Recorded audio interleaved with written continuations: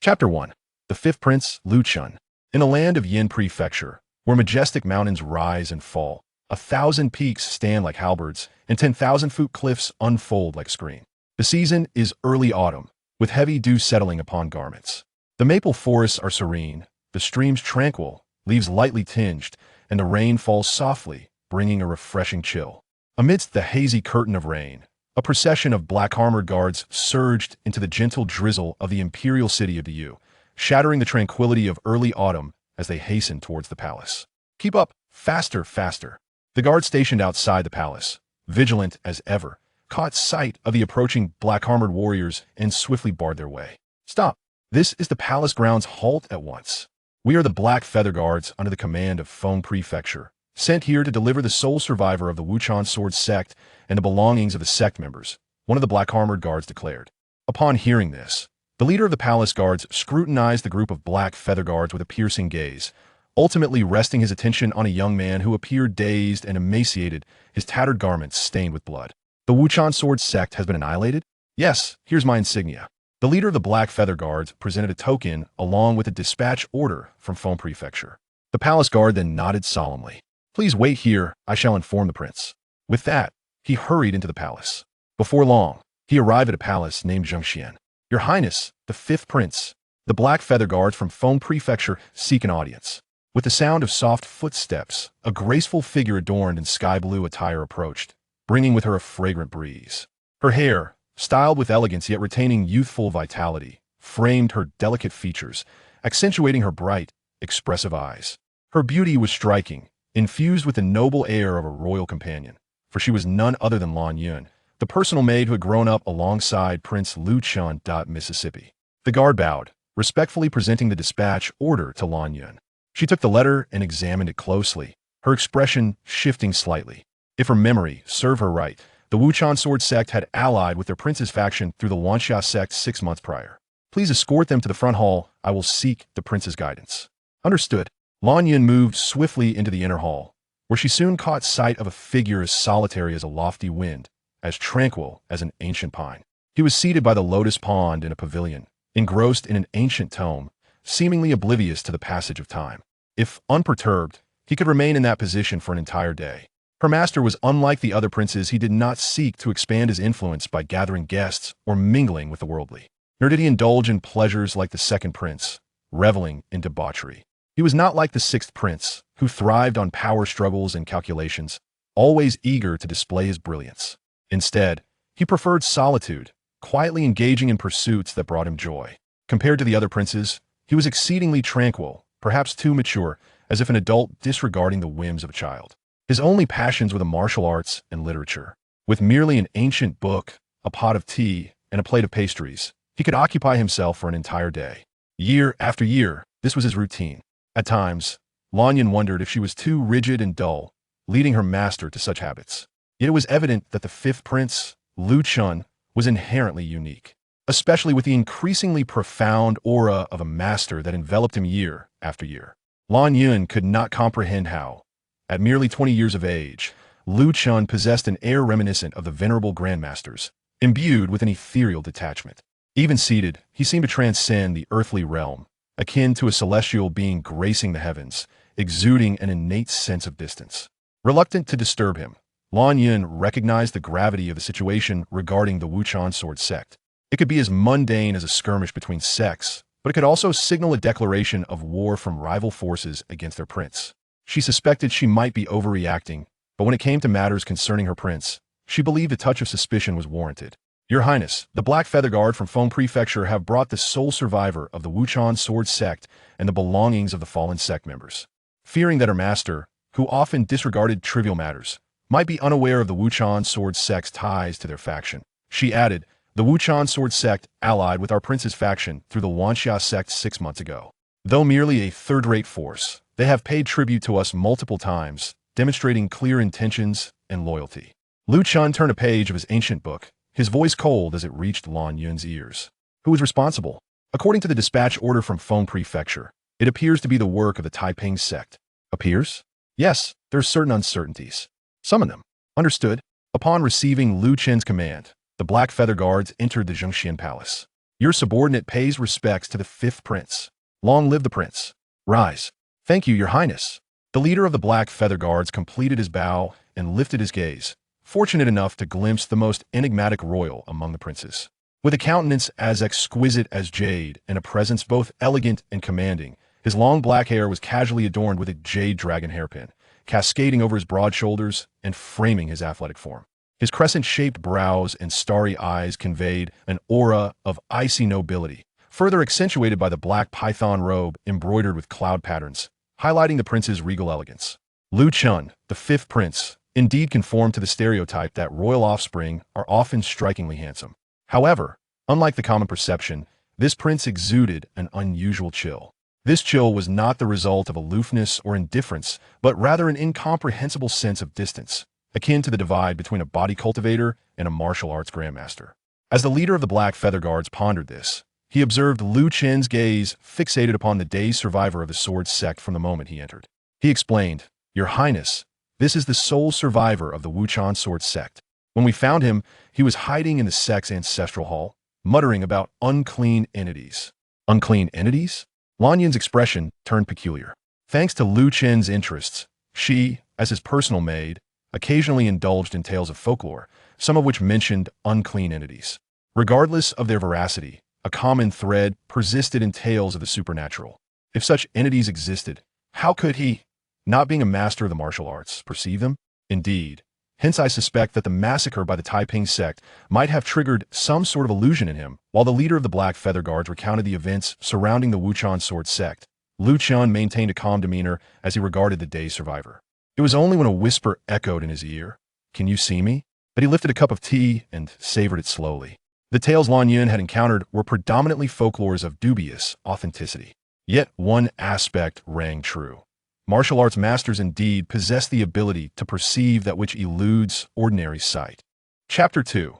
The Elusive Secrets of the 11th Layer of the Azure Sky. Can you see me? Before Lu Chun stood a grotesque creature, shrouded in a chilling aura. Its blood-red hollow eyes fixated upon him, seemingly probing whether he could truly perceive its presence. "You can see me, right?" "Right." The monster brandished its claws, unleashing a wretched howl that reverberated throughout the Zhengxian Palace. Yet the guards outside, along with the Black Feather Guards, appeared oblivious to both sight and sound, continuing to report on the demise of the Wuchan sword sect. As the Emperor's discourse reached this juncture, the leader of the Black Feather Guards hesitated briefly, casting a glance at Lu Chun. The implications of His Majesty's decisions were profound, yet the common folk were presently unable to comprehend their significance.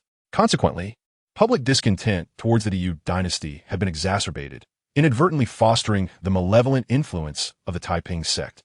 In the past month, numerous factions sympathetic to the Yu Dynasty within Fengzhou City had been mercilessly exterminated, and it could be inferred that the Wuchan sword sect was among them. The Taiping sect consistently spearheaded assaults against the royal family and its affiliates. Even if the Wuchan sword sect was not directly annihilated by them, they would nonetheless claim responsibility. Moreover, the destruction of such a third-rate faction hardly constituted a significant event, as conflicts among martial sects were commonplace. The stance of Fengzhou City was straightforward. As long as one did not rebel against the court or instigate major incidents, they would be treated with indifference. It was simply unmanageable to intervene further.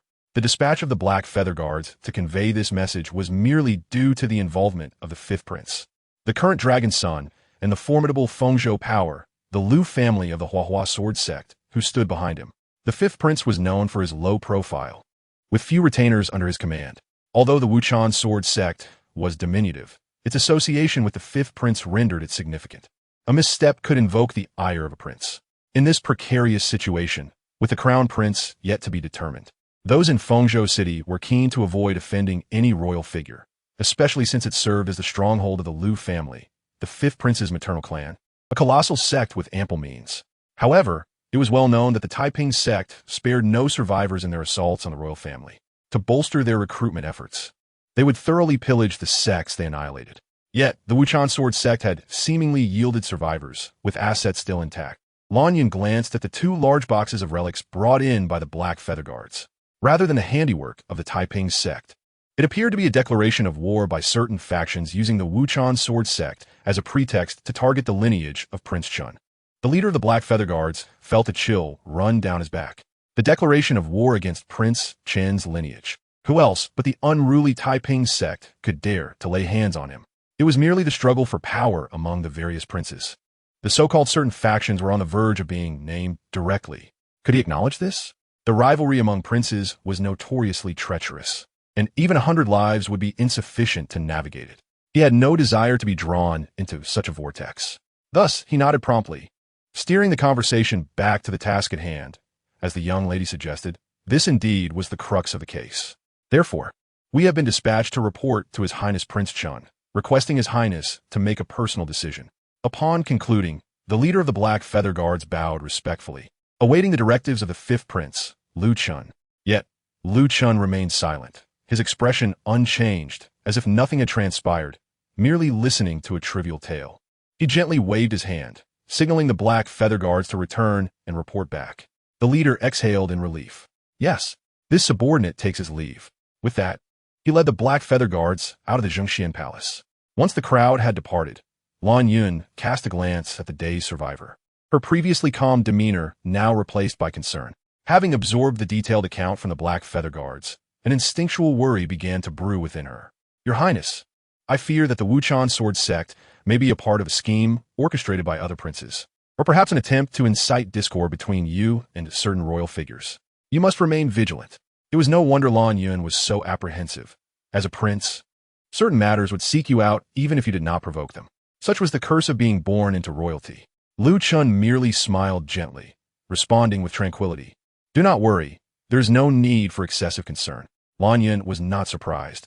Her master had always maintained such composure. Regardless of the circumstances, he exuded an air of serene detachment, akin to the tranquil winds of a snow-capped mountain, instilling a sense of reassurance. Lu Chun glanced once more at the stunned youth. The spirit had dispersed, time was short. Investigate if he has any surviving relatives. If so, grant them compensation and facilitate their reunion. Understood. With that, Lan Yun withdrew, leaving only Lu Chun and the grotesque creature that continued to howl in torment. You can see me. You truly can see me. Ha. You're aware that the boy's time is running out, aren't you? You cannot hide it. The creature's visage contorted, blood seeping from its eyes as it erupted into a maniacal laughter. I will kill you. Kill all of you. Ha. The creature's cackling abruptly ceased. The noble scion, engrossed in his reading, suddenly raised his head, revealing a pair of cold, indifferent eyes fixated upon it. This gaze sent shivers down the spine of the very monster that had instilled fear in others. In the next moment, a colossal hand engulfed in azure flames reached forth, descending upon the creature's head with an overwhelming force. The azure flames, seemingly capable of incinerating souls, engulfed its entire being. At that instant, the monster's hollow pupils constricted violently, black blood oozing forth. Azure Sky Divine Flame. You are a golden elixir master. With a resounding crash, the creature's head was crushed, the searing azure blaze reducing it to nothingness, leaving not a trace behind. Lu Chun then picked up a silk cloth to wipe his hands, speaking quietly. It was once so, but now it is not. On the path of martial arts, one must first forge the body, then transform the essence, and finally comprehend the nuances of spirit and energy, culminating in the creation of the golden elixir of martial arts, achieving the realm of mastery. Lu Chun had transcended this step a decade prior. Now, he had reached an enigmatic domain. Thus, he was not. This was also why Lan Yun remarked that despite being merely 20 years old, he already resembled a master of a sect. As for his solitary nature, the notion that adults do not engage with children was indeed accurate. With the soul of an adult, he found it arduous to associate with his peers among the royal brothers. Lu Chun was a transmigrator, fortunate enough to be reborn into the illustrious Yu Dynasty as the fifth prince, equipped with an exceptional starting script.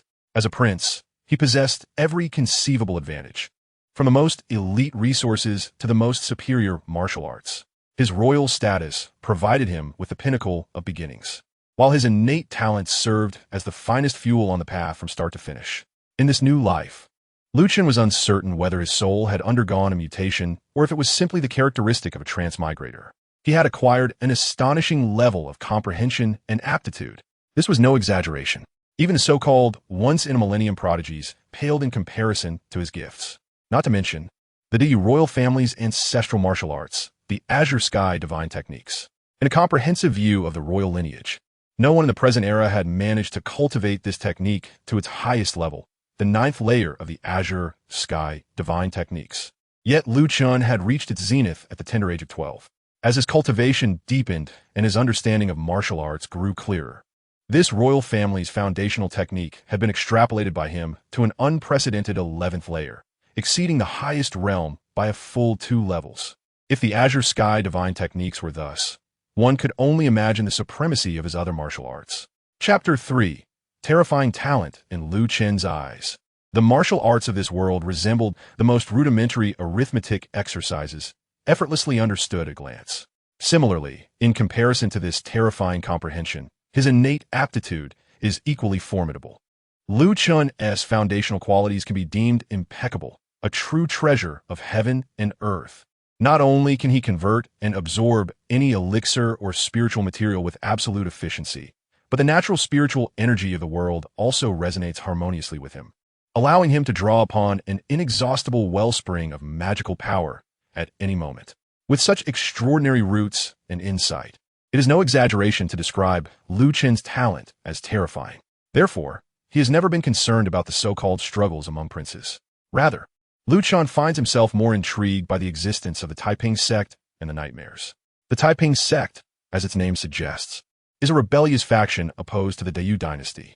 To discuss the origins of the Taiping sect, one must mention Liu Chen's father, the emperor. It is widely said that the old emperor is a foolish ruler.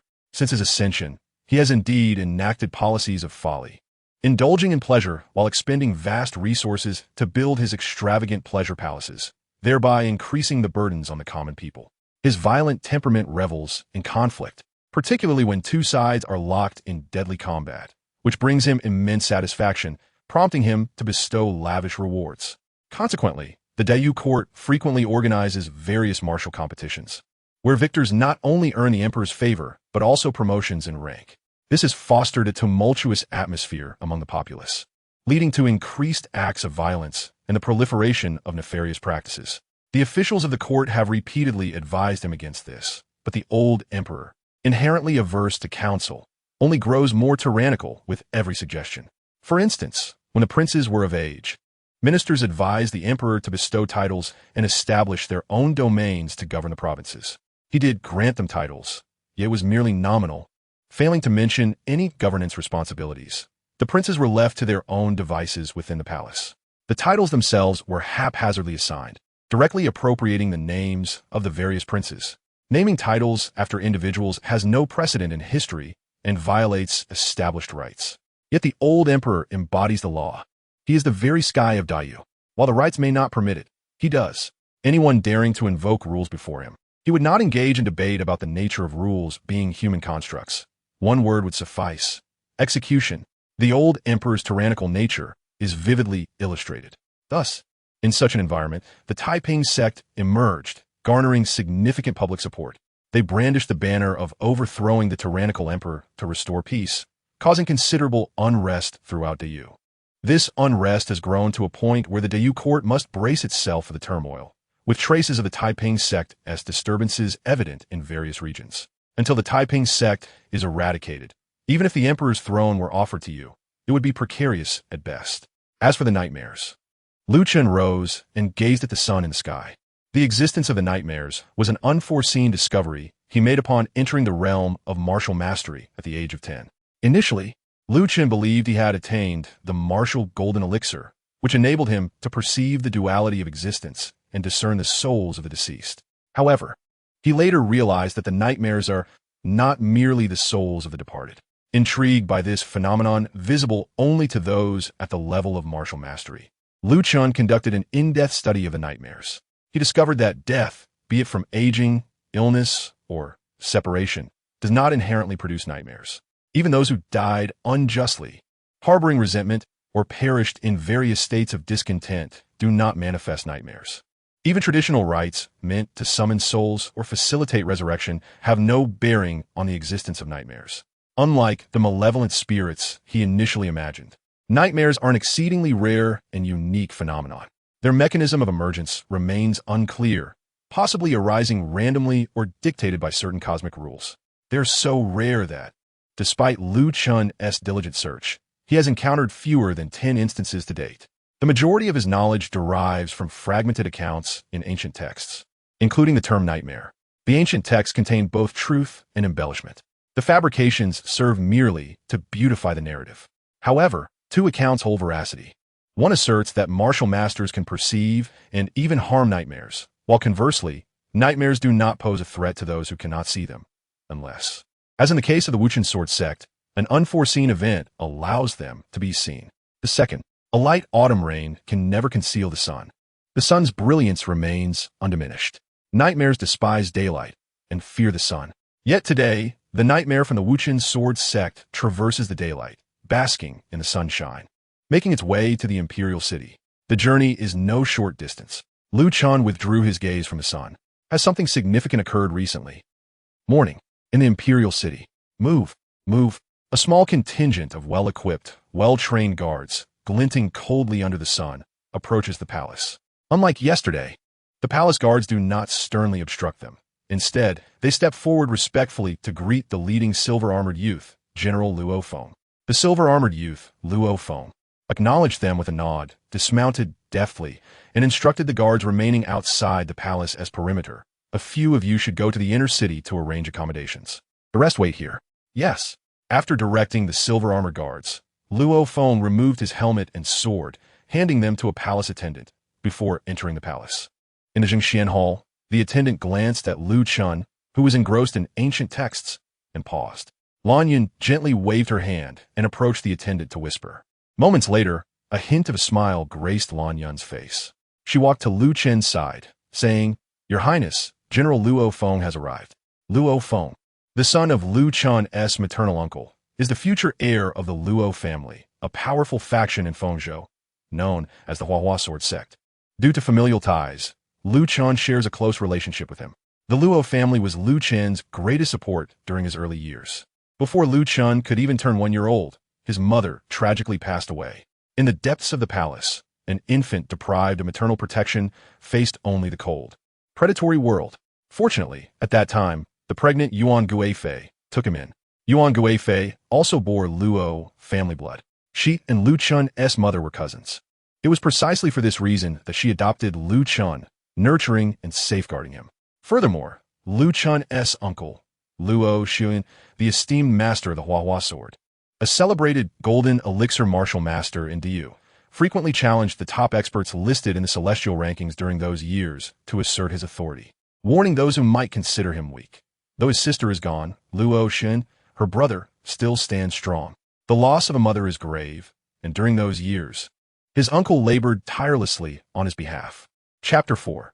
The martial tea gathering. It was through the protection of his uncle Luo Shuyuan and Yuan Guifei that Lu Chun was able to grow up smoothly. Otherwise, despite his formidable talent, as an infant, he would have been vulnerable to the whims of fate.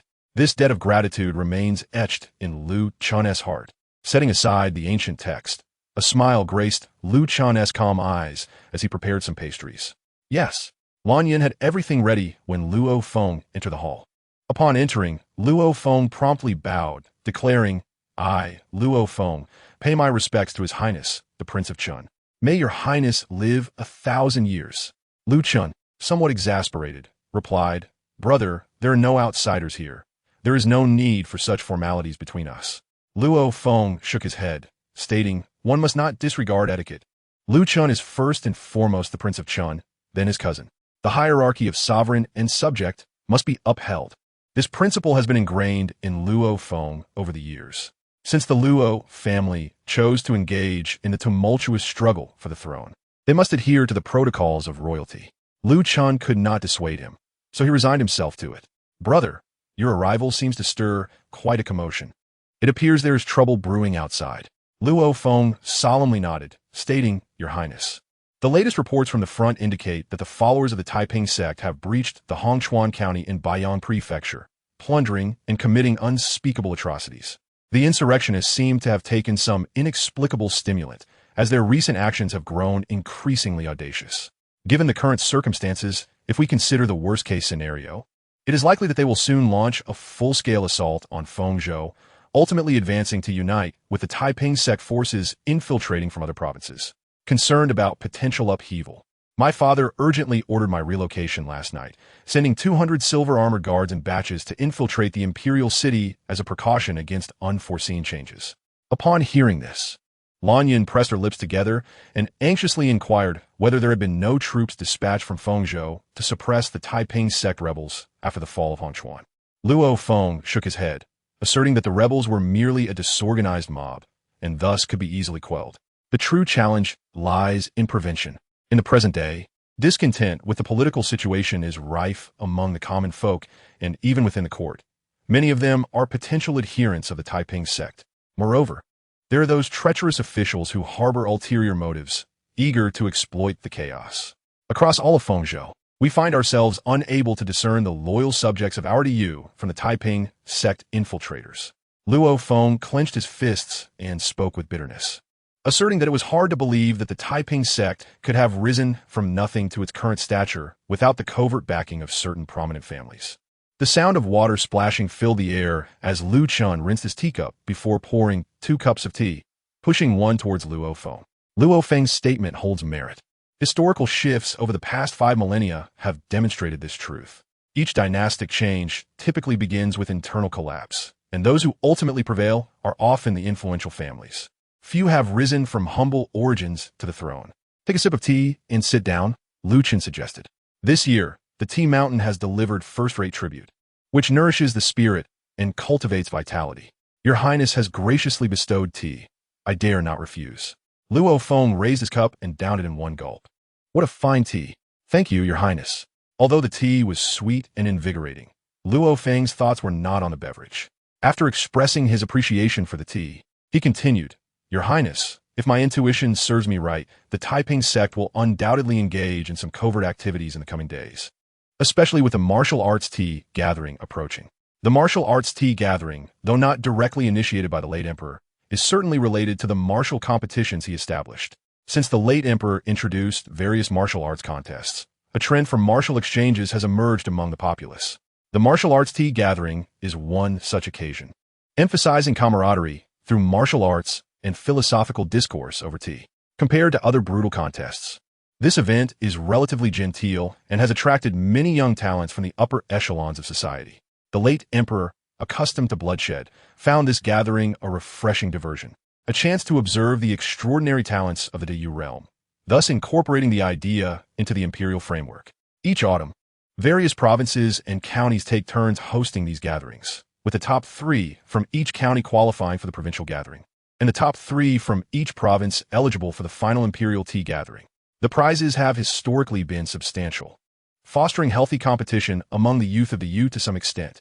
This initiative can be counted among the few beneficial policies of the late emperor, albeit not born of his original intent.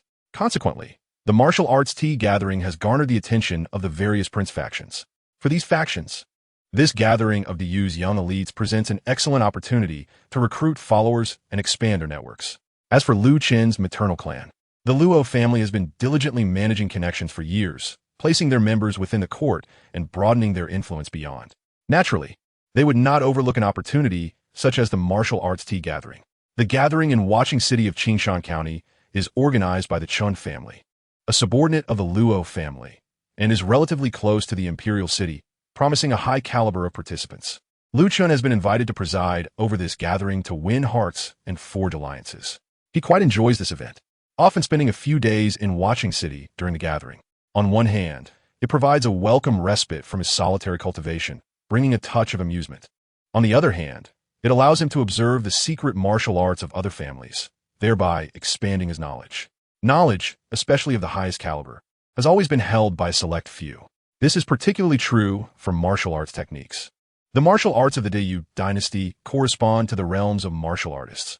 Body forging techniques cultivate vitality and refine the physical form. Qi transformation techniques generate a sense of energy and nurture true qi, and the enlightenment techniques reveal profound mysteries, embodying unique martial truths. Each move infused with formidable spiritual pressure. These are the cherished secrets of each family. As for the Golden Core master-level martial arts, Golden Core masters possess the ability to harness the forces of heaven and earth with their physical forms, transcending the mortal lifespan to reach 300 years. Consequently, Golden core martial arts transcend the conventional definition of martial arts and are revered as arcane techniques. Each arcane technique is a rarity within the Yu Dynasty, serving as a lifeline and exclusive identifier for the prominent families. Thus, arcane techniques are both precious and closely guarded, seldom seen in the world. However, at the martial arts tea gathering, one can encounter both enlightenment techniques and arcane techniques. Hence, Chen attends annually. This is also the singular occasion when the mysterious Prince Chen, often regarded as a commoner, makes an appearance. Chapter 5. 2 decades of cultivation. Unshakable confidence, the present is not as it once was. Given the recent momentum of the Taiping sect, they are unlikely to miss such an opportune moment as the martial arts tea gathering. It is highly probable that they have already laid their plans in Watching City, with danger lurking at every corner, awaiting your arrival. After all, you are a prince. Should the Taiping sect rebels manage to capture you, they could instill fear in Fengzhou, rendering it paralyzed, while simultaneously undermining the royal authority. With this, Luo Feng advised, therefore, I believe it would be prudent for you to refrain from attending the martial arts tea gathering in Qingtian County. No matter how refined the gathering may be, it ultimately culminates in tangible confrontations, with swords and blades in play, should any unforeseen incidents occur, or if an infiltrator lurks among the participants. We would remain in the light while they maneuver in the shadows, making it nearly impossible to guard against. As Luo Feng spoke, he noticed Chen calmly sipping tea. Unfazed, pouring another cup for Luo Feng, he remarked, let them come. I too wish to see what manner of individuals the Taiping sect consists of, those who have turned our Yu upside down. Chen's 2 decades of cultivation have not been in vain. Perhaps due to the innate anxieties of a transmigrant or the whirlpool of the royal court, for the past 20 years, Chen's life has revolved solely around martial arts. Outsiders claim he remains quietly within the palace, engrossed in his cultivation, indifferent to worldly affairs, eschewing pleasures, and refraining from expanding his influence or gathering followers. External forces are forever transient, liable to depart for various reasons. Yet one's own strength is indelible and cannot be taken away by others. With such formidable innate talent, rather than squandering time on trivial matters, he will be better served by studying martial arts to enhance his own prowess. True strength lies in self-empowerment. Once one becomes powerful, flowers will bloom and butterflies will come. Today is the moment. After 2 decades of cultivation, he possesses the unassailable confidence to observe the rise and fall of the world and wield control over the tides of fate. As for the Taiping sect, may it not prove too dull. Gazing at Chen's serene and composed visage, Luo Feng momentarily faltered, rendered speechless. Memories of that summer resurfaced when his father entrusted him with the Luo family's arcane technique, the floral sword point. In an effort to grow closer to Chen, Luo Feng thought to showcase his deep mastery of the technique, believing his cultivation had reached the Qi transformation realm, thereby justifying an opportunity to engage with his royal cousin. After all, the 5th Prince Chen was renowned for his affinity for ancient texts and his dedication to martial arts. They had a brief encounter, and it was during that fleeting moment that Luo Feng became acutely aware of just how formidable his royal cousin truly was. In that confrontation, Luo Feng, save for his ultimate move which he dared not employ, exerted nearly all his strength. Yet, it concluded in a stalemate. He vividly recalled his own disarray contrasted with Chen's ease and composure. He was entirely convinced that this royal cousin had deliberately held back. At that time, Chen was merely 12, while he himself was 20. Since that day, Luo Feng had refrained from sparring with Chen. For as long as they did not engage in combat, he could claim he had not lost. Reflecting upon these memories, Luo Feng ceased his words, feeling that perhaps his concerns were unfounded. Chen's attendance at the martial arts tea gathering was only an event in Qingtian County. How perilous could a gathering in a mere county be? Luo Feng himself felt unperturbed, let alone their enigmatic Prince Chen. He mused that as long as it was not a case of the Taiping sect's forces encroaching, with Prince Chen's prowess and the royal family's formidable Qingtian Unyielding divine art, there was no corner of the world he could not traverse. Thus, as his words trailed off, Luo Feng merely advised caution, noting that the Taiping sect's recent momentum had indeed been rather fierce. He refrained from further mentioning the martial arts tea gathering. Chen nodded gently and remarked, the sudden ferocity of the Taiping sect, could it be that some significant event has transpired recently? At this, Luo Feng hesitated, pondering the weight of such a matter. Indeed, it was of great consequence. The Taiping sect's unusual movements could very well be related. However, he was uncertain of the accuracy of this information. Oh, Luo Feng glanced around before leaning closer to Lu Chun, lowering his voice. I have heard whispers. It is said that the Emperor's health may be failing. Upon uttering these words, a ripple of emotion stirred within Lu Chen's calm, starry eyes, and he paused, his teacup stilled. When did this happen? Perhaps just a couple of days ago. Luo Feng rubbed the silver armor on his arm, aware that within the palace, some information could not be concealed, as the outside world was often more informed than those within. I believe it is precisely this intelligence that has driven the Taiping sect's rebels to such reckless fervor. With the emperor ailing, the entire court becomes a headless dragon. In such times, those behind the Taiping sect need only to maneuver slightly to bolster their ranks, enabling their forces to strike with renewed vigor. As Luo Feng contemplated, a trace of the martial aura he had long been accustomed to flickered in his gaze. The consequences of such a scenario were indeed dire. As for the veracity of the information, once rumors began to circulate, there was likely some semblance of truth, though perhaps not as severe as it appeared. His father and others had received news that the Gongsun family, the Linhai Wang family, and the Sanyi sword sect were already consolidating their power. The recent downfall of the Wuchan sword sect could not be easily explained. Your Highness, whether to counter the Taiping sect's upheaval or to prepare for the impending power struggle among the princes, we must act swiftly. Indeed, Lu Chen acknowledged, let us prepare. Your command shall be executed. Luo Feng accepted the order and promptly set off to organize the mobilization. Watching Luo Feng depart, a glimmer of cold resolve gathered in Lu Chen's eyes. Health issues. Unlike the mortal dynasties, the longevity of the martial-centric Yu Dynasty was considerable. Particularly, their royal family, the Lu family, was safeguarded by the extraordinary Qingtian Unyielding Art. Historically, their emperors often lived to the age of 150 or 60 before passing on the throne. Among them were those of remarkable talent who could reach the rank of martial arts master, with lifespans extending to 300 years. The aged emperor was one such gifted ruler and a martial arts master. He ascended the throne at 79, and 6 years into his reign, he fathered his fifth prince. By calculation, he was merely 105 years old now, even accounting for a decline in martial pursuits and the resultant depletion of his vital energy. It seemed premature for him to encounter such issues at just 100 years of age. In the tranquil Zhengxian Palace, the early autumn breeze was crisp. The trees beneath the courtyard walls rustled, shedding a few yellowed leaves.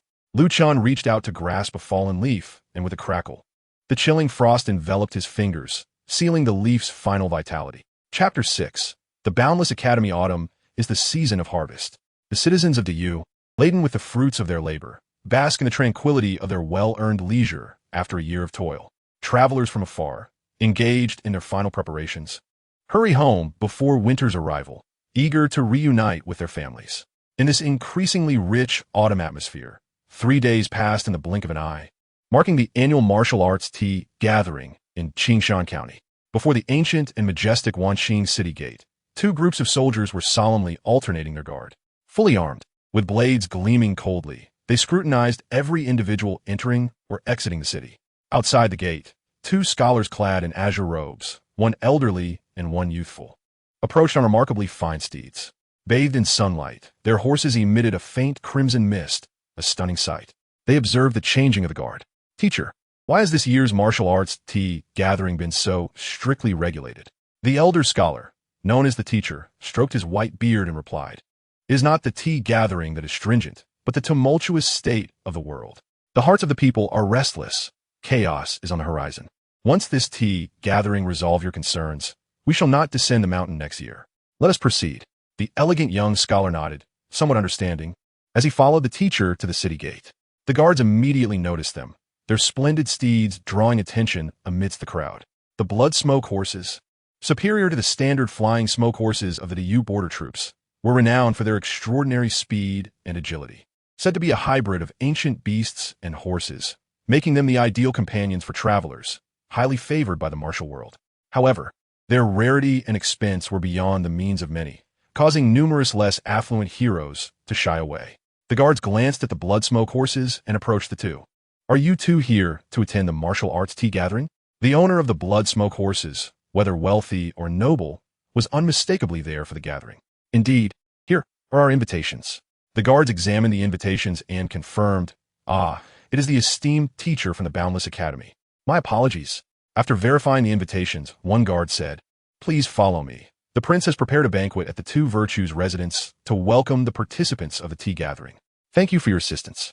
The teacher responded graciously. The guards escorted the two to the Two Virtues residence. As twilight approached, the residence, adorned with ancient charm and elegance, was illuminated by flickering candlelight. Laughter and conversation echoed from within. The two hastened inside, finding the room already filled with guests. "Ah, Teacher Yin, it has been years. You still look as robust as ever." Teacher Yin maintained a gentle smile. "May I ask, who is this gallant hero?" "Oh, I sought knowledge at the Boundless Academy 4 years ago. At that time, the 3 examiners deemed my demeanor too aggressive for the academy, but you, kind sir, were the only one who showed lenience." Teacher Yin merely smiled. Such occurrences were far too common for him to remember, and whether they had transpired at all was debatable. Nonetheless, he was accustomed to it. As the head of the prestigious Boundless Academy, many sought to ingratiate themselves with him. And it is a pity. For you to have reached this level and participate in the tea gathering, you must be a notable talent from Qingtian County. It is a loss for our academy that we could not enroll you back then. Ha ha, Teacher Yin, you jest. My achievements are hardly worth mentioning. Indeed, this must be one of your esteemed disciples, I presume. The young scholar paid him no mind and simply found a seat for himself, creating an atmosphere of awkwardness. Master Yin could only smile, noting that his young disciple was weary from travel and not feeling well, thereby apologizing to the gentleman. "Please, do not mind me," he chuckled. Master Yin settled beside the young scholar, adopting a relaxed demeanor as he discreetly observed all present within the two sages' residence.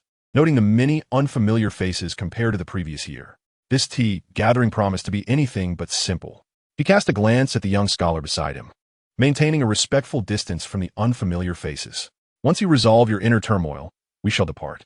Do not invite misfortune upon yourself. Our Academy of Infinite Learning is not yet ready to engage with the world."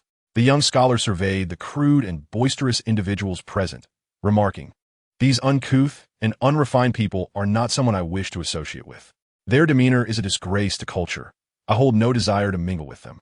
Master Yin shook his head with a smile, stating, "A true scholar approaches learning with a sincere heart, devoid of inherent prejudice. What you deem crude may be what others seek as elegance. Our studies can encompass both the lofty and the humble. Unfounded biases will only cloud your judgment, leading you to lose sight of the world's complexities. Such insights cannot be gleaned from the texts of the Academy. Your journey is still extensive." The young scholar nodded in silence, neither refuting nor fully absorbing the words, his attention fixated on the esteemed seat at the highest point within the residence. Traditionally, the tea gathering in Qingtian County commences with the evening banquet, but due to the overwhelming attendance, the proceedings often extend beyond a single day. Typically, the tea ceremony begins immediately after the banquet concludes. Thus, this evening, he would have the opportunity to meet Prince Chen. Master Yin refrained from further discussion, recognizing that until the young man's inner conflict was resolved, words would bear little weight. He merely hoped this encounter would sufficiently reveal the disparities between them. The two remained silent as the lively commotion outside continued. Young talents exchanged pleasantries, forging new friendships and rekindling old ties, creating a vibrant atmosphere. The martial arts tea gathering was not solely about discussions of skill. It was also a crucial networking event, which explained its popularity among various factions. For aspiring young talents from smaller sects, it served as a remarkable stepping stone. In the various counties of Fengzhou, the martial arts tea gathering in Qingtian County was notably unique, attracting numerous young talents from far and wide. This influx resulted in a crowded venue and prolonged proceedings, all for the sake of one individual, the current fifth prince, Lu Chen. Chapter 7. The arrival of the fifth prince in the vast realm of Daiyu. How many can claim a status comparable to that of prince? Countless individuals strive to align themselves with his faction, yearning for elevation and recognition. Yet, Prince Lu Chen is not someone one can easily approach. Furthermore, he resides within the palace, maintaining a low profile and a preference for tranquility. The martial arts tea gathering in Qingtian County is nearly the only opportunity for most to encounter this noble scion. Naturally, discussions often gravitate toward him. Not at all. I merely had the fortune of receiving a few pointers from His Highness Prince Chen last year, which fortuitously led to my breakthrough. Truly, I owe it all to His Highness. Indeed, His Highness possesses remarkable wisdom. I had thought my family sword technique had reached its peak. Yet he effortlessly identified my flaws with just a gentle gesture. I am thoroughly humbled. Haha, let's not be modest. The talent of His Highness surpasses that of ordinary folk. While the crowd extolled Prince Chen, their words were often laced with flattery. To them, he was simply a prince, and in comparison to that exalted status, talent, and cultivation seemed trivial. After all, regardless of his prowess, none would dare challenge the dignity of royalty. With a mere command, countless skilled individuals would rush to fulfill his bidding. He had no need to intervene personally. Amidst this banter, the young scholar chuckled quietly, feeling a sense of clarity amidst their intoxication of grandeur. Indeed, for a ruling class as formidable as the royal family, the nuances of talent may indeed seem insignificant. However, should his talent transcend the mundane, it would carry immense weight. Just as the founding emperor of Diyu, Emperor Lu Xinghe, and the later revitalizing sovereign, Emperor Lu Xingxi, once held dominion, their legacies became legendary in times of peril. Although such comparisons may be somewhat exaggerated, the young scholar perceived within Prince Lu Chen a potential for remarkable growth. He vividly recalled last year's martial arts tea gathering, where he emerged victorious, and, in accordance with tradition, invited the fifth prince, the host of the event, to offer his insights. He had anticipated mere pleasantries, given that at the tender age of 19, he was already at the pinnacle of the Qi transformation realm, having mastered the fifth layer of the Book of Infinite Righteousness. Few in his generation could rival him, let alone offer guidance. To his surprise, the fifth prince articulated profound insights, each word striking at his weaknesses, revealing aspects he had not even recognized himself. Particularly in the understanding of the Book of Infinite Righteousness, the prince demonstrated a comprehension that surpassed even his own as a true disciple of the academy. In that moment, the young scholar felt a flicker of self-doubt regarding his authenticity as a disciple. Thus, he redoubled his efforts in studying the text, eager to unveil his strongest self at the upcoming gathering and discern the true extent of the gap between him and the esteemed fifth prince. Clutching his jade flute, he awaited the arrival of Prince Lu Chen with increasing anticipation. The flickering candlelight cast shadows as time slipped away within the two sages' residence. Participants continued to arrive from the city, and as night deepened, the banquet commenced. The sound of synchronized footsteps echoed outside, accompanied by the creaking of wheels.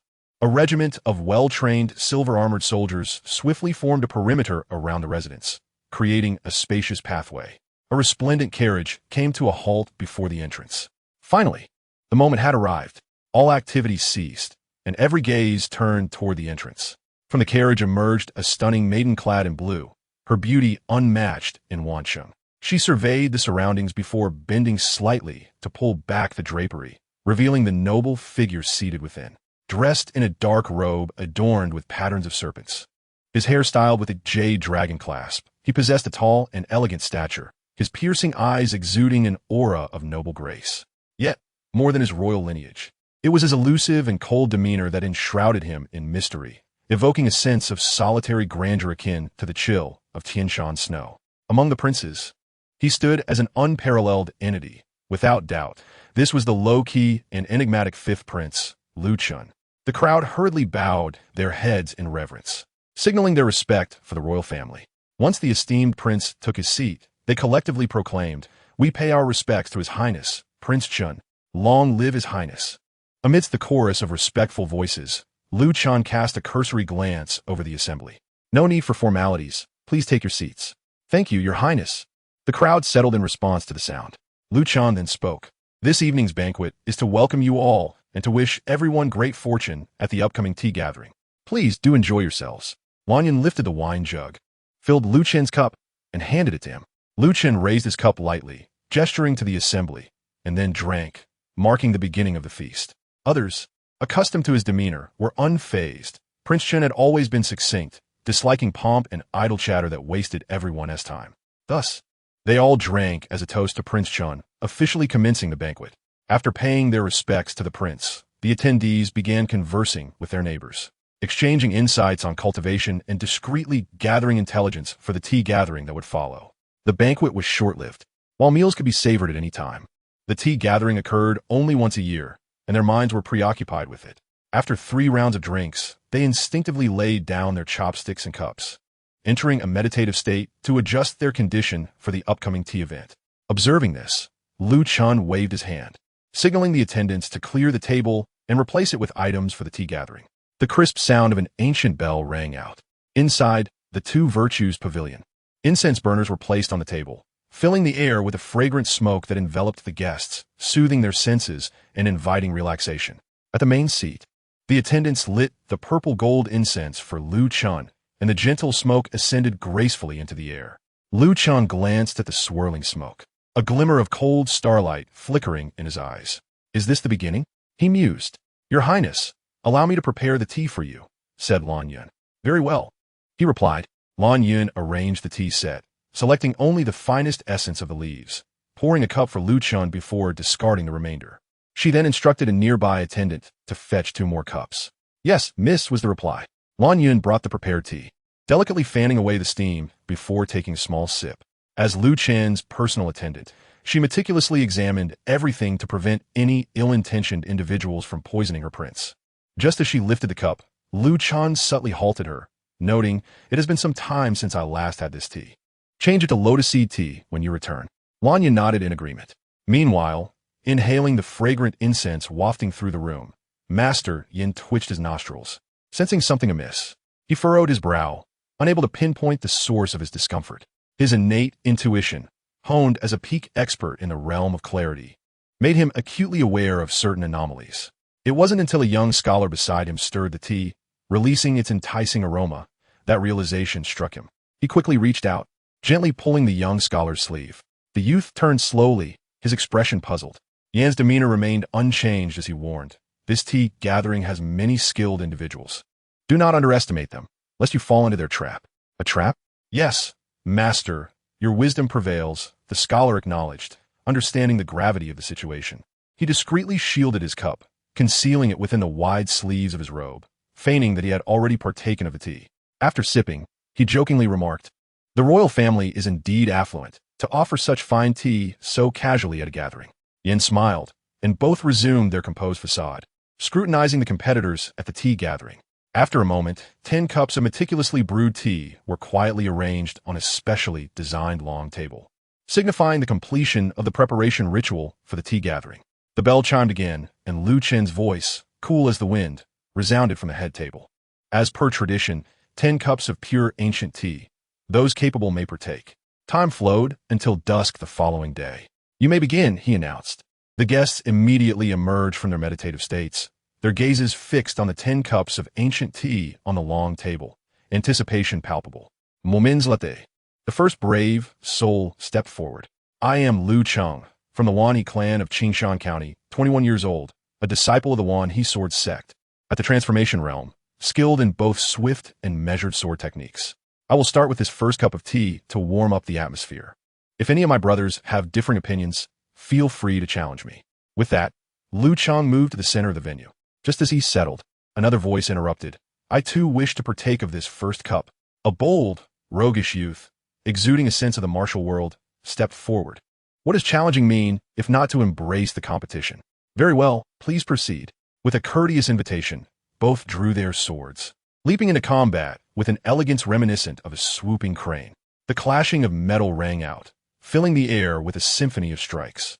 Each displayed their finest skills, channeling their energies into their blades, striving for a decisive blow. The intensity of their clash escalated, shifting from a friendly spar to a fierce contest.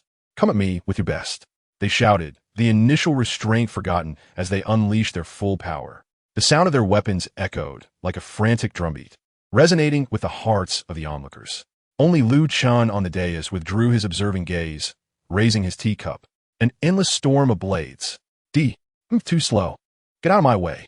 With a mighty swing, Lu Chen sent his opponent flying, deflecting a lethal strike. Excellent swordsmanship. The audience cheered, thoroughly captivated. Yet, in that moment of exhilaration, calamity struck. The roguish youth, driven by fervor, unleashed a wild strike, unable to rein in his energy, and aimed it directly at Lu Chen, whose eyes had turned fierce. "Prince, look out! Fool! Regain your composure and sheath your sword. Protect the prince. Your Highness, be careful." The red-eyed Lu Chen was jolted back to reality by the cries of the crowd. He glanced across, and his heart sank. "It's over. he thought, rushing forward, oblivious to the lethal intent he had unwittingly unleashed. In the small confines of the two virtues pavilion, with such a close distance and sudden burst of energy, how could he possibly intervene? What have I done? Lu Cheng lamented, envisioning the dire consequences of his actions. Regardless of intent, attacking a royal was a grave offense. Just as the moment hung in the balance, the roguish youth's sword, glowing with azure energy, lunged toward Lu Chun. Yet, Lu Chun remained unperturbed, his gaze fixed ahead, calmly raising his tea cup to his lips. The youth's fury intensified, his sword's edge becoming more chaotic. In an instant, the bell tolled. The youth's sword shattered as it neared Lu Chun, crumbling as if it had struck an invisible barrier, preventing it from advancing further. The broken blade lingered momentarily in the air, drawn by an unseen force before it exploded. An imperceptible wave surged forth, piercing through the air with shards of blades, striking the young ranger with immense force. He was violently thrown to the ground, leaving a long trail of blood that pooled beneath Lu Cheng's feet. In an instant, silence enveloped the surroundings. The sudden rampage of the young ranger and his abrupt demise left the onlookers momentarily stunned, their minds blank as they struggled to comprehend the unfolding events. Their trembling gazes flitted towards the unscathed Lu Chun seated at the head of the table, then glanced at the lingering, slightly azure distortion in the air around him. This is the protective energy. Chapter 9. A problem with the tea at that moment. Many eyes widened in shock, nearly popping from their sockets. What kind of martial artist possesses protective energy? Golden Core. Grandmaster. The fifth Prince Lu Chun is a martial arts grandmaster? Within the two sages' residence, silence reigned. If memory served correctly, Lu Chun was barely 20 years old, wasn't he? A grandmaster at 20? Is that even conceivable?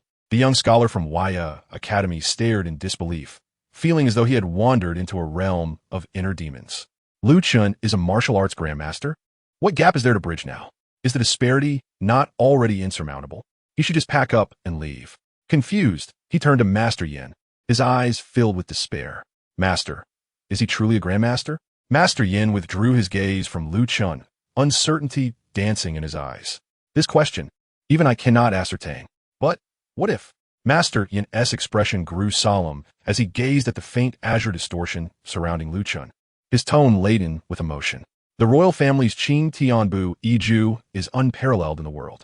Throughout generations, royal disciples who cultivate it to the 6th level can manifest the Qingtian divine energy, achieving effects akin to protective energy. Upon hearing this, the young scholar felt a flicker of hope. So, perhaps Lu Chun had merely cultivated the Qingtian Unyielding to the 6th level? The 6th level. My own Waya Zhengqi book is nearing the 6th level as well. Perhaps our differences are not as vast as I believed. As he pondered, clarity returned to the scholar's eyes, unbeknownst to him that Master Yin was silently lamenting in his heart. Alas, foolish child, the 6th level of the Qingtian Unyielding is not comparable to the 6th level of the Waya Zhengqi book. Royal offspring dwell in high positions and only enter the martial world in times of chaos. Perhaps the world has forgotten the true implications of the Qingtian divine energy at the 6th level. The Qingtian divine energy is far more formidable than the protective energy of any grandmaster. Meanwhile, in the depths of the crowd, a profound darkness lurked beneath the facade of astonishment. They observed Lu Chun, unyielding as a mountain, exuding the demeanor of a grandmaster, their fingers unconsciously tightening. The tension in their hearts grew taut until they witnessed Lu Chun nonchalantly drink from his cup of tea once more, at which point they relaxed slightly, choosing to bide their time. In the hushed two sages' residence, Lu Chen's cold voice shattered the stillness. Two guards stepped forward to drag away the young ranger's lifeless body. Lu Cheng, witnessing the limp corpse, felt his legs weaken and fell to his knees with a thud. What had he done? Had he attacked a prince? And potentially a prince who was a grandmaster? It was over. He was utterly finished. Your Highness, Lu Cheng had no intention of rebelling. This was truly an unfortunate mistake. I beseech your Highness to show mercy. Lu Cheng replied coolly. Whether your actions were unintentional or deliberate, I shall determine after the tea gathering. Proceed. Lu Cheng breathed a sigh of relief. Life and death remained uncertain, which was preferable to immediate demise. Yes.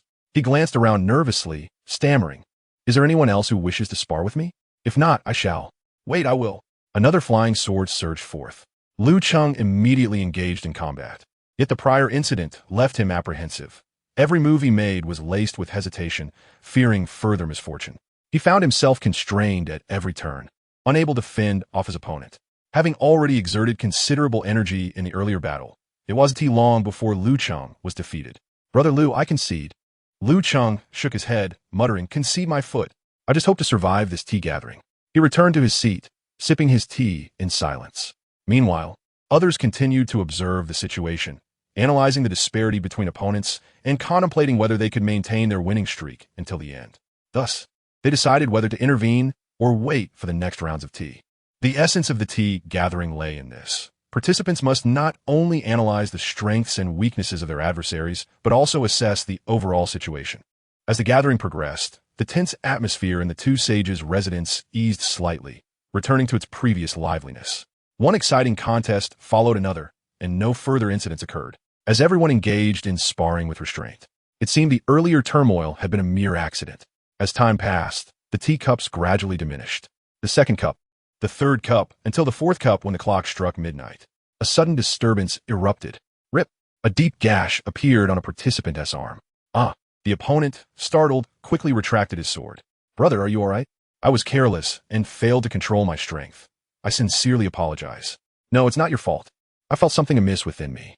Just now, my energy suddenly became chaotic." "HM?"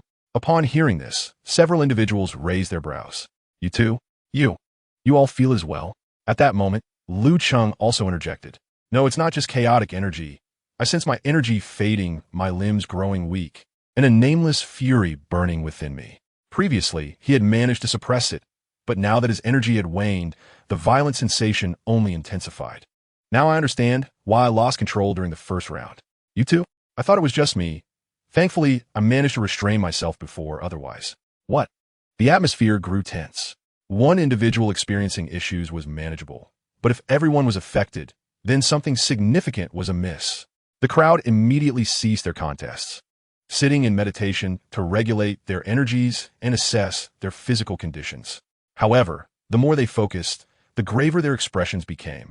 Without a doubt, they had all fallen victim. One by one, they turned to one another, searching for the source of the disturbance, questioning who was to blame and where the fault lay. Who is behind this?" "It is I." Suddenly, a dozen individuals emerged from the crowd, striding forth as if nothing were amiss, mockingly gazing down upon everyone as though strolling through their own garden. "You've only just realized? It's a bit late now." All eyes turned toward this group. "It's you? What are your intentions?"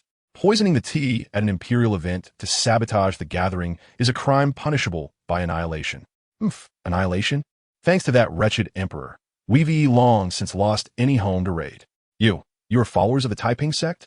Indeed, to save the world. Only we of Taiping. The cultists congregated in the center of the two sages' residence, casually taking the exquisite tea from the table and pouring it onto the ground. There is something wrong with the tea. Chapter 10. The insubstantial sword domain, you dare tamper with the royal tribute tea. In that instant, all gazes converged on Lu Cheng at the head of the table.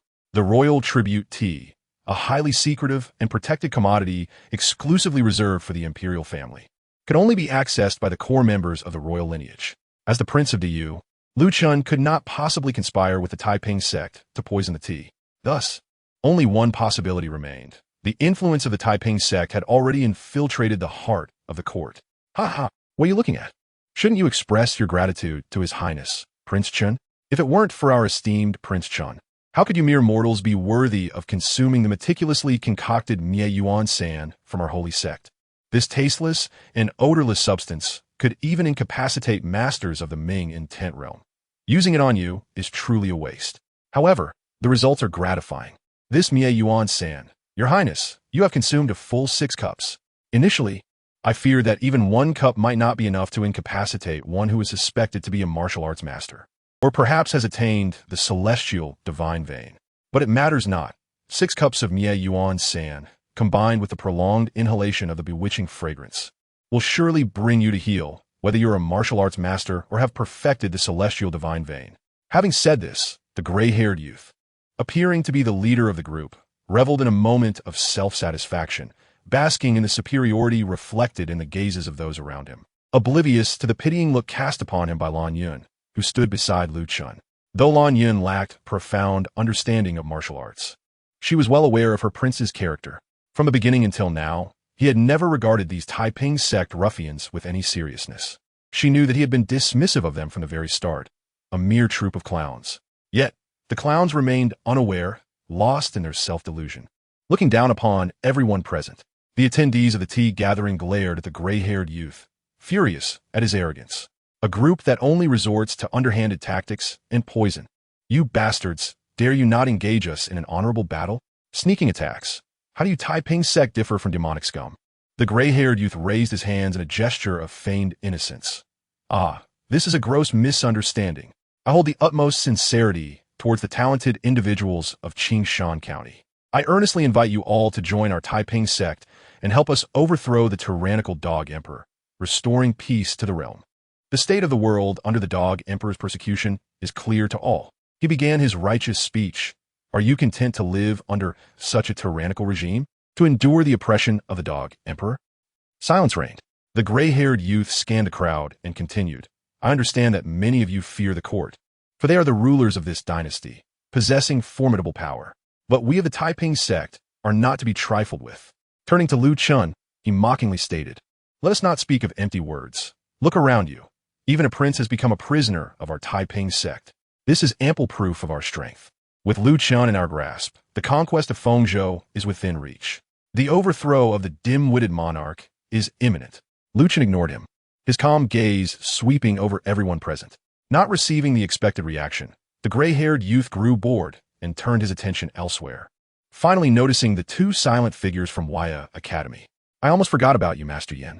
I have always respected esteemed sages like yourself, and we sincerely hope you. Master Yin chuckled, shaking his head. You of the Taiping sect have made a grave error. The gray-haired youth was about to retort when Master Yin added, to be on the brink of death and yet remain oblivious. Although Master Yin was unclear about Lu Chen's exact realm, he understood one thing. Even he could sense something amiss with the tea and fragrance. Could it be that Lu Chun, a prodigy who had achieved the celestial divine vein, was unaware? Clearly, Prince Chen had been playing them from the start, luring the Taiping sect thieves into revealing themselves, thus sparing the trouble of uncovering traitors. Now, the outcome was apparent. They had all emerged.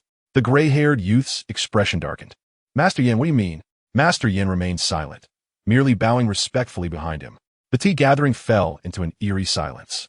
Sensing this, the gray-haired youth's heart raced with dread, a foreboding feeling washing over him. After waiting so long, he had expected formidable figures to emerge. A cold, aloof voice suddenly broke the tension. The voice belonged to the gray-haired youth's pupils contracted in shock as he turned around, only to find Lu Chun had silently appeared behind him. This is bad. He hastily retreated several steps to distance himself from Lu Chun, planning to throw a hidden weapon to create an opportunity. However, as he steadied himself, a powerful, pristine hand landed softly on his shoulder, rendering him immobile as if trapped beneath a mountain. To be able to tamper with the tea at a gathering, your reach is indeed beyond my imagination. A chilling wind swept through the room, sending a shiver down his spine, as if he were plunged into an ice cavern. But you mere pawns? Think you can overthrow my Daiyu? Cold sweat erupted on his forehead as the realization struck him. An impossible delusion. Just as the thought crossed his mind, an explosive force coursed through his shoulder, causing his knees to buckle with agonizing pain, and his vision plummeted as he succumbed to the searing agony in his lower body. The gray-haired youth screamed in excruciating agony, his lower half crushed into the ground. You! He looked desperately at the Taiping sect members. What are you waiting for? Act now. Having inhaled so much bewitching fragrance in Mieyuan San, he was at his wit's end. Capture him. The Taiping sect members, receiving the cue, wasted no time. They swallowed crimson pills, and an explosive aura erupted within the hall. Several peak chi transformation experts surged toward Lu Chun, while others at the initial stage of the Ming intent realm sprang into action, setting up an inescapable net. The attendees of the tea gathering felt a chill run down their spines. So many chi transformation experts and Ming intent masters? This is dire. With the poison coursing through us today may very well be. A collective gasp echoed in their minds. Meanwhile, the young scholar from Waya Academy hesitated. Master, we. But Master Yin ignored him, focusing intently on Lu Chun, who was ensnared within the net. Lu Chen merely cast a glance at the Taiping sect members, and a glimmer of cold light flickered in his eyes. Immediately, the air around him warped and twisted. Swoosh! Invisibly sharp, sword energy erupted violently from the void, striking with uncanny precision into the eyes, nose, ears, heart, and limbs of the intruders. Swoosh, swoosh, swoosh. The intangible sword energy wove into a deadly web, piercing through flesh, howling through the air, producing a deafening sound of shattering steel. The bloodied remnants of bodies fell like scattered petals, crashing heavily onto the ground of the hall. A sea of blood bloomed, a scene of desolation. The once boastful Taiping sect members were utterly annihilated. Life had vanished. The dense mists of blood hung in the air, saturating the entire hall with a pungent stench of death. Within the tea gathering, time seemed to freeze, the suffocating atmosphere thick with the scent of blood. After what felt like an eternity, someone finally managed to swallow hard, glancing between Lu Chen and the scattered remains on the ground. Gasp! The attendees collectively inhaled sharply. How could so many Qi transformation and Ming intent masters have succumbed to a single strike from Prince Chen, reduced to mere scraps? Such power!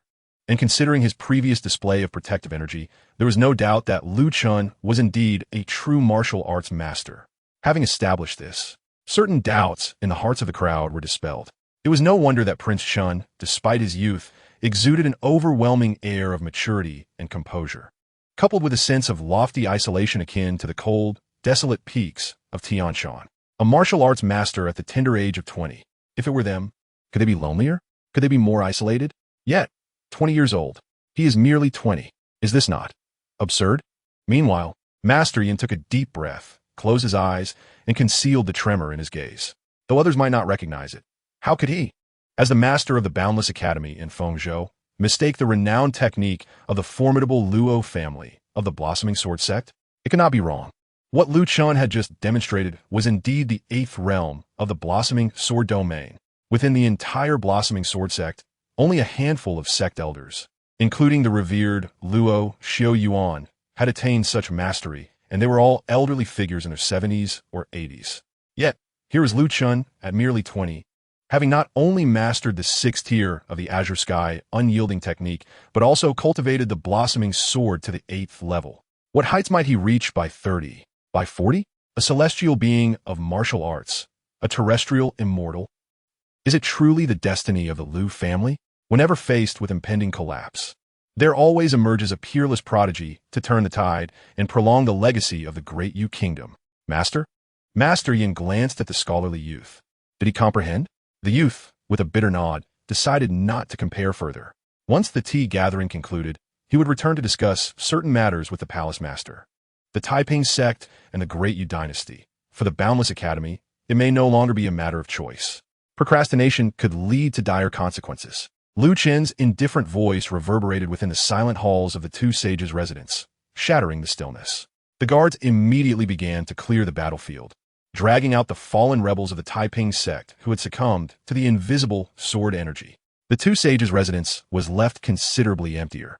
Lu Chen approached the gray-haired youth once more, positioning himself beside him, his calm and indifferent gaze instilling trepidation within the youth. The immense psychological pressure felt almost tangible, prickling his skin painfully. Impossible. After such a heavy dose of annihilation powder and hours of soul-entrapping incense, how could he still wield his true energy? How could this be? Those drugs. Lu Chen had no time to listen to his complaints. Who sent you to assassinate me? The gray-haired youth paused. Initially, he had been filled with fear. However, upon hearing Lu Chen's question, his trepidation lessened somewhat, and he felt a perverse sense of satisfaction. It was as if, in some twisted manner, he had gained the upper hand over Lu Chen. Perhaps he had indeed become warped since the day his family was destroyed.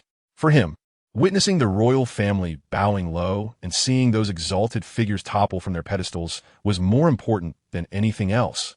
A grin crept across his lips. Huh, so the lofty royal family seeks my assistance in betraying the Taiping sect? How audacious! Before Prince Chen, how dare you act so brazenly? In the crowd, Lu Chen, who had been preoccupied with preserving his own life, felt a spark of hope at these words. An opportunity to secure his life had arisen. He quickly stood up to reprimand the gray-haired youth, offering himself, Prince Chen, Please allow me to take him into custody. Lu Cheng had plenty of methods to deal with such tough characters. He was confident he could extract the Taiping sect's plans regarding Wanjing City from him. Huh. The gray-haired youth scoffed at this notion. He had dared to disrupt the tea gathering and attempt to assassinate Prince Chen. Did he fear Lu Cheng's pathetic tactics? Just wait. As long as he did not die today, they would all meet their end at the hands of the Taiping sect. He thought to himself. But Lu Chen's seemingly casual remark sent him plummeting from the heights of arrogance to the depths of despair. Drag him out. Execute him. What? The gray-haired youth's eyes widened in disbelief. Lu Chen intended to have him killed. Did he not want the information on the Taiping sect? Did he not fear the youth's knowledge of the sect's key members? You. The silver-armored guards seized him from both sides, dragging him toward the door. Even as they reached the threshold, the youth could not fathom how he had dared to kill him. He was the leader of these people. Did Lu Chen not wish to know the details of the soul-entrapping incense and the tribute tea's manipulations? Just as he was about to be forcibly removed, one of the silver-armored guards drew a long blade. The blade gleamed brightly, its silver edge shining brilliantly. Meanwhile, Lu Chen's indifferent gaze remained unchanged as he asked, seemingly without concern, "Is this merely a casual inquiry? I am not particularly invested." The gray-haired youth panicked completely. He could not die. He had yet to witness the day the Great Yu was overthrown. Wait, I will speak. The silver-armored guard halted the blade, looking toward Lu Chen. However, Lu Chen showed no intention of calling off the execution. The Taiping sect's actions to disrupt the tea gathering and assassinate him were hardly clever, and the individuals they sent were merely insignificant characters who relied on medicinal power to unleash superficial combat prowess. Clearly, this plan was not regarded as significant by the Taiping sect. It was perhaps just a smokescreen to divert their attention from the sect's true intentions. This so-called leader would naturally not possess much core information. Rather than wasting time on him, it would be more prudent to investigate the tribute tea, following the clues to uncover the truth. In fact, Lu Chen was not particularly concerned about the Taiping sect's supposed plans because they were unnecessary to Lu Chen. No matter what schemes they possessed, it all led to death. Thus, if this individual had been willing to speak from the outset, Lu Chen would have entertained him for amusement. But if he considered this a means to threaten Lu Chen, he was merely seeking his own demise. After casting one last glance at the gray-haired youth, Lu Chen returned to his seat of authority. No, with a swift motion, the large head fell, rolling twice before coming to rest, face up to the sky. Even in death, disbelief filled his eyes. The stench of blood thickened within the two sages' residence. The attendees fell momentarily silent, each instinctively recoiling. Could it be that only these few individuals had infiltrated the gathering? Might there be others hidden among them? Better to err on the side of caution. They were not certain they could extricate themselves from this mess. To be tainted by the machinations of the Taiping sect in the presence of a prince was no trifling matter. Moreover, this prince was a martial arts master of formidable strength. If he so desired, none present would escape unscathed. Thus, they remained silent, inwardly praying that Prince Chen would not hold them, the innocent bystanders, accountable. At that moment, the crowd erupted with praise. Prince Chen is magnificent. Congratulations, Your Highness. Hail to Your Highness for eradicating the rebels. Chapter 12, Unimportant. A sycophantic voice shattered the silence of the two sages' residence. The crowd turned to see Lu Chen attempting to save himself.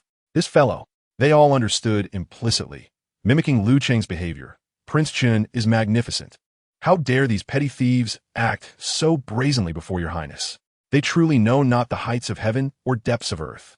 The thieves of the Taiping sect could never comprehend the might of Prince Chen. Lu Chen surveyed the crowd, his expression unwavering throughout. This left many feeling uneasy. Fortunately, this calm did not last long. As Lu Chen spoke, "Did anyone among you recognize those thieves?" There was a moment of hesitation among the crowd, exchanging glances, unsure whether to speak up. If they did, would they be branded as accomplices of the Taiping sect? Do not worry. Speak the truth. Lu Chen was not one to confuse right and wrong. After this reassurance, someone from the crowd finally stepped forward.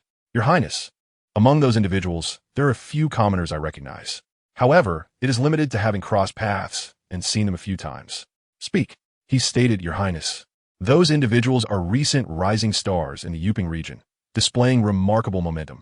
Upon their debut, they managed to defeat several seasoned veterans from the area. However, they were previously rather inconspicuous within their respective sects, only to suddenly rise to prominence. Many locals speculate that they are late bloomers who have suddenly grasped their potential. In hindsight, it seems they may have joined the Taiping sect and received covert training from it. Lu Chen nodded. Is there more? Another person stepped forward, saying, Your Highness, to my knowledge, many of these rebels hail from the same organization, seemingly named the Jing Shihui. Initially, someone from the Jing Shihui invited me to join, claiming it was an organization for sharing intelligence and cultivation resources. Based on one's contributions, one could exchange for various elixirs and rare sect information, even advanced techniques. I was tempted at the time, but ultimately declined, partly because I possess profound sect inheritance and do not require the Jing Shihui's assistance, and partly because I suspected that their generosity might conceal ulterior motives. I never anticipated that the Jing Shihui would be linked to the Taiping sect. Indeed, that aligns with what I have heard. Another confirmed. It seems we also have an organization called the Bai Lian Hui on our side. Could it be the same? Once one person began, others soon followed, sharing what they knew, though the information was largely similar. This was indeed the case. Whether it be the Jing Shihui or the Bai Lian Hui, how could rebellious forces disclose their intentions when recruiting members? By the time one truly joins, they often find that the ultimate authority is the Taiping sect, and by then, it is too late. Bring in the officials, commanded Lu Chen. Investigate the foundations of the Bai Lian Hui and the Jing Shihui, and ascertain who recommended those rebels' invitations. Yes, by order of the prince, from this moment forth.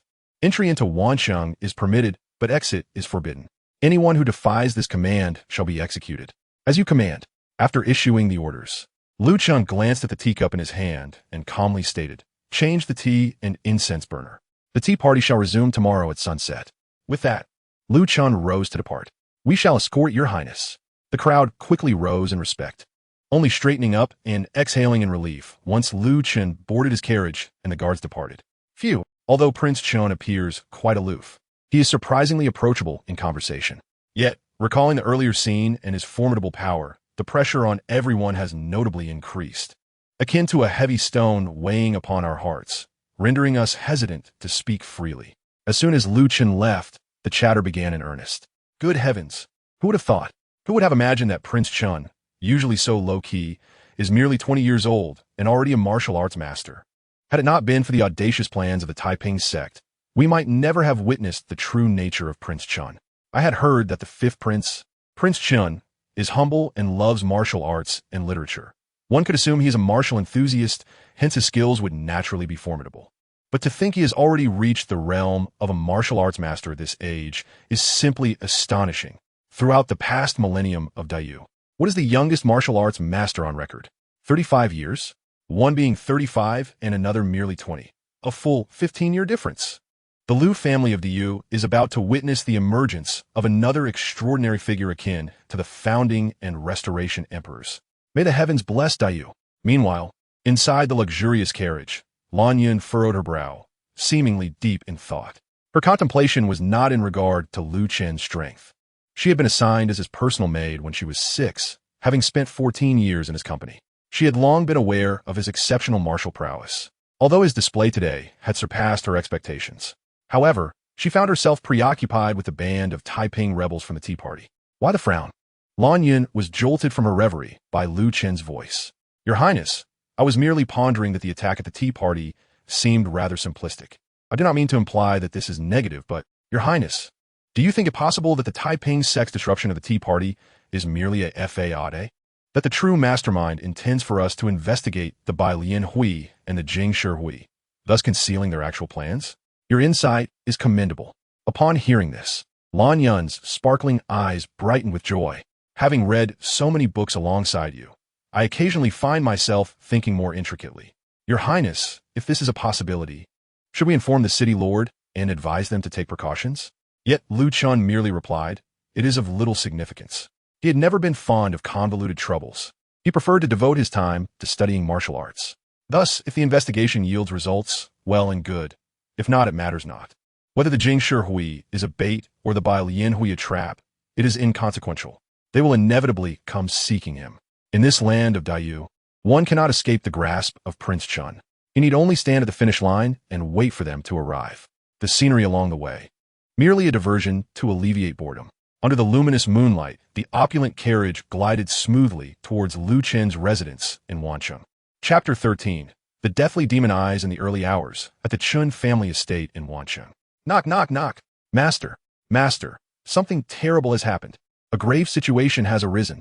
The drowsy head of the Chen household, Chen Xiao, was instantly roused. Annoyed, he hurled his pillow at the door. Who dares disturb me at this hour? You've ruined my sweet dreams. Get lost. Even the gravest matters can wait until tomorrow. The steward, agitated, exclaimed, What are you thinking? If you sleep through this, you might never wake again. Master, Prince Chen was attacked at the tea party. With a thud, a heavy object fell in the room. Rapid footsteps echoed. The door swung open, and Chen Xiao, disheveled and pale, rushed out, his face drained of color. What did you say? Prince Chen was attacked? He grasped the steward's collar, his eyes wide with shock. This is disastrous. Prince Chen was attacked in Wancheng. The sky is falling. We're doomed. What are the guards? Where are the silver-armored sentinels of the Luo family? What are they doing? They were all poisoned. Chen Xiao's face twitched. The steward continued. But the prince is unharmed. He single-handedly eliminated all the rebels. Upon hearing this, Chen Xiao breathed a sigh of relief. As long as he is fine. That is a relief. Good heavens, you could have said that straight away instead of making me panic. The steward's voice trembled further. But we, the Chen family, have a predicament.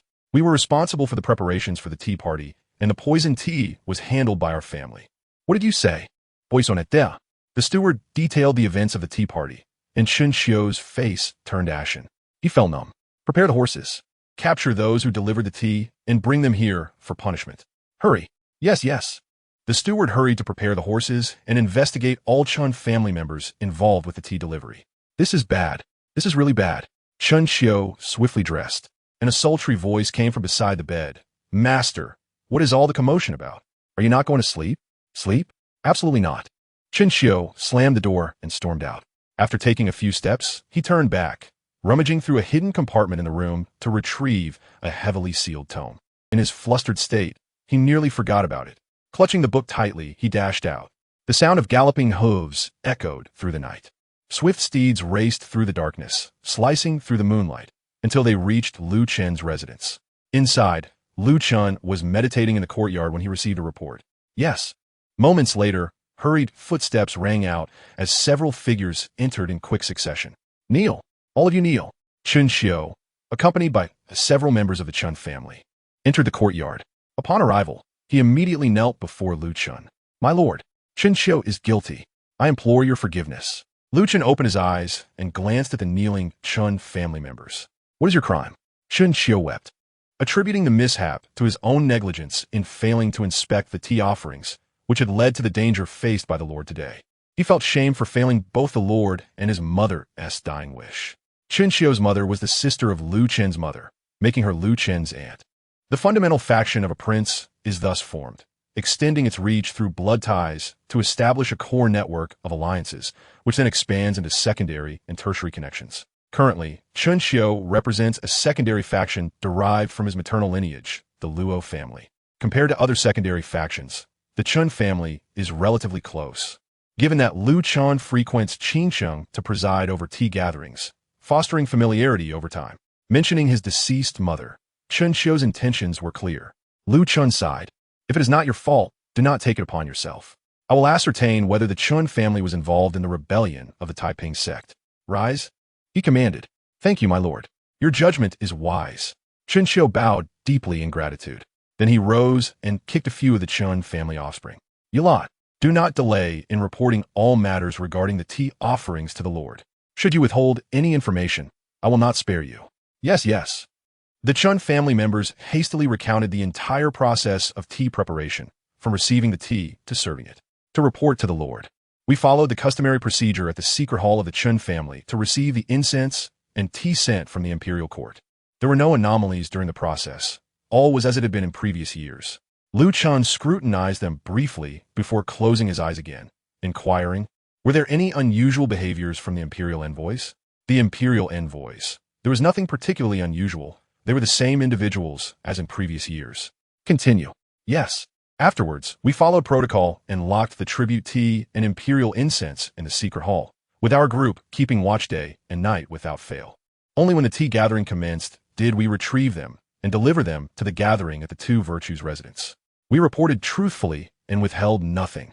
Upon hearing this, Chen interjected, "My lord, since the transfer and storage of the tribute tea were without issue, could it be that the tea and incense were poisoned before they left the imperial court?" Chen did not intend to exonerate the Chen family entirely, but he was certain that they could not be at fault. As a secondary relative of the fifth prince, Chen family had the backing of both the prince and the flourishing sword sect, affording them considerable influence in Fengzhou. They would not be foolish enough to conspire with the Taiping sect, a group of no significance. Lu Chen remained silent, merely waving his hand to signal their dismissal. Yes, Chen Xiu promptly ushered the other Chen family members out, remaining behind himself. "Is there something else?" Chen Xiu glanced around before producing a book from his robes. Lowering his voice, "My lord, take a look at this." "Oh, a martial arts manual, shrouded in mystery." Lu Chen accepted the tome from Chen Xiu and casually flipped through a few pages, a flicker of arcane light igniting in his eyes. He quickly concealed the glimmer. Where did this come from? Seeing the reaction on Lu Chen's face, Chen Xiu's heart leaped with joy. It seemed his conjecture was correct. This was indeed a remarkable find. He eagerly explained, "A few days ago, after the destruction of the Wuchan sword sect, the Black Feather Guard of Fengzhou conducted an initial investigation and subsequently assigned the matter to us for further inquiry. This tome was unearthed from the hidden compartment of the Wuchan sword sect's shrine after thorough examination by our men. I merely glanced through it and found it to be profoundly enigmatic, imbued with an air of mystery that I could not comprehend. Considering the sudden downfall of the Wuchan sword sect and the last survivor being discovered within the shrine, I surmised that their demise was likely linked to this tome. It must possess some significance, perhaps being a long-lost secret technique. Hence, I hastily secured it. Initially, I planned to send it to the palace for you immediately, but upon reflection, if the Wuchan sword sect's downfall was indeed related to it, any leakage of information during transit would be detrimental. Thus, I waited until your arrival at Qingtian to present it, and I hope for your understanding. Chapter 14. A tumultuous season. Lu Chen nodded. "You have shown diligence. I am glad to have pleased you, my lord." After saying this, Chen Xiu curiously glanced at the tome. "Does this mean it truly is a secret technique? A secret technique?" "This tome is far more than that. It is called the Eye of Life and Death. Regarding the Eye of Life and Death, it was once universally known in ancient times. Legend has it that, in the ancient era, a young girl blessed by celestial beings was born with eyes capable of perceiving life and death, performing feats beyond human capability and altering destinies, thus earning the fervent adoration of the local populace, who revered her as a saint. This saint indeed utilized her extraordinary vision to benefit a realm and became a formidable force in the ancient world, establishing a sacred domain. The Eye of Life and Death was the supreme divine technique created based on her celestial vision, serving as the legacy of that sacred domain. With this technique, the sacred domain wielded immense power, commanding nature and dominating the ancient landscape. Alas, such prosperity was not to last. One day, the saint inexplicably descended into darkness, wreaking havoc upon the realm. Those practicing the technique within the sacred domain followed suit, engaging in mutual destruction, leading to the rapid collapse of the once mighty domain, vanishing into the annals of history. Later, descendants of the sacred domain sought to rediscover this supreme technique to revive its former glory. However, they barely scratched the surface when they fell into hysteria, nearly succumbing to madness, ultimately resorting to self-blinding to preserve their lives, shunning the practice of the divine technique. Yet, some descendants remained undeterred, insisting on giving it a try, but they too succumbed to madness, with none escaping their fate. It was only then they realized the saint's legacy was cursed. Those who gazed upon it would bring misfortune upon themselves. Thus, this once revered divine technique became a despised demonic art, and the divine eyes transformed into cursed ones. Ultimately, it faded into obscurity, buried in the past, no longer mentioned. Were it not for Lu Chen's extensive knowledge and vast reading, he would remain oblivious to the origins of the Eye of Life and Death. Furthermore, this was merely a fragmented text. It was understandable that Chen Xiu could not comprehend it at first glance.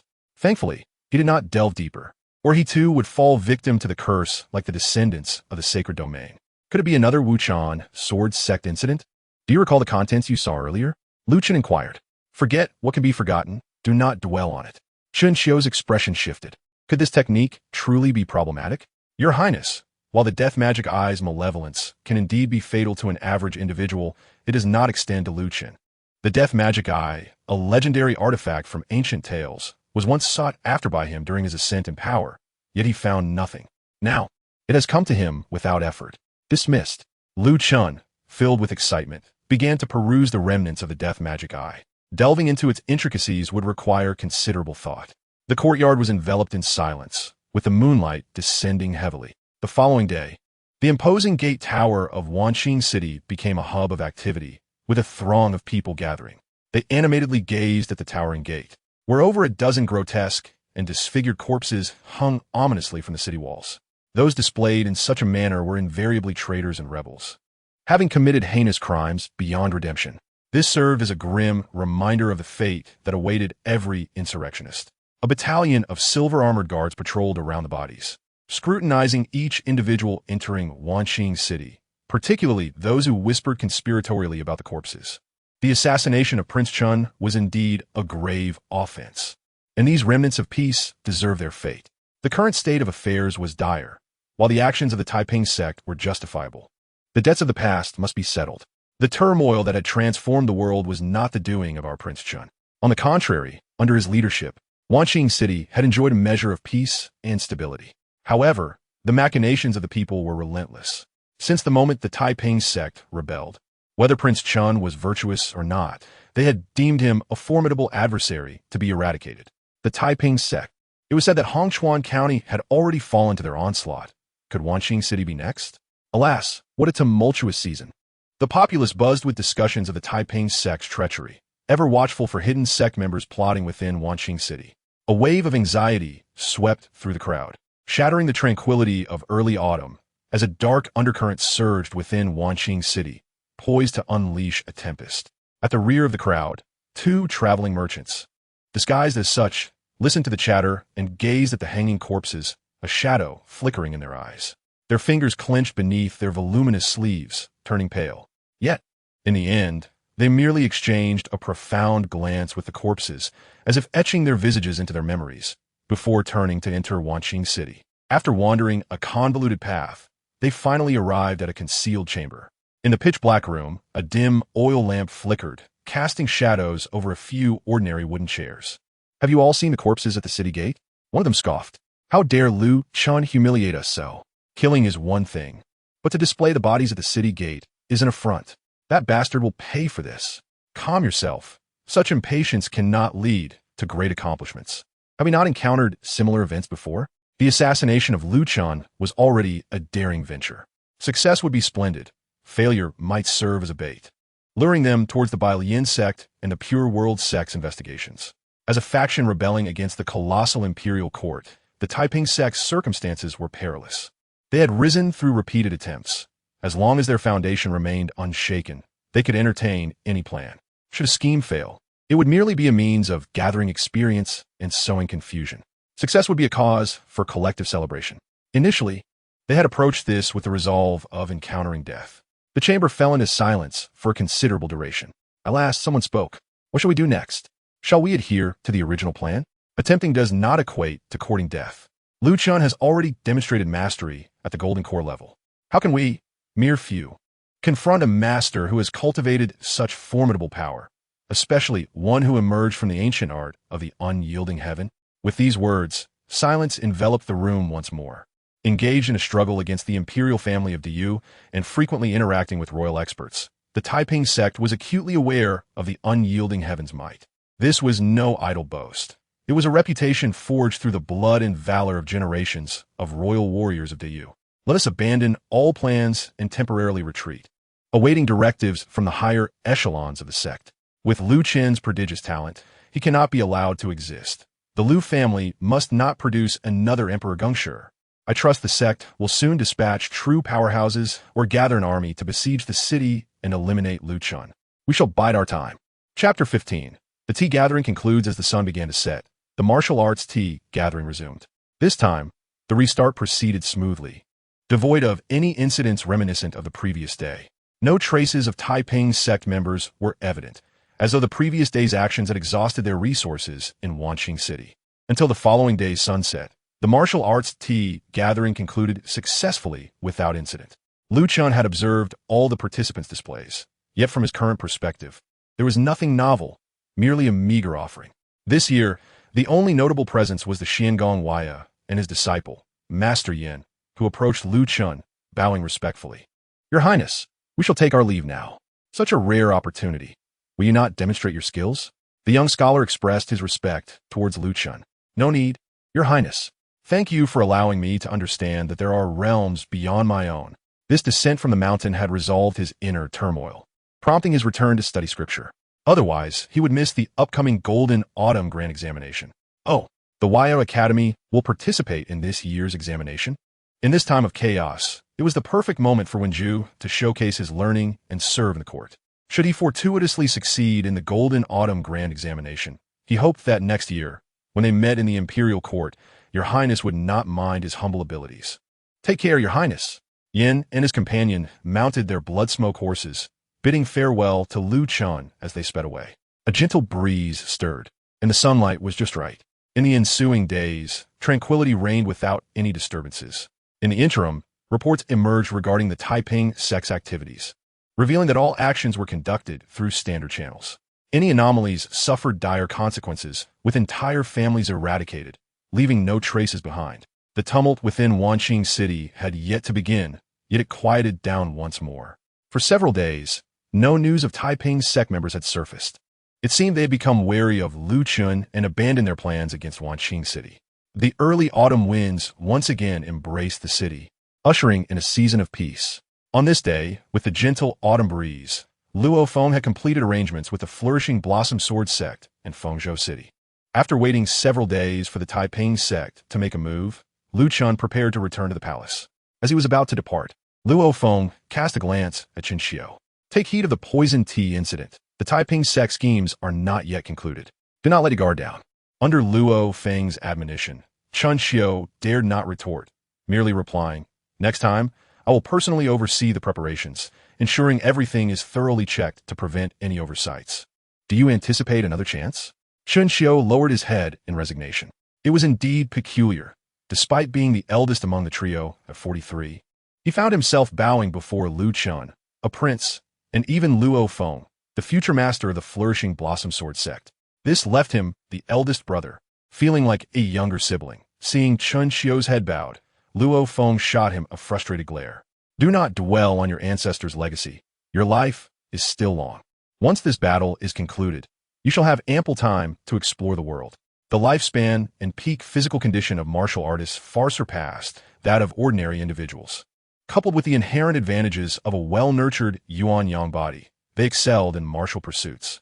In the realm of martial artists, it is rare for individuals to establish families and bear children in their teenage years. Most embark on such endeavors in their 20s or 30s, once they have ascended to their peak. Some do not welcome their firstborn until they are in their 60s or 70s. Yet here stands Chen Xiu, a father of 37 children at the tender age of 43, a number that nearly eclipses his own lifespan. This man, seemingly well supported by the Luo family and Prince Chun, should have a bright future ahead, and even if it requires force, he could easily secure his position. It baffles me to understand his sense of urgency. In Luo Feng's eyes, Chen Xiu epitomizes self-indulgence, akin to a stubborn mud that cannot be molded. Chen Xiu hastily assured him, Yes. Rest assured, I will oversee everything personally, and there shall be no further mistakes. Luo Feng nodded and took the lead at the forefront of the group. As they made their way back to the palace, they arrived at Qiang Mountain, where the ancient blossoming sword sect is nestled. A middle-aged man, exuding an aura of strength and vitality akin to a sword, meticulously examined the route from Wanqing City to the imperial city of Yinzhou. His piercing eyes, brimming with a fierce light, could instill trepidation in anyone who dared to meet his gaze. This man is none other than Luo Shiyuan, the master of the blossoming sword.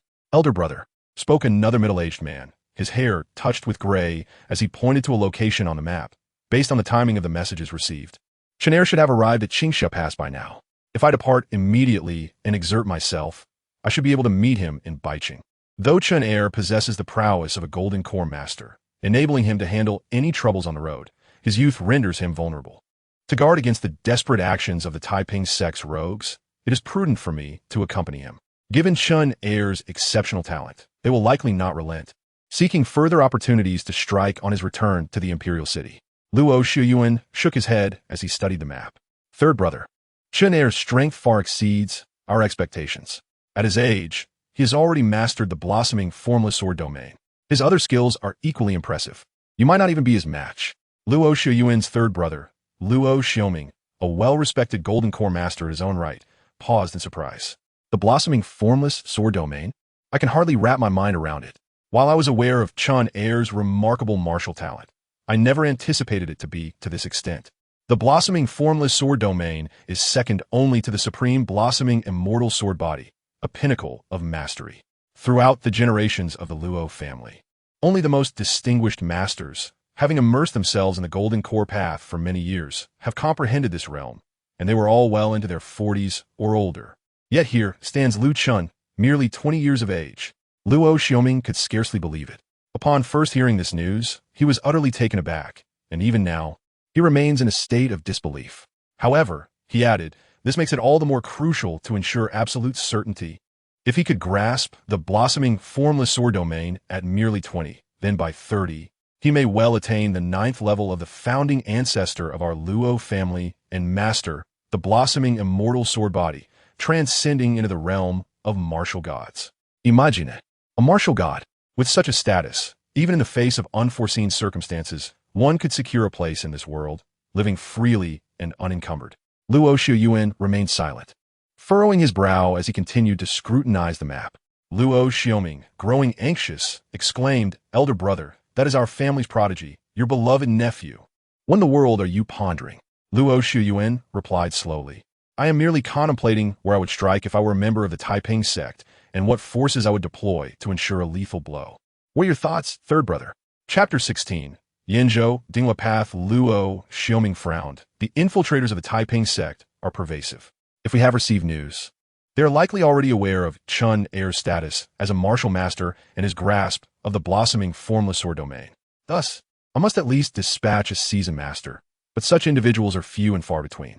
Each is renowned, and if we mobilize them, it is imperative to ensure a single fatal strike. Otherwise, we risk exposing our considerable strength unnecessarily. Furthermore, to assemble a well-equipped and well-trained army would be too conspicuous. Such a display would only be effective during a siege or plundering, making it impractical here. Additionally, I will rule out Fengzhou, as it is the territory of our blossoming sword sect, and our Luo family can provide immediate support. Thus the success rate is. Luo Shiyuan interrupted Luo Xiaoming, stating, No, you have overlooked a crucial point regarding personnel.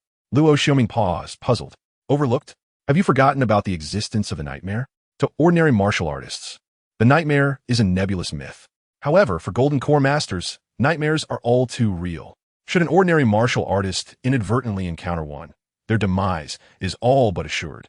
Some nightmares can even pose a significant threat to golden core masters. Fortunately, such entities are rare, and if not explicitly mentioned, one might forget their existence entirely. But the unpredictability of nightmares is too great. I do not believe the Taiping sect possesses the capability to command such otherworldly beings. Luo Xiuan clasped his hands together. Better to be overly cautious than to underestimate. Chen Er's exceptional talent makes him a thorn in the side of the Taiping sect. We must remain vigilant. After a moment of contemplation, Luo Xiaoming concurred, it is prudent to consider every angle. We cannot afford to let the Taiping sect exploit any gaps. He too began to scrutinize the map. After some time, he indicated a series of locations. Chen Er and his entourage possess formidable strength, utilizing the finest swift steeds. If they press on, they should be able to exit Fengzhou and arrive at Yinzhou before nightfall. The strength of nightmares at night is markedly different from that during the day. If we wish to ensure success, we must act under the cover of darkness. By nightfall, Chen Er and his group will arrive here. Dinghua Path of Yinzhou. Beyond this point, they will have direct access to the imperial city. This is their only opportunity for an ambush. Luo Xiuan nodded in agreement. Indeed, our thoughts align. The Dinghua Path is sparsely populated and fortuitously falls under the cloak of night, situated beyond Fengzhou and distant from our Luo family's influence. It is the optimal location to strike. Third brother, proceed ahead to the Dinghua Path and lie in wait for the opportune moment.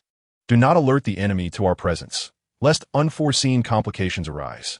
I shall arrange for fourth brother to oversee matters here. Understood. I shall depart immediately. Luo Xiaoming set off for the Dinghua Path in Yinzhou. Once Luo Xiaoming had left, after a brief pause, Luo Xian retrieved a specially treated scroll from his sleeve. This mysterious scroll had arrived not long ago, hidden beneath his dining bowl. It bore a stark warning: beware the nightmare, Yinzhou Dingwa path. Luo Xian traced the scroll with his fingers, tapping rhythmically on the table, his mind racing with the faces of those close to the fifth prince. Who could be aiding them? As night fell, Lu Chen's entourage reached the Dingwa path in Yinzhou. Leading the way, Luo Feng turned his swift steed towards the opulent carriage. Your Highness, we have arrived at Dingwa path. Once we pass this point, we shall directly enter the grand courtyard and reach the imperial city. However, this area is notoriously sparsely populated, a haven for bandits and thieves. We may encounter some turbulence ahead.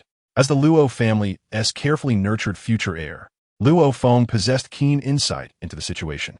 Should the Taiping sect intend to strike, Dingwa path would likely present their prime opportunity. For beyond this lay the heart of Yinzhou, leading directly to the imperial city. After this juncture, they would have no further chances to act. Proceed with confidence, came Lu Chen's calm voice from within the carriage. Luo Feng nodded in agreement, then moved along the sides of the procession, surveying the surroundings and instructing everyone, remain vigilant. Beware of your surroundings. Indeed, as Luo Feng patrolled back and forth, an ominous presence loomed unseen atop a distant mountain peak. Wisps of foreboding black mist continuously emanated from a grotesque figure, dripping with malevolent intent.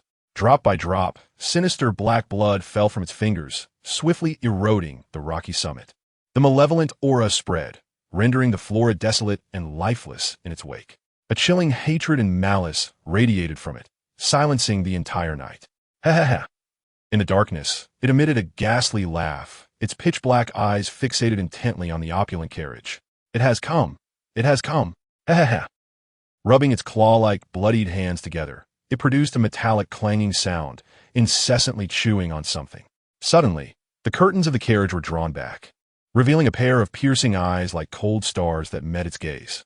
It grinned wide, twisting its mouth into an exaggerated arc, revealing a terrifying smile. You see me? Ha ha ha. Huh. As it laughed, the grotesque sound caught in its throat, abruptly halting. The exaggerated grin vanished. In its pitch-black eyes, malice and hatred faded, replaced by two brilliant azure flames. The celestial azure fire. It was the dreaded celestial azure fire. Ah! A heart-wrenching scream of terror escaped it. Looking back at the carriage, it seemed to have witnessed some ghastly sight, and without hesitation, it fled in a panic, moving with such swiftness that it was as if it feared that any delay would bring about dreadful misfortune. Whoosh! A strange, eerie wind swept before Luo Feng and his companions. The horses beneath them whinnied in fear, their hooves halting as they instinctively recoiled. Yet, the wind arrived swiftly and departed just as quickly as if it were merely passing by. Where did this strange wind come from? Luo Feng furrowed his brow, activating all his senses to meticulously investigate the surroundings. Once he confirmed their safety, he waved his hand, signaling the party to continue onward, remaining vigilant. Yes, the ordinary eyes of his companions failed to perceive the frantic escape of the malevolent entity within that gust. The fleeing creature was also unaware that within it, a radiant azure flame had quietly taken root, planting a seed of fire. In another shadowy corner, Luo Xiaoming, who had already arrived and lay in wait, sheathed his blade. What caused this creature to suddenly screech and flee? Chapter 17, Celestial Azure Fire. Could it be that it sensed my presence and feared the alliance between me and Chen? Luo Xiaoming pondered, though he quickly dismissed the thought. Creatures like the malevolent entity cannot be understood through the lens of normalcy, nor can their motivations be deduced by reason. Who knows the true significance and behavioral logic behind their existence? Perhaps it is for the best that it fled, saving him the effort of engaging in combat. With that, Luo Xiaoming turned his gaze toward Lu Chen's party. The noble figure within the carriage turned to him, nodding in acknowledgement. Luo Xiaoming was momentarily taken aback, then chuckled softly. Time has certainly aged us. Inside the carriage, Lu Chen lowered the curtain, a glimmer of light slowly appearing in his deep-set eyes. Another malevolent entity. Has its frequency of appearance become excessively high lately? The sound of hoofbeats gradually faded as Lu Chen's party moved further away. Luo Xiaoming watched from a distance until they entered the grand courtyard of Yin Prefecture, reaching the heart of Dayu, before he concealed himself, vanishing from sight. At the edge of Feng Prefecture, in a dark realm, the fleeing malevolent entity arrived. It turned to glance back, still shaken, fearing it might once again behold that searing light. Fortunately, it did not pursue. What now? Did it succeed? From behind, several complex voices emerged. The malevolent creature, having narrowly escaped, felt a chilling dread seep from its dark eyes. It turned, baring its teeth in a menacing grin. Ha ha. Succeed? You will soon know the true meaning of success. Ha ha ha. Huh. The creature's ghastly laughter suddenly faltered, its exaggerated grin fading.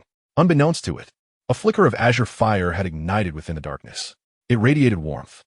Meanwhile, the figures behind displayed expressions of terror, hastily retreating. They beheld the sudden brilliance of azure flames emanating from the creature. This is the celestial azure fire. You. The words barely formed on their lips when suddenly, a colossal hand made of roaring azure flames burst forth from the creature's body. Whoosh! The hand seized all of them, gripping their necks as if determining their fates, burned by divine flames. Ah! Their agonized screams were swallowed by the infinite divine flames, transforming them into fuel for the fire, engulfing the area in an endless sea of flames. The inferno surrounded the malevolent entity, scorching its lower half to ash.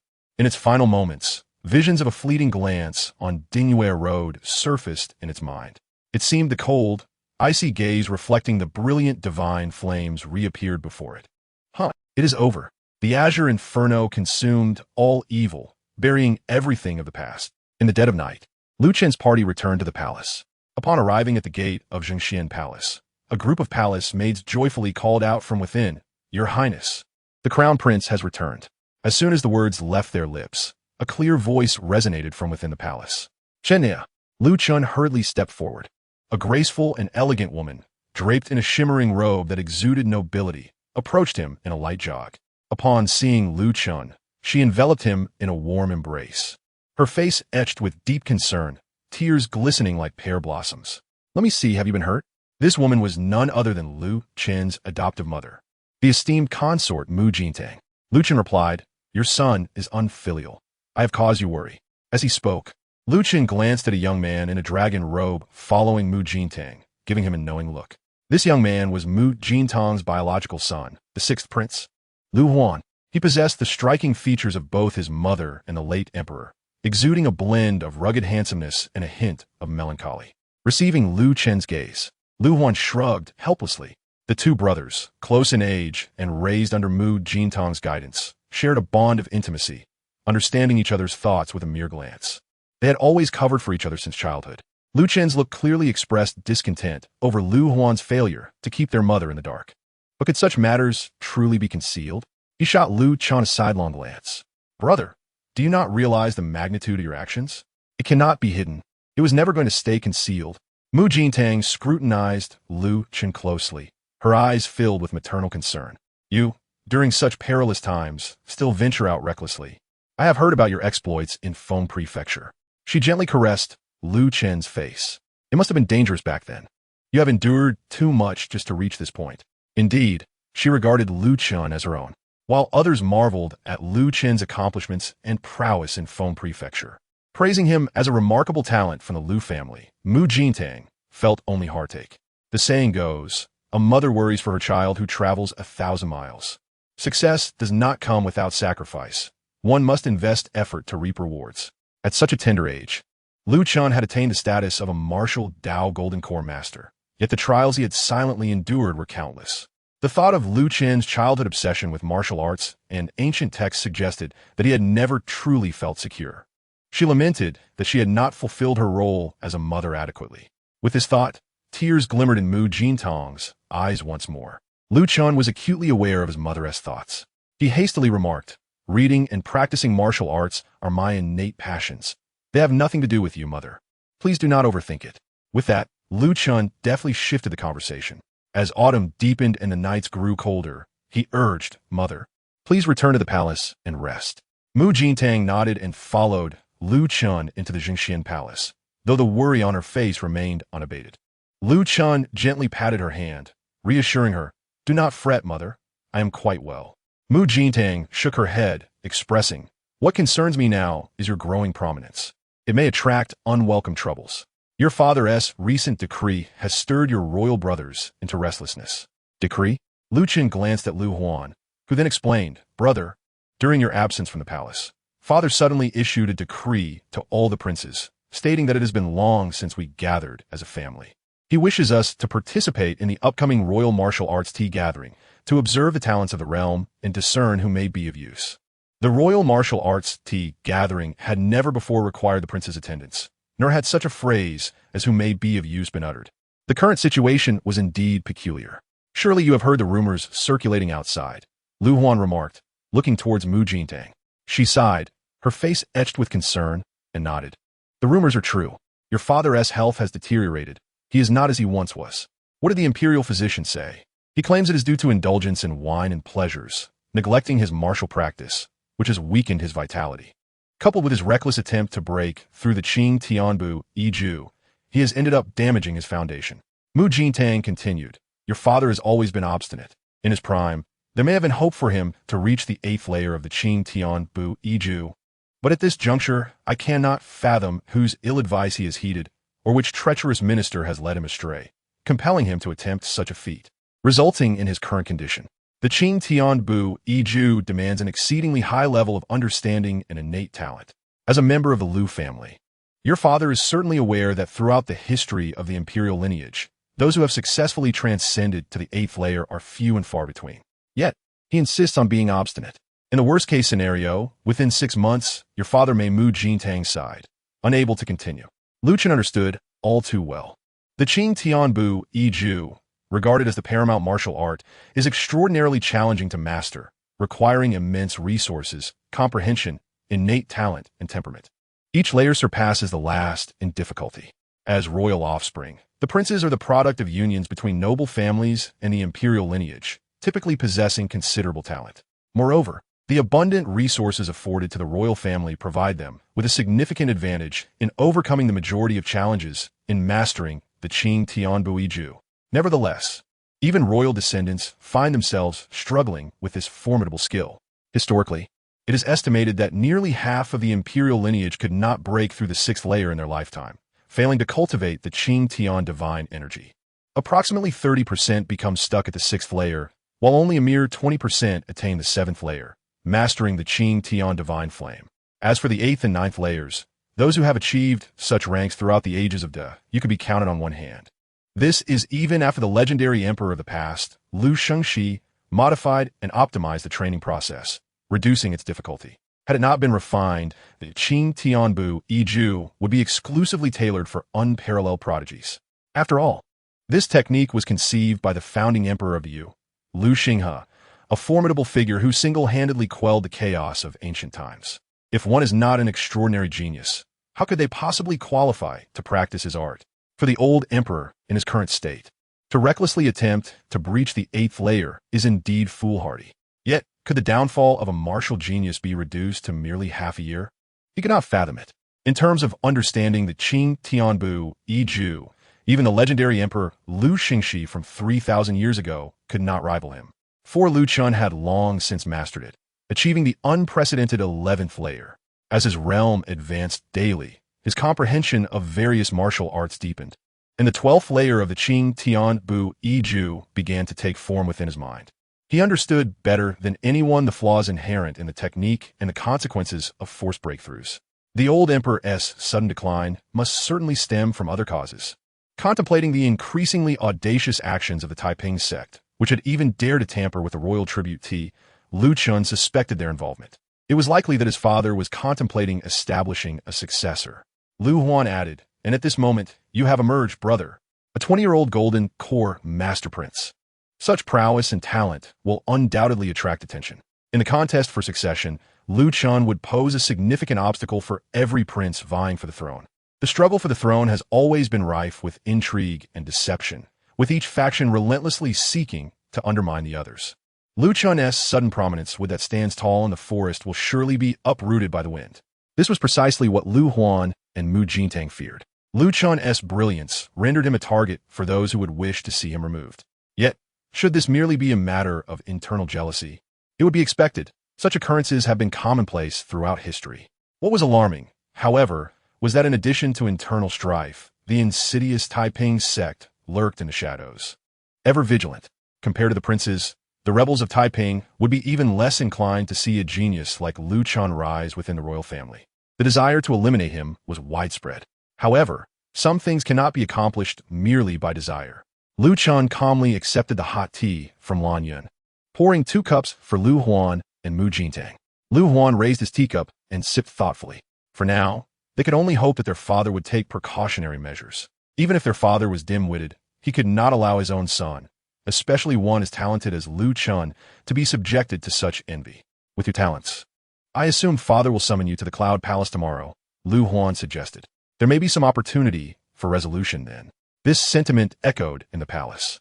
However, contrary to everyone's expectations, the following day, the old emperor did not summon Lu Chen.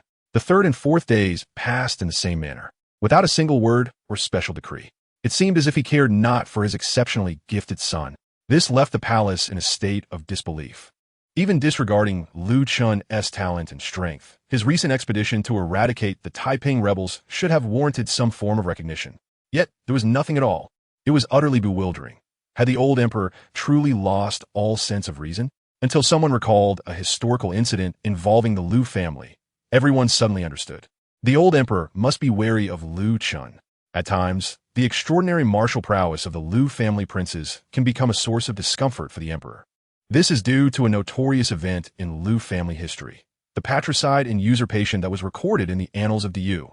The protagonist of this event was none other than the legendary emperor Lu Xingxi. Displeased with his father's incompetence and the chaos it wrought, he instigated a coup, committing regicide to rectify the realm's disarray. Now, observing the old emperor's similar ineptitude and the turmoil in the realm, one cannot help but draw parallels to Lu Chen, who also possesses extraordinary talent. With such striking similarities, could history be repeating itself? Is it any wonder the old emperor would be cautious? This realization brought a sense of relief to many, with some even feeling a tinge of schadenfreude. Regardless of how extraordinary Lu Chen's talents may be, his unfortunate lineage, having a father like this and an ancestor like Lu Xingxi with a dubious past, renders him rather unfortunate. Thus, a tide of intrigue that ought to have surged within the imperial palace gradually subsides into silence. Days pass without incident. Chapter 19. The imperial city tea gathering. As the days roll on, autumn deepens. The lingering warmth of summer is thoroughly dispelled by the crispness of fall. The weather in the imperial city grows progressively cooler. The Zhongxian Palace, perhaps in accordance with the advancing autumn, returns to its former desolation. In the initial days following the news of Lu Chen's ascension to the status of a Golden Core Master, various officials from the court visited him, bringing gifts that enlivened the otherwise tranquil Zhongxian Palace. However, this flurry of activity soon dissipated, returning the palace to its customary quietude, now tinged with an even greater sense of solitude. It seems that winter this year may arrive sooner than in years past. Lan Yun had already procured some exquisite silk materials from the embroidery workshop. Luo Feng, residing outside the palace and ever ready, delivered a batch of rare furs. Lan Yun selected some of these and settled beneath a tree whose leaves were gradually turning yellow, beginning to weave a winter cloak for Lu Chen. The items crafted by her own hands always carried a touch of sincerity and safety, and she made it a point to prepare for Lu Chen in advance each year. Are you weaving winter clothes? Yes, autumn has deepened, and the chill is setting in. This year, winter may arrive earlier. Just in time, General Luo Feng has sent a collection of rare materials, so I thought it prudent to prepare ahead. As she spoke, Lan Yun retrieved the half-finished cloak. Your Highness, what do you think? Is it pleasing? Lu Chen nodded. Your craftsmanship is always exquisite. Thank you for your kind words. Upon receiving Lu Chen's praise, Lan Yun's bright eyes sparkled, resembling a crescent moon. She bounced back to her yellowing tree, humming a cheerful tune as she resumed her needlework. At that moment, a guard approached with a report. Your Highness, the 10th prince has arrived. Let him in. Soon, the 10th prince, still bearing traces of youthful innocence, entered Zhongxian Palace. 5th brother. Lu Chen nodded, and then instructed Lan Yun, prepare a pot of tea. No need, brother. I have other matters to attend to. I merely passed by Zhongxian Palace to visit you and share a small piece of news. The 10th prince continued. I heard that when the Wuchan sword sect was destroyed a few days ago, it seemed that the eldest and 3rd prince's people were seen in the vicinity. That is all I have to say. Be cautious, 5th brother. Farewell. With that, the 10th prince departed from Qingtian Palace. Lu Chen merely glanced at him before returning his gaze elsewhere, not taking it to heart. He was well aware of how the Wuchan sword sect met its demise.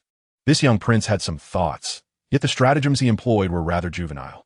Silence enveloped Qingtian Palace once more, save for the autumn breeze rustling the yellowing leaves, creating a gentle whisper. A few more days passed. The youthful talents selected from various provinces for the martial arts tea gathering began to arrive in the imperial city. The Baishur division, responsible for organizing the tea gathering, ushered the participants into the grand training ground of the palace. The annual martial arts tea gathering was set to commence here. Brother Su, good to see you again. Brother Zhou, I lost to you by a hair's breadth last time. This time, I have prepared thoroughly to reclaim my honor, so do not underestimate me. Otherwise, even if I win, it would be tasteless. Ha ha ha, Brother Su, it has been a year, yet your bravado remains unchanged. I hope your blade is as unyielding as your tongue today. Let us await and see. Please, please. The crowd entered the training ground in an orderly fashion, gathering together. Familiar faces from the previous year mingled with new contenders.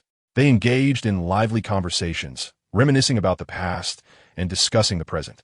Surrounding the training ground, the palace guards formed a formidable perimeter, their iron armor reflecting the glaring sunlight, casting a stern gaze upon everyone present, monitoring each movement closely. Before long, the princes made their entrance. The first to arrive was the eldest prince, Lu Yun. As the eldest son of the old emperor, born to the queen before he ascended the throne, he shared the trials of their early years. Having the most experience and having undergone military training, he exuded the charisma of a seasoned general, commanding respect with every step. Next came the second prince, plump and jovial, perpetually indulging in the pleasures of wine and luxury. Resembling a mere glutton, traits likely inherited from their father. Following him was the third prince, Lu Lang, with a refined appearance and gentle demeanor. He embodied the elegance of a cultured scholar, holding a folding fan and adorned with a piece of white jade. His voice was soft and gracious, exuding the charm of a true gentleman. Indeed, Lu Lang was known for his benevolence and reason, earning a reputation for his amiable nature, thus attracting numerous talented individuals from the martial world. Your Highnesses, I salute you. May you live for thousands of years. Please, there is no need for formalities today. This celebration belongs to you. Enjoy yourselves without concern for us. Wishing you all great success in your martial endeavors. The three princes graciously welcomed the gathering, acknowledging the remarkable young talents present, who held immense potential. If they could gather these individuals under their wings, it would greatly bolster their strength in the future. This was precisely why their father had summoned them to attend the event, provided, of course, that these individuals were of good character. The incident involving Lu Chen at the martial arts tea gathering was not an isolated case. Previous gatherings had also faced similar threats. However, unlike Lu Chen, these princes lacked the exceptional skills and influence necessary to command attention. Yet, it was undeniable that the Taiping sect had infiltrated the martial arts tea gathering, planting spies among them. The extent of their infiltration remained uncertain, and it was plausible that traitors lurked within the crowd, waiting for the opportune moment to strike. In the current state of the Yu, one could say they faced enemies on all sides, unable to discern loyalty from treachery, with some wavering between the Yu and the Taiping sect, shifting allegiances as it suited them. The most prudent course of action would be to cancel the martial arts tea gathering altogether. Yet could they voice such sentiments? Chapter 20. Deconstructing martial arts techniques. It is well known that the old emperor had a penchant for martial prowess and delighted in witnessing combat. Although the martial arts tea gathering lacked the brutality of true combat, it attracted many of the young elites from prominent sects, elevating its significance in comparison to other events and ensuring it captured the old emperor's interest. Anyone who dared advise the old emperor against holding the gathering would likely find themselves in disfavor. At this critical juncture, as the selection of the crown prince loomed, opposing the old emperor would render their years of preparation futile. Thus, they could only remain vigilant and cautious, hoping that no major issues would arise. Thank you, Your Highness. After greeting the three princes, the attendees resumed their conversations. Other princes arrived, but they merely acknowledged one another with nods. Among the old emperor's 13 princes, not everyone was exceptional or worthy of attention until the arrival of the fifth prince, Lu Chen. His distinct, aloof demeanor set him apart, making him hard to overlook, especially as he was the youngest and most gifted golden core master in the realm. We pay our respects to Prince Chen. Lu Chen offered a subtle, nod in acknowledgement. Among the princes, some attempted to engage him in conversation, but he merely returned a slight nod, indicating a lack of interest in further dialogue, leaving the other prince somewhat awkward. Upon witnessing this, the eldest prince, Lu Yun, let out a hearty laugh and remarked, "Ha ha ha. Fifth brother has always been a man of few words, especially after enduring the troubles outside the palace. He is quite agitated at the moment, so it would be best not to disturb him." Indeed, the younger brother had not considered this thoroughly. Thus, the atmosphere was lightened. Lu Yun then nodded in acknowledgement to Lu Chun, signaling a greeting. At that moment, he truly embodied the demeanor of an elder brother. As the other princes took their seats one by one outside the training ground, maidens brought forth incense burners and royal grade tea leaves, distributing them to each designated spot. This batch of incense burners and tribute tea was entirely new, having undergone thorough inspection by the palace's experts to ensure that no mishaps, like those at the previous martial arts tea gathering, would occur again. In light of the earlier incident, the royal court conducted a comprehensive investigation of the tribute tea and incense. However, the intricate relationships involved were far too convoluted to unravel, leaving them at a loss. The individuals implicated were either favored courtiers or influential figures, leaving the princes with no small measure of frustration. If they were to ascend the throne, a sweeping reform of the royal court's core would be imperative. Otherwise, the grand capital of the Yu would be as porous as a sieve, letting in drafts from all sides. The maidens busied themselves. Soon, the incense burned steadily, wisps of blue smoke curling gracefully. The aroma of the tea wafted through the air, evoking a sense of nostalgia and delight. Preparations for the tea gathering were complete. Before long, a sharp voice echoed across the training ground. The old emperor had arrived. Everyone promptly bowed, exclaiming, "We, your sons, pay our respects to Father Emperor. We pay our respects to your majesty. Long live the emperor." As the old emperor settled onto the dragon throne, he surveyed everyone present with a fleeting glance, commanding, "Be at ease." "Thank you, Father Emperor." The crowd rose, lifting their heads. However, as they did so, a stunned silence enveloped them. The old emperor's once rosy complexion had faded, replaced by a chilling pallor that sent shivers down their spines, as if he were on the verge of departing this world. He appeared to have aged decades in an instant, losing the vigor he once possessed. No longer was he youthful, valiant, or brimming with spirit. The transformation was so profound that the princes could scarcely believe their eyes. Had their father truly changed so drastically in just a few days? Had forcing a breakthrough to the 8th layer of the Qingtian Unyielding technique resulted in such severe backlash? The participants of the tea gathering were equally taken aback. Although whispers of his condition had circulated earlier, witnessing it firsthand was an entirely different matter. It was no wonder that the Taiping sect had recently adopted such aggressive tactics. After a brief moment of shock, everyone regained their composure, pretending as if nothing had transpired, their expressions returning to normal.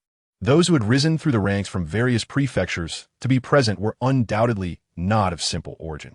The martial arts tea gathering in the royal capital adhered to the customary rules, running until sunset. Upon entering the training ground, the old emperor wasted no words, diving directly into the matter at hand. "I shan't elaborate further. I'm sure you have been eager to begin. I too am impatient to witness the talents of this generation of my Dao sons." He turned to glance at the princes, pausing momentarily at Lu Chun before swiftly moving on. "Sons, observe closely and discern who among them possesses potential. Your son obeys. Very well. Let us commence." "Yes." The old emperor declared the tea gathering officially open.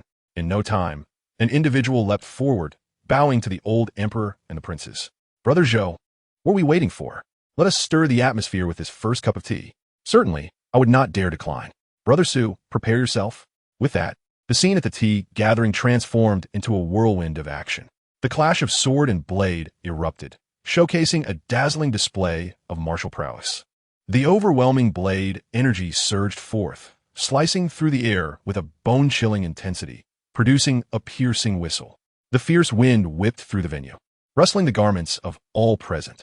Yet, the old emperor and the participants remained unfazed. After all, those who had reached this level were the cream of the crop among the states. Each individual present possessed a cultivation level that could not easily be matched, making even the most restrained actions unavoidable in their intensity. The expressions of the princes, however, shifted as they processed the spectacle before them. This was their first participation in the royal capital's martial arts tea gathering, and the current display raised concerns. if there were any undercover agents from the Taiping sect among them with ulterior motives. A glance at the engrossed old emperor made them feel a wave of apprehension. Only Lu Chun, like the old emperor, was thoroughly entertained, analyzing the performance of Su Yu. The 9 styles of the catastrophe blade. Quite intriguing. A glint of curiosity sparkled in Lu Chen's eyes as he deconstructed the technique. The battle escalated, with Su Yu demonstrating his mastery of the 9 styles. Brother Su truly holds me in high regard to commence with the catastrophe blade. Under the pressure of Su Yu's formidable blade energy, another participant swiftly altered his approach, raising his sword to his chest and channeling his inner energy into the blade, casting forth a strike that seemed to manifest without form, a technique known as the sword control technique. Su Yu countered, reversing his blade with a resonant clang break. A massive arc of blade light surged forth, carrying an indomitable force akin to a stampede, overwhelming all in its path. The clash of blade and sword culminated in a cataclysmic explosion, shaking the very ground of the training ground. The princes watched, their eyes wide with disbelief. Is it truly wise to continue like this? The eldest prince, Lu Yun, could not help but summon a guard. Is this how it has always been during the royal capital's martial arts tea gatherings? The guard replied with certainty, not at first. The initial gatherings were more restrained, as the participants were cautious within the palace. His Majesty was displeased with their hesitance, remarking that they lacked the spirit of men, and thus encouraged them to fight freely. Upon hearing this, Lu Yun couldn't help but twitch his lips, glancing at the old emperor who was thoroughly enjoying the spectacle. The guard, sensing Lu Yun's concerns, reassured him. Rest assured, Your Highness, those who have made it here are the elite of their respective factions. They and their backers would not dare to provoke the wrath of our Dai Yu court. Moreover, His Majesty himself is a martial arts master of many years. Even combined, they would not pose a threat to him. Lu Yun sighed inwardly. In the past, that might have been the case. Yet now, the Taiping sect was exceedingly aggressive, employing ruthless tactics, even daring to commit acts of rebellion, such as besieging cities and attempting to assassinate princes. What was there that they wouldn't dare to do? With the Taiping sect lurking nearby, certain sects might not fear the Dai Yu court as they once did. Furthermore, the current state of the emperor was not what it had been in previous years. Casting a glance at the old emperor's pale visage and silver hair, Lu Yun realized he had grown frail. Sighing, he hoped his worries were unfounded. With this thought, Lu Yun signaled for the guards to withdraw. Turning his gaze back to the participants of the tea gathering, his eyes filled with vigilance. The sentiments of the other princes mirrored his, their minds racing with caution while they observed the duel between Su Yu and his opponent. At this juncture, only the old emperor and Lu Chun remained genuinely engrossed, one reveling in the enjoyment of the combat, while the other meticulously analyzed the techniques on display. The sword control technique, a distinguished skill of the sword control manner, stands shoulder to shoulder with the 9 styles of heavenly tribulation from the Dominance Blade sect, both being renowned arcane arts. Regrettably, the individual in question lacks profound understanding. The sword control technique emphasizes intention over form, yet this person fixates solely on the latter. Mea observation proves futile.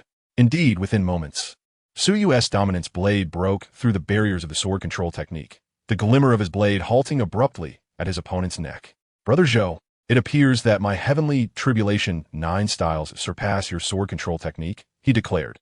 The man's expression darkened, acknowledging, I am but an unrefined learner, having lost to Brother Su, and I apologize for the embarrassment. Implicit in his words was the assertion that it was not the superiority of the heavenly tribulation 9 styles, but rather his own lack of mastery. He could accept criticism towards himself, but to disparage the sword control technique would be a slight against the sword control manner. Su Yu smiled nonchalantly, acknowledging the exchange. The contest concludes here. I graciously accept your defeat. With that, Su Yu, having regained composure, turned his gaze towards the others present, inviting any who felt unconvinced to engage him in a duel. No one responded. The might of the Dominance Blade sect as Heavenly Tribulation 9 styles ranks among the best within the various arcane arts of the Great Yu. Each disciple of the Dominance Blade possesses formidable strength, making them nearly unrivaled among their peers. Since they had already faced defeat even against the sword control technique, why subject themselves to further distress? Competing with him would yield no benefit. Thus, they conceded this first round. As such, Su Yu accepted the first cup of tea. Noticing the absence of challengers, he drained the cup of ancient tea from the table. Subsequently, he paid respects to the emperor and the princes before returning to his seat. The The second round soon commenced. The Yunqiang sword sect and the Gung clan of Mushi. Please. The two exchanged brief pleasantries before clashing in combat. A powerful aura erupted swiftly. However, with Su Yu's previous performance as a benchmark, the spectacle and intensity of this bout seemed somewhat diminished. This caused a collective sigh of relief among the princes. The old emperor still watched with interest, though his enthusiasm was not as fervent as during Su Yu's encounter. Lu Chen, on the other hand, welcomed every duel, as he merely sought to observe the various martial techniques at play. Before long, the second match concluded. Leading into the third, then the fourth, time passed swiftly. As the sun shifted in the sky, the tea gathering reached its midpoint. Amidst the series of battles, whether it was age catching up or the event growing increasingly tedious, the old emperor began to show signs of fatigue. Another duel commenced, this time featuring two cultured individuals, babbling in lofty language, wielding flutes and gushings, their artistry lacking the fervor of close combat. Waves of sound emanated, resembling not a sparring match, but rather a harmonious exchange between kindred spirits. A soft sigh emanated from the dragon throne. The assembly turned, only to find the old emperor had unknowingly dozed off, supported by his arms. With each melodious wave, his slumber deepened, his breathing steady. Their father had indeed aged. His vitality had waned significantly. The elder eunuchs attending him noted that he now slept far more than he used to. The princes diverted their gazes, some fidgeting with their fingers, others lowering their heads, lost in contemplation. The atmosphere grew subtly tense. In this delicate ambience, the two cultured individuals concluded their duel. Observing the surroundings, it seemed that, had the occasion permitted, they would have preferred to perform a duet right then and there. Brother Chen, let us discuss music theory again next time. At this rate, our audience may grow weary. Let us settle this with a single exchange. Please. With that, the melody transformed, reverberating with entrancing notes. The frenzied chords cascaded forth, as if unleashed from a dam. Within the torrent, the flute's sound persisted, weaving through the chaos, crafting imagery of mighty rivers, clashing against the overwhelming auditory assault. Chapter 22. The reemergence of divine flames. In an instant, dissonance reigned, the magical notes infiltrating minds, leaving all present with a tingling sensation in their ears.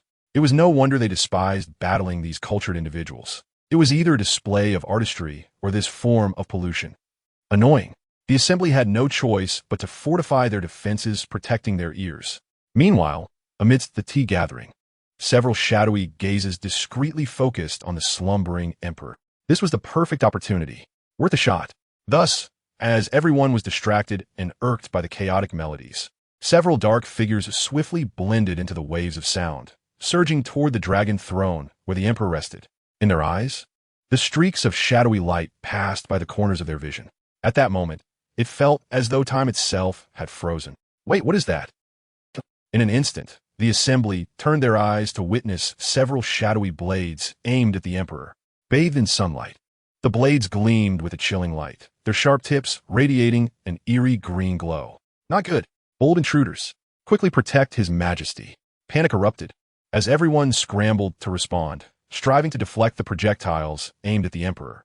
However, the assailants, with their sinister intent, moved with swiftness that outpaced the defenders. Boom! Within the crowd, formidable pressure erupted, some targeting their fellow defenders to obstruct their rescue efforts, while others surged toward the emperor, launching a second wave of attacks to ensure his demise. Clang! Clang! Clang! Blades clashed. The entire tea gathering descended into pandemonium, chaos reigning supreme. Just as the assailants prepared to target the sleeping emperor, in a moment of desperation, a streak of azure light dashed in, interposing itself before the projectiles. Clang! The streak of light pierced through the air, redirecting all the hidden weapons back toward their own bearers. They hastily leapt into the air, evading their returning projectiles. Clattering, the azure light landed gracefully, resonating with a clear sound. As everyone focused, they were astonished to find it was a teacup. A mere teacup wielded such power. All eyes darted toward the source of the throne cup. In that direction stood the sixth prince, Lu Huan, along with the fifth prince, Lu Chen. The teacup from Lu Chen's table had vanished without a trace. It was he who had thrown it. Well done, Lu Chen. You are a thorn in our side. We were so close to success. The band of intruders seethed with frustration. The others, meanwhile, breathed a collective sigh of relief. Seize them all. How dare they act so brazenly? A portion of the Imperial Guards swiftly apprehended the intruders, while others immediately formed a protective circle around the Emperor.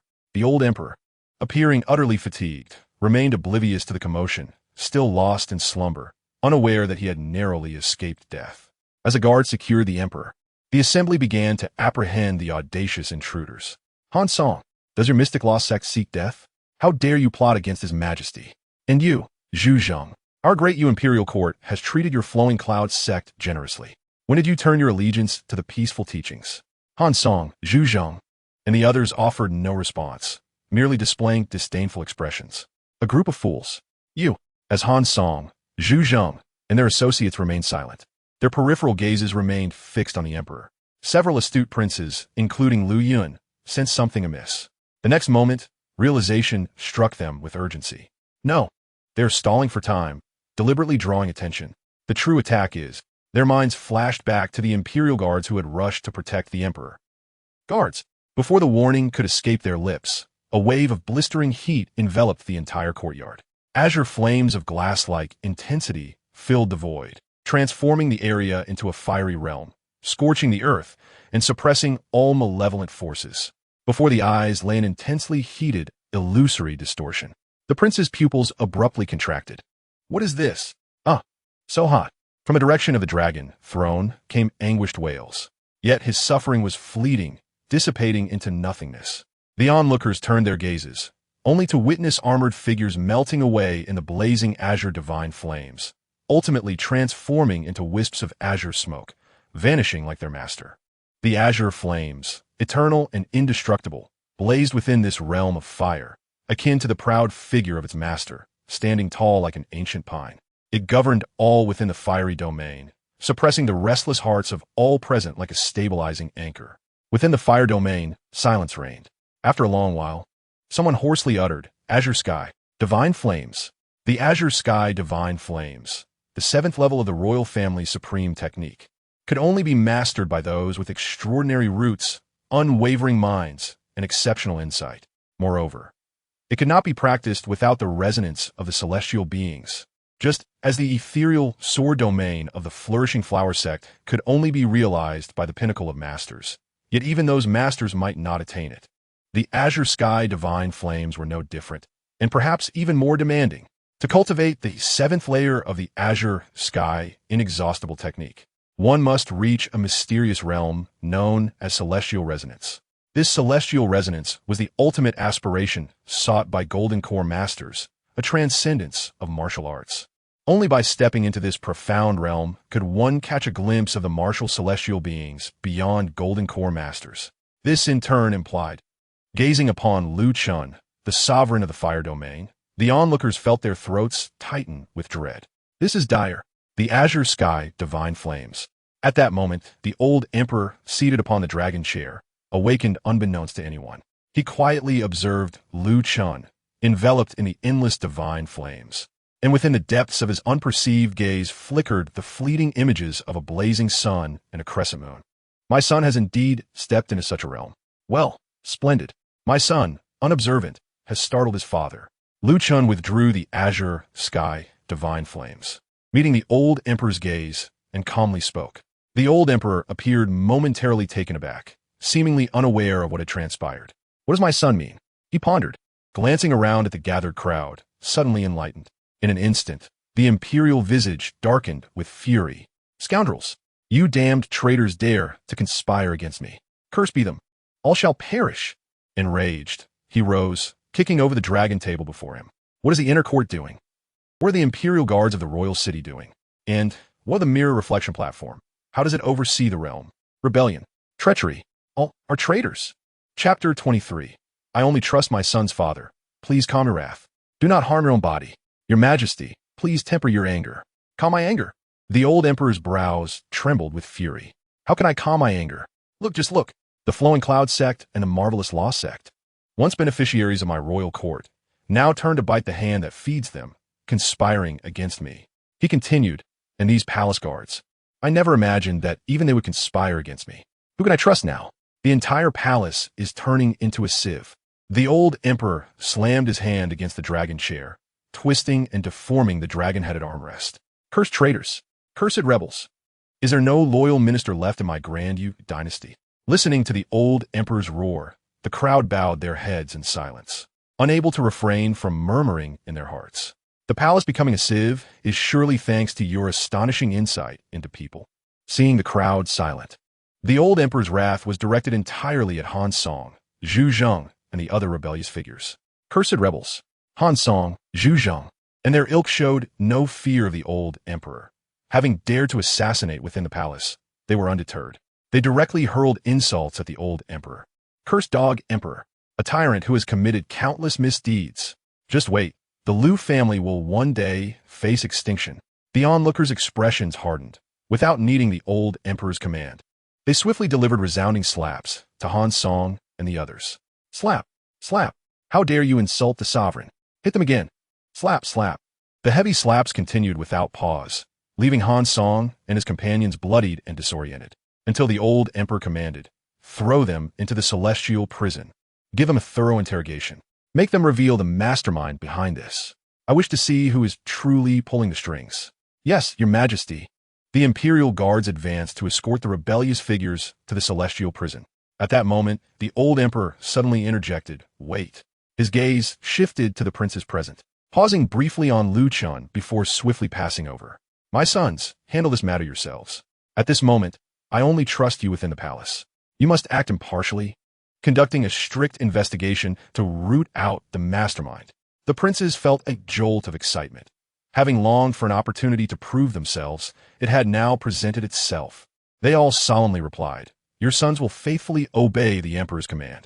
Rest assured, Father, we will unearth all treacherous ministers and rebels, restoring peace to our Grand Yu court. The old emperor nodded in satisfaction. Good. 3 days hence at the Grand Court Assembly. I await your good news. Rising, he cast one last furious glance at the traitors present. Take them away, and give them 50 more lashes. Yes, your majesty. The old emperor finally calmed himself, sweeping his dragon robe, and returned to the palace. We shall escort the emperor. We bid farewell to your majesty. Once the old emperor departed, the crowd straightened, their eyes immediately falling upon Liu Chen, filled with astonishment. Meanwhile, the other princes harbored deep-seated wariness and suspicion. If Liu Chen had previously been an unstable factor threatening the throne, now he had transformed into a dire threat to their paths, to imperial power. For a 20-year-old martial arts master and a 20-year-old celestial resonance master represented two entirely different concepts. The former was indeed a genius, but did not pose a sleepless threat. After all, being an emperor required more than mere cultivation. It demanded cunning, strategies, and governance skills. No matter how strong a martial arts master, they could not single-handedly confront the imperial army. Throughout history, many princes were martial arts masters but ultimately remained distant from the throne, relegated to the status of border-defending princes rather than ruling monarchs. For the princes, innate talent and cultivation were merely embellishments, beneficial but not essential. The royal family had never lacked for experts. The emperor merely needed to issue a command, and the royal family would resolve any deficiencies in strength. However, once one reached the latter stage, a 20-year-old celestial resonance master signified that he had traversed all accumulations of the master realm, likely breaking through to become a martial celestial being. What is a martial celestial being? A transcendent being. This celestial concept alone suffices to elucidate the might of celestial beings. Moreover, Liu Chen, this celestial being, was cultivated through the world's premier divine skill, the Azure Sky Inexhaustible Technique. This strength could supplant much of the royal family's expert influence on the emperor, more than sufficient to mitigate Liu Chen's shortcomings in cunning, strategy, retainers, and governance. Strength indeed obscures myriad flaws. At this moment, in the emperor's eyes, Liu Chen was perhaps the most resplendent of all. Contemplating this, the princes exchanged glances, then concealed the brilliance in their eyes. Fifth brother, we owe you a debt of gratitude for your presence. Otherwise, the consequences would be unimaginable. We were on guard, yet never anticipated that even the imperial guards would. The 10th prince took the initiative to speak to Liu Chen. Liu Chen remained silent, merely gazing deeply at the old emperor's receding figure. He suddenly felt as though he had never truly comprehended his father, the emperor known for his ineptitude. The timing of the old emperor's slumber and wakefulness was rather fortuitous. While the old emperor could deceive others, he could not fool Liu Chen. Just a moment ago, The fleeting glimpse of blazing sun and serene moon in his eyes was unmistakable. That was clearly indicative of the brilliance of the azure sky and luminous moon, a manifestation of the eighth layer of the azure sky's unfathomable secrets. Observing the cycle of the sun and moon, it was evident that he possessed years of mastery, far removed from any recent breakthrough. His father was certainly adept at concealing his true capabilities. Retracting his gaze, he glanced back at the other princes. Lu Chen merely nodded slightly. He then surveyed the participants of the gathering, regretting that he had not yet fully taken in the scene. Turning away, Lu Chen departed from the training grounds and returned to the palace. Upon witnessing Lu Chen's silent exit, the onlookers were momentarily stunned. He left without uttering a word. Even if he wished to ignore us, shouldn't he at least investigate the matter? After a brief silence, the eldest prince, Lu Yun, shook his head and chuckled. Our fifth brother is admirable in every respect, yet his demeanor is rather aloof. A touch of aloofness is preferable. The second prince chimed in, grinning broadly. Our fifth brother has always been obsessed with martial arts. He must have returned to his studies and training. How else could he have achieved the formidable realm of azure, sky, divine flame at such a tender age? I wonder if I can reach the sixth layer before I perish, grasping the profound essence of our Lu family's ultimate arts, while our fifth brother has already attained the seventh layer. Truly, Sai, enough of that. Let us discuss those rebellious elements. Our father has granted us merely 3 days to investigate, from the Imperial City Guards to the Ministry of Internal Affairs and the Mirror Shadow Pavilion. Within such a short span is no small feat, haha. Dear brothers, let us each rely on our own abilities. I shall take my leave first. With that, a prince departed toward the Mirror Shadow Pavilion. Consequently, the other princes began to set their own plans into motion, some starting their inquiries at the Mirror Shadow Pavilion, others at the City Guards, and some targeting the participants of the tea gathering. A whirlwind of activity erupted, heralding a significant storm within the Imperial Palace. Chapter 24. The winds of the Imperial City. 2 days later, as autumn deepened, the tempest within the palace spread throughout the Imperial City. Everywhere, people were abuzz with discussions about the martial arts tea gathering at the palace. In the outer districts, the trees gradually turned golden, shedding leaves in the wind. At the renowned Drunken Immortal Inn, known for its exquisite offerings, Luo Feng arrived atop his blood-smoked steed. Having entered the Imperial City, he found himself drawn once more to the Drunken Immortal Inn, then served as a hub for those from the martial world, often providing the latest tidings from across the Great Yu realm, as well as occasional illicit treasures. Ah, Master Luo, you have returned, exclaimed a swift-footed attendant named Xiao Hu, leading the horse to the stable. His gaze towards Luo Feng was akin to that of a worshipper beholding a deity. I hear you reside in the inner city and have connections with a significant figure in the palace. We must serve you well. Please, lead me to the same window seat as before. I have prepared it just for you, said the attendant, who was eager to please. Luo Feng tossed a silver ingot as a tip. For you. Xiao Hu's face brightened, his demeanor becoming even more obsequious. Thank you, master. He escorted Luo Feng to the 3rd floor, where he arranged the table and tea set. Master, you have arrived at a fortuitous time. We have just opened a new barrel of Drunken Immortal brew, fragrant and exquisite. Would you care for a couple of cups? Moreover, we have invited the talented Hong Yu from the Warm Fragrance Pavilion to perform today. If you wish, I could speak to the proprietor on your behalf. Luo Feng waved his hand dismissively. No distractions. Bring me a pot of Clear Heart tea and a pot of Tranquil Mind tea. Understood. Master, I will fetch it immediately. As Xiao Hu departed to prepare the tea, Luo Feng leaned over the railing to observe the bustling crowd below. They were animatedly discussing. Had it not been for the royal family's exclusion from the world rankings, I would be eager to witness the spectacle of a 20-year-old youth besting those ancient masters. How thrilling that would be! At merely 20 years of age, he has already reached the realm of celestial resonance, mastering the azure sky divine flame. What might he achieve by 30? Forget the 5th prince. We should call him the Martial Prince. The Martial Prince indeed. Such a prodigy has never been seen in a millennium within the Great Yu. In less than 20 years, the entire martial world will likely bow to this Martial Prince. The fervent discussions about the Martial Prince undoubtedly referred to Lu Chen. Luo Feng listened to their praises, a subtle smile gracing his lips.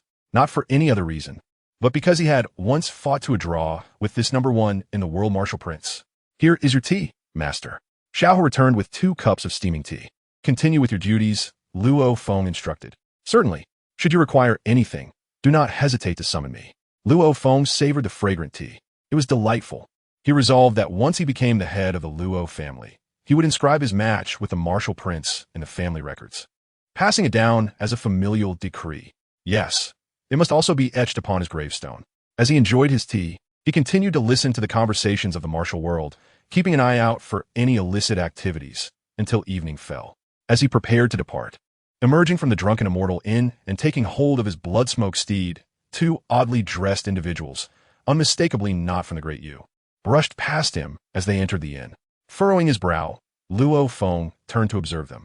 Instantly, he felt a potent, primal energy emanating from them. They were members of the Wolf Clan. Historically, the Wolf Clan had a strained relationship with the Great Yu, often resulting in conflict. The two peoples seldom crossed paths unless necessary for trade. To encounter Wolf Clan members within the Imperial City was indeed a rarity. Proprietor, bring me 2 jugs of fine wine. Are you avoiding serving those from a foreign clan? Not at all. It is just that there are few foreign visitors in the Imperial City. Please wait a moment. Your wine will be ready shortly. Luo Feng observed the 2 Wolf Clan members for a while. They exhibited no unusual behavior, appearing merely to be here to experience the culture of the Great Yu while engaging in commerce. He memorized their features carefully before mounting his blood-smoked steed and returning to the inner city, within the palace at the Mirror Shadow Pavilion, which was responsible for monitoring the Imperial City, inspecting the realm, and investigating any anomalies. The site had recently been thoroughly scrutinized. The eldest prince had completed his inquiries, followed by the second prince, then the third, and so on, with the eldest prince returning repeatedly for further evidence. However, the Mirror Shadow Pavilion dared not resist. This matter was of paramount importance, involving an assassination plot against the emperor. Any misstep could cost them their heads. Thus, the Mirror Shadow Pavilion not only endured the scrutiny of the princes, but also undertook a desperate self-examination in hopes of finding a path to self-preservation. Yet, this inquiry proved perilous. The palace was rife with traitors. The entangled web of interests and loyalties was so complex that it could easily implicate several high-ranking officials. The head of the pavilion was nearly at his wit's end. Tomorrow marked the Grand Court Assembly. How could he provide a satisfactory report? Should he merely offer up a few scapegoats? Could he hope to placate the powerful figures before they exerted their influence to bury the issue? The current circumstances differed greatly from the past. The princes, the next generation of rulers of the Great Yu, were now asserting themselves. They were all determined to showcase their prowess before the emperor, and he was not as easily deceived as the emperor himself. Head of the Mirror Shadow Pavilion. The eldest prince has arrived. Innate announced. The pavilion head felt a twitch at the corner of his mouth. Yet again, quickly admit him. Lu Yun entered. I pay my respects to your highness, the eldest prince. Long live the prince. Lu Yun remained silent, merely gazing at the mirror envoy, commanding him to kneel. After a prolonged silence, he finally spoke. Mirror envoy, tomorrow marks the Grand Court Assembly. Given the current circumstances, your Mirror Shadow Pavilion will inevitably be implicated in accusations of negligence, not to mention the sordid dealings you've engaged in clandestinely. Your Highness, Lu Yun waved his hand dismissively. When the water is too clear, there are no fish. As long as your actions are not excessively outrageous and you fulfill your duties adequately, I shall not fixate on these matters. Yes, I am grateful for your Highness's leniency. Lu Yun continued, on this final day, I will not indulge in empty pleasantries. Let us get straight to the point. The entry and identity verification of all individuals into the palace must pass through your Mirror Shadow Pavilion. I wish to know who was involved in the changes made by the Imperial Guards back then. Speak, and I shall speak well of you tomorrow, allowing you to redeem yourself. If you refuse. Behind Lu Yun, a wild swordsman brandishing a long blade stood quietly at the door. If you fear them, why do you not fear me? Or does the Mirror Envoy believe that certain individuals can truly dominate within the borders of our Great Yu Kingdom? Do not forget who ultimately holds dominion over this realm. Lu Yun earnestly patted the Mirror Envoy's shoulder. The wild swordsman's gaze sharpened with Lu Yun's words, the long blade in his hand emanating a chilling silver light. The pressure from the blade, sharp enough to sever one's head, weighed heavily upon the Mirror Envoy. This swordsman was Lu Yun's retainer, a master of the swift blade, and had been brought along under the pretext of assisting with the investigation to prevent any desperate actions from certain individuals. Sometimes, brute force is far more effective than mere words. Feeling the weight exerted by the large hand on his shoulder, beads of cold sweat formed on the Mirror Envoy's forehead. A quarter of an hour later, Lu Yun left the Mirror Shadow Pavilion with a grave expression. He glanced at the sky above. Despite the crisp autumn air, he felt engulfed by gloom. Father. At the Qingtian Palace, within the Lotus Pond Pavilion, Lu Chen was engrossed in perusing the death and life demon eyes. Around him, wisps of indistinct black and white energy floated gently. His left eye was a dull gray, gradually transforming into a radiant white, symbolizing the vitality of life. The right eye, however, was a deep black, slowly turning pitch black, representing the decay of death. And within the depths of these eyes of life and death, strands of barely perceptible demonic light quietly blossomed. As the autumn breeze swept through, the energies of life and death gently dispersed, falling upon the garden. Some vibrant blooms thrived with renewed vigor, while others suddenly withered, turning a desolate yellow. The sound of rustling leaves filled the air. Beneath the great tree, Lan Yun, weaving a cloak, looked up as dead leaves fell around her, landing on her with an icy chill. She rubbed her hands together, shivering slightly. Lu Chen closed the death and life demon eyes, shutting his eyes to conceal the transformations of life and death and the hidden demonic nature within. This technique, indeed remarkable, surpassed even the illustrious Blossom Sword Point of the Luo family's celestial-level martial arts. Among the many techniques Lu Chen had studied, only the ancestral sky blue, unchanging secret of the Lu family could rival it. Yet, this power came with an unprecedented degree of malevolence. At present, Lu Chen had only just completed the first layer, and its demonic nature was astonishingly formidable. No wonder this technique was later buried in disdain by the descendants of the sacred grounds, ultimately lost to history. Such a nefarious skill was not one that an ordinary person could master. With his eyes closed, a flicker of azure glass flame quietly burned within Lu Chen, dispelling the demonic nature of the death and life demon eyes. The Lu family's divine flame was the greatest nemesis against all forms of evil. Under the purifying fire, the demonic essence in Lu Chen's eyes gradually dissipated into nothingness. "Your Highness, Prince Wan has arrived." While dispersing the demonic essence, a guard entered and whispered in Lu Chen's ear. Without opening his eyes, Lu Chen nodded lightly. Very well. He then made his way outside the Qingtian Palace. Moments later, the sixth prince, Lu Huan, hurriedly entered the hall. "Brother." He sat beside Lu Chen, his tone grave. "We are in deep trouble." "Oh, what trouble?" Lu Huan replied. "In recent days, we have scoured the entire imperial city, investigating the martial arts tea party incident. The more we investigate, the more alarming it becomes, and the more powerless I feel. Our Great Yu imperial court is nearly rotten to the core. From the highest officials to the guards of the imperial city, not a single one is untainted. Our father truly possesses a discerning eye for people." He continued, "Moreover, several powerful figures and prominent families are entangled in this mess. Of course, if our father is willing, it would not be a difficult task to remove these influential figures. However, the problem lies with two individuals, or rather, two factions, who are likely to fear our father's disapproval." "Which two?" Lu Huan produced two booklets from his robe, detailing the personnel changes within the palace in recent years. One is the Directorate of Ceremonies, which comprises the favored officials and close aides appointed by our father himself. We all know our father's temperament. If we dare to question the Directorate's integrity, it would be tantamount to openly accusing him of wrongdoing, disregarding his authority. To dismantle the Directorate, we would have to wait for our father. Lu Chen nodded. "Now, speak of the other." Just as Lu Huan was about to respond, he noticed that Lu Chen had kept his eyes closed and had not opened them. "Brother, what is wrong with your eyes?" "It is nothing. Please continue." "Oh." Lu Huan sighed. "The other is the most troublesome matter. It involves our imperial grandmother, the Empress Dowager Wu, and the Wu family behind her. Like many princes, during their power struggles, maternal families always serve as the first line of support. The late emperor similarly benefited from the Wu family's backing when he ascended the throne. The Wu family members have received considerable favor from the late emperor, which is understandable. Yet, this favor has its limits. Once it exceeds those limits, it can lead to a terrifying outcome: excessive power among the maternal relatives. Our father, engrossed in pleasure, has long neglected his responsibilities, allowing many matters to be handled by subordinates. Thus, the Wu family, with the Empress Dowager's backing, has become the greatest beneficiary.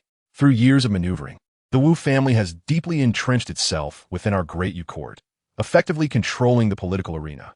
Our investigation has faced immense difficulty, likely due to the Wu family's deliberate obstruction and pressure. It is even conceivable that the assassination incident has their shadow lurking behind it.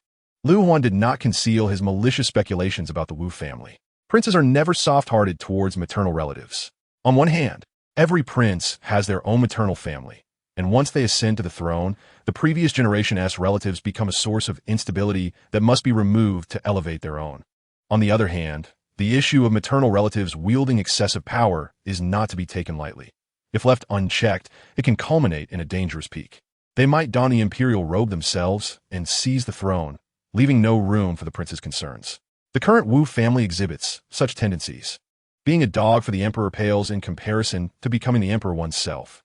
Our investigation will undoubtedly encroach upon the Wu family's interests.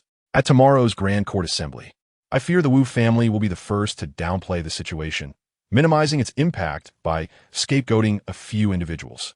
It is likely that our imperial grandmother will personally intervene. It is not easy to topple the Wu family in a short time. Lu Huan sensed the gravity of the predicament. Faced with the Wu family and the Directorate of Ceremonies, even he, who was accustomed to schemes and calculations, could not help but feel a wave of headache. Chapter 26. On the floating world palace, after hearing Lu Huan's investigative findings, Lu Chen merely remarked in a nonchalant manner. Lu Huan was momentarily at a loss for words. Brother, your calmness is astonishing. Indeed, with his youth, Lu Chen had already attained the pinnacle of the celestial connection level as a top-tier golden core master, mastering the royal secret art, the azure sky divine flame. His combat prowess was on par with those renowned old masters listed on the heavenly rankings. It was conceivable that he might soon break through to the realm of Martial Celestial, becoming yet another transcendent being. To Lu Chen, the Wu family and the Imperial Ritual Office were no different from ordinary folk. The only distinction was perhaps the consideration of Wu Taiho, their maternal grandmother. Lu Chen stated, with both our emperor and grand empress present, any moves against the Wu family must be approached with caution. There is no need for haste. Instead, we should patiently await their missteps. Should the Wu family truly harbor treasonous intentions, once the assassination begins, there will be no turning back. Your anxiety is futile. They will be more anxious than you. Lu Huan seated himself again. As their conversation progressed, the demonic aura in Lu Chen's eyes was almost entirely refined by the azure sky, divine flame. He opened his eyes, declaring, tomorrow, all shall be revealed. The following day, during the Grand Court Assembly at the Floating World Palace, officials lowered their heads, reluctant to meet the gaze of the elder emperor, whose wrath radiated like a dragon's fury. The attempted assassination of an emperor is an intolerable taboo for any ruler. His fury could only be quenched by the demise of several offenders. Consequently, the palace fell into a profound silence, each official terrified of being implicated. The elder emperor surveyed the assembly with a cold glare, wishing he could execute a few unsatisfactory subjects to alleviate his ire. After a moment of silence, he scoffed. What? None of you have anything to say? Are you not usually quite eloquent? I speak, and you all present profound reasoning. Now, why has everyone turned mute? The officials pressed their heads lower. A bunch of useless gluttons. From the royal court to the city guards, not a single one of you is of any worth. These assassins brazenly infiltrated my palace and colluded with my imperial guards, and you failed to notice. If not for my son, this imperial palace would have long been seized by the rebels. You all deserve death. The elder emperor's anger surged as he seized an object from the dragon table and hurled it at an unfortunate soul. Thud! Blood splattered. The man quickly knelt, pleading, Your Majesty, temper your wrath. Your Majesty, please, temper my wrath. If I do, this palace will soon be riddled with holes thanks to you treacherous dogs. He thundered. At that moment, several princes stepped forward. Your Majesty, I have a matter to report. Your Majesty, I too have uncovered the true culprit behind this case. The elder emperor's gaze softened slightly. Indeed, my sons have not disappointed me. Speak, speak. Eldest brother, you may go first.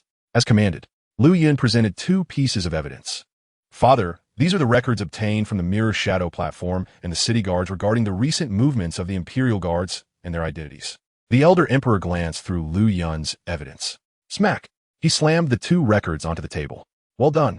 You dare conduct the business of buying and selling positions within my royal court? Mirror Envoy, City Guard, do you have anything to say? The Mirror Envoy and the City Guard broke into a cold sweat. Lu Yin continued, Father, it cannot solely be managed by the Mirror Envoy and City Guard. There must be someone behind them pulling the strings. A greater protective umbrella must be manipulating from the shadows. Upon hearing this, Lu Chun suddenly recalled a few classic lines from his past life. If you don't take it, how can I? If I don't take it, how can Officer Gung take it? If Officer Gung doesn't take it, how can we progress? They were too eager to advance. The elder emperor's dragon eyes widened, a surge of boundless fury brewing within. So my son, do you have a lead? Lu Yun nodded. Through careful investigation and various clues, along with the mirror envoy's desire for redemption, he directed me towards the hidden hands manipulating the Imperial Guard arrangements. I have ultimately identified the vast web behind the mirror envoy and the city guard. Having said this, Lu Yun surveyed all present. Upon noticing the Wu family's representative, Wu Zhen, the head of the Heavenly Punishment Office, he hesitated momentarily, but ultimately bypassed him. The Wu family was merely involved in the sale of positions. There was no solid evidence to prove their treasonous intent or assassination plot against the emperor. Just based on this, and some mere hearsay, it will be impossible to topple the powerful Wu family. Provoking them might backfire, leaving Lu Yun at a disadvantage and allowing his brothers to gain the upper hand. Thus, Lu Yun circumvented the Wu family representatives and pointed fingers at several high-ranking officials within the court, including the head of the Ritual Office, the head of the Artisan Office, and the head of the Heavenly Punishment Office. With each name he mentioned, the officials turned pale and knelt, pleading for mercy. "Spare us. Your Majesty, spare us. We were coerced." Lu Yun continued, naming over a dozen influential officials, all of whom were implicated. He then presented a dossier containing the mirror envoy's confession and the evidence he had gathered regarding the sale of positions. The elder emperor merely glanced at it before erupting in fury. "Rebellion. Truly rebellion. You scoundrels. What do you take my court for? A gumpling din." The elder emperor glared at the kneeling officials, unable to contain his rage. "Look, it is precisely because of such treacherous officials that my palace has been infiltrated by rebels." Bang! The elder emperor slammed his palm on the dragon throne. "Guards!" His roar echoed through the palace. The guard stationed outside rushed in.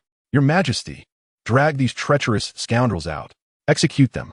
I demand their blood to cleanse the filth of mighty Yu Imperial Court." The guards immediately seized them and dragged them outside the floating world palace.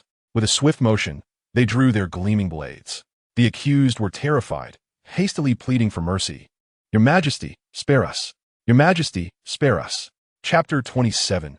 I command you, as the commander of the Imperial Guards, we, the ministers, have served the EU court diligently for over a decade. Though we lack merit, we have endured hardships, so we implore your Majesty to show leniency. Your Majesty, please grant this sinner another chance for redemption. I would never dare to offend again. Your Majesty, you cannot execute me. I am the head of the Artisan Office. If I perish, chaos will ensue, and the court will be left without capable individuals. The officials lamented and begged for forgiveness from the elder emperor. The elder emperor was both furious and amused. Another chance?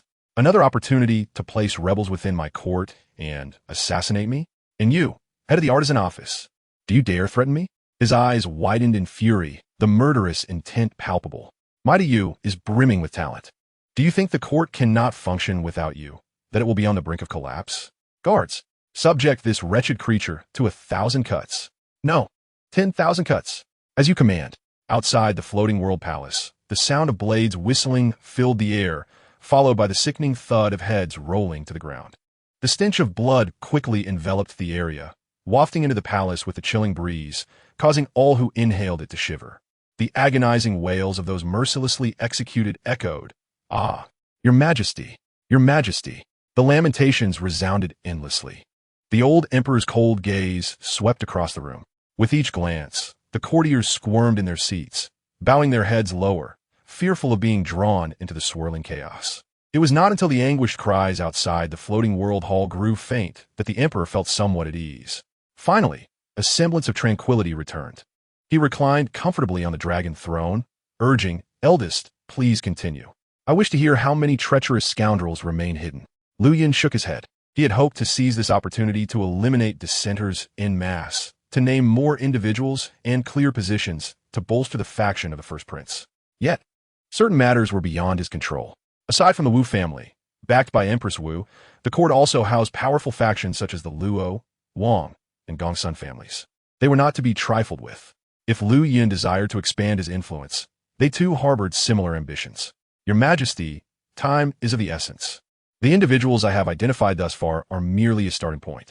However, By following these leads, we can unearth more corrupt officials within the court. The old emperor nodded in approval. Indeed, my son has grown wise. Excellent. Lu Yun replied calmly. This is not solely my achievement, but the result of our brothers working together diligently and investigating separately. It is our unity that allowed us to uncover the sordid dealings behind the Tea Party incident in such a short period. This was indeed the truth. Once the princes learned of the individuals involved in the scandal, they realized the court had rotted to its core, a complete disaster. Faced with such a predicament, they could not rely solely on their own strength to rectify it.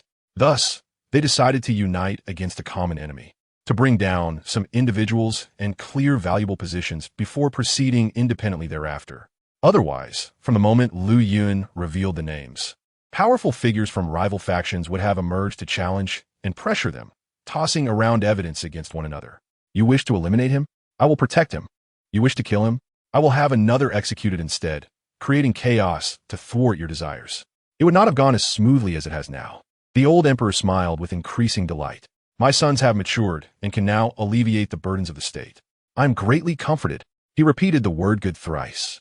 At that moment, the third prince, Lu Lang, interjected, Father, those traitors held significant positions within the court, wielding considerable influence and commanding numerous followers. This large faction may no longer be of use to us. Even if they could be utilized, they would not inspire confidence. The old emperor waved his hand dismissively. What difficulty is this?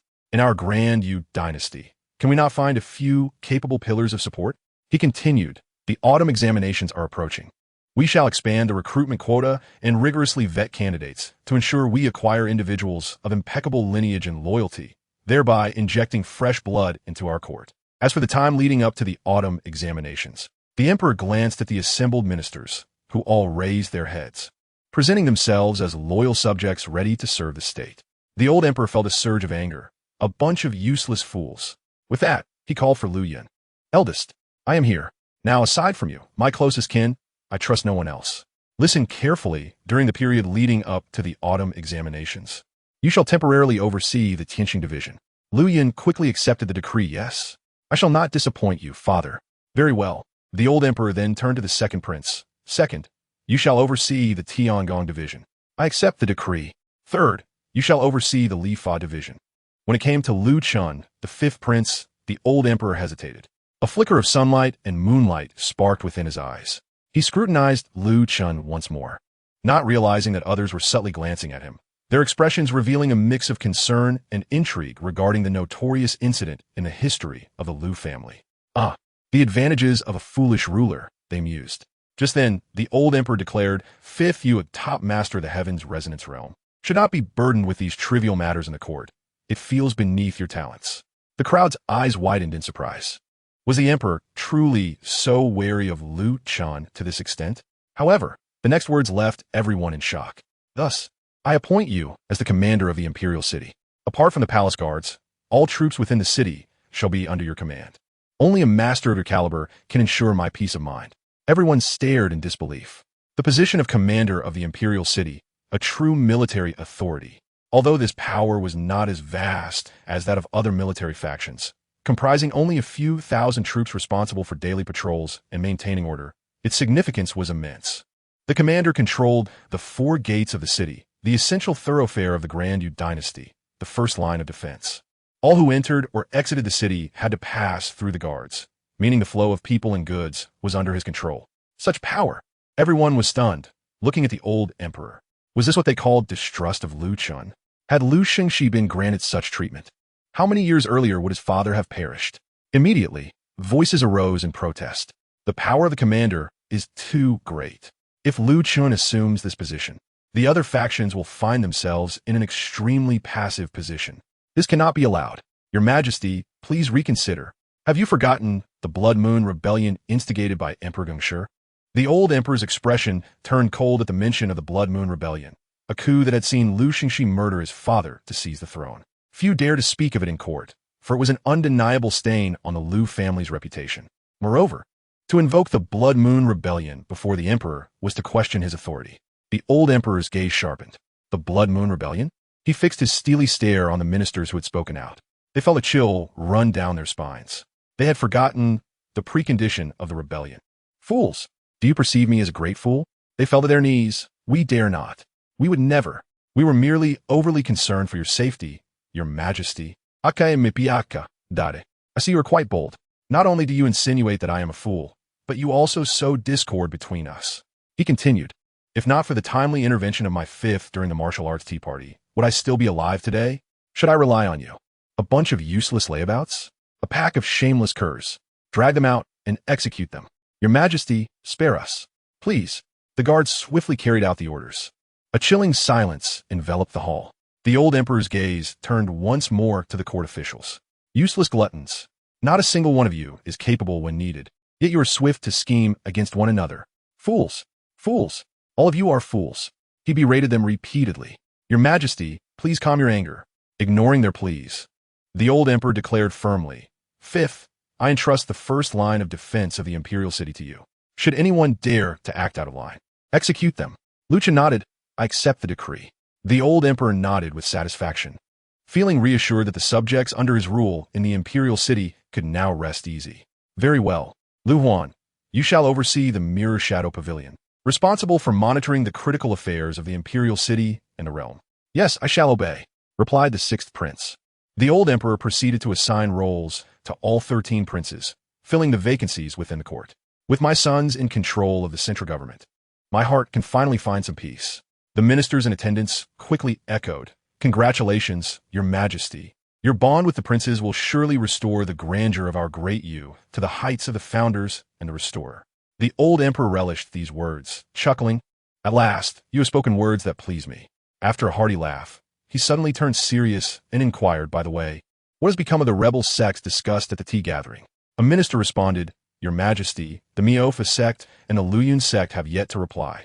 The other sects have stated that they were unaware and that the Taiping sect's rebels have tarnished their reputations. They assured us they will conduct thorough investigations to prevent further infiltration and brainwashing of their members, offering 3 years' worth of tribute as compensation for the imperial court's losses.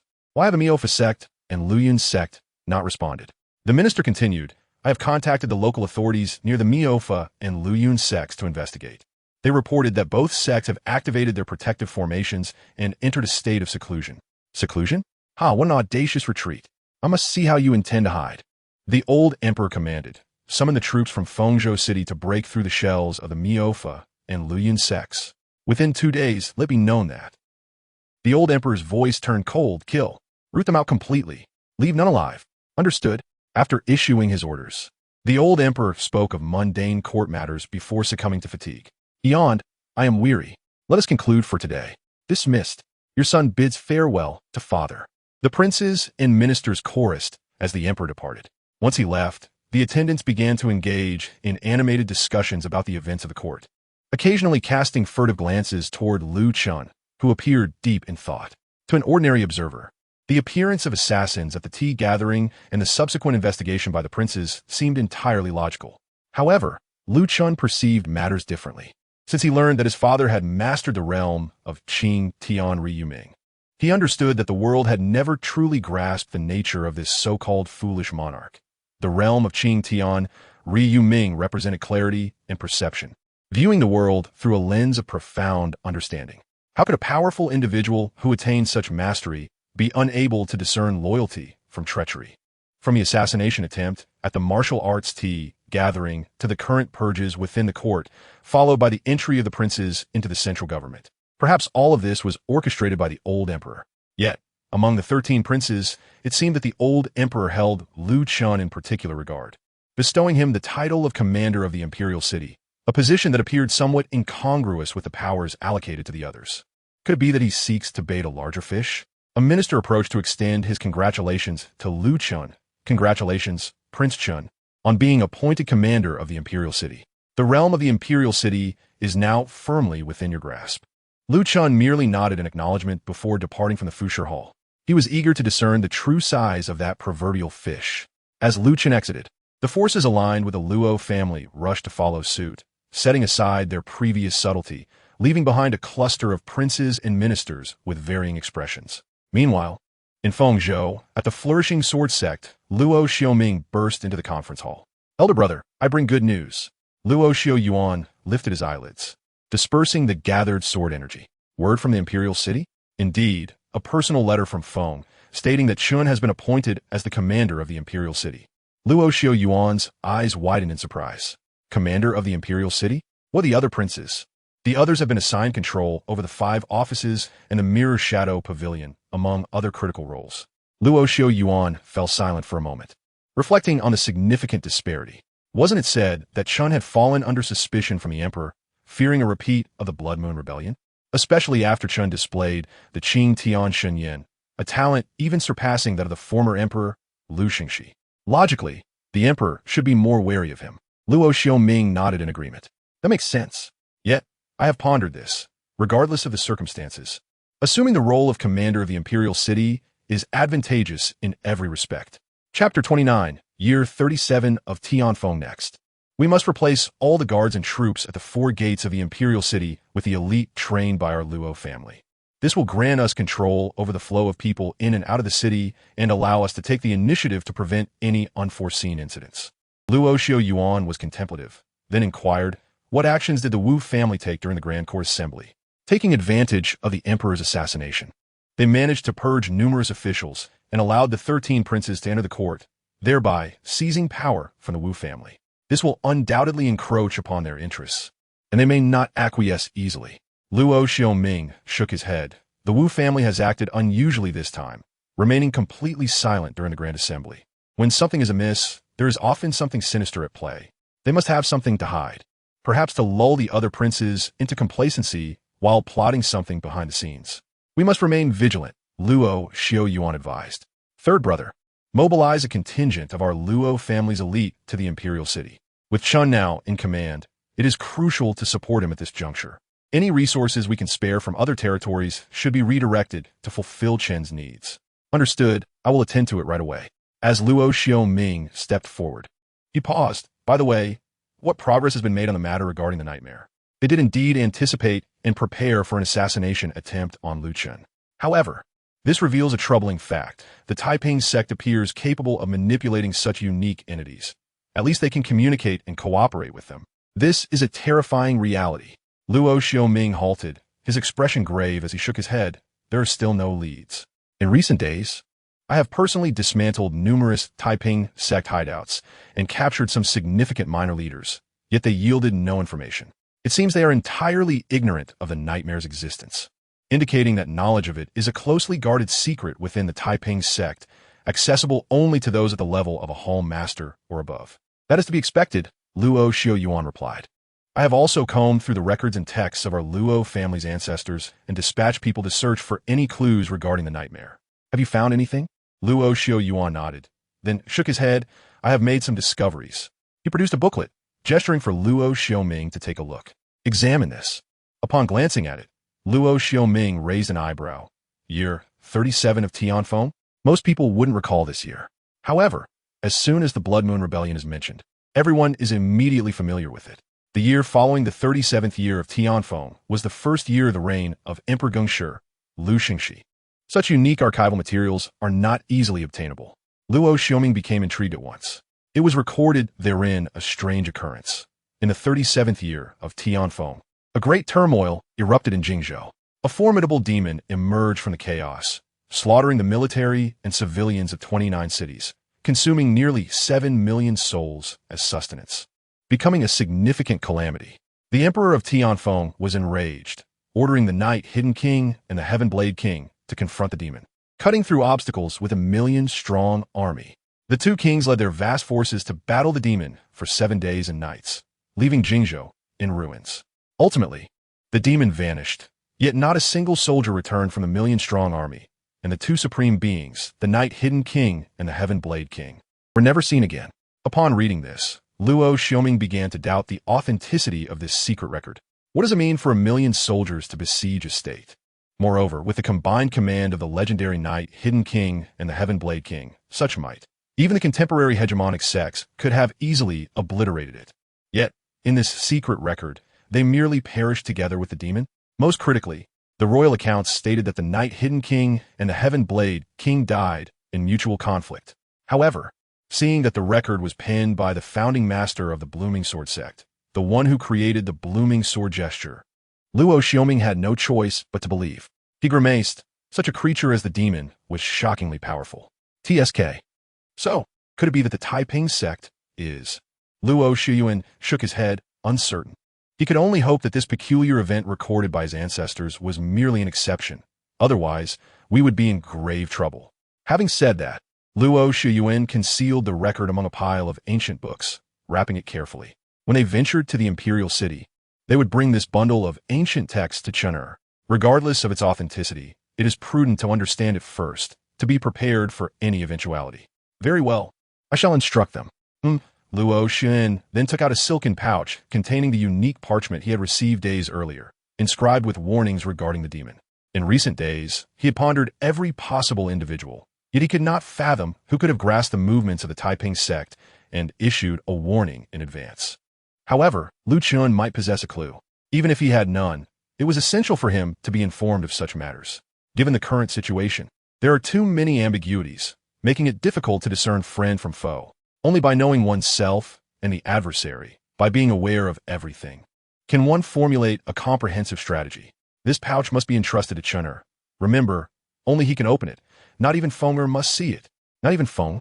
Upon hearing Luo Shiyuan's grave tone, Luo Xiaoming instantly recognized the seriousness of the matter. Understood. I shall personally convey this. Go. The next day, in the imperial city, at the Zhengxian Palace, the silver armor guards selected several skilled individuals to guard the palace gates. At this moment, there was a commotion outside the palace gates. Young general, this is a token of sincerity from my master. I hope you will accept it. Look at this, the finest quality. A throng of individuals gathered outside the Zhengxian Palace, all bearing gifts for Lu Chen. On one hand, as they resided within the imperial city, they inevitably became entangled with various dubious enterprises. Thus, they were compelled to pay their dues to the palace guards.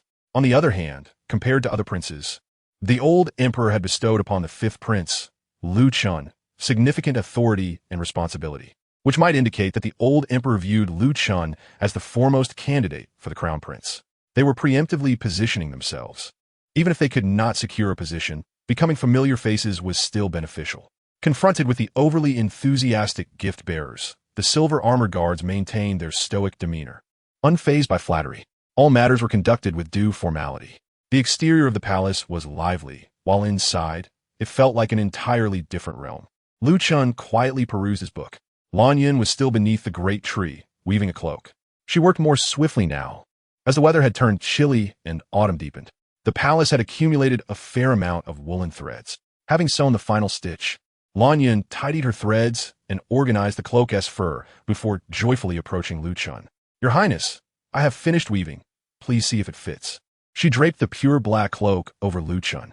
The luxurious fur cloak complemented Lu Chun's tall figure, enhancing the regal aura of the Dragon House Prince, exuding a profound and mysterious charm that made one admire him even more. She reached out, tenderly smoothing the fur of the cloak, adjusting the folds of Lu Chen's attire. What do you think? Lan Yun's eyes sparkled with hopeful anticipation. It's quite well done. Your skills have improved. Lan Yun beamed. I'm glad you like it. There are still some rare materials in the palace. I shall weave a few more for you while there is still time. Pick the finest for mother. Yes, I shall do so at once. Watching Lan Yun skip away, Lu Chun smiled knowingly, removing the cloak and neatly setting it aside. At his level of existence, weather conditions became trivial. Clothing was merely clothing. The tranquility of the Zhengxian Palace allowed Lan Yun some leisure time. It was rare for her to engage in something she enjoyed, a welcome way to pass the time. Shortly after Lan Yun departed, a silver-armored guard entered. Your Highness, here is the list of gift-bearers. Lu Chen glanced at it briefly, sending it to the inner city for Luo Feng, knowing how to proceed. Understood. How are matters arranged with the Luo family? Your Highness, the Luo family has received the orders, and their people are already en route to the imperial city. Lu Chen nodded. Go then. Yes. After the silver-armored guard left, the Zhengxian Palace returned to its former tranquility. The autumn breeze whispered serene secrets of the season. Lu Chen opened the death magic eye, continuing his analysis. Until an hour later, hurried footsteps echoed from outside the palace. Your Highness, the Empress Dowager requests your presence. Grandmother? Yes. Lu Chen closed the book. What is the matter? The Empress Dowager has not seen you for some time and is eager to meet you. Is it only me? Yes. Eager to see me, yet only I am summoned. Is she here for the position of military commander of the imperial city? or perhaps for the sake of the Wu family behind her. Reflecting on the silence of the Wu family's influential group at the Grand Assembly, could it be that the Wu family seeks another path? Or does grandmother have something special to convey? Prepare the carriage. Yes, in Xuanqing Palace, within the garden, an elderly yet dignified lady, despite her frailty, tended to the flowers with gentle, deliberate movements. Grandson Lu Chen, I greet you, Empress Dowager. Lu Chen's voice came from behind. The lady was none other than the late emperor's mother, Lu Chen's own grandmother, Empress Dowager Wu. She turned to reveal a warm, gentle smile that Lu Chen remembered fondly. The Empress Dowager had always been kind-hearted, patient with everyone, especially with her grandchildren, showing them great indulgence. In the blink of an eye, our little Chen has grown so much. I recall when you and your siblings rushed to help me prune the flowers, often causing a great deal of damage. I was mischievous as a child. Forgive me, grandmother. The Empress Dowager chuckled, pointing to the flower basket on the table, if you do not mind the effort. Accompany me in trimming these flowers. Of course. Lu Chen picked up the basket and approached the Empress Dowager. Having mastered the death magic eye, he could keenly sense the faint aura of death surrounding her. Though she practiced martial arts, her proficiency was limited, and her lifespan was akin to that of an ordinary person. Relying on various royal tonics and secret elixirs, she has managed to live beyond 120 years, which is no small feat. The Empress Dowager is nearing the end of her life. Lu Chen, feeling a surge of emotions, reflects on the fleeting nature of life, a dilemma that has troubled countless individuals throughout their existence. Grandmother, allow me to assist you. You must rest more. The Empress Dowager shook her head, tending to the flower branches. My days are numbered. While I still possess a modicum of strength, I wish to care for this garden, so that I may meet the late emperor in the afterlife. This garden, indeed, is one of the few remnants left to her by the late emperor. As memories washed over her, the Empress Dowager recalled the day they planted the tree of tomorrow together. They had promised that when it bore fruit, he would reclaim the wolf tribe and take her to the Wolf Valley to witness the world's most beautiful sunset. Alas, she sighed, lamenting that he departed before witnessing its bloom. He was always so headstrong, brimming with ambition. When angered, no amount of persuasion could sway him. He was as willful as a child. Sometimes, the old lady worried that his temperament would eventually lead to his downfall. The late emperor, Lu Chen's grandfather, was recorded in royal annals to have passed away due to his relentless pursuit of success, accumulating too much toxic essence and remnants of spiritual materials within him, ultimately leading to his demise before reaching the age of 100. The Empress Dowager continued. Indeed, he suffered greatly for his actions. She shook her head, reflecting on the past. Chener, you must heed this warning. Do not emulate that unlikable old man. With that, the Empress Dowager resumed her pruning of the flowers. After a brief while, she coughed a few times, showing signs of fatigue. Lu Chen quickly supported her. Grandmother, it is time for you to rest. He helped her into a nearby chair. I am old and of little use. I know not how many days remain for me. Do not speak like that. Your Majesty, the imperial physicians possess divine skills and will surely restore your health. The Empress Dowager smiled. You, dear, should not try to amuse me. I am well aware of my condition and have come to terms with it. It would be better to join that old fellow sooner. After all these years, he must be anxious. She grasped Lu Chen's hand gently, as she once did in his childhood. What weighs most on my heart now are you. My grandchildren, you, members of the Lu family, have endured much hardship, such misfortune. The Empress Dowager lamented, her thoughts drifting into a contemplative silence, lost in memories. When Lu Chen glanced at her again, she had fallen asleep, drifting into dreams. Chapter 31.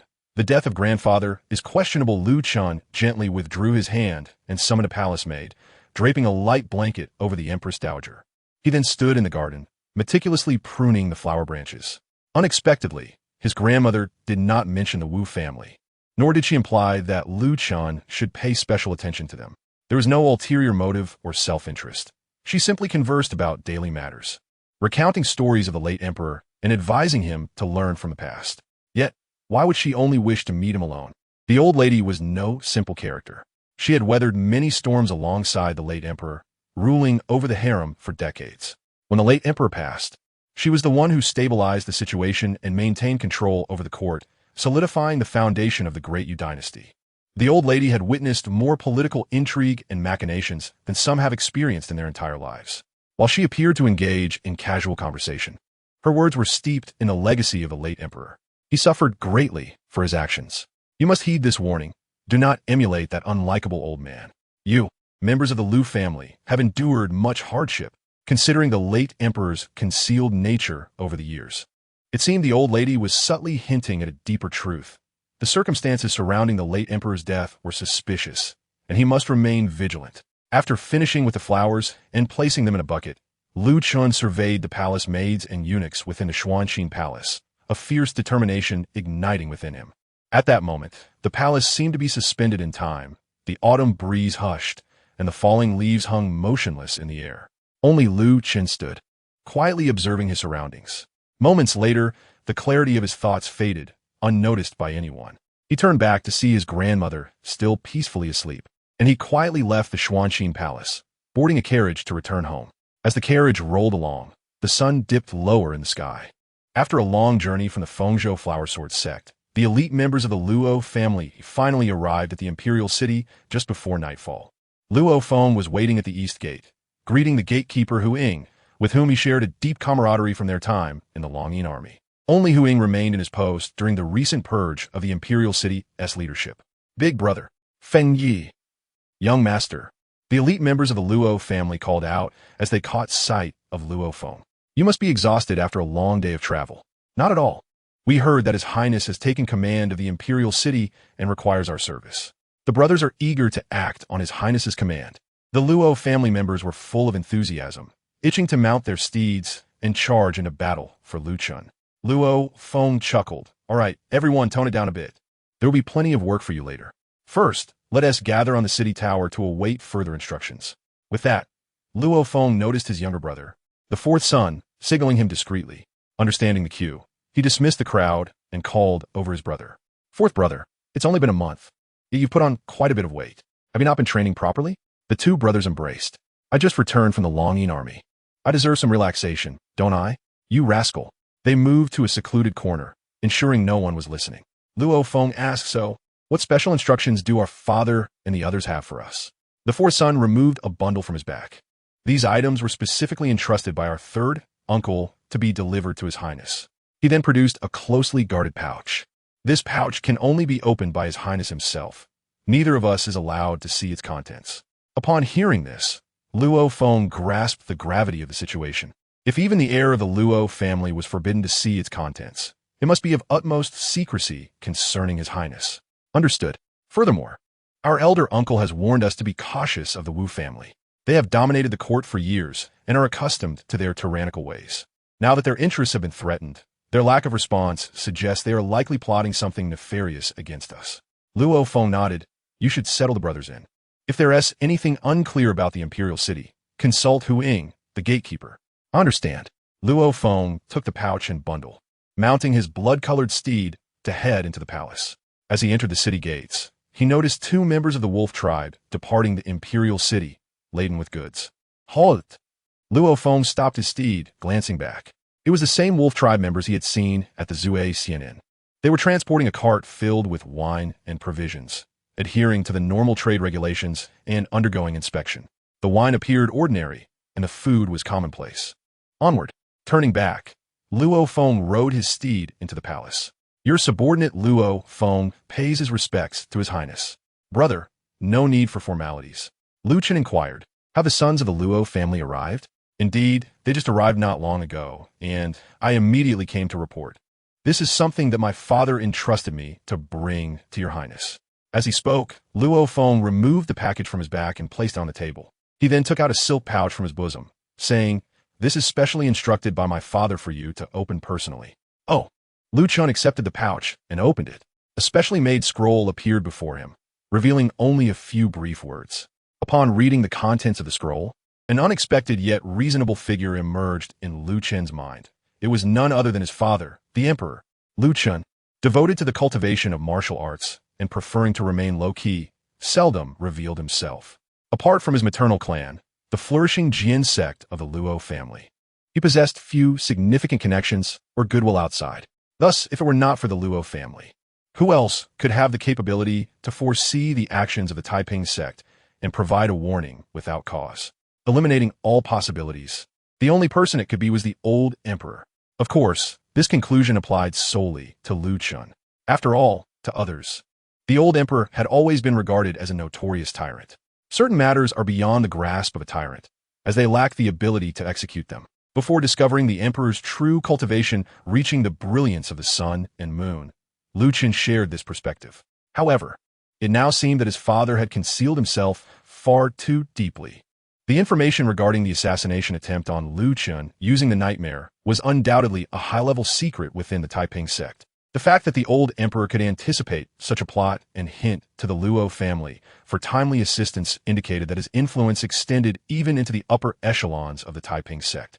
In light of this, it was plausible that the recent Tea Party incident was not merely a coincidence, but rather a deliberate arrangement by the old emperor. His intention likely revolved around testing the true capabilities of the princes, observing their temperament and reactions in the face of various crises, while also cleaning up the internal court to facilitate the prince's rise to power. As for the truth of the matter, only the deeply concealed emperor himself would know. With a flicker of divine flame, Chen incinerated the specially made scroll. He then opened the package to examine the ancient texts inside, casually flipping through a few volumes.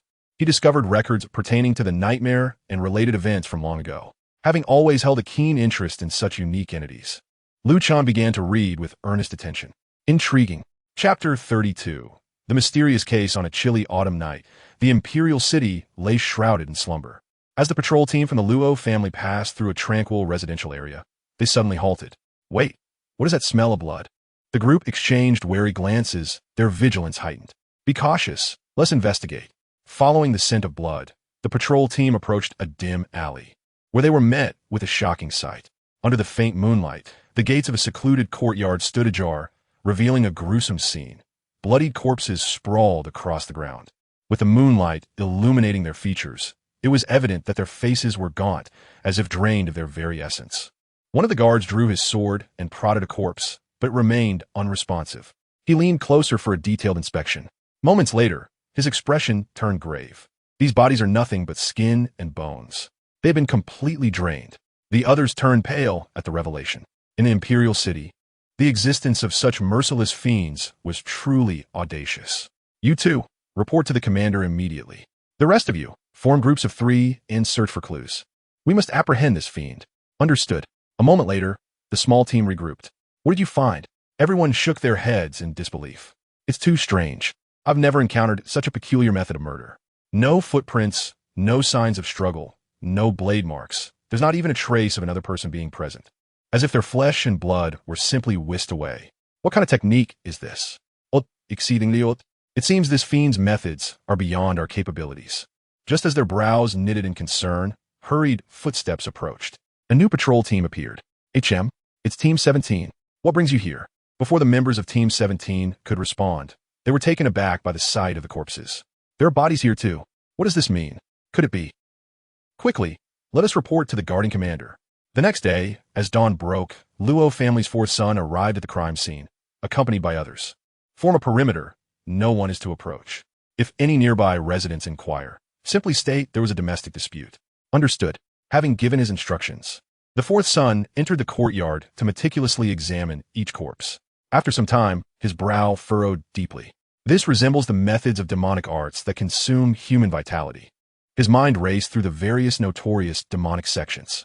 However, these sects were either located far from the imperial city or had long since vanished. Moreover, the thoroughness with which these victims were drained and the absence of any traces set this method apart from those of known demonic sections. He activated his martial senses, finally attuned to the surroundings, yet found no further clues. Curious, the 4th son, perplexed, realized that as a direct descendant of the Luo family, this was his first encounter with such an extraordinary incident. He surveyed the area. Let's transport the bodies back to the city guard camp. Yes, he further instructed. All patrol teams must increase their vigilance tonight. Should any trace emerge, report immediately. Understood. As another deep night fell, following the previous day's mysterious case, the imperial city's guards intensified their patrols in the outer districts. Well-equipped teams illuminated every corner, searching for the fiend's trail to prevent another incident. Yet, unfortunately, the mysterious case struck once more silently. The following morning, the scene of yet another mysterious case unfolded. The area was surrounded by residents. their expressions a mix of curiosity and terror as they beheld the blood-soaked courtyards. How could this happen? I heard the entire block was slaughtered without a sound. 11 households in total. Just thinking about it sends chills down my spine. If it expands further, we could be next. And this isn't the first occurrence. It happened yesterday as well. What about the Imperial Guards? Are they not taking action? The guards have come, but they couldn't identify the true culprit. Even the Imperial Guards are powerless? This is too dangerous. I must retreat to the inner city for a few days. What? Wang Lu, you are the strongest warrior in this area. What will we do without you? Oh, at a time like this, everyone must fend for themselves. Amidst the murmurs of the populace, Luo Feng and Huing surveyed the scene of the mysterious case. Ying, having served in the Imperial City for many years. Do you recognize the handiwork of any clan in this? Luo Feng directed his suspicion toward the prominent families of the Imperial City. He was convinced that it had to be the work of one of these families. For such a mysterious incident to occur precisely when their Prince Chen had assumed control over the Imperial City's military was no coincidence. This was undoubtedly a targeted attack. These treacherous scoundrels are merely intent on exploiting this bizarre case to undermine the authority of the guards of the Imperial City and to tarnish the reputation of the Chen royal lineage. They seek to accuse the Duke of Chen, the commander of the Imperial City, of incompetence in governance, hoping to present their grievances before the emperor and incite discord within the royal court. Such petty tricks. A fleeting glimmer of murderous intent flickered in Luo Feng's eyes. Let me not discover which family is behind this. Otherwise, I, Luo, shall reveal to you what a true bizarre case entails. New grievances and old grudges shall be settled together. Huing gazed at the lifeless body on the ground for a long moment, frowning in silence. Just then, a messenger arrived from outside. General Luo, there are representatives from the Qingtian division. They claim that the bizarre case has significant implications and wish to transfer the case to the Qingtian division for an early resolution for the public. Luo Feng chuckled coldly. The Qingtian division? If it were the mirror platform of the Duke of Huan, I might grant you a modicum of respect. But what is the Qingtian division to meddle in the affairs of our Imperial City Guards? Tell them to leave. The messenger complied. Luo Feng turned to Huing.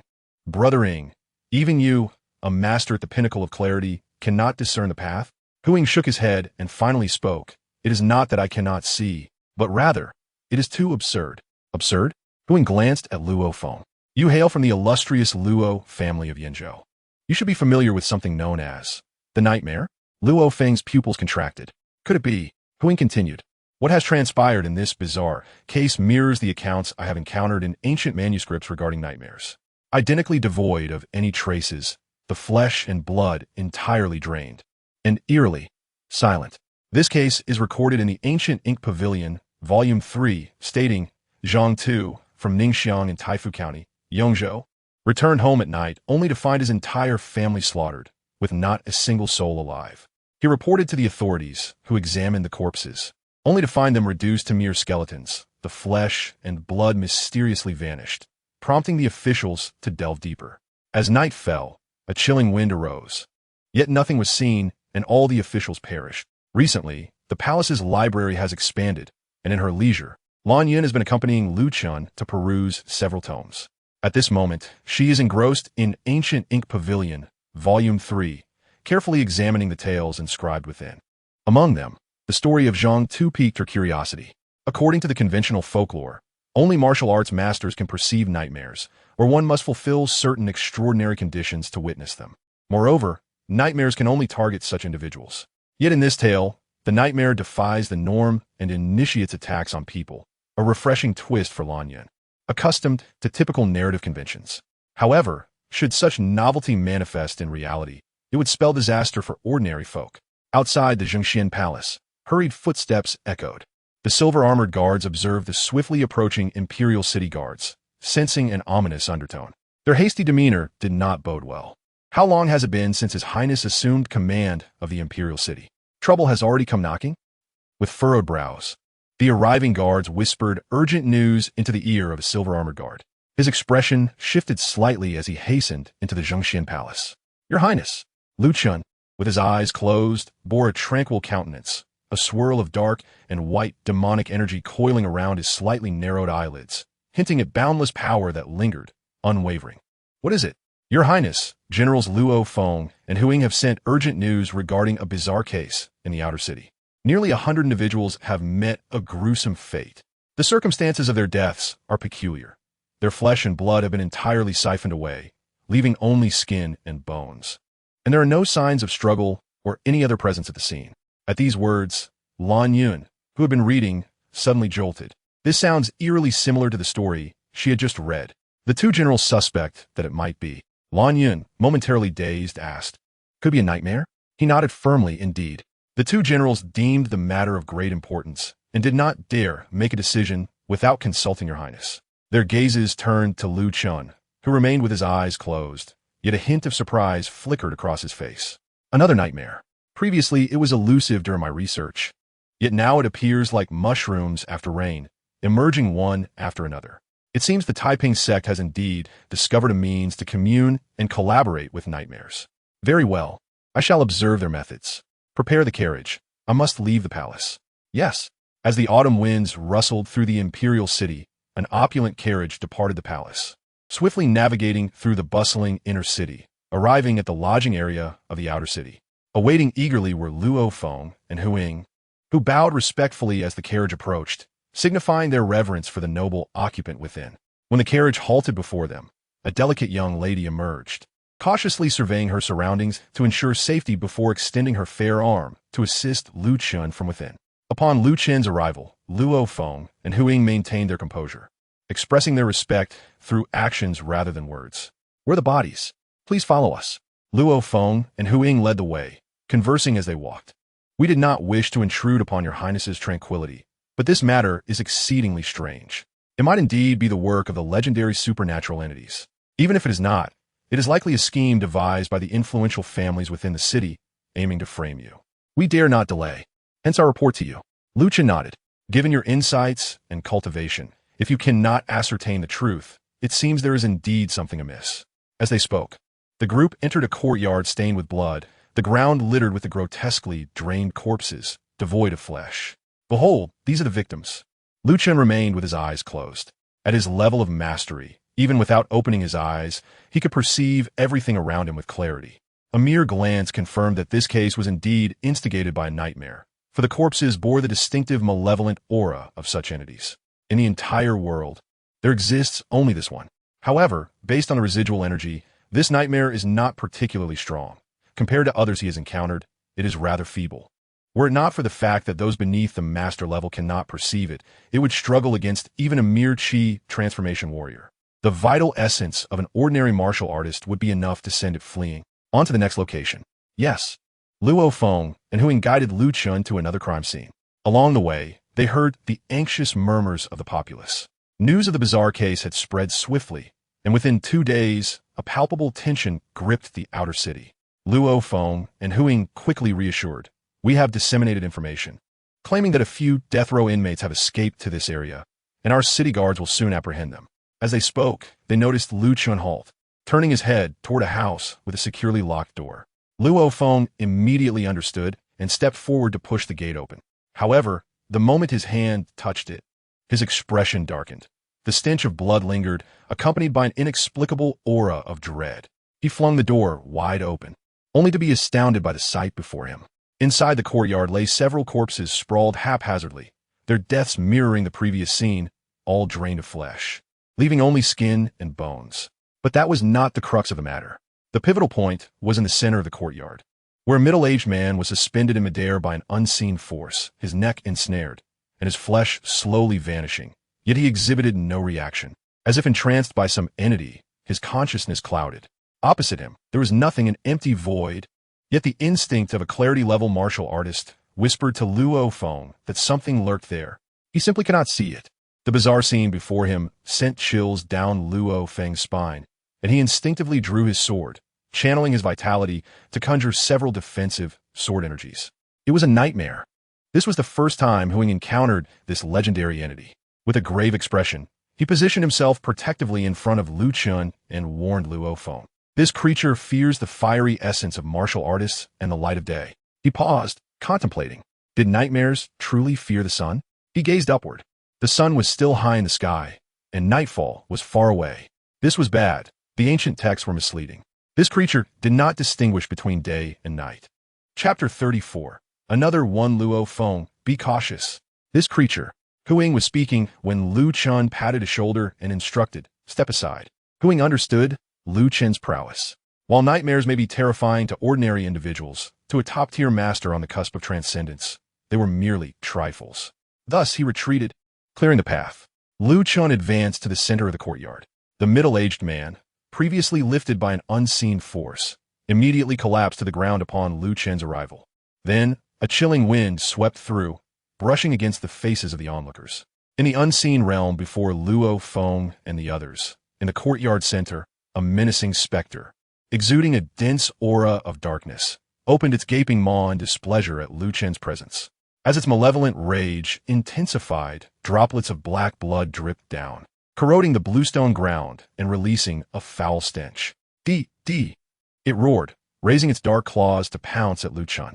However, its body suddenly froze, rendered immobile as if paralyzed. The man before it emanated a fearsome power, rendering it incapable of movement. It could only emit anguished howls, devoid of even the most basic awareness. Is it even weaker than I anticipated? Did the Taiping sect bring forth a mere incomplete product? Lu Chen mused, stepping closer to scrutinize the grotesque shadow before him. It bore no significant difference from the nightmares he had seen before, save for its weakness. Yet, this feeble nightmare could roam freely during the day, committing murder beneath the sun, disregarding the rules of visibility, actively seeking to kill, and draining the essence of life to strengthen itself. Compared to the aura it left at the previous scene, it had grown considerably stronger after consuming a life. It seemed that the records in the Luo family's secret texts held truth. This nightmare, after devouring countless souls, could evolve into a calamity for an entire region. Was this a unique case for this nightmare? Clearly not. Reflecting on the nightmares he had previously encountered, particularly the one from the Wuchan sword sect that could only resist sunlight, and now this one that defied the rules of visibility to kill. It appeared their abilities enhanced over time, or perhaps they were liberated from constraints. Turning around, Lu Chen confirmed the nightmare's transformation and casually hurled a ball of azure flame, incinerating the creature. The nightmare emitted a piercing scream before dissipating into nothingness. To Luo Feng and the others, it appeared as if a shimmering flame had ignited in the void, scorching the air itself. In the end, as the flames extinguished, a fleeting silhouette could be glimpsed amid the embers. Subsequently, the oppressive chill that had pervaded the courtyard vanished. Luo Feng and Huing exchanged glances, their hearts slightly racing. This was likely the first time they had witnessed the existence of a nightmare so directly. Your Highness, it is our inadequacy that compelled you to intervene personally. Lu Chen shook his head. Do not blame yourselves. Such entities are not something ordinary individuals can contend with. Even though this nightmare is not particularly formidable, some matters transcend strength. Without the status of a martial arts master, one cannot perceive what lies hidden. The existence of nightmares is governed by a certain rule. How can mortal strength contend against such rules? Their presence cannot be thwarted or prevented. Moreover, this situation may very well escalate, becoming widespread. As the frequency of nightmares is increasing, the Taiping sect has truly unleashed a significant threat this time. Lu Chen sighed inwardly. For him, it mattered little. Even if it were the formidable nightmare recorded by the Luo family, he could easily send it back. However, should such occurrences become commonplace, it would spell catastrophe for the entire Danyu Empire. Troublesome. Let us return to the palace. Yes. As Lu Chen and Lan Yun departed the courtyard, just as Lu Chen was about to drive back to the palace, he sensed a flicker of malevolent energy emanating from the direction of the southern district. A young man suddenly erupted with fury. Stop playing. He kicked over the table in front of him. I told you to stop.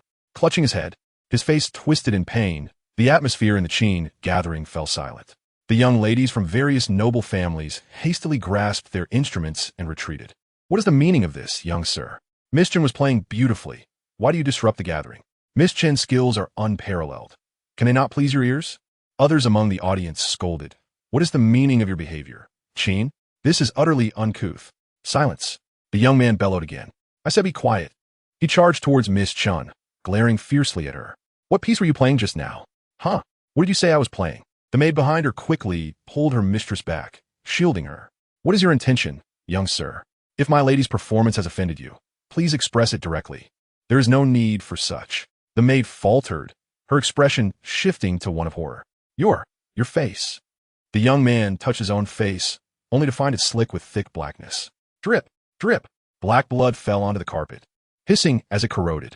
Instantly, his pupils transformed into a void of black, filled with an overwhelming malice and resentment. Heh. You have seen. You shall not escape. With that, he lunged forward, his shadowy claws gripping the maid's throat, transforming into a ghastly figure exuding a sinister aura. You this? There's a ghost. Help! Help! The noble ladies and young gentlemen at the Qing gathering scattered in panic, shouting for help. But the transformed young man would not let them flee. You think you can escape? With a wave of his hand, the doors and windows of the entire Qin hall were sealed shut. The ghastly youth chuckled sinisterly, his gaze fixated on the crowd, akin to a predator eyeing its prey. Almost perish, he approached one of the noble ladies. You shall be the first. Chapter 35. The nightmare in human skin. Look at this delicate skin. It must be delicious. The ghastly youth cackled at the sight of the weaker, noble lady before him. No. Help me. Save me. Desperately, she shrank back, clutching her maid's arm, surveying the surrounding noble gentlemen. But how could they have ever witnessed such a scene? The premise of heroism and chivalry required the other party to be human. But was this grotesque entity human? Their reaction was no better than that of the noble ladies. How could such a creature exist under the imperial city? What is this? No, stay away. Go away. The entire music hall was suddenly thrown into chaos. At that moment, amidst the turmoil, a clear and chilling voice resonated, demanding, play that piece again. The unexpected command left everyone momentarily stunned, even silencing the sinister laughter of the malevolent youth. How had he approached unnoticed? Turning to look, he beheld a figure as distant and solitary as the winds of the heavens, as proud as ancient pines. Now standing beside the so-called Sister Chen. With eyes closed, the individual exuded an aura of cold nobility, adorned in a dazzling royal robe. The royal scion. A glimmer of hope ignited in the hearts of the onlookers. Each member of the crowd, aware of the extraordinary martial prowess possessed by the royal family, cautiously moved towards Lu Chen. The woman facing Lu Chen merely blinked in surprise at his sudden appearance before regaining her composure and responding gracefully, yes. Although her complexion remained pale with fright, her upbringing and poise allowed her to maintain a calm demeanor amidst the crisis, much like an orchid blooming in a chaotic valley, exuding freshness and elegance. She placed her fingers upon the strings. You dare! The malevolent youth roared, glaring at Lu Chen. Before he could utter another vile word, he saw the latter open his eyes. The stark contrast of black and white pupils instantly captivated him. In the void, two dragons, one black and one white, surged upward, unleashing a torrent of dragon fury. The malevolent youth felt as if struck by lightning. Thud! Just moments ago, he had been arrogant and terrifying. But now he found himself uncontrollably collapsing, prostrating on the ground, utterly defeated. The onlookers exchanged glances, astonished that such a formidable entity was reduced to submission with a mere glance. Who is this king? Continue, commanded the woman. I shall obey. Nodding, she resumed her position at the zither, her fingers gliding over the strings, and the exquisite melodies flowed through the music hall. As the malevolent youth heard the enchanting music once more, an unquenchable rage ignited within him, his body prickling. Yet he found himself immobilized, rigid and powerless. Gasp! Gasp! He emitted a tortured quiver from his throat, trembling violently. The beautiful sound were like a death knell to his ears, inflicting unbearable agony. Lu Chen's gaze flickered. There was nothing particularly extraordinary about the music. The player was not an extraordinary talent. Yet, this simple melody inflicted such profound harm upon the specter. Was it yet another product of a specific rule? Intriguing. Faster, he urged. Very well. She quickened her pace, the melodious notes transforming into a rushing torrent like a swift river. Gasp! Gasp! The malevolent youth trembled so violently that he appeared as a mere shadow. His entire form began to distort and shatter, wounds erupting across his body. Drip! Drip! Black, foul blood streamed incessantly from the open wounds, and his face was marred by grotesque, dark fissures, rendering him utterly hideous. Outside the music hall, Luo Feng and Huing, along with other royal guards, arrived swiftly, surrounding the venue. They ascended the stairs, and upon pushing the door open, they beheld the malevolent youth at the center. A specter. Yawn. They had witnessed this legendary creature in reality. Why? The two were taken aback, and then Lu Chen raised his hand, halting them. They understood and stationed themselves outside the hall to prevent anyone from intruding or the specter from escaping. Moments passed, and amidst the urgent strains of music, the malevolent youth's form began to dissipate, struggling to maintain its integrity. Eventually, it collapsed weakly, its dark aura dimming, its body appearing significantly emaciated. "You may cease," the woman instructed, her gaze fixed upon the royal scion. "What is the name of this composition?" "This piece is nameless, a fragment I stumbled upon in an ancient score," she replied. "A fragment?" "Yes, Chen would not dare deceive His Highness." Lu Chen cast a discerning eye at Chen, noting her fair complexion and serene demeanor. Truly a rare beauty of the Yu. Yet, he could not recall having encountered her before. Chen explained quietly, "Recently, there have been rumors causing turmoil among the royal guards. Over time, they naturally report to the fifth prince, the military leader of the royal city, prompting His Highness to intervene personally. The most likely royal figure to appear in the outer city is undoubtedly the fifth prince. Coupled with your unique aura and formidable abilities, there's no one else in the royal city that fits. The fifth prince is truly the most celebrated figure in the royal city." Upon hearing this, the expressions of the onlookers shifted dramatically, particularly the daughters of noble families, their gazes toward Lu Chen now filled with admiration. Lu Chen nodded. "This fragment, do you recall its origin?" Chen nodded before shaking her head. "It is a curious tale. After acquiring that ancient score, I practiced it merely once, and the notation vanished without a trace. Regardless of how I searched, I could find no evidence of it, and I nearly believed I had imagined it.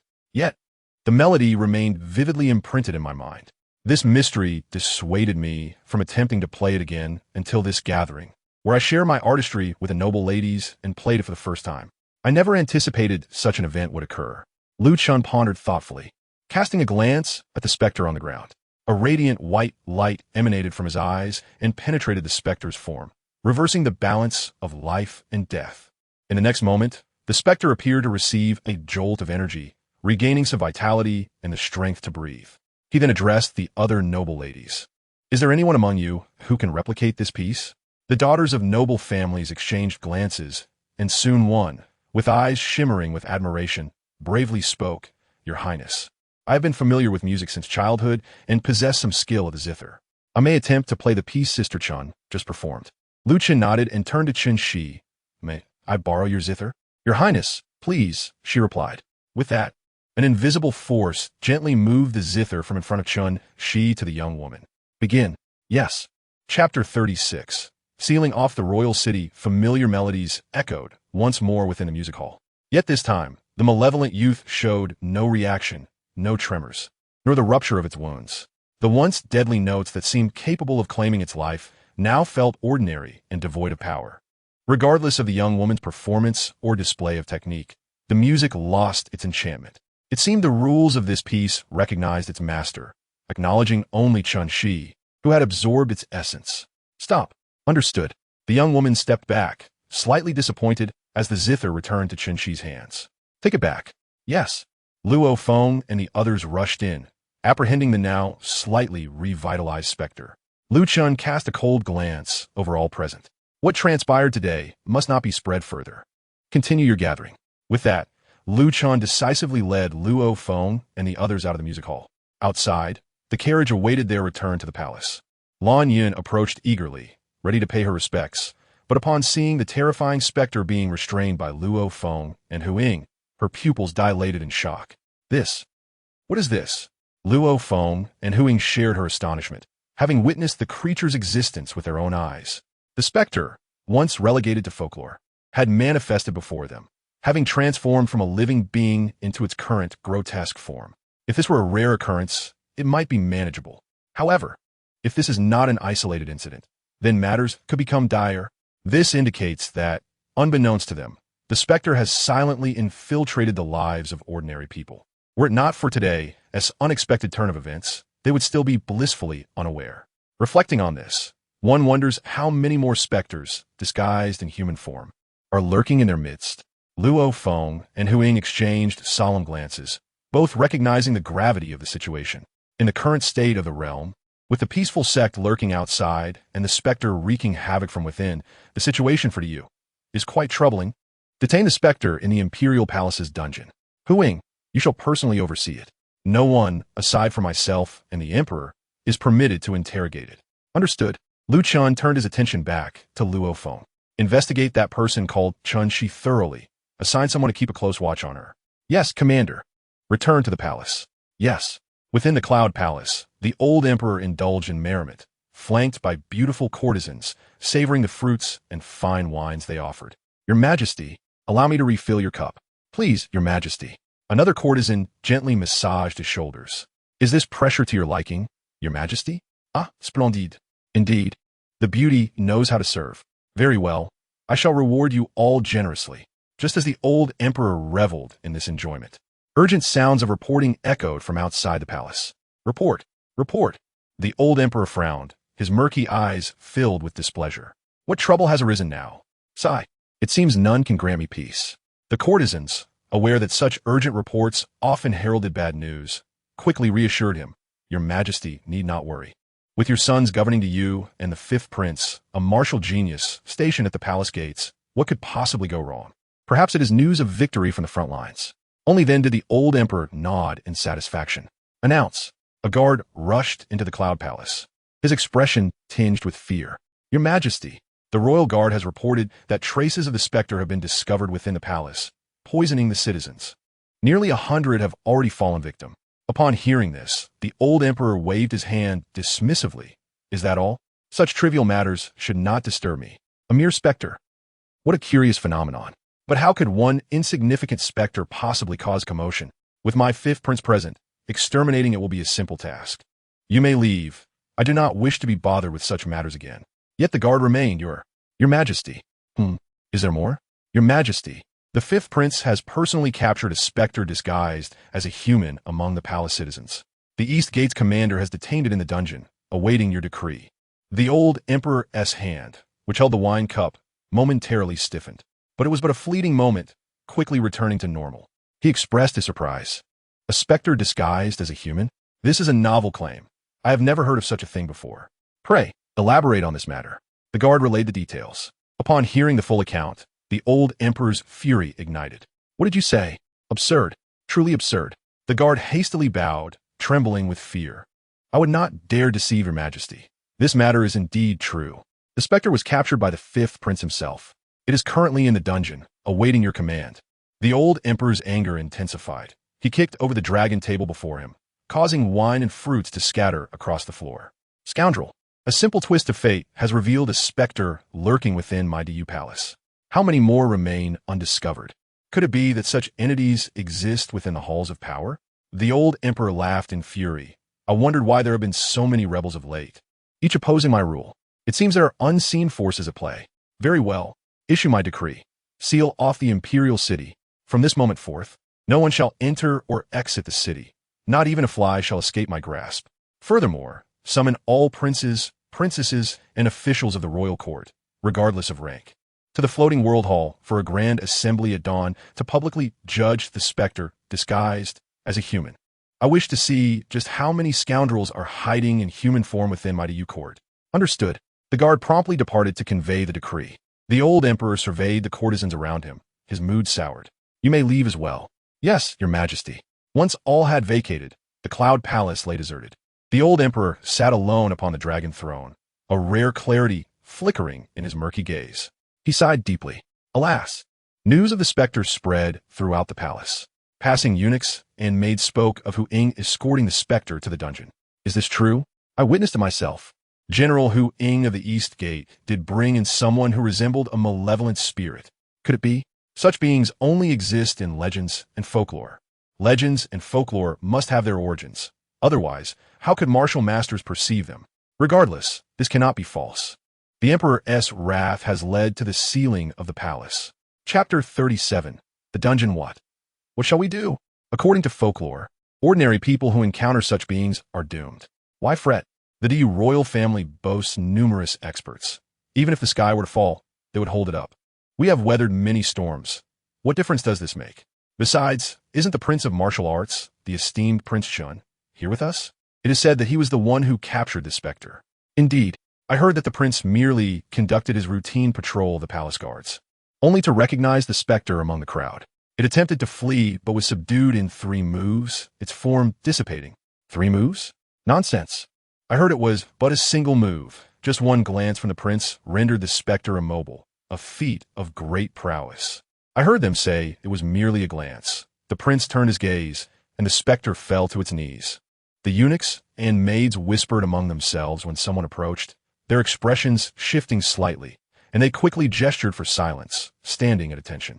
Your Highness, the third prince. The third prince, Lu Lang, exuded warmth and charm, as if embraced by spring. He nodded gently in acknowledgement, gliding past the maids and eunuchs, heading eastward towards the dungeon. Have you heard? My 5th brother has only recently taken command of the palace guards, and already he has accomplished a tremendous feat. The middle-aged swordsman clad in white beside Lu Lang pondered momentarily before responding. It is not surprising for a top-tier master of the celestial sense realm to possess such abilities. Yet, governing a nation requires more than mere martial prowess. Martial skills may grant a fleeting advantage, but your highness need not be disheartened. Lu Lang chuckled softly, shaking his head. Do you think my temperament is so limited? I merely marvel at my 5th brother's extraordinary talent. In these chaotic times for the Yu, having such a martial prince emerge is indeed a blessing for our family. With a flourish, Lu Lang opened his fan. Yet more than my 5th brother, I am intrigued by the specter. If one specter exists, then surely there are others, 2, 3, lurking among the citizens of the Yu, unnoticed. The true intentions of these occurrences remain shrouded in mystery. A profound concern flickered in Lu Lang's eyes. Indeed, it is a tumultuous time. Ever since he assumed control of the Mirror Shadow platform, tranquility has eluded him. The 6th prince, Lu Huan, set aside his pen and closed the reports received from various regions that day. He then gazed thoughtfully in the direction of the Cloud Palace. His attendant gently called out, Your Highness, Your Highness, what occupies your thoughts? Lu Huan shook his head. I was merely contemplating. He had been pondering why his father would grant his brother the esteemed position of commander of the imperial city. Given his father's character, such a decision seemed utterly uncharacteristic. Observing the current situation, prior to the bestowal of the title, the imperial city had been relatively peaceful. However, following the decree, bizarre incidents and nightmarish creatures disguised as humans began to unfold one after another. It was too coincidental, so much so that it led him to speculate whether his father had orchestrated this deliberately, intending for his brother, a master of the celestial realm, to use the authority of the commander to uncover and expose these threats. Yet, he dismissed this absurd notion with a shake of his head. If his father possessed such cunning and means, the Great Yu would not have descended into its current state of internal strife and external peril. His father was not so astute. Never mind. It is of no consequence. Let us proceed to the dungeon. I am eager to witness this so-called nightmare that only martial masters can perceive. Yes. Upon arriving at the Imperial Palace dungeon, Lu Huan found Lu Lang and other princes had already gathered, standing before Hu Ying, examining the weakened, imprisoned nightmare. The nightmare, indeed, appeared as monstrous as described in tales. Look, its blood is thick and black. How does such a creature even survive? That is a question for this world. To comprehend how they were brought into existence. Enough. We must swiftly inquire about its purpose. The sooner we conclude this matter, the better. For this creature is repulsive to behold. Just as a prince stepped forward to interrogate the nightmare, Hu Ying's imposing figure obstructed his path. I beg your pardon, Your Highness, but may I inquire if you possess the commander or His Majesty's decree? The prince furrowed his brow. As a prince, commanding a department, am I not entitled to interrogate a condemned prisoner? Hu Ying's expression grew serious. This is no ordinary matter. If there is no decree from the commander or His Majesty, no one is permitted to conduct an interrogation. My duties bind me, and I ask for your understanding. You are audacious. A mere gatekeeper dares to offend me? Guards, seize him. The attendant beside him immediately stepped forward, glaring at Hu Ying, ready to compel him into submission. Hu Ying, however, stood firm, a formidable aura emanating from him as he reiterated, the commander has issued orders. Without the commander or His Majesty's decree, no one may conduct an interrogation. If the 7th prince insists on forcing his way, he must bear the consequences. A powerful tension erupted, the atmosphere charged as the attendants faced off. Lu Huan observed, calmly instructing his attendant, assist Hu Ying. If anyone resorts to violence, eliminate them. Just as the attendant moved, the 7th prince seethed. You dare use Lu Chen against me? Very well. Let us see how mighty our 5th brother's authority truly is. One might think he has already ascended to the throne. The seventh prince surveyed the room, intending to rally all against Lu Chen's arrogance. But to his surprise, none joined him. Only the third prince, Lu Lang, stepped forth. Seventh brother, as the commander of the imperial city, it is Lu Chen's duty to safeguard the city from potential threats. You have gone too far. He continued. Since General Hu is under orders, I shall not complicate matters further. I take my leave. His courteous demeanor starkly contrasted with the seventh prince's volatile disposition. The seventh prince's face shifted between hues of green and white. Oomph. He abruptly tossed his sleeves and exited the dungeon in haste. The others followed suit, leaving only Hu Ying and Lu Huan behind in the heavily locked dungeon. Your Highness, Hu Ying addressed Lu Huan, aware of his special connection to Lu Chen. He hesitated. Do you wish to interrogate? Though our relationship warrants no interference, this matter is of great significance. Lu Huan patted Hu Ying's shoulder. You're doing well. Maintain this attitude.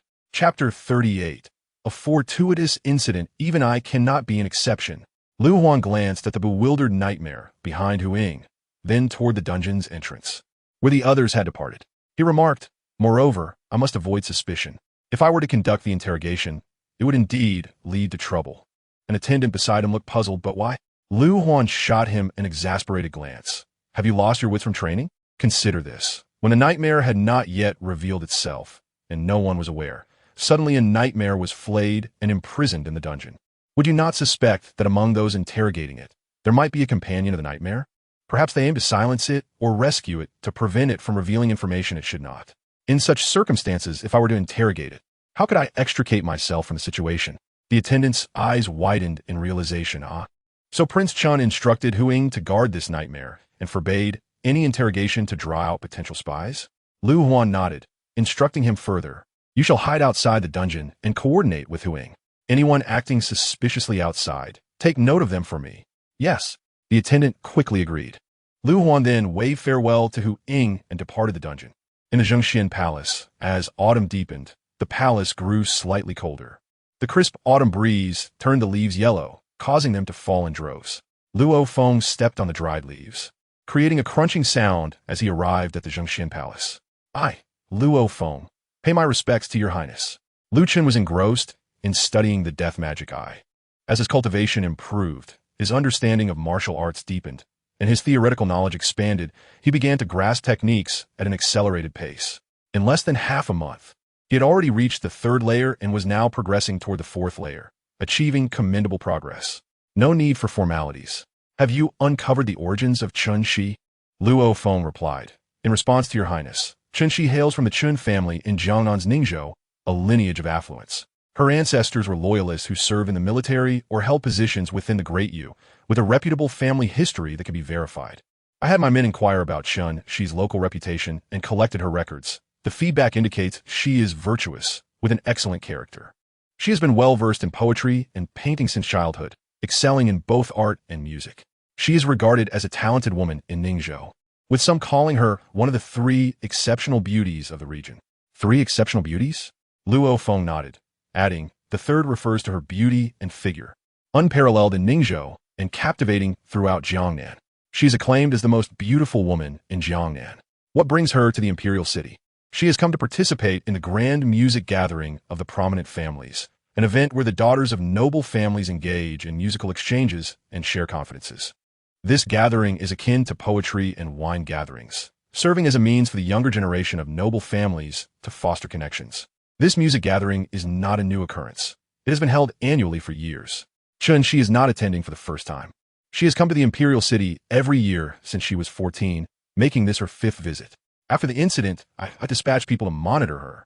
She has exhibited no unusual behavior, conversing with her noble friends in the imperial city after the music gathering, occasionally discussing the unexpected events that transpired during the gathering. She initially planned to return home, but upon the emperor's decree to seal off the imperial city, she remained as a guest in this place. Having said this, Luo Feng concluded that based on the information gathered, Chen Shi was not entangled in any premeditated schemes concerning this great nightmare's exposure. It was merely a fortuitous accident. Lu Chen inquired about the melody.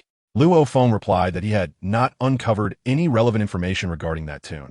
There exist countless obscure ancient texts in this world, and each prominent family possesses their unique collections, rarely revealing them to outsiders.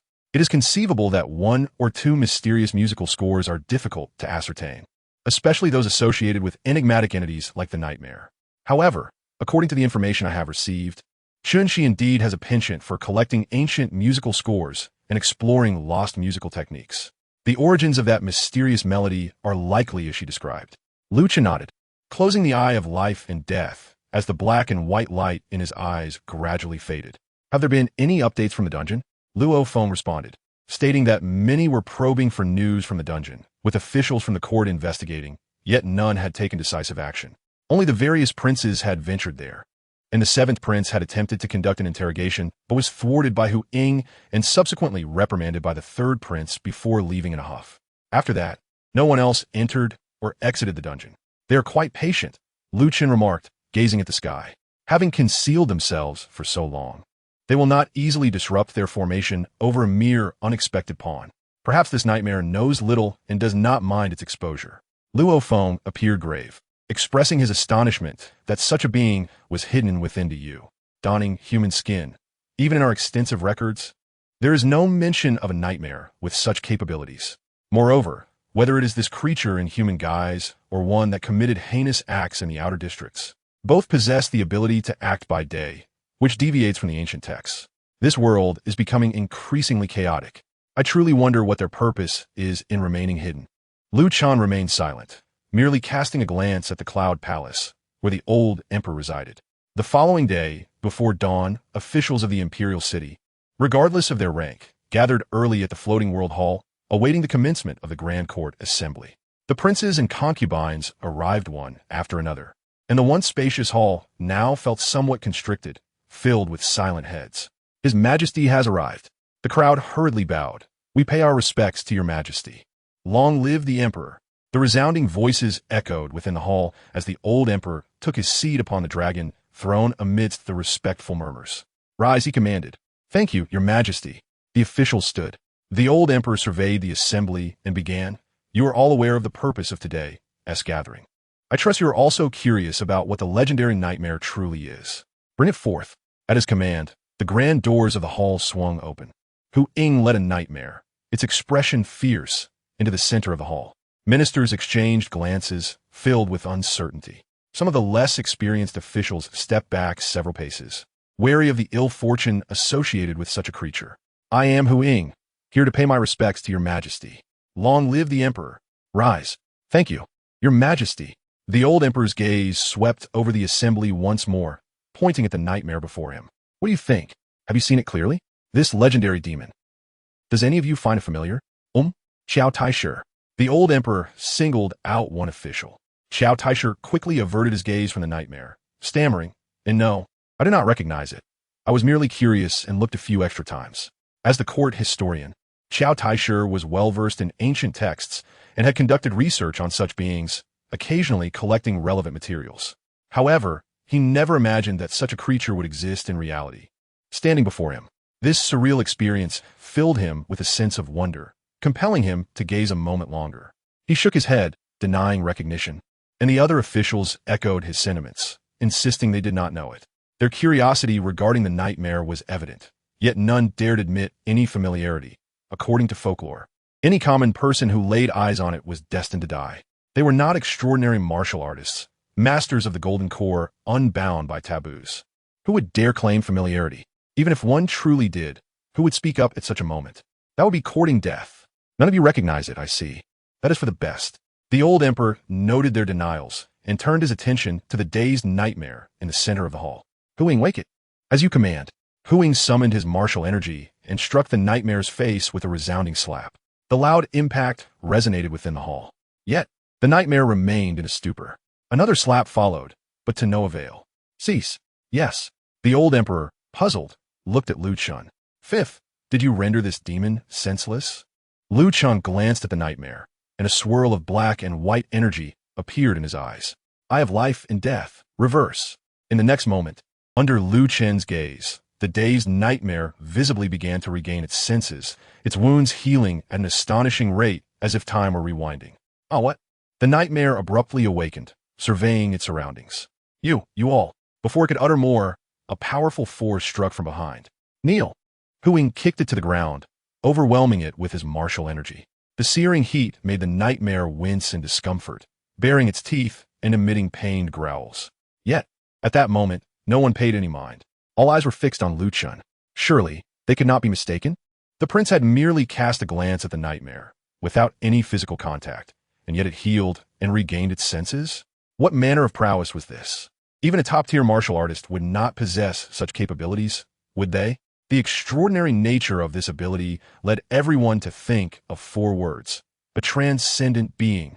A 20-year-old martial prodigy? Could be true. Some officials swallowed hard, uncertain of their emotions. Upon the dragon throne, the old emperor fixed Lu Chen with a penetrating gaze. This technique seemed to be. A fleeting shadow of deep concern flickered in his eyes. Just then, the nightmare let out a peculiar laugh, despite its discomfort. You seek information from me, do you? Hee. I fear not to inform you that your human race is doomed this time. Even if Lu Xinghe and Lu Xingxi were to resurrect simultaneously, your you and your human race are bound to perish. Destruction is your inevitable fate. Although the nightmare's words were nonsensical, the assembly discerned alarming phrases. Human race, this time, destruction. Lu Xinghe and Lu Xingxi resurrecting simultaneously, those who had risen to such ranks were no fools. They understood the terrifying implications behind these utterances. Nonsense, deceiving the public. Our illustrious Yu, rich in resources and blessed with talent, cannot be shaken by the likes of you, a mere wretched demon. The old emperor coldly rebuked. Upon hearing this, the nightmare's laughter grew increasingly audacious. Hidden from the light, Look at me. I stroll freely under the sun. Right beneath your noses, I come and go at will. The guardian spirit of your human race can no longer protect you. You wretched creatures at last. Audacious. The brazen demeanor of the malevolent spirit infuriated those present. How dare you, foul beings, howl so recklessly in the sacred halls of my Great Yu? To roar in the court and despise imperial authority, you deserve to die. Huing hastened the circulation of his martial energy, the crimson vitality nearly transforming into tangible flames. Yet the young malevolent spirit merely laughed maniacally, filled with disdain. Martial energy is not our nemesis. With such trivial power, you think you can. A brilliant azure flame suddenly enveloped the malevolent youth, burning quietly, flowing. Within, the spirit emitted anguished wails, a stark contrast to the serene flames. It gazed in terror and despair at Lu Chen, who had ignited the divine flame.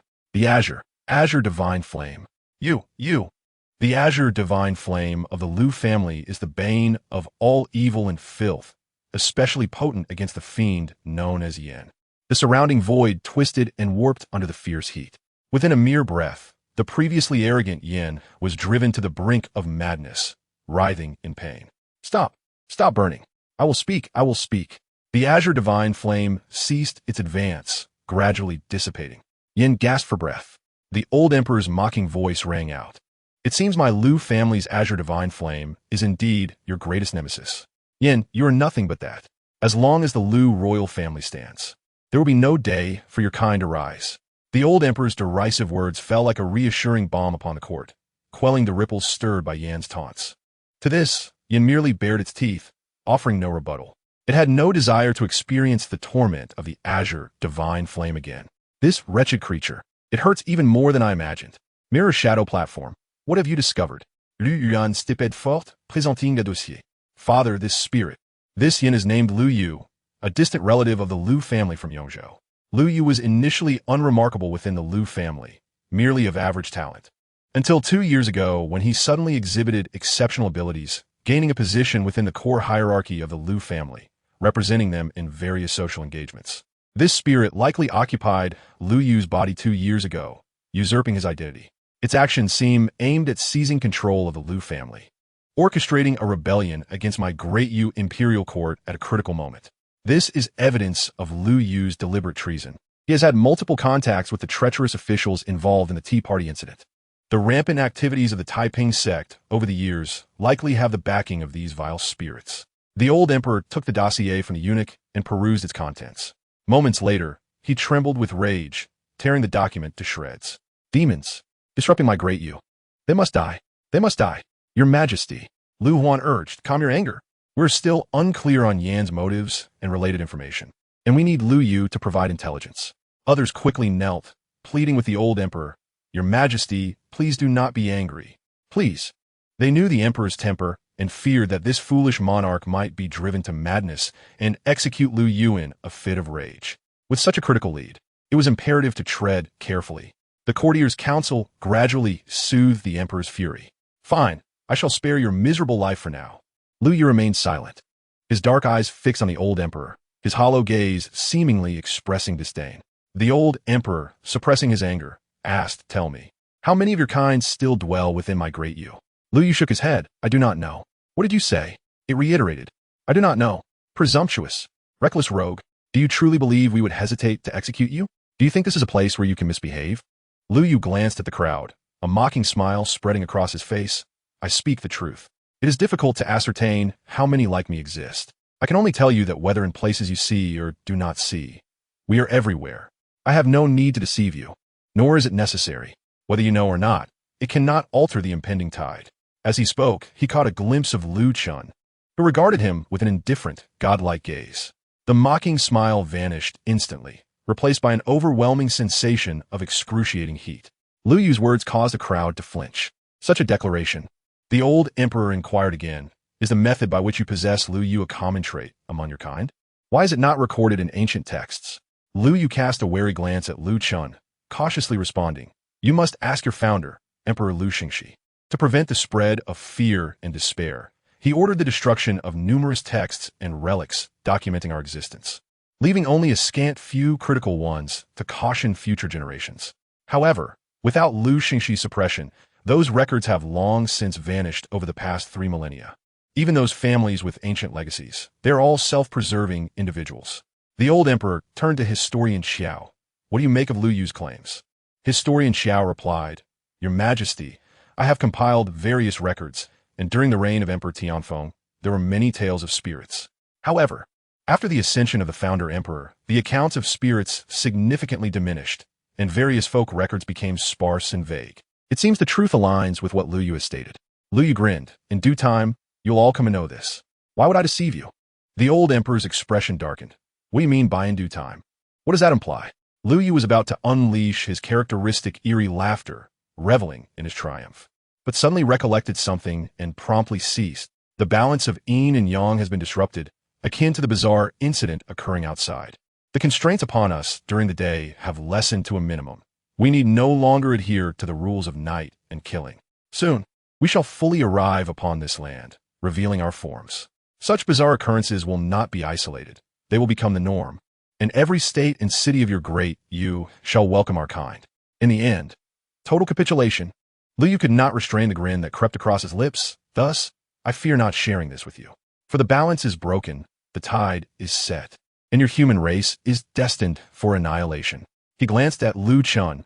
"Even should another Lu Xingxi arise, it cannot alter this predetermined outcome. I advise you to abandon resistance and directly submit to my kinds." Enough. A pack of lowly creatures lurking in shadows dares to speak of appending my Great Yu. The old emperor rose, interrupting Lu Yu's insidious words. "I can decide your fate with a mere thought. Your kin are nowhere to be found. Do you believe they could rescue you? A mere prisoner dares to speak so brazenly." "Humph." The old emperor flicked his sleeve and coldly regarded Lu Yu. "I shall ask you one last time. What is the piece of music that reveals your true form?" Lu Yu let out a chilling laugh. "I do not know." As soon as the words left his lips, a familiar burning sensation surged through him once more. The excruciating pain pierced through him, causing him to tremble uncontrollably. I speak the truth." He shivered as he gazed at Lu Chen, cautiously adding, "I truly do not know. I am a newly awakened nightmare, of low status within my clan, and my knowledge is limited. Otherwise, they would not have allowed me to be interrogated by you." "What do you know?" Lu Chen inquired. "I only know that the piece of music is a form of rule. Just as your Lu family's divine flame of the clear sky inexplicably restrains my kind. That accursed piece of music is akin to that. I do not know what it is, but the moment I hear it, my body goes numb, and I lose the ability to disguise myself, revealing my true form." A smile finally broke upon the old emperor's face. "Very well. However, in the next instant, his expression turned icy again. "Take him away and behead him." Chapter 41. Destiny's calling. Lu Yu was not surprised by the emperor's sudden change of demeanor. From the moment he was unexpectedly exposed and captured by Lu Chen, he realized that he had no chance of survival. His companions would never risk exposure for such a minor pawn. The palace guards, full of vigor, dragged the nightmare away. Lu Yu stared intently at the old emperor. His eyes filled with dark resentment. Ha ha ha. I will wait for you below. With a swift thud, the blazing blade struck Lu Yu's neck, and thick, black blood splattered across the steps of the floating world hall. Only then did the old emperor withdraw his gaze and begin to survey his ministers. You all heard what this nightmare said. What thought do you have, my lords? Speak freely. The ministers exchanged glances, momentarily silent. After a while, one stepped forward and said, Your Majesty, according to this creature, it is likely that countless nightmares are hiding within the families of our Great Yu kingdom. Therefore, I believe we should first conduct a self-examination. He scanned those present. We must clarify whether any families have individuals like Lu Yu, who have suddenly awakened or undergone drastic changes in temperament, or exhibit an unusually strong ambition. If such individuals exist, we must take precautions and expel them from the court and the core of their families to prevent the nightmares from exploiting any weaknesses. The ministers nodded in agreement. Indeed, it should be so. These cunning creatures have hidden silently for so many years. We must remain vigilant. At this moment, another voice rose. Your Majesty, according to that nightmare, they uncontrollably reveal themselves upon hearing that piece of music. If that is the case, why not make the piece public so that all in the Great Yu kingdom can recognize the nightmare's disguises? This would surely fortify our defenses. Standing behind Lu Chen, Luo Feng spoke up. Your Majesty, I have already investigated the details concerning this piece, and Prince Chen has confirmed it. That piece can only be effective in the hands of that woman. Even if others learn to play it, it would merely produce sound without any magical effect. The other ministers exchanged glances. Luo Feng continued, just as Liu stated. The divine flame of the clear sky and this piece both belong to the same category of rules. Consider carefully how many people in our Great Yu royal family have mastered the divine flame of the clear sky. Similarly, not everyone can wield the extraordinary power of that piece. That is indeed a valid point. However, this complicates matters somewhat. Oh, complicate matters? The old emperor's voice suddenly rang out. What trouble could there be? I see this as an auspicious sign. He lightly patted his dragon throne. Did you not hear that creature say? My Lu family's divine flame of the clear sky naturally restrains them. And the divine flame. The old emperor glanced at Lu Chen, chuckling. Your mastery of the divine flame is as impressive as mine in my youth. And at just 20 years of age, you have already reached such heights. Such talent surpasses even that of the former Emperor Gongshi. Emperor Gongshi was capable of turning the tide. Why can't my son continue the heavenly mandate? Moreover, upon assuming the position of military commander of the royal city, you uncovered this nightmare and exposed their plot. Although there is an element of coincidence, it is this very coincidence that renders it all the more precious. Otherwise, how would that woman, possessing the key to another nightmare's bane, have chosen this exact moment to play, allowing my son to notice? What does this signify? It signifies that our Great Yu is destined for greatness. Even the heavens are favoring us. No matter what schemes the malevolent spirits concoct, they shall ultimately fall beneath the everlasting glory of our Great Yu. The old emperor spoke passionately, his pale face even displaying a hint of color. It was as if the Great Yu truly had divine assistance, destined for greatness. The ministers quickly congratulated him. Congratulations, Your Majesty. Long live the emperor. Long live the Great Yu. Laughter and cheers filled the air, bringing joy to the old emperor. By the way, what is the name of the woman who possesses this extraordinary piece? Luo Feng replied, Your Majesty, her name is Chun Shi, a native of Ningzhou. Chun Shi, like the morning sun, a lovely name indeed. The old emperor pondered for a moment before dispatching a team to protect her, instructing them to inform her that she would need to temporarily reside in the royal city to assist the imperial family in the coming period. Hearing this, the ministers were stirred. They were eager to take part in this matter. An individual capable of mastering such a piece would surely be invaluable. However, before they could voice their intentions, the old emperor said, This matter will be handled by your royal city guards. You shall be responsible for it. Luo Feng immediately accepted the order. I shall comply. Having arranged for Chen Shi, the old emperor turned to Lu Chen. Fifth son, your role in exposing the Nightmare Clan scheme as the military commander of the royal city is commendable. I have always been clear about rewards and punishments. Merit must be rewarded. He mused. You have always been fond of martial arts and literature since childhood, collecting ancient texts on martial arts. What is out there is no match for what we possess. He smiled. Our royal family, the Lu clan, holds not only the clan's foundational technique, but also a wealth of profound skills and insights from generations of royal experts. Each tome is a carefully selected gem, tested by time, far superior to those dubious techniques from elsewhere. Moreover, many contain annotations from our ancestors, significantly reducing the difficulty of cultivation and minimizing potential issues. The old emperor's tone turned solemn as he continued. Thus, I grant you unrestricted access to our royal family's archives. Should you wish, you may even reside among them. Lu Chen discerned the underlying implication in his father's words regarding dubious techniques. Clearly, this astute father had recognized the origins of the Eye of Death and was subtly guiding him. Yes, I'm grateful, father. Well, as long as you're satisfied. The old emperor bestowed rewards upon Lu Chen before addressing the court. The threat of the Nightmare clan looms large. We shall adjourn for today. You all must return and prepare defenses. Upon your return, scour through your family's ancient texts for any clues regarding the nightmares. Strive to uncover their weaknesses swiftly, so we may rid our Great Yu of this menace. He encouraged the ministers, let us work together, and do not let me down. The ministers responded in unison. We shall obey. Dismissed. Your subjects escort you, your majesty. As the ministers escorted him out, the old emperor left the floating world hall with a satisfied smile. This council had likely been the most satisfying one he had held in a long while. However, just as he stepped out of the floating world hall, the smile on the old emperor's face faded, replaced by a profound gloom. He proceeded to the Xiankong Palace. As you command. Chapter 42. The Massacre of the Mysterious Sect in the Floating World Hall. After the emperor's departure, heated discussions persisted within the court. Opinions were voiced, with many expressing concerns over the sudden emergence of the hidden nightmarish clan, which was intricately linked to the Taiping sect. The court suspected that the Taiping sect was instigating turmoil from behind the scenes, causing an unusual tension among the officials. A sense of foreboding loomed, as if a storm was on the horizon. First, there was the Taiping sect, and now the nightmarish clan. How many more hidden threats lurked within our realm? It was nearly impossible to defend against such unseen dangers. If anyone has any clues regarding the nightmarish clan, do not conceal them. We must unite to weather this storm. One official spoke up. I know that these creatures fear sunlight and generally do not appear during the day. Furthermore, they are wary of the vitality of martial artists. If a powerful master is present, these entities dare not approach. However, the two nightmarish beings we encountered were able to move freely in daylight. What concerns me more is the shift in their killing rules.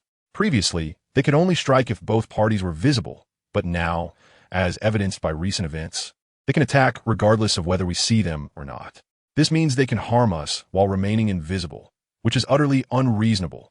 If this continues, only grandmasters of martial arts will be able to defeat them. And how many such masters exist in our realm? Is there truly no hope for ordinary people? Perhaps not. We have seen Lu Yu's case, have we not? Things will resolve themselves in due time. Instead of worrying about those abstract rules, it would be wiser to consider whether any nightmarish beings have infiltrated our ranks, assuming the identities of our subordinates. One minister shook his head. After Lu Yu's incident, how many positions in our court have been rendered vacant? We must also prepare against the invasion of the nightmarish clan. Alas, we are severely understaffed. As the ministers deliberated, the crown prince, Lu Yun, approached. I have heard your concerns, esteemed gentlemen. My kingdom has faced retaliations from both the Taiping sect and the nightmarish clan, which has indeed left us lacking in talent. Therefore, I have discussed with my brothers, and we plan to advance the autumn examination. Firstly, this will allow us to swiftly recruit a batch of talented individuals. Secondly, we can draw in the academies and factions behind these talents, strengthening our influence over the martial world. Lastly, this recruitment will demonstrate our royal family's earnest desire for capable individuals, helping to restore our reputation and guide public sentiment. What do you think of this plan? This approach is feasible, Your Highness. Your foresight is commendable. However, there are still some details to discuss, leading to a vigorous debate among the attendees in the floating world hall. Luo Feng leaned closer to Lu Chen. Your Highness, the current situation grows increasingly precarious. Should we not summon additional forces and draw some experts from the Chen family and the Falling Sunset sect as a precaution? Lu Chen replied casually. I shall remain in the royal treasury for the time being. You handle these matters as you see fit. If anything is unclear, send a messenger. Understood. Lu Chen departed the floating world hall, heading straight for the royal treasury. The royal treasury was the foundation of the entire Lu family, heavily guarded and rarely opened. Even princes could only enter when granted permission or after performing great deeds. This time, Lu Chen's entrance was timely. as he had a hypothesis regarding the treasury that required verification. Seeing this, other officials gathered around Luo Feng. The demeanor of the martial prince was somewhat aloof, yet those under him were not. Establishing connections with his subordinates could still prove advantageous. At today's court meeting, the old emperor's biases were unmistakable. With the crown prince's position, the fifth prince, Lu Chen, had already distinguished himself with unparalleled talent and cultivation. If action was not taken soon, it would be too late. Young Master Luo, it has been a while. Luo Feng responded gracefully, as the heir of the Luo family. Managing such situations was part of his training. Your praise is unwarranted. It is all thanks to the guidance of our esteemed prince. In the floating world hall, the atmosphere was charged with intensity. Fengzhou. The blazing sun hung over the Liang Mountains, which loomed like a slumbering dragon. The armies of Fengzhou surged through the mountainous terrain with iron hooves, charging towards the pinnacle of the mysterious sect. Charge! Charge! Leading the charge was the lord of Fengzhou, Yan Lai, riding his swift steed, the blood smoke horse.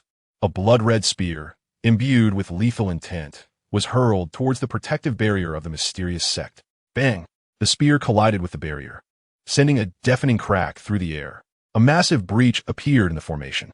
All troops, today before sunset, we must annihilate the mysterious sect, leaving no survivors. Those who slay the protectors shall be promoted 2 ranks, while those who kill the sect leader or deputy shall be promoted 3 ranks. Kill! With a thunderous roar, the army launched their assault, a swirling mass of smoke and dust coalescing into a fearsome, blood-red deity above the battalion, exuding an overwhelming aura. They breached the protective formation of the mysterious sect. Suddenly, a halt. Where the traitors of the mysterious sect? Before the army lay an empty sect. The grand entrance of the sect was eerily deserted. How could these traitors escape right under our noses? It is impossible. Yan Lai's piercing gaze swept across the premises. They must still be here. Search. Dig 3 feet into the ground if necessary. Yes. The army surged into the mysterious sect, conducting a thorough search. Before long, a report came in. Lord, we have discovered numerous corpses of the mysterious sect members. Corpses? Yan Lai was taken aback. Show me. Yes. Yan Lai arrived at the main hall of the mysterious sect, where he found numerous withered bodies strewn across the ground. A glance was enough to darken his expression. The flesh had been drained. Such a method. Yan Lai soared into the air, unleashing his martial prowess to trace the remnants of the nightmarish beings. They have fled. A sense of dread gripped Yan Lai's heart. Quickly, check the records of the mysterious sect and see if there are any survivors. Lord, we have already counted. Apart from the sect leader, all members are accounted for. Chapter 43. Blessed by our ancestors given the circumstances. It appeared they had been deliberately gathered in the main hall. Several deputies surveyed the site. The corpses showed little sign of struggle. There were no visible wounds from which blood could have been extracted. They had perished swiftly without the chance to defend themselves. Moreover, there were no wounds on the body. It was as though it had been part of some insidious cult's sacrificial ritual.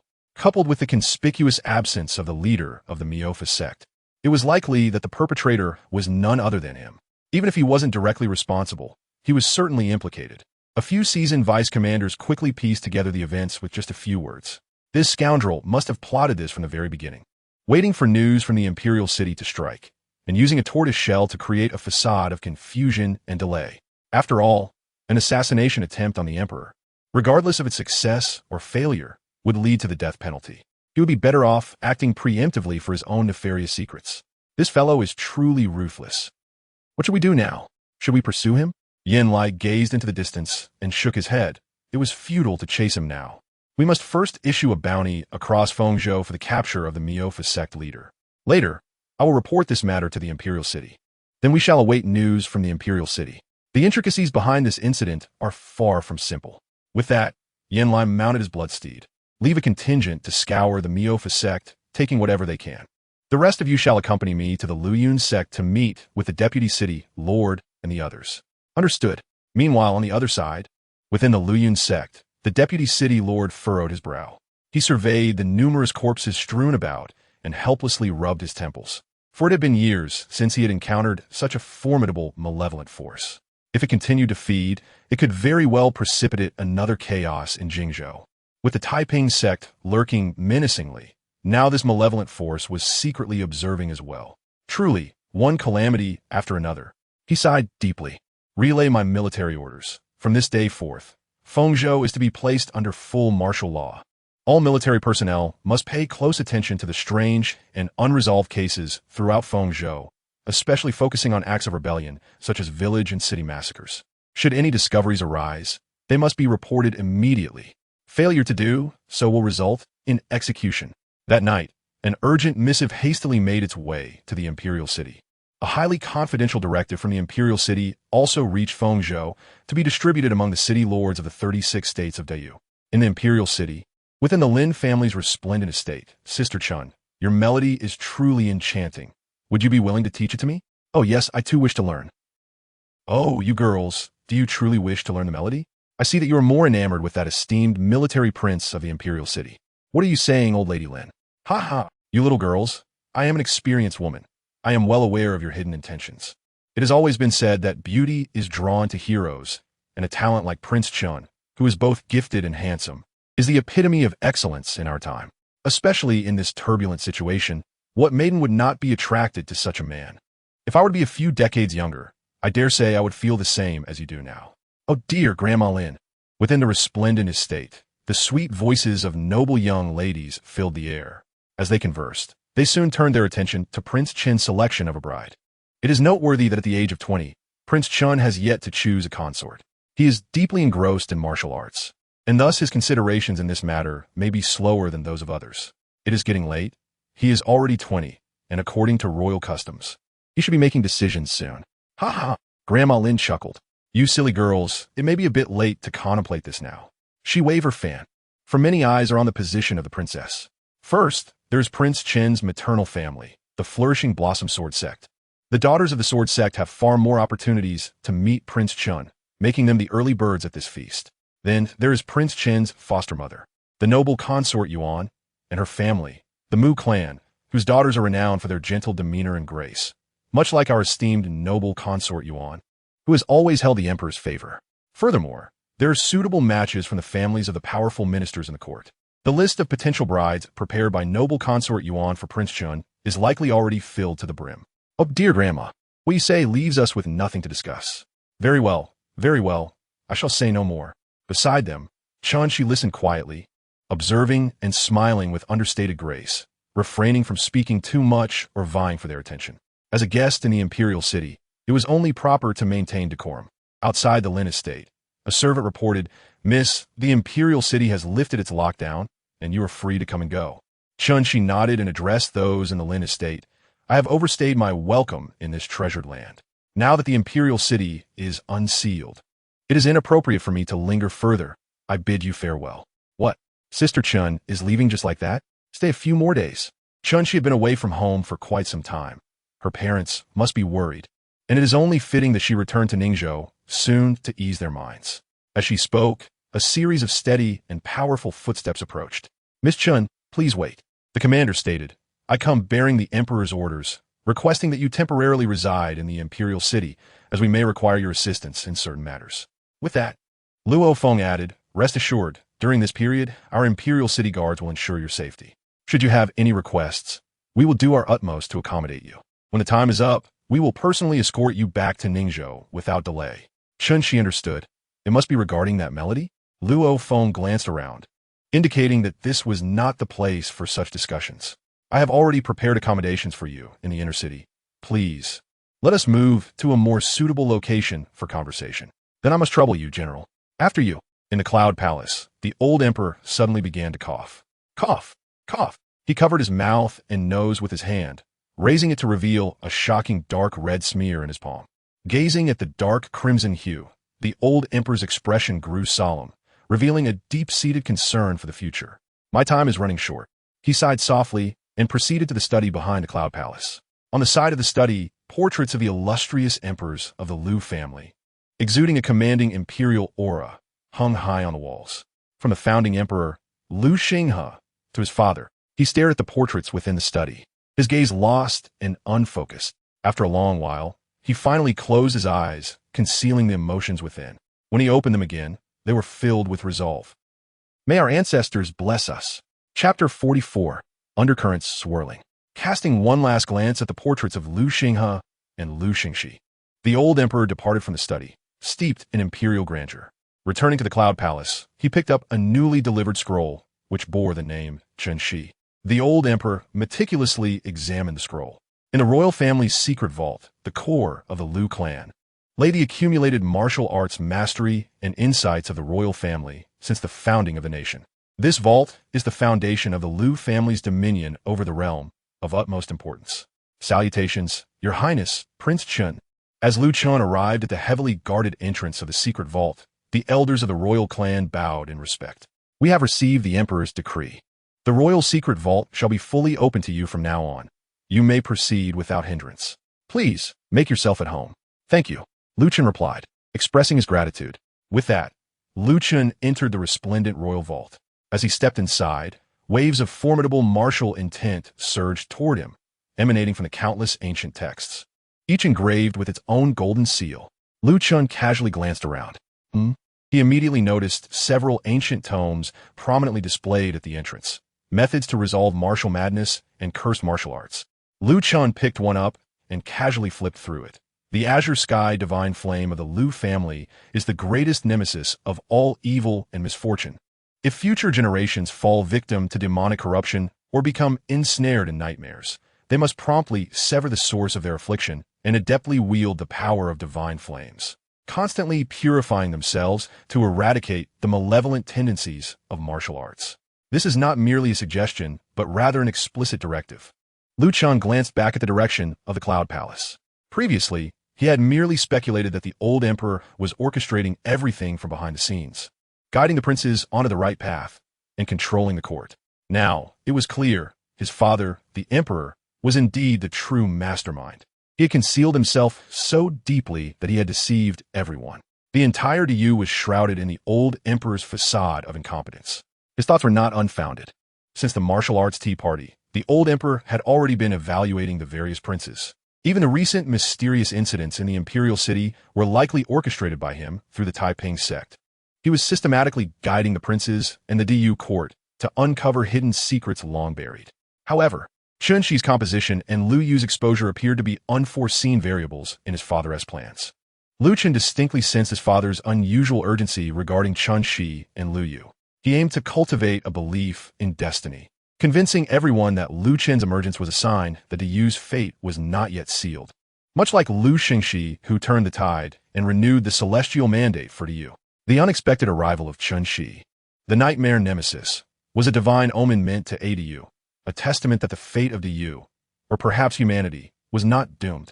Just as Emperor Gongshi once eradicated the traces of the Nightmare clan, dispelling fear and obstructing despair and fear. Liu Chen chuckled silently, lifting his hand to return the ancient tome to its rightful place.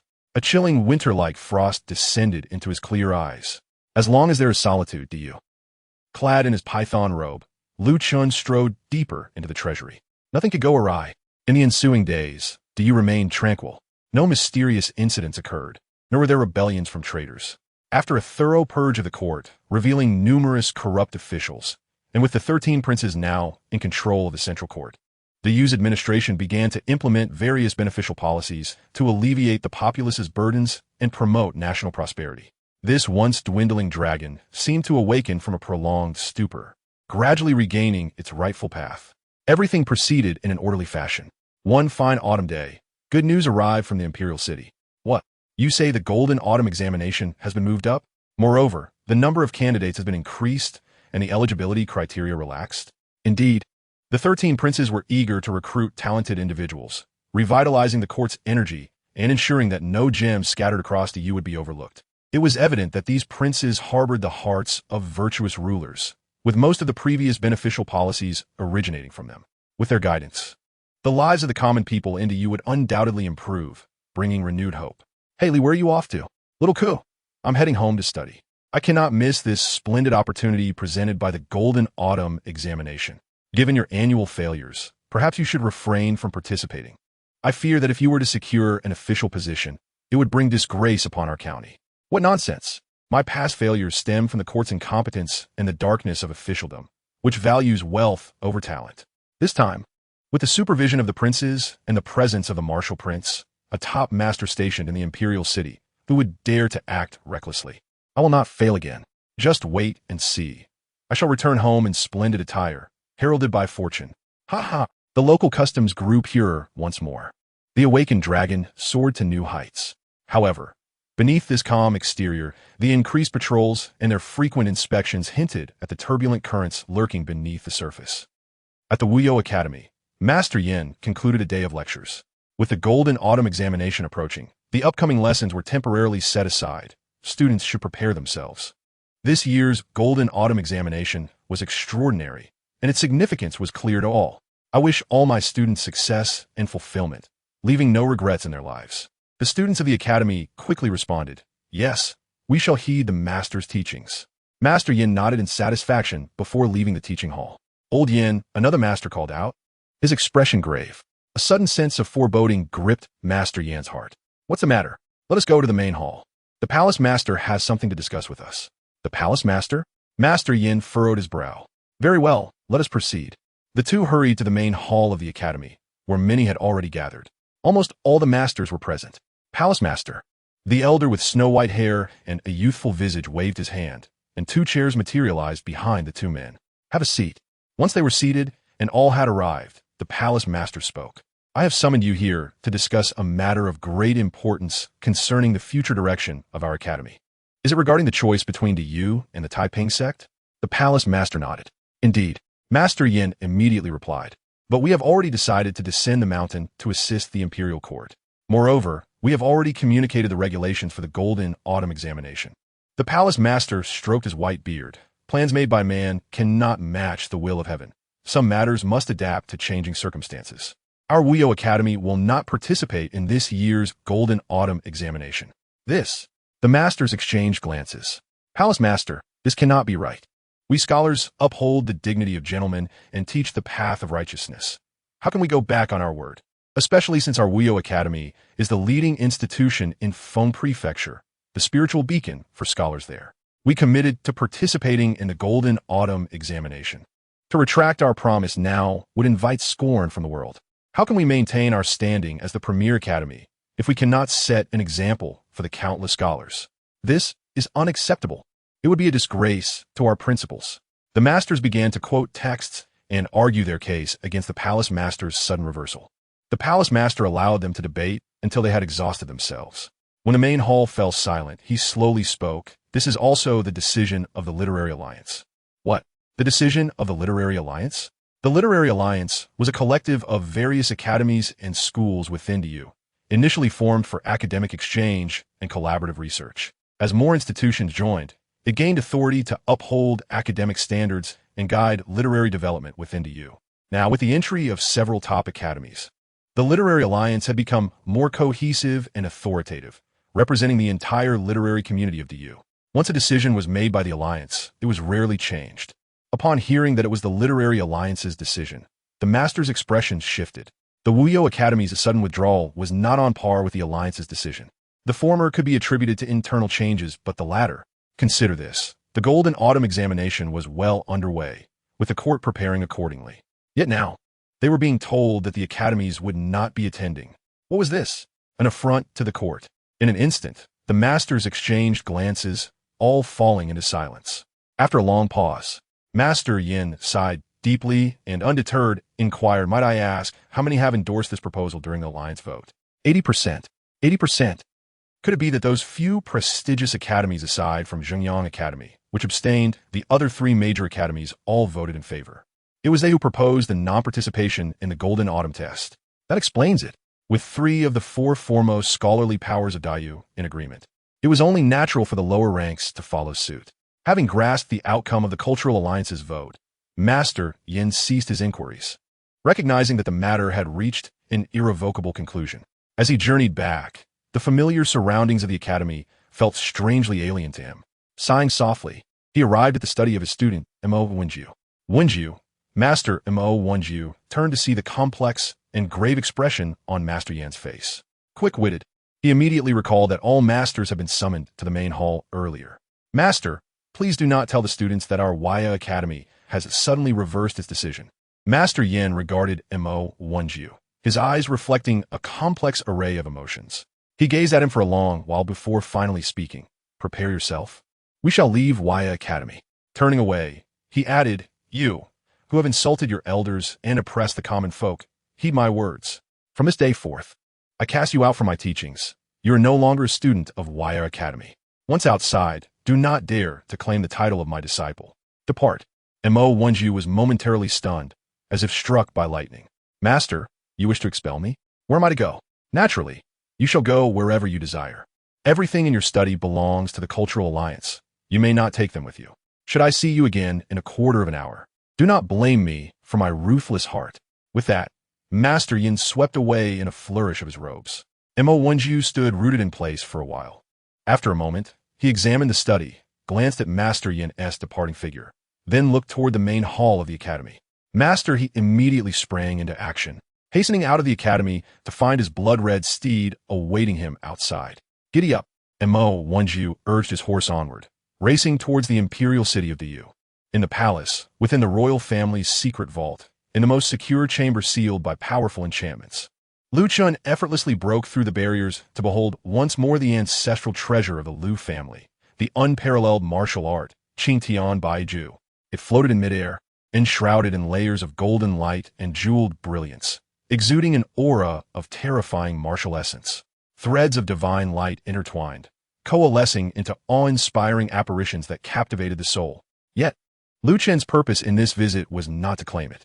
He had come to validate a hypothesis. Lu Chen had previously learned that the royal family was currently practicing an optimized version of the Qingtian Unyielding, refined by the founding emperor, Lu Xingxi, to facilitate easier mastery for the royal lineage. However, the endeavor to optimize such an unparalleled martial art was a monumental task, not something that could be modified at will. It was not that Lu Chen underestimated his ancestors. Rather, the original Qingtian Unyielding was inherently outstanding, formidable, and remarkably concise. Even with his current mastery at the 11th level, it would be a challenge to maintain its potency while making it more accessible, let alone for Lu Xingxi. Thus, Lu Chen discerned that Lu Xingxi must have significantly abridged the original teachings left by the founding emperor, sacrificing the art's might and dominance for the sake of ease and cultivation. Consequently, the original teachings must still reside within the royal family.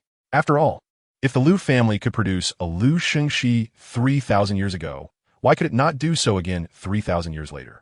He must have hidden the original teachings through special means to prevent future descendants from aspiring too high, reserving it for the next Lu Xingxi. Thus, Lu Chen surveyed the resplendent, radiant core chamber. A dazzling azure light enveloped him, radiating outward from his center and spreading throughout the chamber. Boom! A storm erupted. The earth trembled. The skies resonated. A surge of azure energy manifested, revealing a bright sun and a crescent moon within the azure expanse, eternally illuminating the mortal realm. In the state of Qingtian Unyielding, Lu Chen seemed to transform into a deity traversing the earthly realm, his form radiating a luminous azure glow, pristine and pure. As he resumed his divine observation of the chamber, golden runes materialized before his eyes. Upon seeing these golden symbols, Lu Chen knew his hypothesis was confirmed. He had found the true Qingtian Unyielding. He meticulously studied the golden runes, so much had been omitted. The genuine Qingtian Unyielding left by the founding ancestor could be broadly categorized into two paths. One was the solar aspect, focused on suppression and defense, while the other was the lunar aspect, centered on offense and conquest. However, the reformist emperor had retained only the solar aspect for defense, nearly erasing the profound techniques and methods of the lunar aspect, leaving only the most rudimentary elements. Yet some omissions were indeed warranted. With Lu Chen's current level and martial insights, after merely a cursory glance, he affirmed the reformist emperor's actions.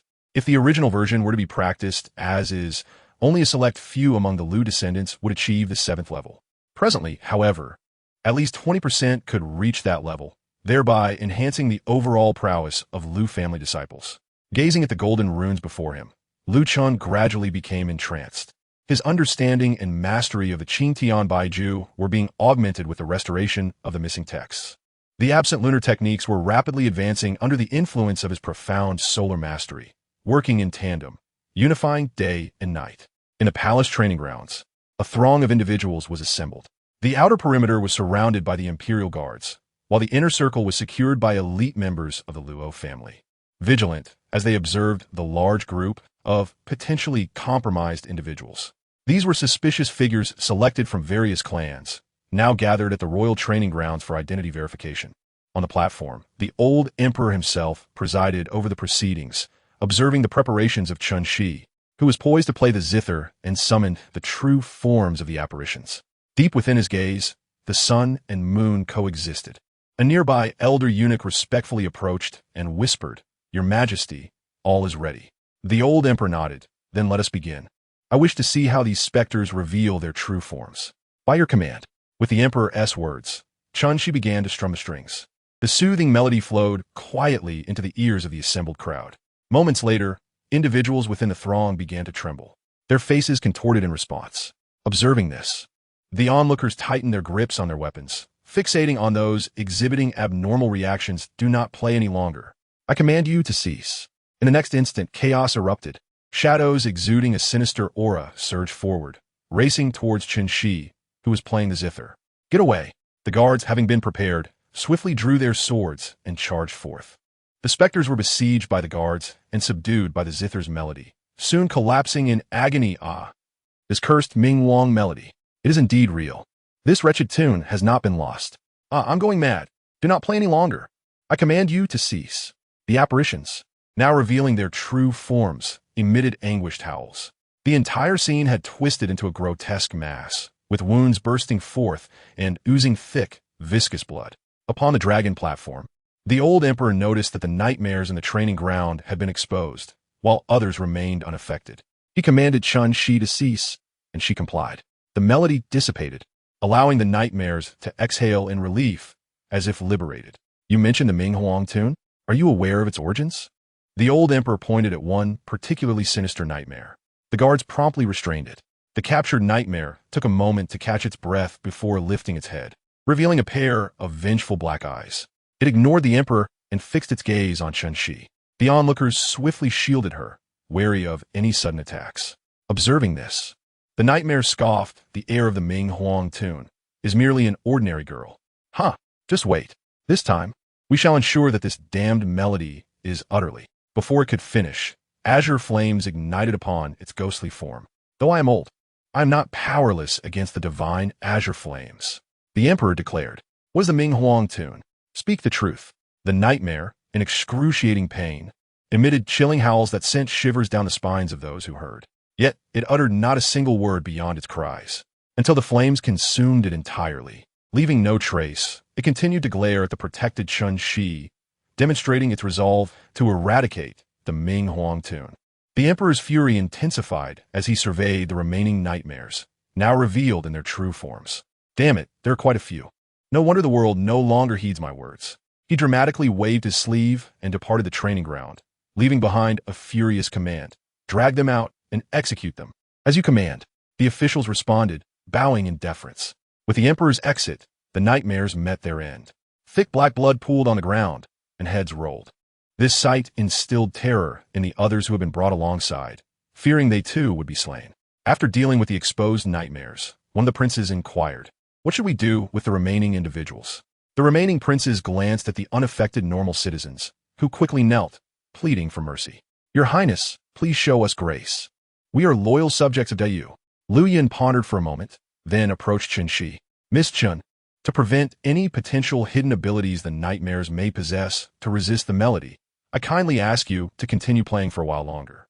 Lu Yin was quite courteous, recognizing that though she was an ordinary girl, she was the only one with a unique skill against the nightmares, making her a rare treasure in this perilous time. Especially as the heir to the Ming Huang tune, this identity could not be taken lightly. Chen nodded and resumed playing the melody known as the Ming Huang tune. The enchanting music lingered for quite some time, and the remaining individuals showed no signs of disturbance. Chapter 47. A temporary plan. A surprise attack on the Imperial City? It seems these people are safe now. Setting aside any suspicion of being replaced by nightmares, those who remain are undoubtedly gifted individuals. After further evaluation, if they exhibited no significant moral flaws, they could be considered for official appointments. Recently, a thorough cleansing of the Imperial Court has taken place, uprooting a multitude of hidden agents in various regions, leaving a shortage of clean personnel. Let's wait a bit longer. By the time of the grand examination in autumn, the talent gap should ease. The princes, relieved by the apparent stability of the remaining individuals under the melody, began discussing their fates. Once their deliberation concluded, the princes led by Lu Lang and Lu Yun turned to Chen Shi, who was wiping the thin sheen of sweat from her forehead. Thank you for your efforts today. Miss Chen, do not take the words of those fiends to heart. Within the boundaries of our imperial city, such scoundrels dare not act recklessly. Our royal family will do everything in our power to protect you, ensuring the loyalty of our subjects remains unbroken. Chen Shi performed a slight bow. As a citizen of Dayu, I have long benefited from the nation's grace. In this time of national peril, it is my duty to contribute my modest abilities. Excellent. Not only is Ms. Chen exceptionally talented and beautiful, but she also stands shoulder to shoulder with her male counterparts. If everyone in Dayu possessed your insight and courage, how could we fear for the future of our great nation? The princes showered her with praise. Yet, Chen Shi merely smiled modestly, maintaining her polite demeanor without becoming overly enthusiastic about their compliments. After exchanging courteous remarks, she excused herself, departing the training ground under the protection of Luo Feng and the city guards. As Chen Shi walked away, the 10th prince suddenly turned to the second prince. Second brother, what do you think of her? Could she possibly catch your eye?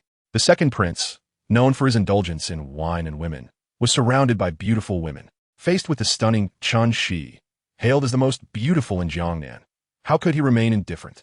However, to everyone's surprise, the second prince did not even glance at her. Instead, he laughed heartily and patted the 10th prince on the shoulder. Little 10, you're still young and have much to learn. I advise you to steer clear of the murky waters of adulthood. Not only may you fail to grasp them, but mishandling them could lead to ruin. With that, he turned away, beckoning two maidens waiting outside the training ground, planting a kiss on one of them. Come, come. Today it's my turn to show you something magnificent. The second prince left, his words leaving the other princes both amused and exasperated. Only the 10th prince wore a slightly grim expression, his smile forced. More hands clapped on his shoulder. Turning, he found a refined third prince, Lu Lang. Little 10, your second brother may be the most carefree among us. Sometimes you could learn a thing or two from him. Try to relax a bit. Lu Lang nodded at the 10th prince, then added, I must attend to the ritual office to oversee the procedures for the grand examination. We are short on manpower.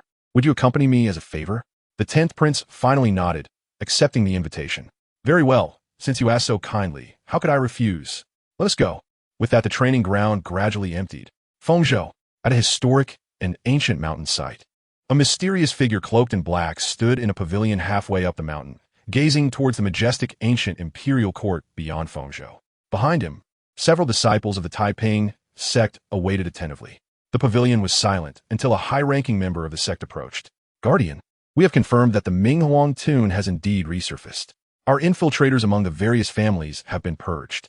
Thus, our plan may be compromised. The enigmatic figure known as the Guardian suddenly interjected. Our plan has proceeded far too smoothly, almost as if blessed by the heavens. This minor setback is merely the normal course of events I anticipated. The high-ranking member of the sect was taken aback. Normal? Do you mean? Recent occurrences have left me restless, prompting a suspicion. There may be an unseen hand manipulating our Taiping sect from behind. It is something you cannot see or perceive. Due to the actions of this great hand, it is indeed a rebellion against the Dayu, and it indeed threatens to overturn this ancient dynasty. The senior officials of the Taiping sect furrowed their brows, perplexed. If this is truly a rebellion against the Dayu, then is it not a favorable development? Before he could ponder further, the protector abruptly inquired, how many nightmares in the 4 states surrounding the imperial city can be harnessed for my use? Approximately 300, came a reply. 300? How swift? The protector exclaimed.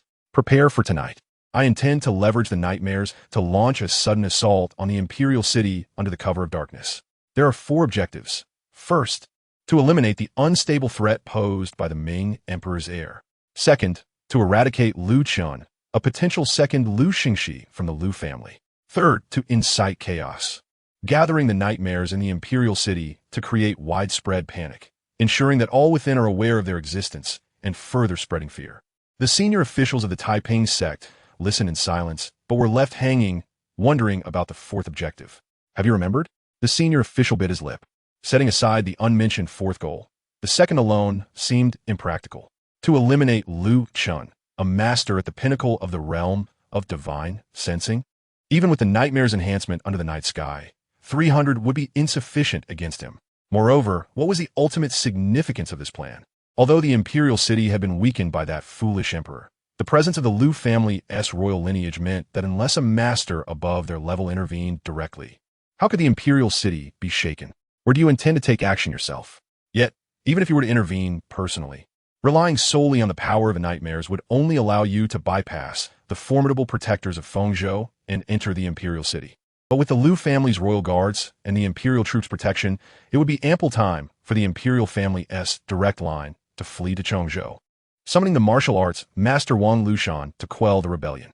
In the end, it would only result in embarrassment for the imperial family, with no gains but instead exposing our movements, depleting our strength, and heightening the imperial family's vigilance, an endeavor fraught with losses. If the other protectors and the sect master were to learn of this afterward, it would likely, Yes, I understand. It is just that with such a significant affair, should anything go awry, the protector turned, his piercing gaze cutting through the shadow of his robe. I will bear the consequences of this operation alone. You need not concern yourselves with the meaning of success or failure. Simply act according to the plan. Understood. The senior officials of the Taiping sect promptly descended to urgently arrange for tonight's assault.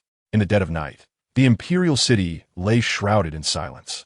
The empty streets echoed only with the occasional patrols of the city guards. Everything seemed as ordinary as ever, awaiting the dawn of the next day. Until, Ghost! Ghost! Help! Help! Save me! The piercing screams of terror shattered the stillness of the night. Bloodshed and panic erupted from the slumber. The city guards immediately sprang into action, all patrol teams rushing towards the source of the screams. Chapter 48. The Martial Arts Master. Something has happened. Quickly, follow me. The patrol team hastened through the quiet outer city. Bang!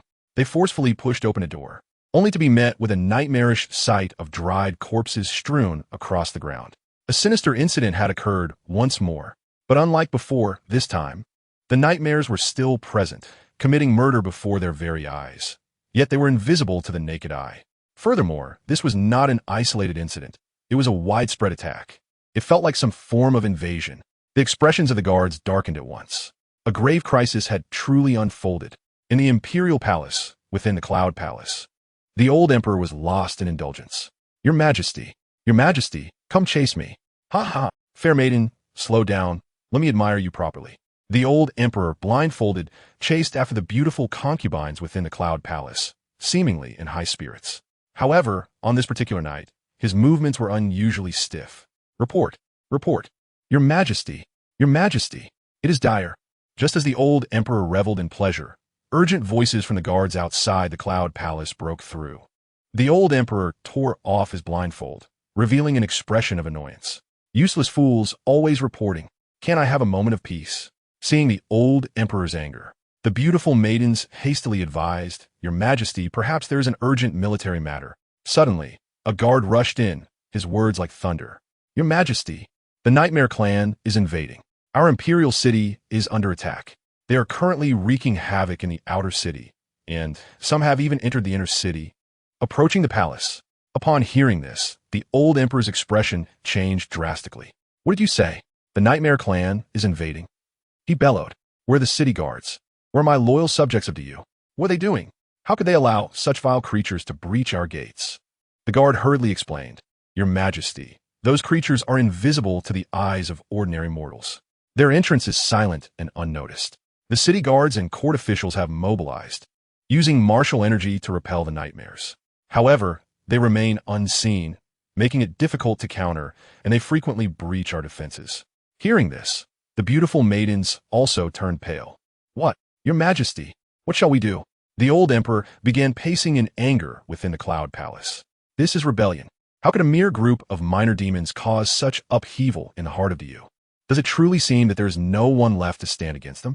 In the imperial court, I am here, and so is my fifth son, a master of the divine sensing realm, along with the elder clansmen of the royal family. How could a bunch of demons dare to defy us? Send orders to the Liu family, instructing the masters in seclusion to assist us. Report. Before the old emperor could finish, another urgent report sounded. Your Majesty, a formidable nightmare has appeared in the inner city, one that can manifest its form. Its appearance resembles that of the leader of the Miofa sect.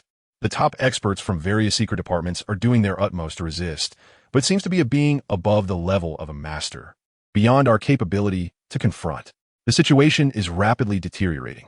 I implore your majesty to prioritize your safety and retreat to Chongzhou. What? A nightmare above the master level. That means the old emperor panicked. The maidens nearby also grew anxious, urging him, Your Majesty, we cannot contend with a being above the master level. We should hastily gather the princes and the experts from the royal family to retreat to Chongzhou. With the martial arts master Wang Lushan there, we can summon him for assistance during our retreat to Chongzhou. It shouldn't take long before we can return to the imperial court. Indeed, Your Majesty, your safety is paramount. We need not rush recklessly.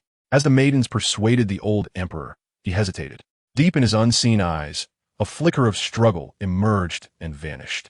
Suddenly, a blinding ray of sunlight pierced through the palace. Day and night had flipped. The sun shone brightly. The old emperor's pupils constricted sharply. He stepped out of the cloud palace, facing the sun directly, only to discover that alongside the sun, there was also a radiant moon. At this moment, the sun and moon shared the sky. The heavens were brilliantly illuminated, and at the center of this celestial spectacle, a familiar figure descended, stepping gracefully through the sun and moon, as if a divine being had graced the earth. In the royal treasury, Chen, who was contemplating the complete version of the Qingtian Unyielding Art, suddenly halted. He gazed towards the imperial palace, where the sun and moon reflected in his eyes. It seems as if I have traversed the endless void, finally perceiving the authenticity of the external world. I have emerged. I fear not your leap, but rather your hesitation, for once you have jumped, you become merely a living target in the eyes of Chen. Ahum, the ripples of the void. He vanished from the secret chamber, ascending into the high night sky. Gazing down upon the imperial city, he beheld the figure of the nightmare, leisurely strolling through the inner city with arms crossed, brazenly rampant. With its exaggerated black maw, its sinister laughter echoed throughout the entire imperial city. Behind it, a chaotic dance of demons ensued. Waves of dark energy spread across the imperial city as nightmares rampaged and slaughtered, as if they had crossed over from the abyss of the underworld. The imperial city, ha ha ha. In former days, I trembled beneath your feet. Today, however, we meet again, yet I am but. Before the words could fully escape, the sky turned topsy-turvy. The profound darkness instantly transformed into daylight. A blazing sun and a crescent moon hung high in the azure sky, exerting an overwhelming pressure upon the universe. The blinding light descended like sharp blades. Each slash severed the corporeal forms of all evil entities, eroding the dark energy that bound them. The wails of the citizens of the imperial city ceased. The rampaging nightmares, however, began to shriek in terror. The situation reversed in an instant. The master of the mystical method concealed his face with his hand, evading the excruciatingly brilliant light. A profound horror spread across his dark pupils. A transformation of day and night. A true celestial being. How could such a being be concealed within the palace? How could this be? He uttered a frantic inquiry of dread. But when he beheld the towering figure traversing the void, step by step, amidst the sun and moon, disbelief vanished from his lips, replaced by an overwhelming sense of terror and shock. Lu Zheng, the master of the mystical method, felt the cold gaze of that magnificent figure penetrate through him. In that moment, an invisible sword pierced through his very being. He lowered his head slightly, and the world began to spin. When the dust settled and the world calmed, he beheld a headless black body, a glance that spanned a millennium. Chapter 49, Golden Reign of Light. From that moment forth, his world lost all color. The brilliance in his eyes forever frozen at that instant. Silence reigned. The sun and moon hung in the same sky, radiating warmth and vibrancy. Yet, the imperial city was engulfed in an eerie stillness. The high-ranking officials and soldiers, steadfast in their defense against the nightmare invasion, exchanged bewildered glances, first at one another, then at the severed headless corpse on the ground, and finally up at the magnificent figure approaching through the sun and moon. Their minds were in chaos, their hearts turbulent, rendered speechless, uncertain of their emotions. Moments ago, that formidable nightmare, resembling the master of the mystical method, had strolled through the imperial city, disregarding the city guards and numerous royal experts. Countless peak experts had rushed forward, only to be effortlessly defeated by a mere swipe of its hand. In that brief encounter, they understood that this nightmare's power far exceeded that of a master, and the existing forces within the imperial city were utterly incapable of resisting it. Its path was unstoppable. Only a true celestial being could stand against it.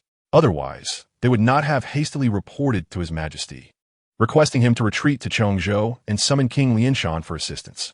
Yet now, this immensely powerful and terrifying nightmare was vanquished by a single, forceful glance from the figure in the sky.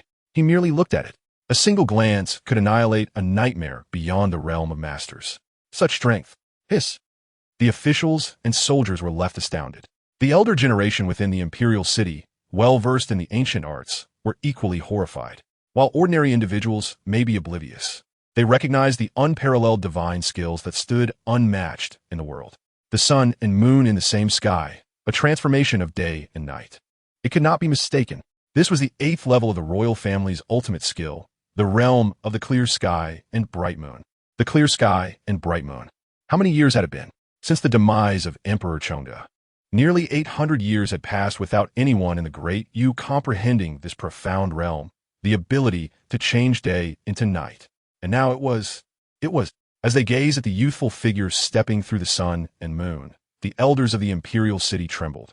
Unable to utter a single coherent word, their eyes filled with unparalleled astonishment. Inconceivable. Prince Chen is only 20 years old.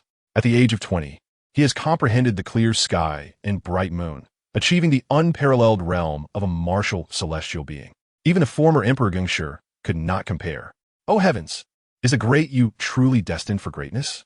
Whenever this dynasty faces decline and collapse, a peerless figure emerges to turn the tide. How fortunate! How fortunate!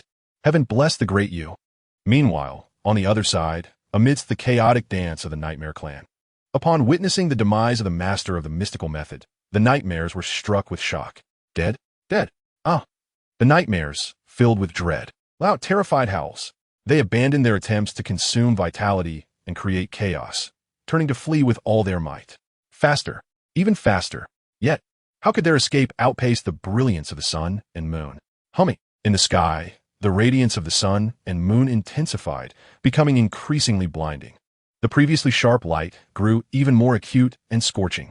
Suddenly, a golden rain began to fall from the heavens. The downpour was torrential, enveloping the entire imperial city, cleansing all evil. Amidst the dense rainfall, the invading nightmares were silently washed away, disintegrating into dust.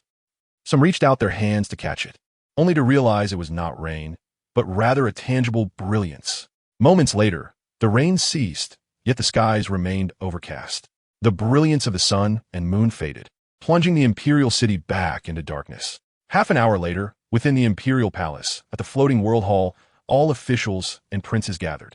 In the floating world hall, silence reigned. Everyone's peripheral gaze was drawn to the most unique and tall figure among the 13 princes. Upon the dragon throne, the old emperor scrutinized Lu Chen from head to toe, while the other princes cast complex glances. In that moment, Lu Chen resembled a rare and precious gem, inciting the covetousness of countless onlookers. Occasionally, someone would let out a quiet gasp of admiration, while others expressed astonishment. A subtle yet intricate emotion hung in the air within the silent floating world hall. After a long pause, the old emperor finally spoke. "Fifth, my son." "Here," Lu Chen replied calmly. The old emperor fell silent once more, taking a considerable amount of time before continuing. "The technique you employed to slay the nightmare just now, is it not the 8th level of the Lu family's ultimate skill, the realm of the clear sky and bright moon, which only martial celestial beings can comprehend?" Upon hearing this, the ministers could no longer afford to glance sideways. Each turned slightly to await Lu Chen's response. Although they were certain it was indeed the realm of the clear sky and bright moon, receiving confirmation from the principal was a different matter altogether. Indeed, when those words escaped Lu Chen's lips, the faces of everyone present twitched. It was true. He is only 20 years old. A 20-year-old martial celestial being? He must be the reincarnation of a martial sage. Upon hearing Lu Chen's affirmation, the old emperor let out a deep, lingering sigh. 800 years. 800 years. After the demise of Emperor Chengde, a prodigy among the descendants of the Lu family has finally comprehended this supreme mystical realm, restoring the glory of our royal family's divine skills. Excellent, excellent, excellent. Hearing the old emperor's praise, the ministers quickly echoed, "Congratulations, Your Majesty." Congratulations, Your Majesty. Congratulations, Prince Chen. Congratulations, Prince Chen. Heaven bless our Great Yu. Heaven bless the Great Yu. With Prince Chen here, our Great Yu shall surely turn the tide and usher in an era of everlasting peace. The ministers poured forth their sincere flattery. Yet, the old emperor cast them a cold glance. Did I permit you to speak? The ministers immediately lowered their heads. A bunch of useless individuals. Each one boasts of their own wisdom and cunning. Yet when the Nightmare clan has breached the gates of our Great Yu family, almost invading the imperial palace, only now do you react. If it were not for my imperial son today, employing the heavenly arts of the clear sky and bright moon to turn the tide, our imperial palace would have been besieged, forcing us to abandon the city and flee. How would the world view the disgrace of our royal family? How brazen would the Taiping sect become? Huh? With you worthless lot, where's the peace for all eternity? Where's this peace? Just by your words? The old emperor scolded. The ministers shrank back, though they had much to refute. Experience told them it was best not to go against the old emperor when he was angry. Otherwise, the consequences would be worse than death. The third prince, Lu Lang, stepped forward. Father, please calm your anger. This invasion of the Nightmare clan cannot be entirely blamed on the court. It is indeed because our Great Yu has too little understanding of the Nightmare clan and insufficient means to counter them, which allowed the Nightmare clan to take advantage and catch us off guard. Moreover, the foundation of the imperial city has been severely weakened due to your past decisions. Talented, loyal ministers and generals have either been demoted or dispatched to guard the borders.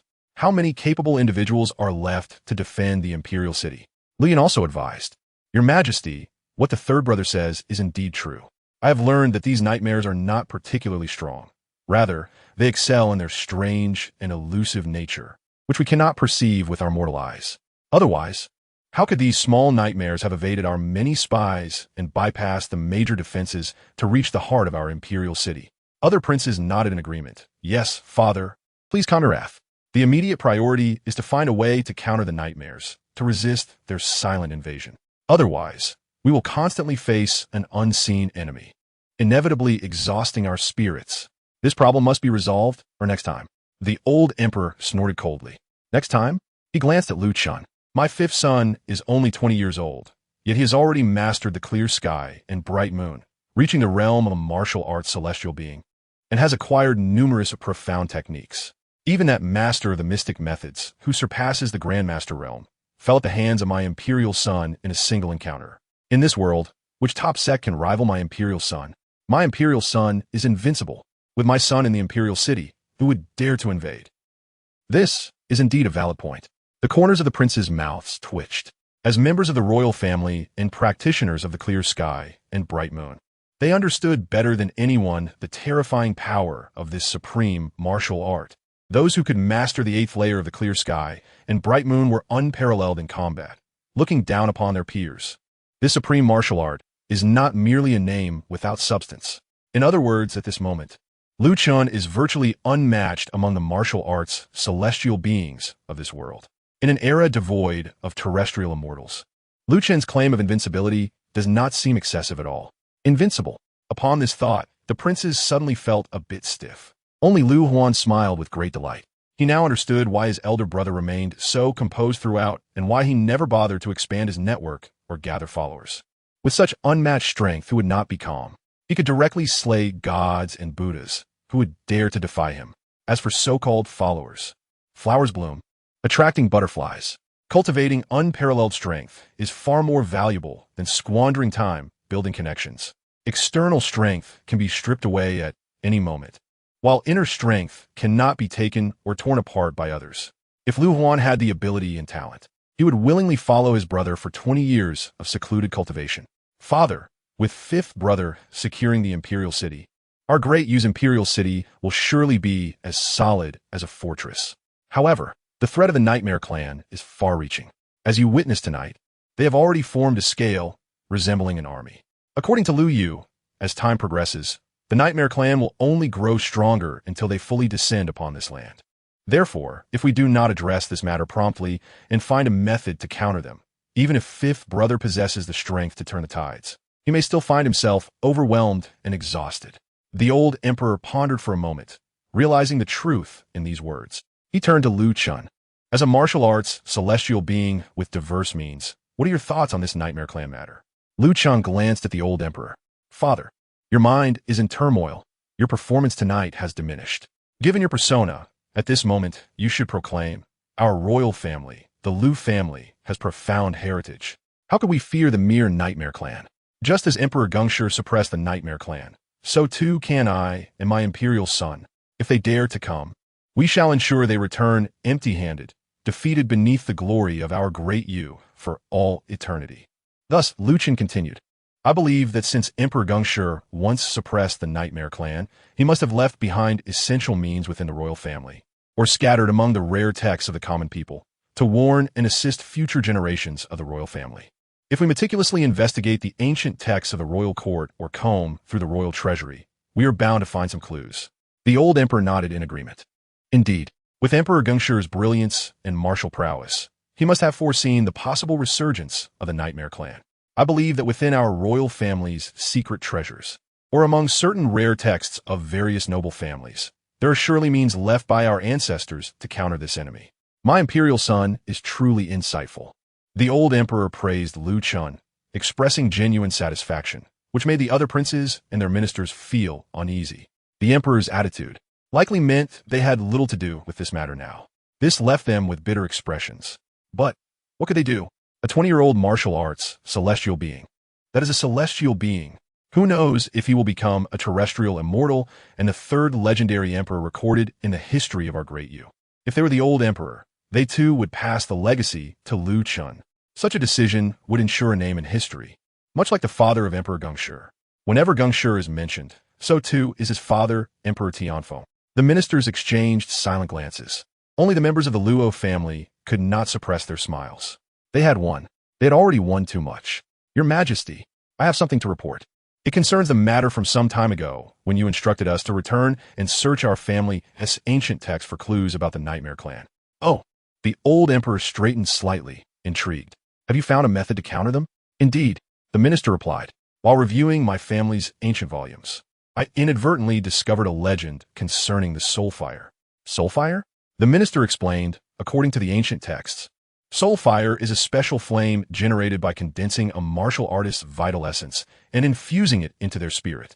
Although it is inferior to the clear sky divine flame, its power far surpasses ordinary martial arts vitality, and typical nightmares would not dare to approach it, for it greatly restrains them. Upon hearing this, the old emperor was furious. If this method exists, why did you not present it during the Nightmare Clan's invasion? Why did you not utilize the soul fire? Your Majesty, please do not be angry. It is not that I did not offer the soul fire. Rather, the situation arose too suddenly, and I was caught off guard. Although the method of soul fire is simple, it cannot be mastered in just a day or two. Moreover, soul fire is also connected to another kind of rule. Without it, the soul fire would become ineffective, and I could not ascertain its effectiveness. The old emperor furrowed his brow. Another kind of rule? The minister uttered two words, Earth Core. Hearing the words Earth Core, many ministers, whose family legacies were long-standing, shifted in expression. Someone inquired, is the core you speak of the legendary essence that nurtures the land and waters? The minister displayed hesitation, replying, I am not certain. Uncertain? You propose the core, and yet you tell me you do not know? Are you mocking me? The minister hurriedly protested, I would never dare to jest with your Majesty. It is merely that ancient texts referencing the soul fire of humanity mention this entity. It is said that the soul fire exists due to the power of the core. If the core were to vanish, the soul fire could not be cultivated. Upon finishing, the minister presented a scroll, saying, Your Majesty, please observe. This scroll contains the methods for cultivating the soul fire. The old emperor unfurled the scroll, glancing briefly before pausing in surprise, yet quickly resumed his pretense of examining it. After a moment, his brows furrowed. The soul fire. According to the scroll, there indeed appears to be some merit to it. Such ingenious concepts must originate from a formidable mind. My dear minister, you discovered this scroll. Do you know its source? The minister shook his head, responding, Your Majesty, I found this scroll inadvertently while perusing various ancient texts in my family's library. Aside from this scroll, there was nothing else, suggesting it was deliberately concealed by the elders of my clan. The old emperor nodded. If the method of soul fire proves effective, the remaining concern is the core. At this point, the old emperor suddenly recalled something and glanced at Lu Chen. He almost forgot. Fifth brother, examine the scroll regarding the soul fire. With your insight and experience, you are likely to discern the essence of this technique. With that, the old emperor tossed the scroll to Lu Chen. Witnessing this, the other princes felt a jolt of surprise. This was rather direct. Lu Chen accepted the scroll, first casting a glance at the old emperor before examining the text. He had noticed his father's momentary hesitation. Undoubtedly, there was something amiss with the soul fire. However, this issue could not be addressed by his father, for he was a foolish ruler. After only a few glances at the scroll, Lu Chen discerned the problem. The soul fire is indeed useful, yet it is a manifestation of spiritual belief. Its essence involves consuming one's spirit while simultaneously depleting the core. In other words, this method not only harms individuals, but also exhausts the core. Father, the method of soul fire may not be suitable for RDU. Even if it were to be employed, it should only be as a last resort in dire circumstances. Upon hearing Lu Chen's words, everyone present widened their eyes in shock. The minister who had suggested this method began to perspire profusely. The implication of Lu Chen's statement was painfully clear. The soul fire poses a risk and should only be considered when all else fails. They had no doubts about Lu Chen's insight. As a martial genius capable of achieving the 8th level of the Azure Sky Unyielding technique, his prowess and understanding of martial arts are unparalleled in the realm. If the foremost expert declares this method problematic, who would dare to dispute it? Moreover, Lu Chen is a prince of the royal family. He has no reason to conceal anything that could benefit the royal lineage. After all, it is their family's realm at stake. The minister who proposed the soul fire immediately knelt, pleading for mercy, drenched in cold sweat. Your Majesty, forgive me. Prince Chen, forgive me. I assure you, I harbored no treasonous intentions. I merely thought I had discovered a means to counter the enemy. The old emperor waved his hand. I doubt you would dare to show off in front of my son. Rise. Thank you, Your Majesty. The old emperor then scanned the assembly, aside from the soul fire. Does any minister have further discoveries? No one responded. What of those who spoke of the core? The old emperor called out. The individual who had previously spoken immediately replied. Your Majesty, regarding the core, I have only seen a few brief notes in ancient texts at home. I know it to be a miracle condensed from the essence of the dragon vein of the Yu, possessing the remarkable ability to protect the land and waters. The stronger and purer the core, the more exceptional the land becomes. Beyond that, there are no other accounts. I had always believed it to be a mere legend until I heard it mentioned in relation to the soul fire. The old emperor nodded with little enthusiasm. Very well. After court adjourns, I shall send someone to thoroughly examine our royal treasury. It is likely, as my son suggests, that there are contingencies left by the first emperor within. At this moment, the eldest prince, Lu Yun, interjected, Father, aside from seeking methods to counter the Night Tribe, I believe there is another matter we must remain vigilant about. Without waiting for the old emperor to inquire, Lu Yun continued, Father, do not forget that master of the marvelous law was once an ordinary man. Upon this statement, the old emperor's expression darkened. The ministers present also changed their countenance. The master of marvelous law, a seasoned master from Fengzhou. Everyone was well acquainted with the master of marvelous law. When the old emperor was still a prince, he was a retainer under the emperor's command. When the old emperor ascended the throne, he prospered significantly due to this relationship, ultimately attaining the golden core of martial arts and establishing the master of marvelous law, receiving numerous favors from the imperial court. Yet now, this familiar figure had, unbeknownst to them, quietly rebelled against the court and transformed into a knight. A living, breathing person turned into a knight. The means behind this transformation is truly terrifying. Lu Yun continued, This is undeniable, as he had even visited King Lizan, seeking guidance based on your connection.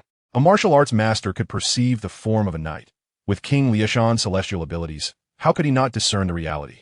This implies that the master of marvelous law transformed from human into a knight. Could it be, someone suggested, Your Highness, that there is another possibility? Perhaps.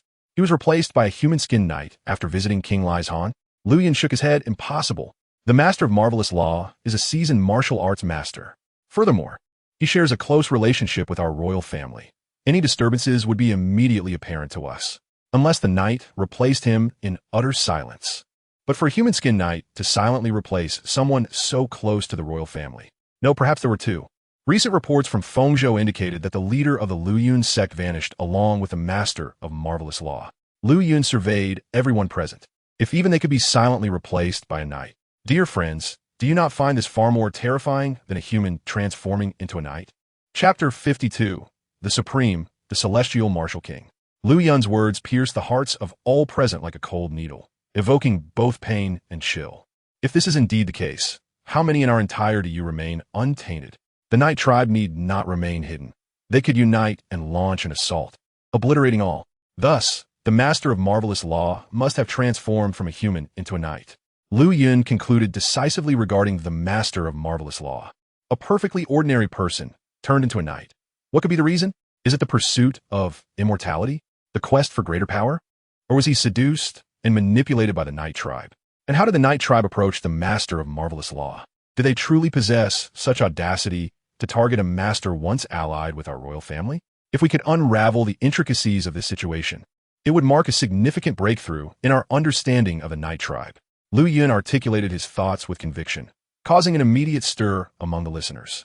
The old emperor nodded in approval, recognizing that his son had indeed found a direction. Lu Yun remarked, I can only speculate that extreme desires might attract the Nightmare Clan. Just as Emperor Gongshi obliterated the traces of the Nightmare Clan to prevent the spread of fear, desires could also serve as sustenance that empowers the Nightmare Clan. The master of the mysterious method S desires might indeed be a pursuit for a higher echelon of martial arts, which is why, upon becoming a nightmare, he possesses strength surpassing that of a grandmaster. However, this is merely my immature conjecture. The specifics will only become clear once we uncover the ancestral methods for combating the enemy. One of the princes sighed gently upon hearing this. Our royal treasury is vast, filled with countless tomes, and with our ancestors having deliberately concealed their contingencies against the Nightmare Clan, it will be challenging for us to see results without at least 10 days or half a month of effort. The third prince, Lu Lang, cast a glance at Lu Chen, assuring him, there is no need for concern on this front.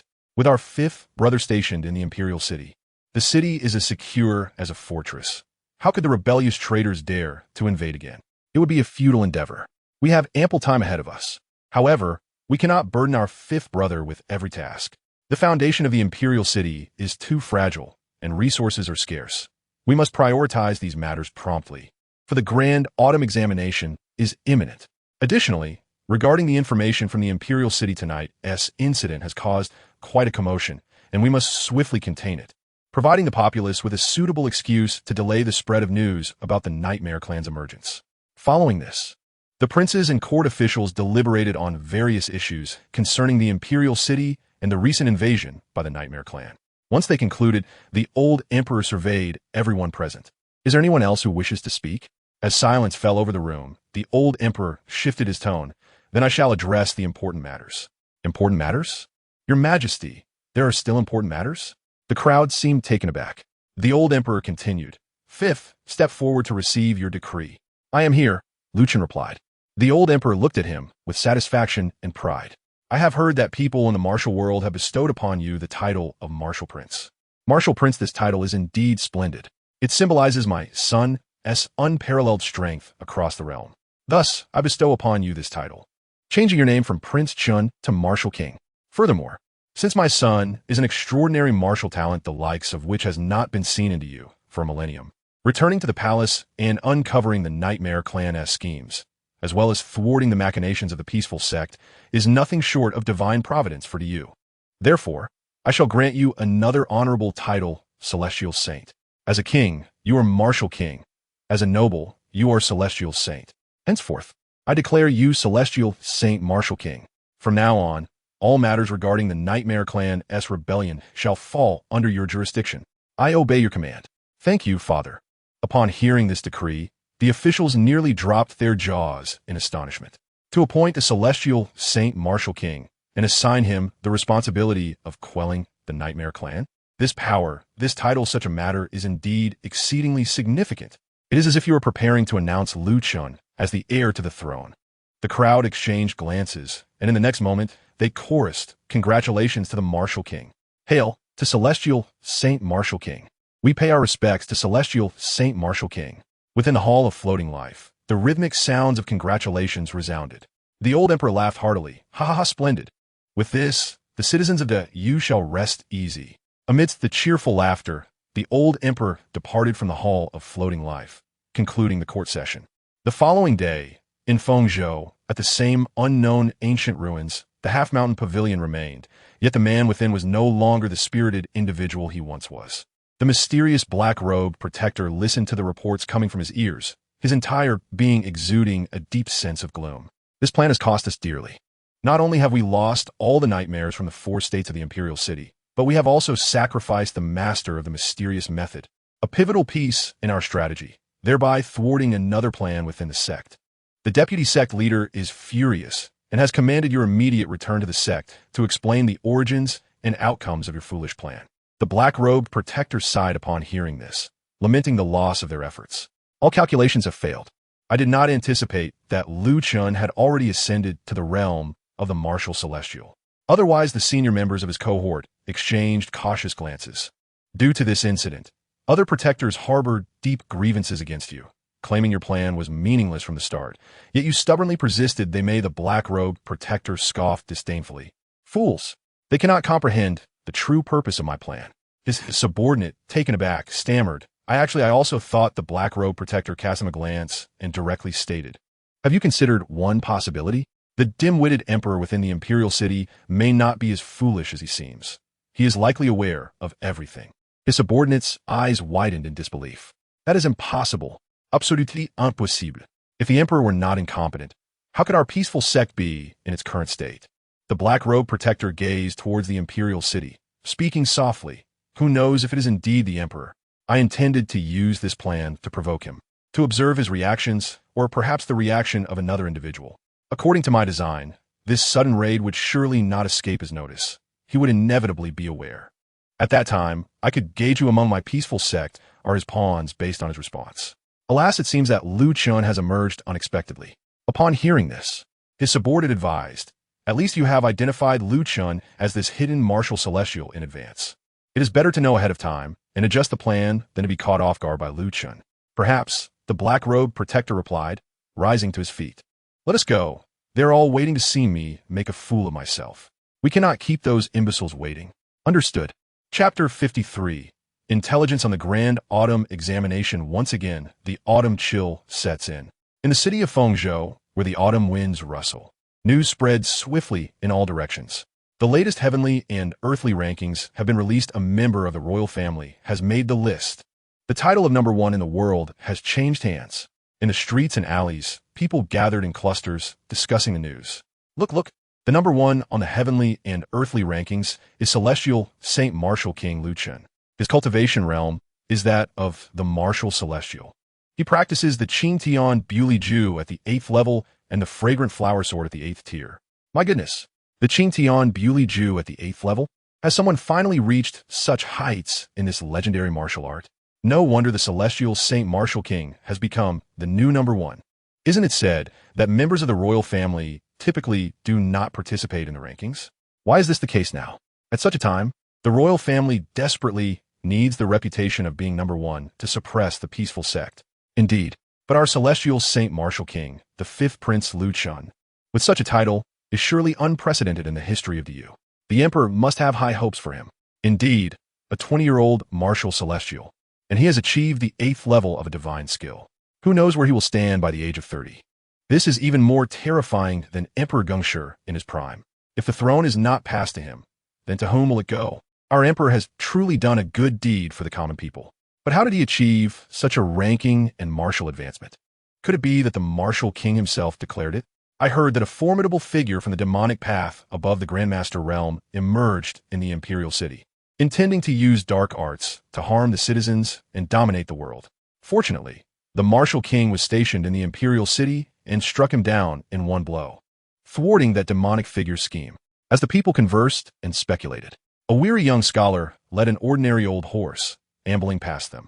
He glanced back at the celestial rankings they held, a mixture of laughter and tears flickering in his eyes. The teacher's words rang true. A genuine scholar should always maintain a sincere heart in the pursuit of knowledge. It is crucial to remember that there are heavens beyond the heavens and people beyond the people. Oh, Mo Wonju, how narrow-minded you were back then. After a self-deprecating smile, Mo Wonju continued on his way toward the Imperial City, his eyes brimming with anticipation and hope. At last, he was nearing his destination. In the Zhengxian Palace, Luo Feng was reporting on the aftermath of the recent attack by the Nightmare Clan. Though we publicly attribute their emergence to a peculiar technique of a demonic sect, it is likely that the truth will not remain concealed for long. As bizarre incidents continue to rise across various regions, the populace will inevitably connect the dots. However, the silver lining is that since you revealed your celestial prowess and vanquished the leader of the Miao Fa sect, many rebellious elements across the Great Yu have calmed significantly, laying down their arms.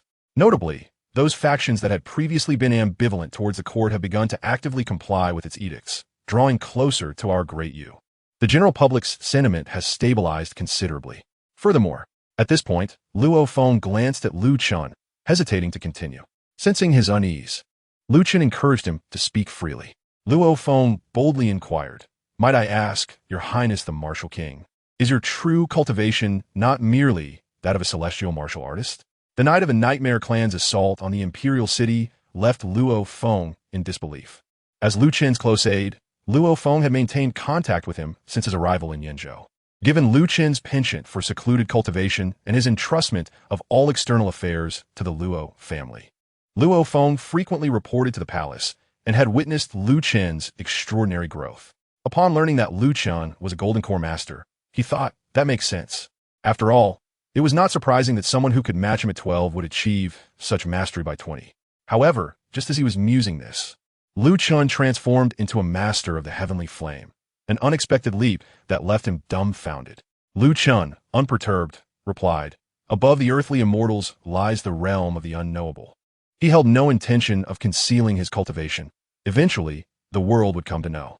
If given the chance, he yearned for a spirited duel to test the fruits of his 2 decades of cultivation.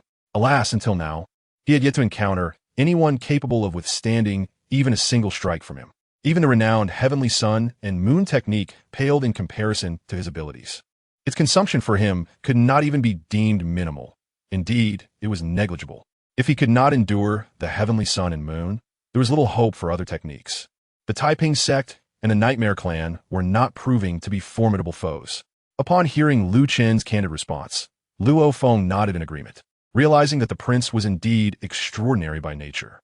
As for his belief in Lu Chen's words, the answer was self-evident. The pinnacle of martial artists was the earthly immortal. Yet here was Lu Chen claiming to transcend even that. It seemed the prince could indulge in jest. At that moment, outside Qingtian Palace, a silver-armored guard approached. "Your Highness, Prince Huan has arrived. Please let him in." Lu Huan entered, furrowing his brow.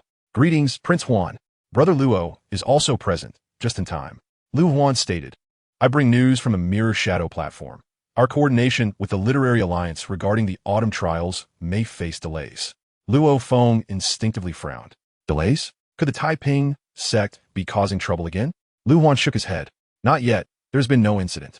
It's merely that the Mirror Shadow platform has received word that the Literary Alliance's efficiency regarding the autumn trials has slowed. I feel." Suddenly, another guard rushed in, saying, "Your Highness, a man named Mo Wenju claims to be an old acquaintance of yours from the Waya Academy. He has crucial information about the autumn trials to report." Waya Academy? The autumn trials? The expressions of Lu Huan and Luo Feng shifted. They had just received news about the Literary Alliance's inefficiency regarding the autumn trials. And now a messenger from Waya Academy bore significant intelligence. Could it be? "Let him in." Soon, with the guard's escort, the travel-worn Mo Wenju appeared before Lu Chen. Compared to the elegant scholar he had been, he now looked rather disheveled. "Commoner Mo Wenju, at your service, Your Highness the Martial King. There's no need for formalities. After half a month, you have changed quite a bit," Mo Wenju said with a touch of bitterness. "Please forgive me, Your Highness. I ran away from Wire Academy." "Oh." Mo Wenju recounted how he had been expelled by Master Yin. Upon hearing his tale, both Luo Feng and Lu Huan exchanged knowing glances. As heirs of powerful factions, they were aware of the renowned figures of Mo Wenju and Master Yin within the academic circles. Mo Wenju was certainly not the sort of ungrateful person Master Yin would cast aside lightly. His words hinted at something deeper.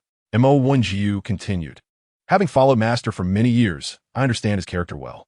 If he spoke such words, I can only surmise one thing.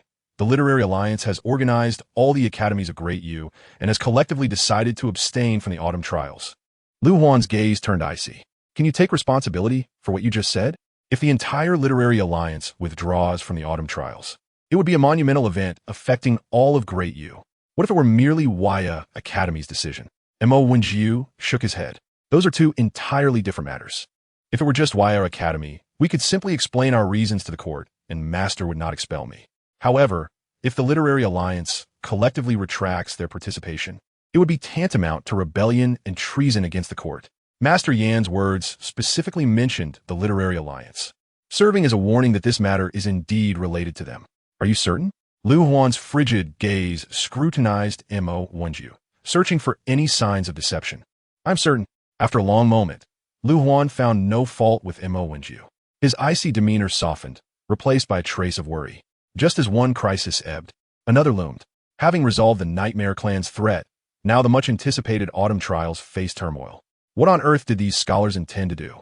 Lu Chang glanced outside the palace and remarked, perhaps it is akin to the situation with the Miao Fa sect. At the mention of the Miao Fa sect and the Lu Yun sect's sudden defection, both Lu Huan and Luo Feng felt a headache brewing. They were reluctant to dwell on it, for the thought that the Miao Fa sect and Lu Yun sect could turn traitor today only to join the Nightmare Clan tomorrow was distressing. The same could apply to the Literary Alliance. While they did not yet understand how the Nightmare Clan had achieved this, if the Literary Alliance had fallen prey to similar influences, would there be any hope left for Great Yu? Could there still exist a pure and trustworthy faction among humanity?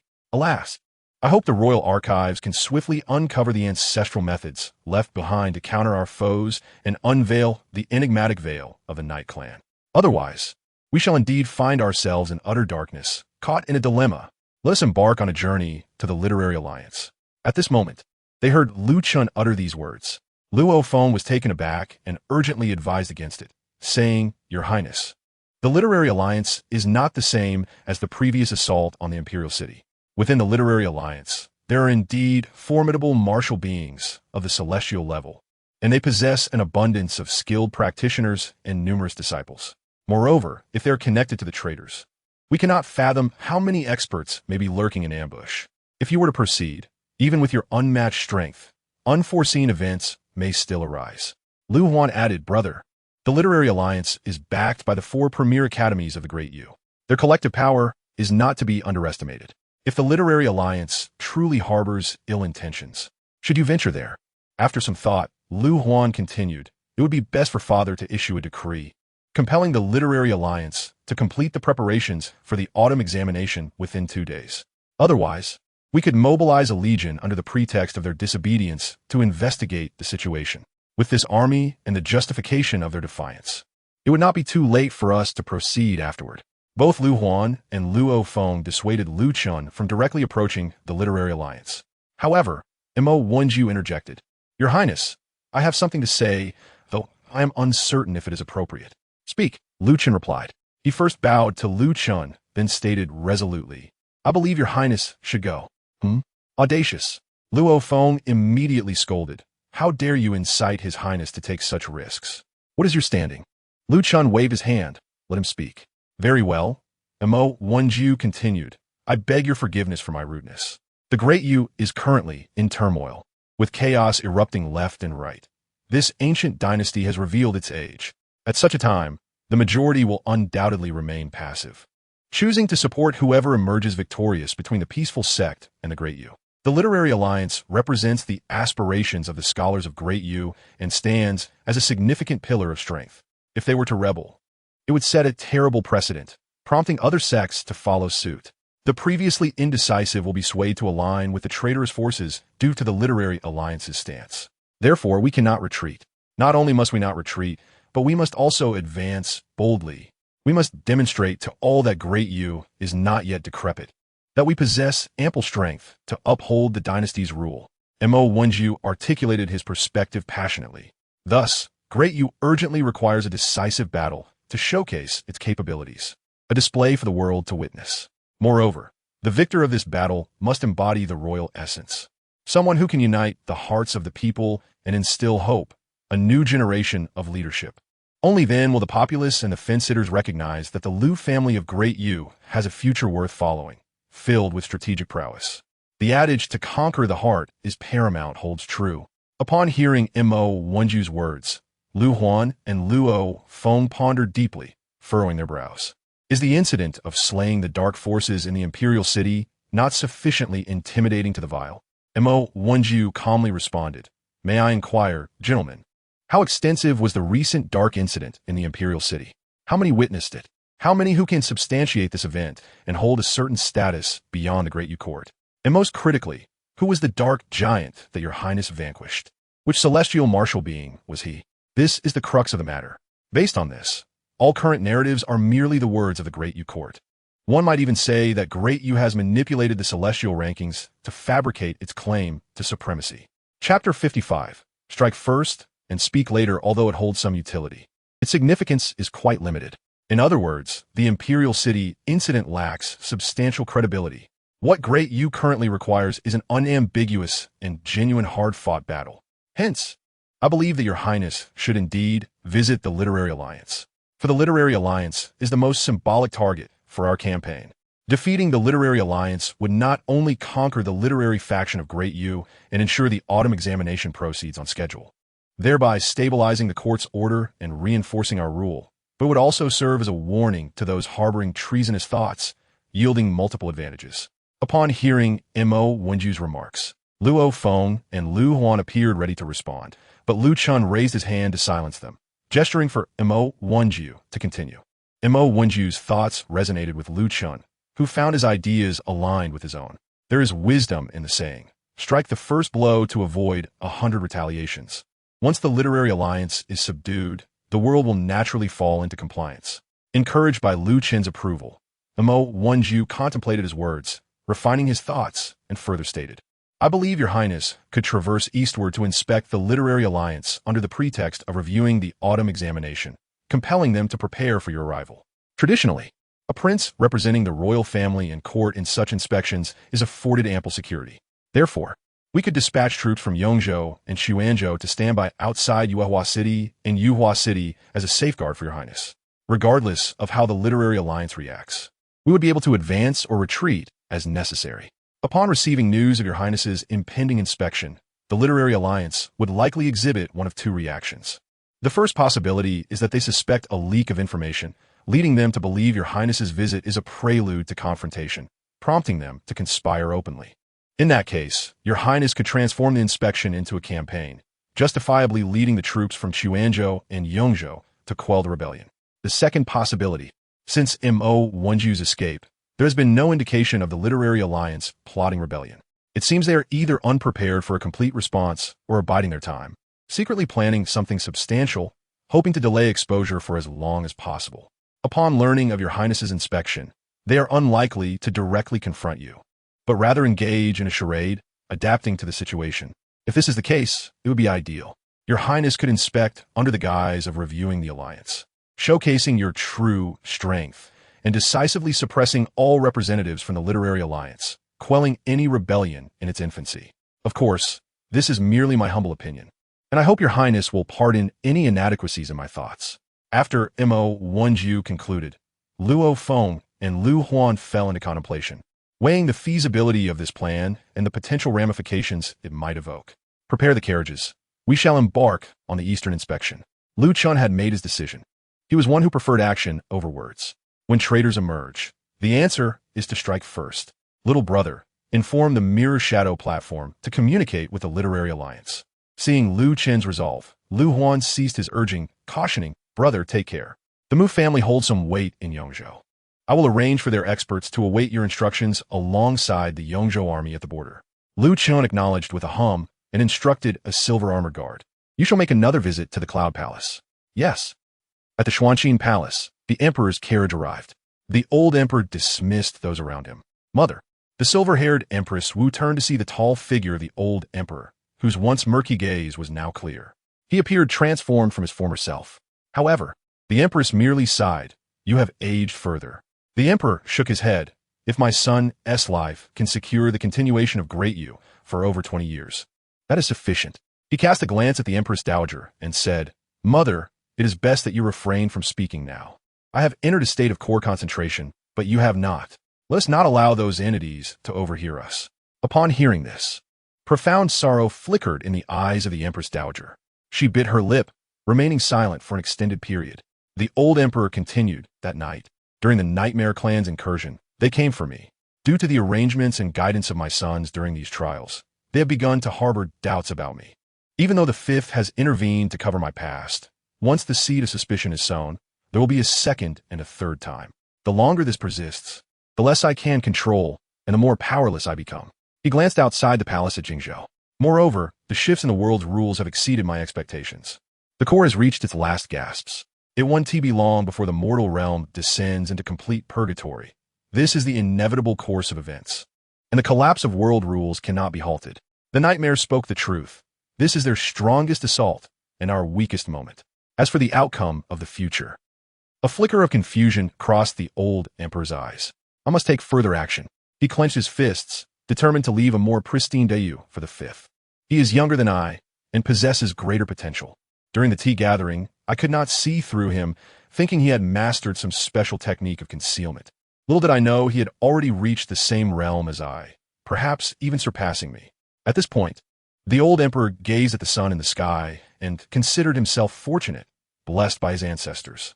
He then looked at Empress Wu, who was lowering her head, fiddling with the branches of flowers, saying nothing.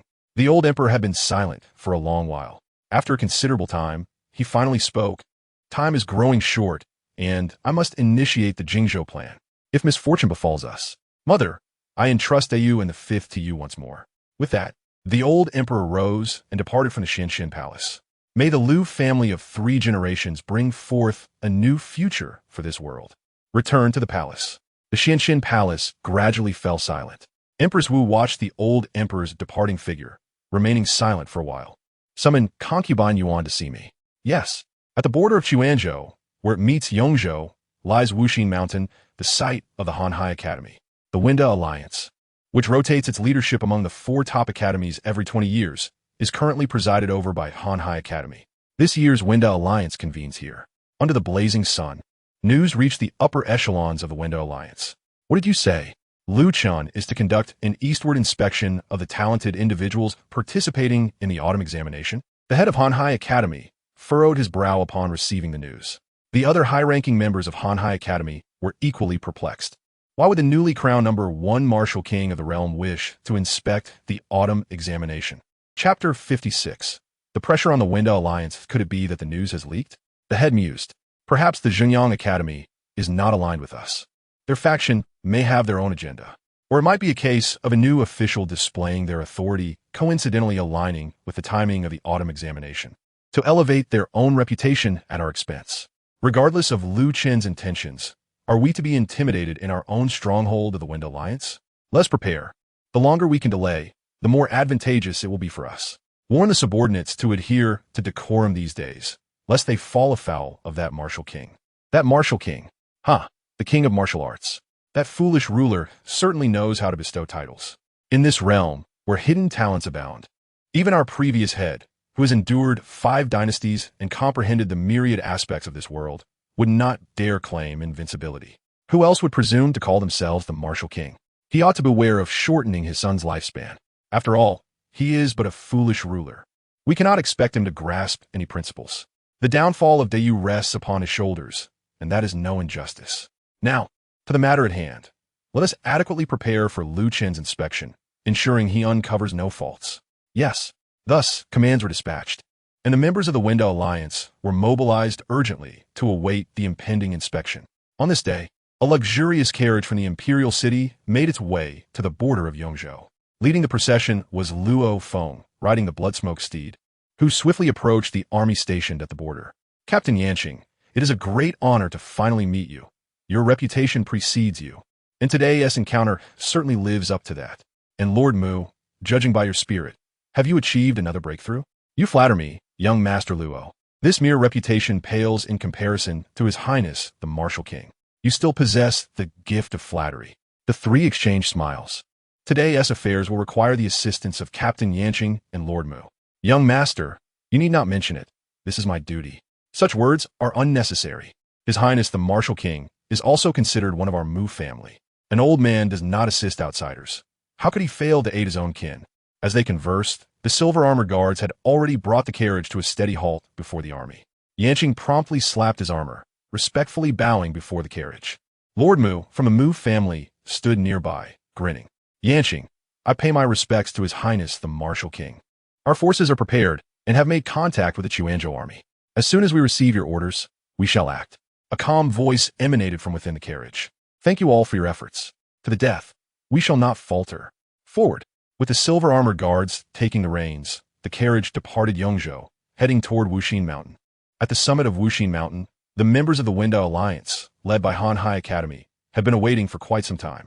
Upon sighting Lu Chen's carriage, surrounded by the silver-armored guards, they immediately knelt in reverence. We pay our respects to His Highness the Martial King. Long live the Martial King. Long live the Martial King. Long live the Martial King. We humbly welcome His Highness the Martial King to the Wendao Alliance to inspect the autumn examination. As the carriage's curtain was lifted, a vast sea of kneeling figures sprawled before the gates of Han Hai Academy, densely packed. One could not discern whether they were expressing a fervent welcome for Lu Chen or showcasing their might. Lu Chen cast a casual glance. You Wendao Alliance certainly have a considerable number of people. Hearing Lu Chen's remark, the crowd looked up to catch a glimpse of the legendary number 1 martial prince of the realm. Eager to unveil his mysterious persona, young and handsome, exuding a refreshing aura, he indeed appeared formidable. The current head of Han Hai Academy quickly interjected, with the autumn examination approaching. Participants from other academies have arrived early for mutual exchange and academic discussions, hoping to perform exceptionally in the examination. Then let me see the fruits of your labor after such prolonged practice, Lu Chen replied, before proceeding with Luo Feng and the silver-armored guards leading the way into Han Hai Academy. The head promptly followed, instructing those beside him, prepare yourselves. His Highness the Martial King is in our midst. Whether we earn His Highness's favor depends on your abilities. Yes, surrounded by admirers.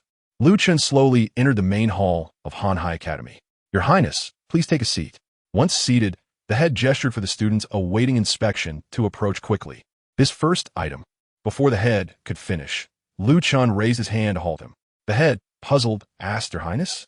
Lu Chen surveyed everyone present, stating, In these extraordinary times, we must employ extraordinary measures.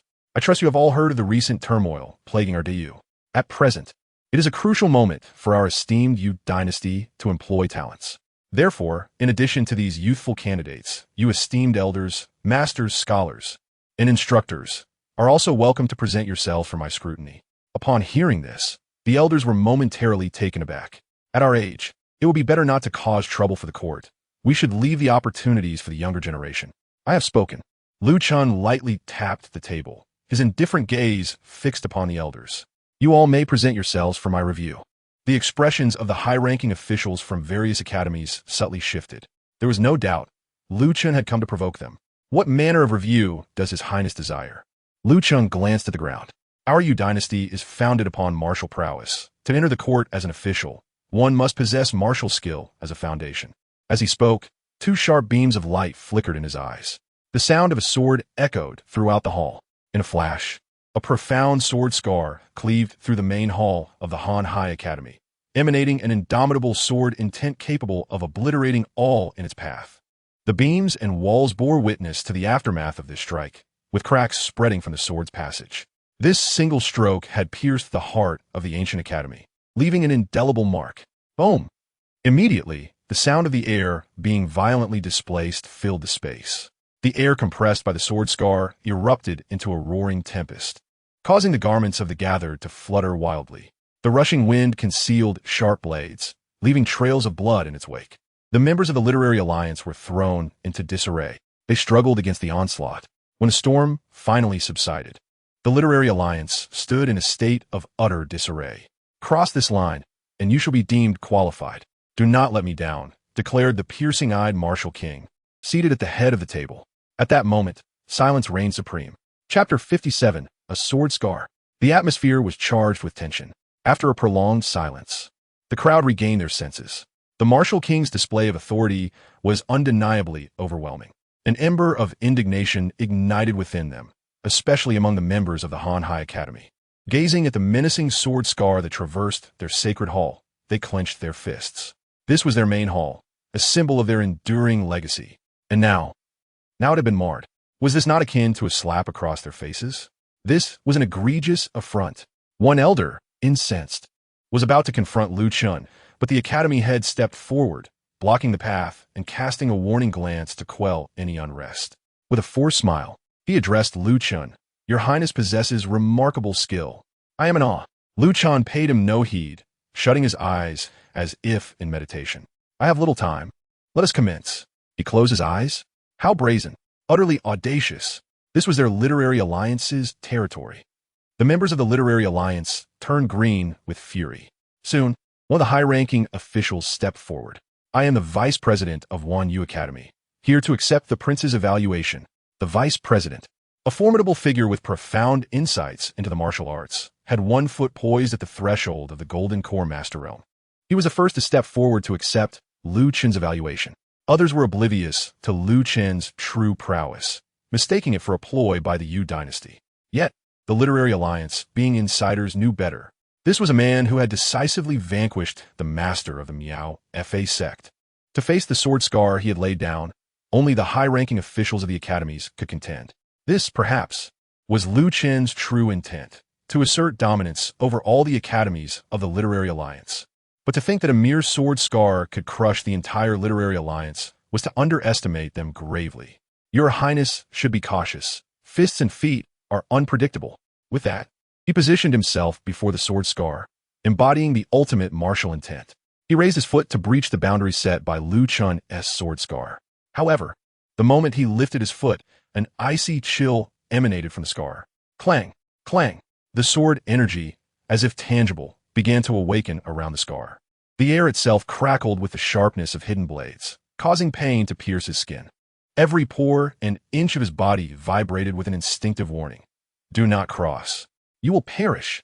Simultaneously, as the sword energy swirled, spider web-like cracks began to spread around the scar. The ground, walls, and beams trembled as the main hull threatened to collapse. Drip, drip. Beads of cold sweat fell from the vice president's brow, splattering against the swirling sword energy. Boom! The terrifying backlash erupted instantaneously. The vice president was sent flying, contorted like a bow, crashing into the formation of Wan Yu Academy. The vice president lay on the ground, his fate uncertain. Wan Yu Academy was in disarray.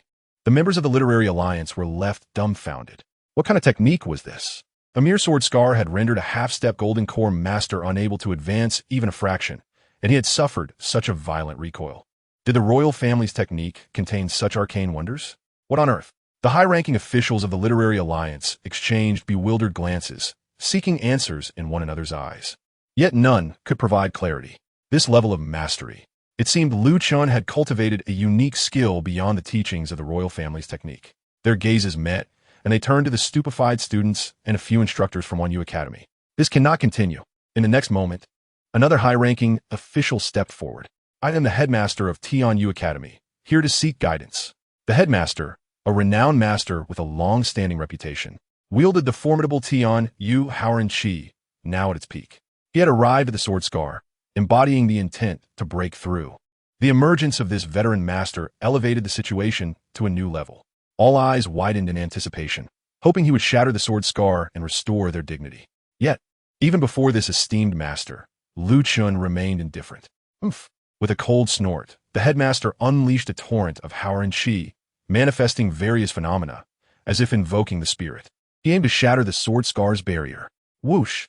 He commanded the Haoren Chi, transforming into a flood of soldiers, attempting to breach the chasm of the sword scar. However, bang! The sword net was boundless, annihilating the entire army conjured from the Haoren Chi. The headmaster suffered the same fate as the vice president, unable to cross the threshold of the sword scar.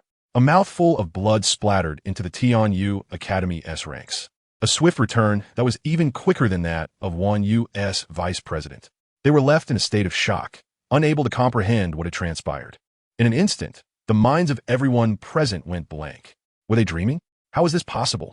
Even the venerable headmaster of Tian Yu Academy could not surpass a mere sword scar. And this was not even Lu Chen's direct strike, just a scar born of his gaze.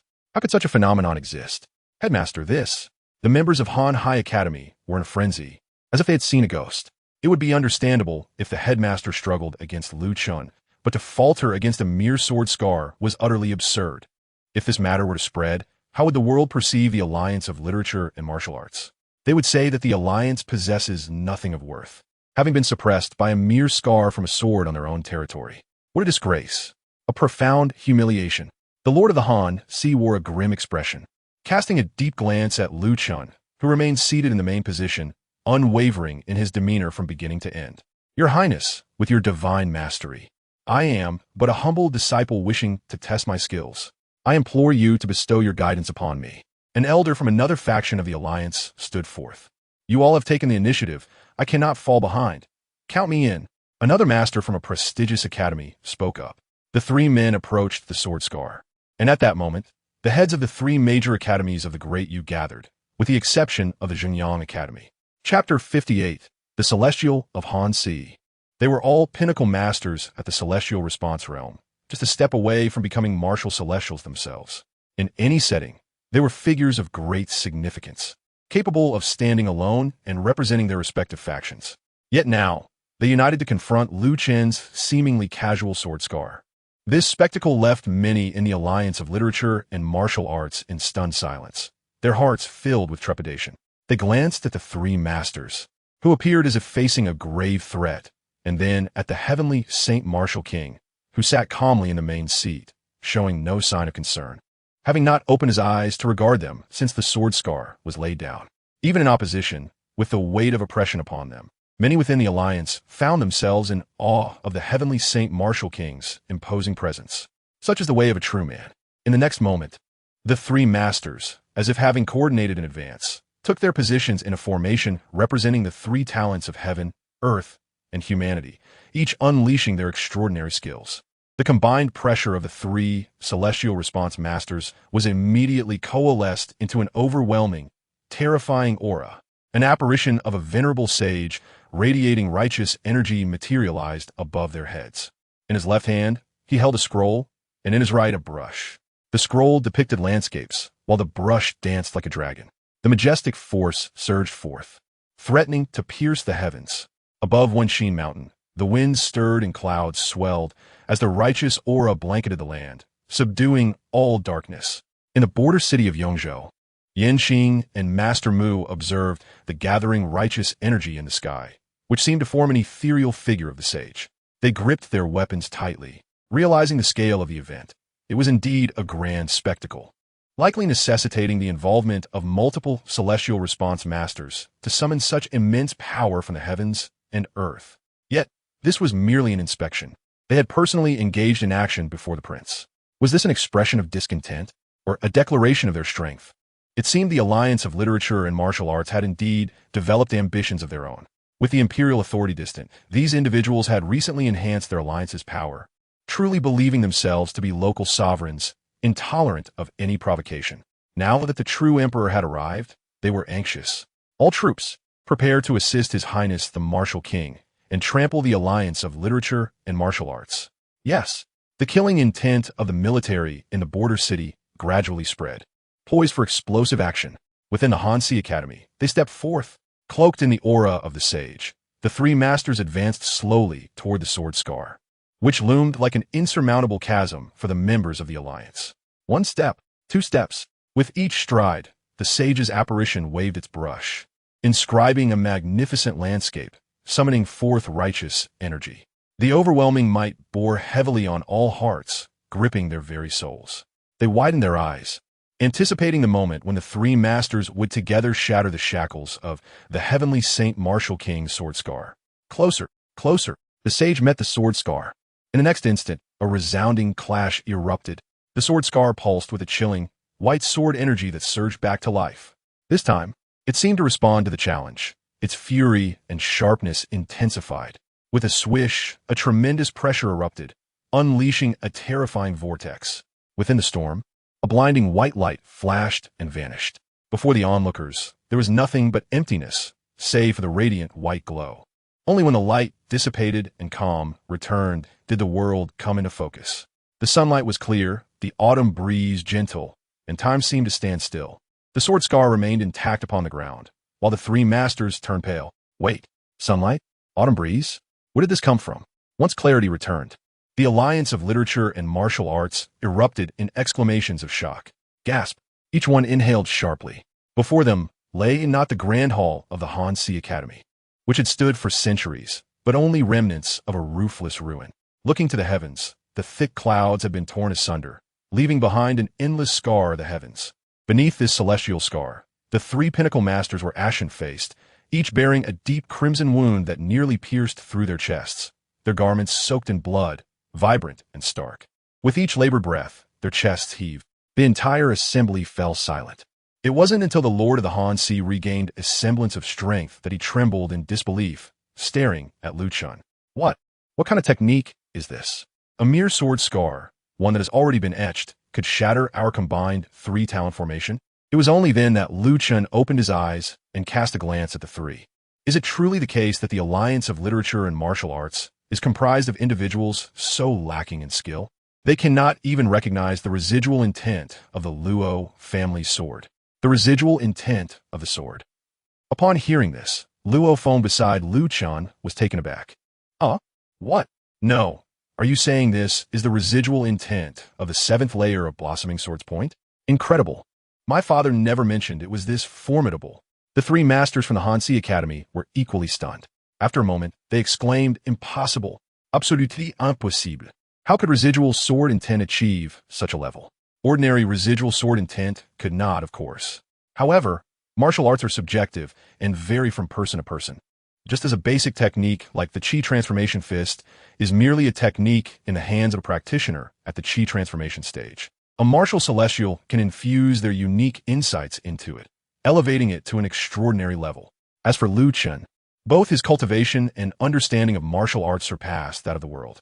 This sword scar was but a trivial means among his myriad capabilities, hardly worth mentioning. It seems this is the result of your alliance of literature and martial arts extensive training. None can even cross the sword scar. You have left me quite disappointed. The members of the alliance of literature and martial arts opened their mouths, wishing to speak, but upon glancing at the Wan Yu Academy and Tian Yu Academy, and then at the three masters who lay defeated by the sword scar, they found no words. A mere sword scar, just a sword scar, and it had kept the entire alliance of literature and martial arts at bay. Who would believe such a tale? Just as silence enveloped the alliance, a colossal ancient will awoke deep within the Han Si Academy. Such formidable youth. The atmosphere was suffused with scholarly energy, righteous aura suddenly materializing, sweeping across hundreds of miles. Spiraling and coalescing in the air, it ultimately descended to the ground, forming the majestic figure of a sage, exuding an air of pride and righteousness. Yet, to oppress my alliance of literature and martial arts in this manner is rather dismissive of my presence. As the sage materialized, Lu Chen's lips curled into a slight smile. At last you have emerged. The Celestial of Han Si. Chapter 59, A Celestial on Earth. Upon witnessing the Celestial of Han Si materialize from the boundless scholarly energy, the members of the Alliance of Literature and Martial Arts felt as though they had found their anchor, showering him with reverence and anticipation. Old Master, we pay our respects to the Celestial of Han Si. The mere mention of the term celestial symbolizes the highest honor in this world. Celestial, the one who connects with the heavens. That realm is entirely distinct from the martial arts golden elixir. Each martial celestial being stands as the pinnacle of their respective domains, transcending the martial arts golden elixir to draw the forces of heaven and earth into their beings, merging into the vastness of the cosmos. Henceforth, the celestial beings become one with the heavens, soaring boundlessly, living for a millennium. Their every movement possesses the might to cause mountains to crumble and unleash cataclysmic tsunamis. Each celestial being symbolizes the zenith of martial prowess in this world, existing as an ethereal entity that transcends the mundane. They serve as an indomitable foundation for a faction within the Great Yu. Whenever a celestial being is present, confidence is assured. Moreover, their illustrious celestial being has weathered 5 dynastic changes, easily suppressing countless tempests. As long as he is here, the literary alliance shall remain unshaken. The appearance of the illustrious celestial being rekindled the spirits of all within the literary alliance, who fervently called out his esteemed name. The illustrious celestial being paid no heed to the crowd, instead solemnly regarding Lu Chen. The master observes the form, while the celestial being perceives the countenance. It is precisely because he is a celestial being that he comprehends the unfathomable power concealed within this young prince. This is a formidable foe. Lu Chen cast a glance at the members of the Literary Alliance before addressing the illustrious celestial being, stating, "After such a long preparation, you have finally emerged. It seems you must be ready to counter my methods. You and those hidden in the shadows, all of you, show me your prowess." Upon hearing this, the illustrious celestial being's expression shifted. His demeanor grew increasingly grave. Had Lu Chen already sensed his intentions? Such power! Ha ha! As the illustrious celestial being contemplated, a cacophony of boisterous laughter resonated through the air. Ha ha! A gust of black wind surged forth, scattering dark feathers. A figure cloaked in malevolence materialized from the gathering feathers, a black-robed individual exuding overwhelming wickedness. With an air of arrogance, he floated effortlessly, his hands clasped behind him, revealing only his eyes, which glimmered with a tempestuous darkness. "Brother illustrious celestial, the Prince of Martial Kings has graciously invited you. Why do you linger? If you fail to partake, the prince may fault my peaceful sect for lacking decorum.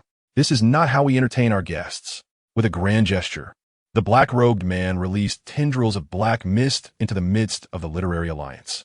The enveloped members were momentarily stunned. In the next instant, an eerie red light flickered in their eyes. Their breaths quickened and became erratic, strange sounds escaping their throats. They spiraled into chaos, gathering the celestial souls. The great formation of 100 refinements. Whoosh! Within the illustrious Sea Academy, numerous students tore through their own skin, transforming into phantoms of nightmares. Manifesting as spectral shadows, they occupied the designated positions of the formation. Boom! Boom! The sound of stones shattering echoed. More black phantoms surged forth from the depths of the academy. Ascending into the air, their twisted forms resembling bats unfurling their wings, filling the skies. One after another, layer upon layer, like dark clouds, they obscured the sun. Boom! An illusory dark red formation diagram descended from the heavens, enveloping each phantom, amplifying their ferocity. The frenzied aura of slaughter, mingled with the phantom's ominous black energy, transformed the entire literary mountain into a scene of apocalyptic despair. An air of foreboding darkness permeated, instilling hopelessness. The black-robed man sat regally in the void, exuding a demonic presence that towered above the boundless darkness, issuing commands with reckless abandon. "Celestial souls, 100 refinements, the mortal realm is but a prison. Prince of Martial Kings, how do you find the grand gift we have prepared for you? Does it pique your interest?" The black-robed man laughed boisterously, seemingly oblivious to his surroundings. As if victory was already assured, he turned his gaze to Lu Chen. "Years ago, your grandfather, the wise emperor, fell beneath my 100 refinements." Now his sharp finger pointed accusingly at Lu Chen. "It is your turn. Do not blame me. Blame your own arrogance, your own hubris.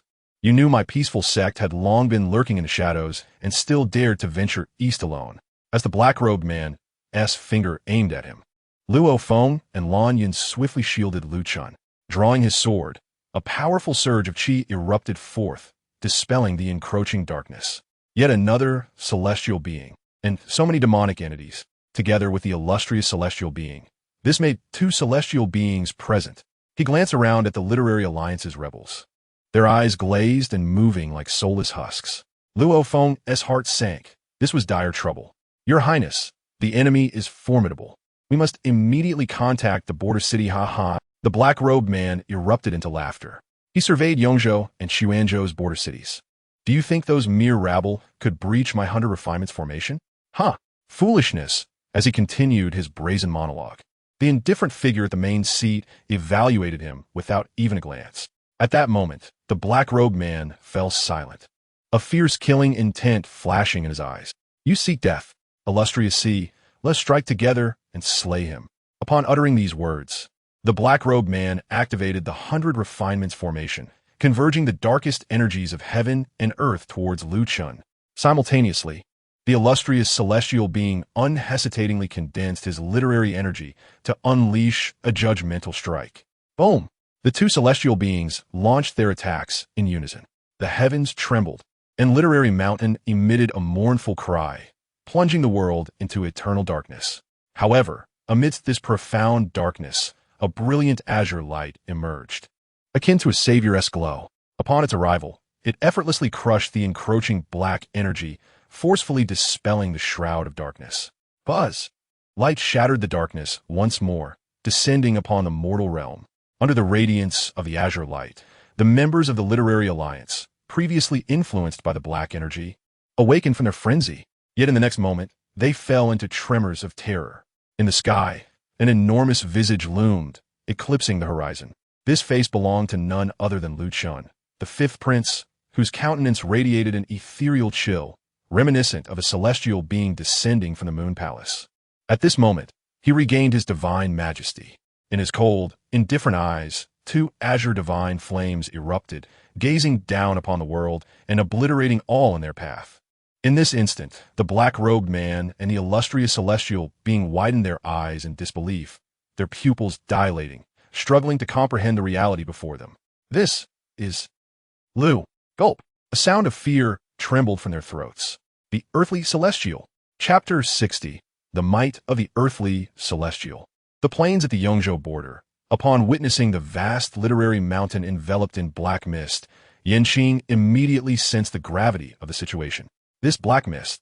He glanced at his companion, Master Mu Wu, who had donned his battle armor and mounted his steed, prepared for combat.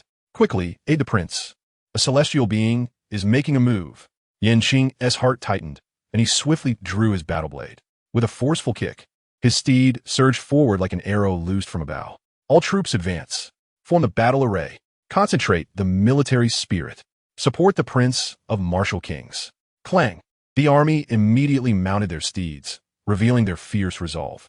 Yes, the troops gathered their energy, which coalesced above the darkened formation into a tangible plume of crimson smoke, manifesting as a colossal blood-colored wolf howling at the sky. Under the shadow of the giant wolf, their weapons and armor were stained with blood, reflecting a blinding crimson light. Kill. Support the Prince of Martial Kings. Go. Go. The thunderous sounds of hooves echoed as the valiant army surged forth from the Yongzhou border, charging into Literary Mountain, a formidable force that seemed to devour the very land. Meanwhile, the Quanzhou army approached with an overwhelming presence, a blood-colored giant bear roaring above their ranks, intent on breaking through the black mist shroud. The two armies advanced, and the mist surrounding Literary Mountain thickened, casting a black canopy over the entire peak. Yanqing narrowed his eyes. A formation? Prepare to break the formation with the spear. Vanguard, test the right flank. Yes. Thud, thud, thud. The galloping steed of smoke raced across the battlefield. In the heart of the army, a colossal blood-red spear swiftly coalesced under the illumination of the military spirit. Master Mu, please. Before Yanqing could finish his sentence, a dazzling azure light pierced through the darkened sky like a blade. Atop the mountain peak, an unprecedented brilliance erupted, casting its radiance across the entire border. Boom! The formation of Wenxin Mountain had barely solidified before it shattered violently. A furious tempest swept through, and Yanqing shielded his face with his hand, striving to discern what transpired atop Wenxin Mountain. Upon grasping the reality of the situation, at Wenxin Mountain, within the Hanhai Academy, the smile on the black-clad figure's face vanished, replaced by sheer terror. He could no longer muster a laugh. Fear consumed his eyes. He now comprehended why the master of the Miao Fa sect had left not a trace before his demise. Yet now, it was too late for realization. The Hanhai celestial gazed at the massive visage dominating the sky, his fingers tightening with dread. This overwhelming sense of power was indeed that of a terrestrial immortal. A terrestrial immortal. After Lu Xingxi, the Lu family has produced another terrestrial immortal, and one so youthful. Oh heavens! The fate of the Lu family has not yet run its course. Another divine child has descended to reverse the tide. Have we, Hanhai Academy, chosen the wrong path? Xingyang, oh Xingyang, I find myself inferior to you in both cultivation and vision.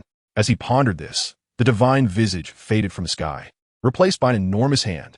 This gigantic hand blotted out the sun, rendering the venerable Wenxin Mountain, which had stood for millennia, utterly insignificant.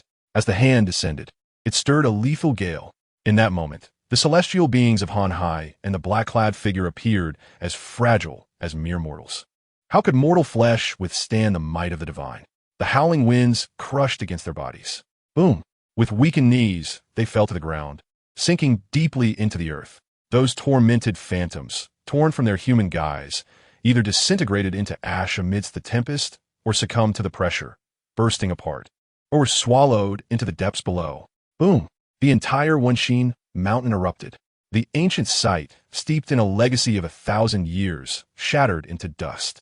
100 miles around lay desolate and barren.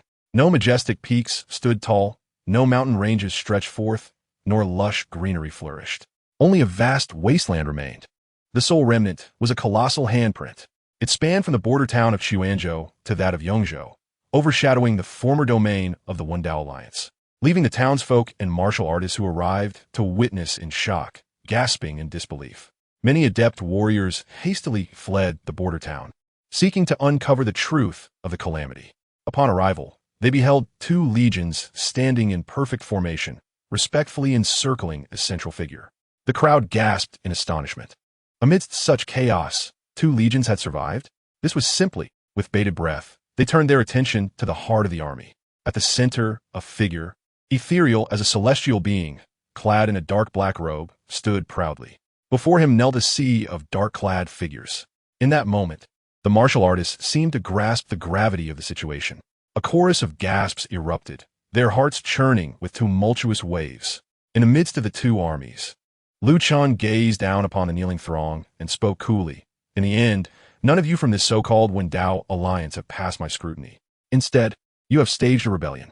The members of the One Dao Alliance bowed repeatedly, pleading for the prince's forgiveness. We had no intention of opposing the court. We were unaware that such monsters were concealed among us. Lu Chen paid no heed to their words. It seems the existence of the One Dao Alliance has not only served no beneficial purpose for the disciples of Dayu, but has also become a breeding ground for the ambitions of certain individuals. He cast a cold glance at the 3 pale-faced leaders. Of the 4 premier academies in Dayu, only Zhengyang was absent from this gathering. Moreover, the recent traitors predominantly emerged from among the 3 families present. He approached the 3 leaders, his icy gaze towering over them. Do you 3 have anything to say? The 3 leaders trembled, their eyes wide with terror. Recalling the events that had transpired, they were still haunted by fear. 2 celestial beings, so many phantoms, and the formidable Tianhan Hunter Refinement Formation had been obliterated in a single strike? Prince Wu Wang, It appears you 3 academies have no words to offer. Lu Chen turned to leave, casting aside a single, weighty word, kill. Upon hearing Lu Chen's command, Yan Xing and his compatriots exchanged fervent glances, their eyes alight with fervor akin to that of encountering a deity. We obey. They approached the gathered individuals from the 3 academies. Move. They formed a long line, bringing them forward to stand prominently before the One Dao Alliance. No, spare us, your highness. Have mercy. With that crack, the blade fell, severing heads that rolled across the desolate plain. The acrid scent of blood converged into a river, splattering vivid red upon the newly formed expanse. Chapter 61. The sword scar across 2 provinces' blood gushed forth. The intense crimson hue mingled with a thick mist, flowing before the eyes of the One Dao Alliance members. Passing beneath their very noses, a sickly sweetness surged into their throats, rendering their faces pale with dread. Many students struggled to swallow, their eyes trembling, unable to steady themselves. Even the esteemed masters and lords remained silent, their faces ashen, rendered mute by the overwhelming atmosphere.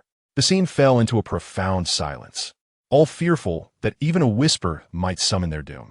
Yet, step by step, light footsteps approached, revealing the pattern of the road before them. Hud. Then came the heavy thuds of armored footsteps, resonating with the clanging of iron. A battalion of soldiers in armor encircled them once more. In the alliance, nervous gulps echoed amidst the rising tension. In the midst of this extreme unease, the sovereign who held dominion over life and death finally spoke again. From this day forth, the One Dao Alliance shall be disbanded. All academies will come directly under the jurisdiction of the court. Do you have any objections? His words dripped with a chilling coldness, and they felt no doubt that should anyone dare to dissent, the consequences would be 1,000 times more harrowing than those faced by the 3 academies. Thus, each tightened their bodies, hastily responding, yes, we shall strictly obey the orders of Prince Wu Wang. Voices of compliance echoed across the scene, but in the next moment, a heavy, terrifying pressure enveloped all hearts once more. Boom, boom.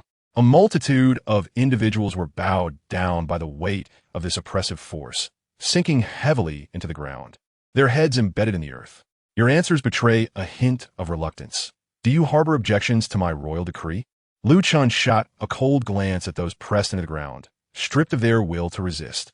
Among them were scholars, students, and even lords. Drag them out. Obey.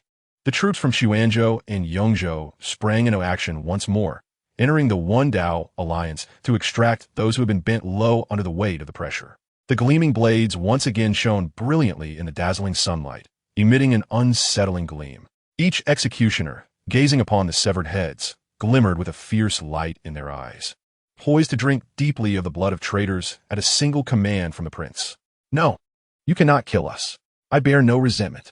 I have not rebelled. We are all subjects of Dai Yu. You cannot. Execute. With this command, the blade flashed, crack, crack. Another head has fallen. The literary alliance grows increasingly silent. The celestial, the scholars from the 3 great academies, and the boisterous individuals from various scholarly institutions, all have perished. Dead. All dead. You rise.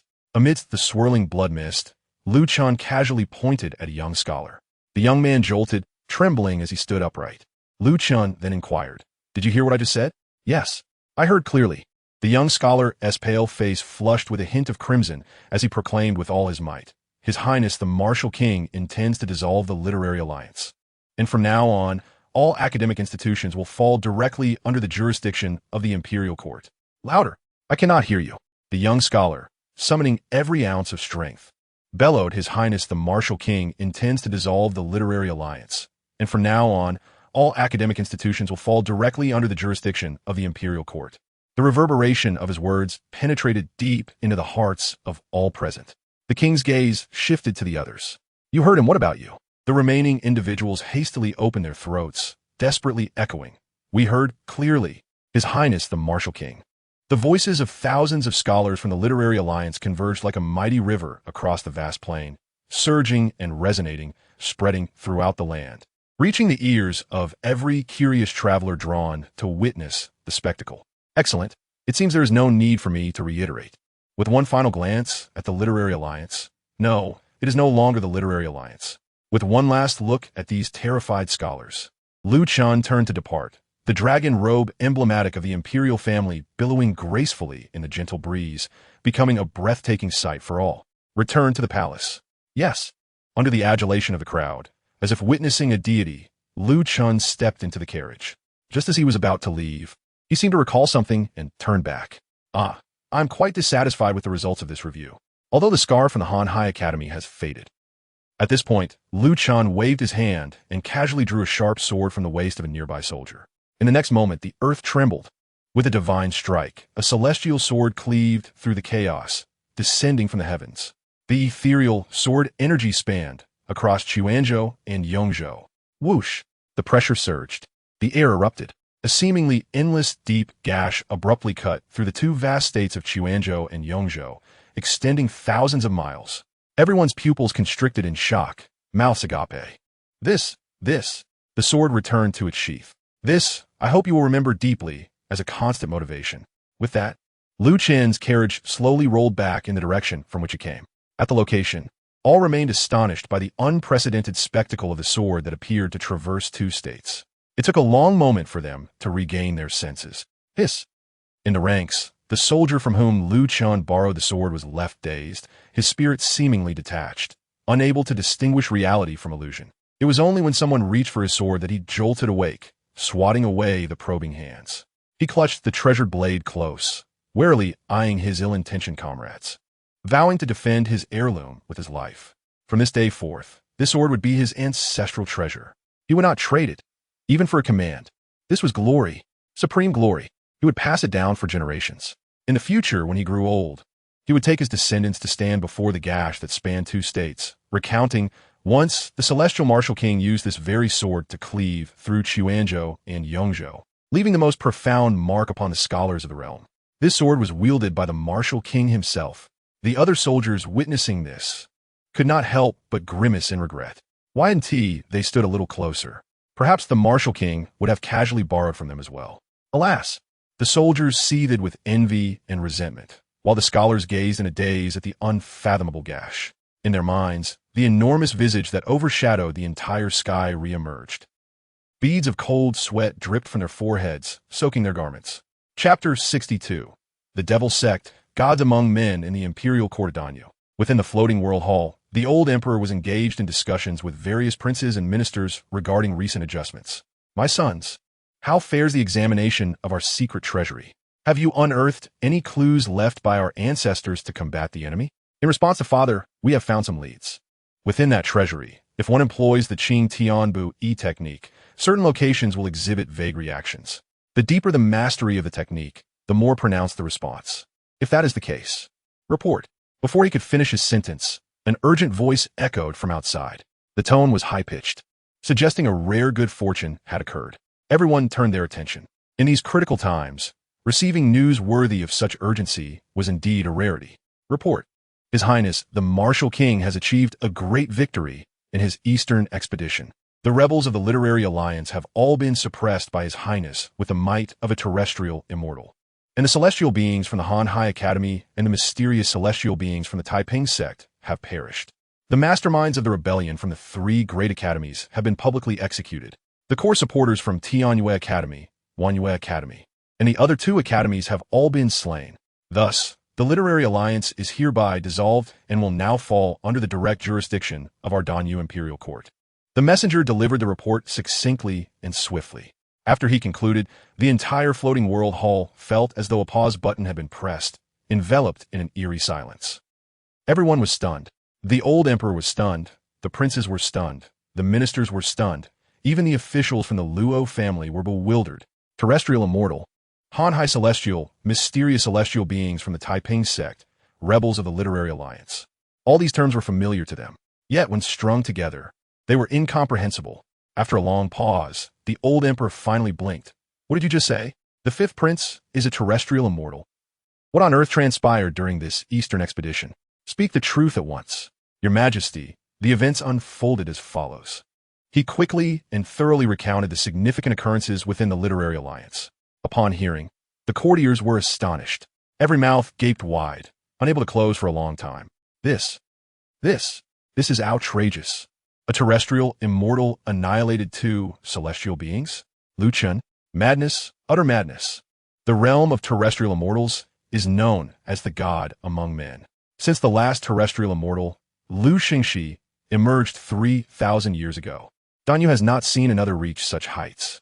The hardships and challenges involved are self-evident. And now, at merely 20 years of age, Lu Chen has already become a terrestrial immortal? Insanity. This world is truly insane. The ministers' hearts surged with tumultuous waves. Meanwhile, the old emperor on the dragon throne remained silent for a long while. Only a few words broke the silence in the floating world hall. Well. In the land of Jingzhou, bordering Danyu, a peculiar master-disciple duo arrived in Jingzhou City.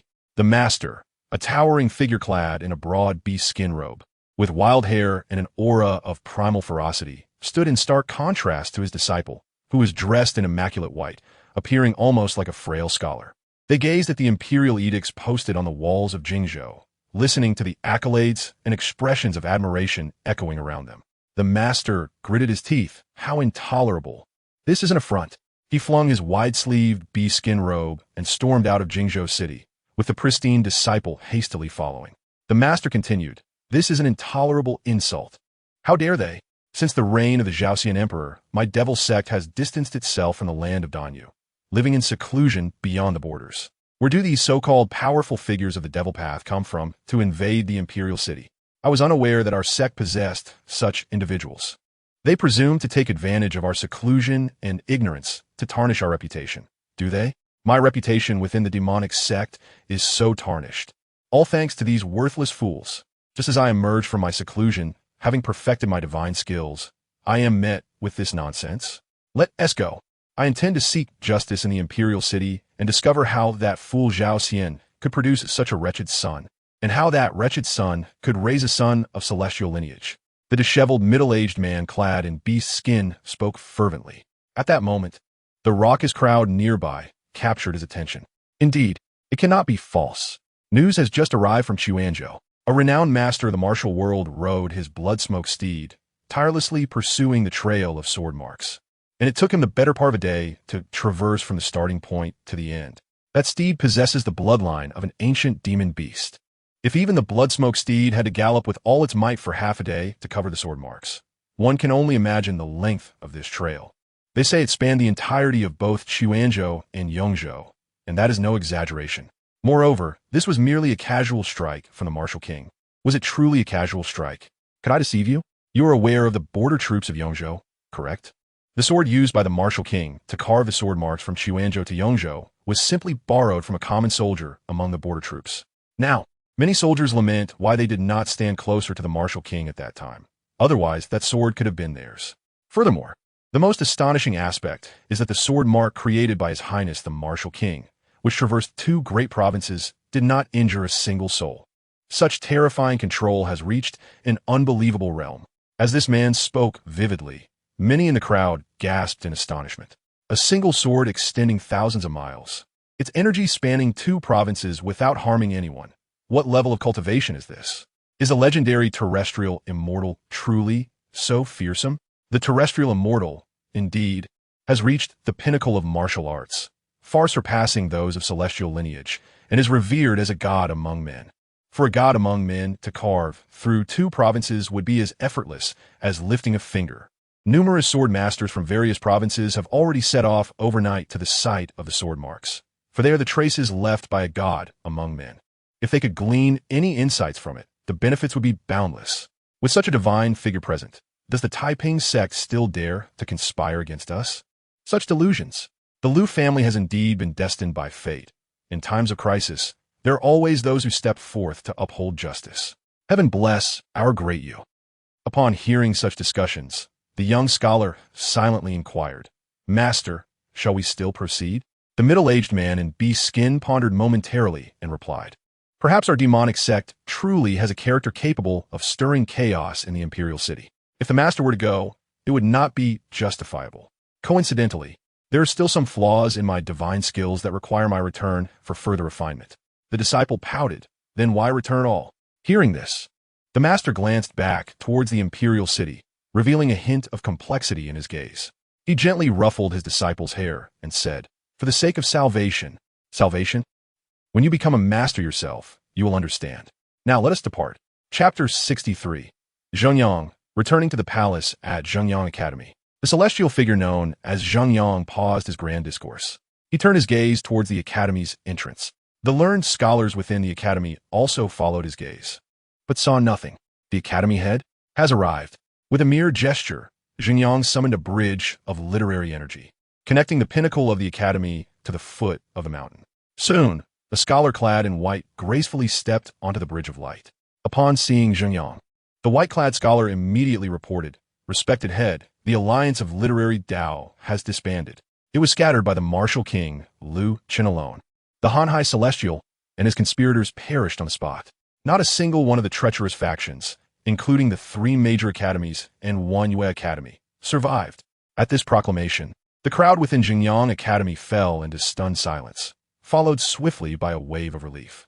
Thank goodness their Jingyang had maintained his principles and refrained from associating with the hypocrites of the Literary Dao Alliance. Otherwise, they too would have faced ruin. Curiosity soon followed. How did Martial King Liu Chen manage to thwart the Literary Dao Alliance single-handedly? Is the Martial King truly capable of such feats? How did he achieve this? Could it be through the might of military formations, perhaps laying down a strategic array? In the academy, questions erupted one after another. Meanwhile, Xingyang maintained a calm demeanor as he turned the page of the text in his hands. He seemed entirely unsurprised by the outcome, as if he had anticipated it. It is the terrestrial immortal. However, when he heard the phrase terrestrial immortal, his hand paused momentarily. He closed the text in his hands. In that case, let today's discourse conclude here. With the absence of competition from the 3 major academies, I trust you will ascend to great heights without my guidance. Depart. The crowd, bemused and amused, complied and left. Once the various scholars had vacated the academy, Zhengyang cast a glance towards the direction of the Great Yu Imperial City, stroking his graying beard with a sigh. Zhao Xian, not only have you given birth to a fine son, but you have also raised a remarkable grandson. As he mused, a smile graced Xingyang's face. He turned and entered his meditation chamber within the academy's main hall. Beside the writing desk in the chamber hung a long scroll. The scroll depicted a blazing sun and a crescent moon, both high in the sky, symbolizing the convergence of day and night. Below the sun and moon stood an emperor clad in a dragon robe, commanding the landscape with laughter. As if he could dictate the mountains and rivers with a single gesture, Zhengyang approached the scroll and, as per his ritual, lit 3 incense sticks before it. Master Chongda, may you find peace in the heavens. Your descendants have not faltered. Each one is exceptional. As soon as the words left his lips, the imperial scene on the scroll transformed into a bottomless darkness. A pair of obsidian eyes emerged from the depths of the scroll, causing it to tremble violently. Zhengyang, unfazed, summoned the righteous aura, transforming it into a resplendent sun. The radiant sun, resplendent and eternal, was meant to quell the chaos. He inscribed a character filled with the essence of righteousness into the void, seal. As the character materialized, the dark eyes within the scroll gazed deeply at Zhengyang before retreating into darkness once more. The scroll resumed its depiction of the imperial scene. Zhengyang then placed the 3 incense sticks into the burner before the scroll. Do not rush. I have but a century left to live. Patience is key. Imperial City. As Lu Chen's entourage entered, a wave of excitement surged forth.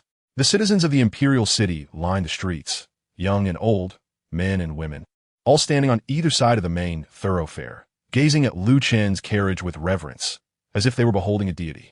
As the carriage passed through the imperial gates, jubilant cheers echoed throughout the city. Welcome back, His Highness the Martial King. Congratulations, His Highness the Martial King.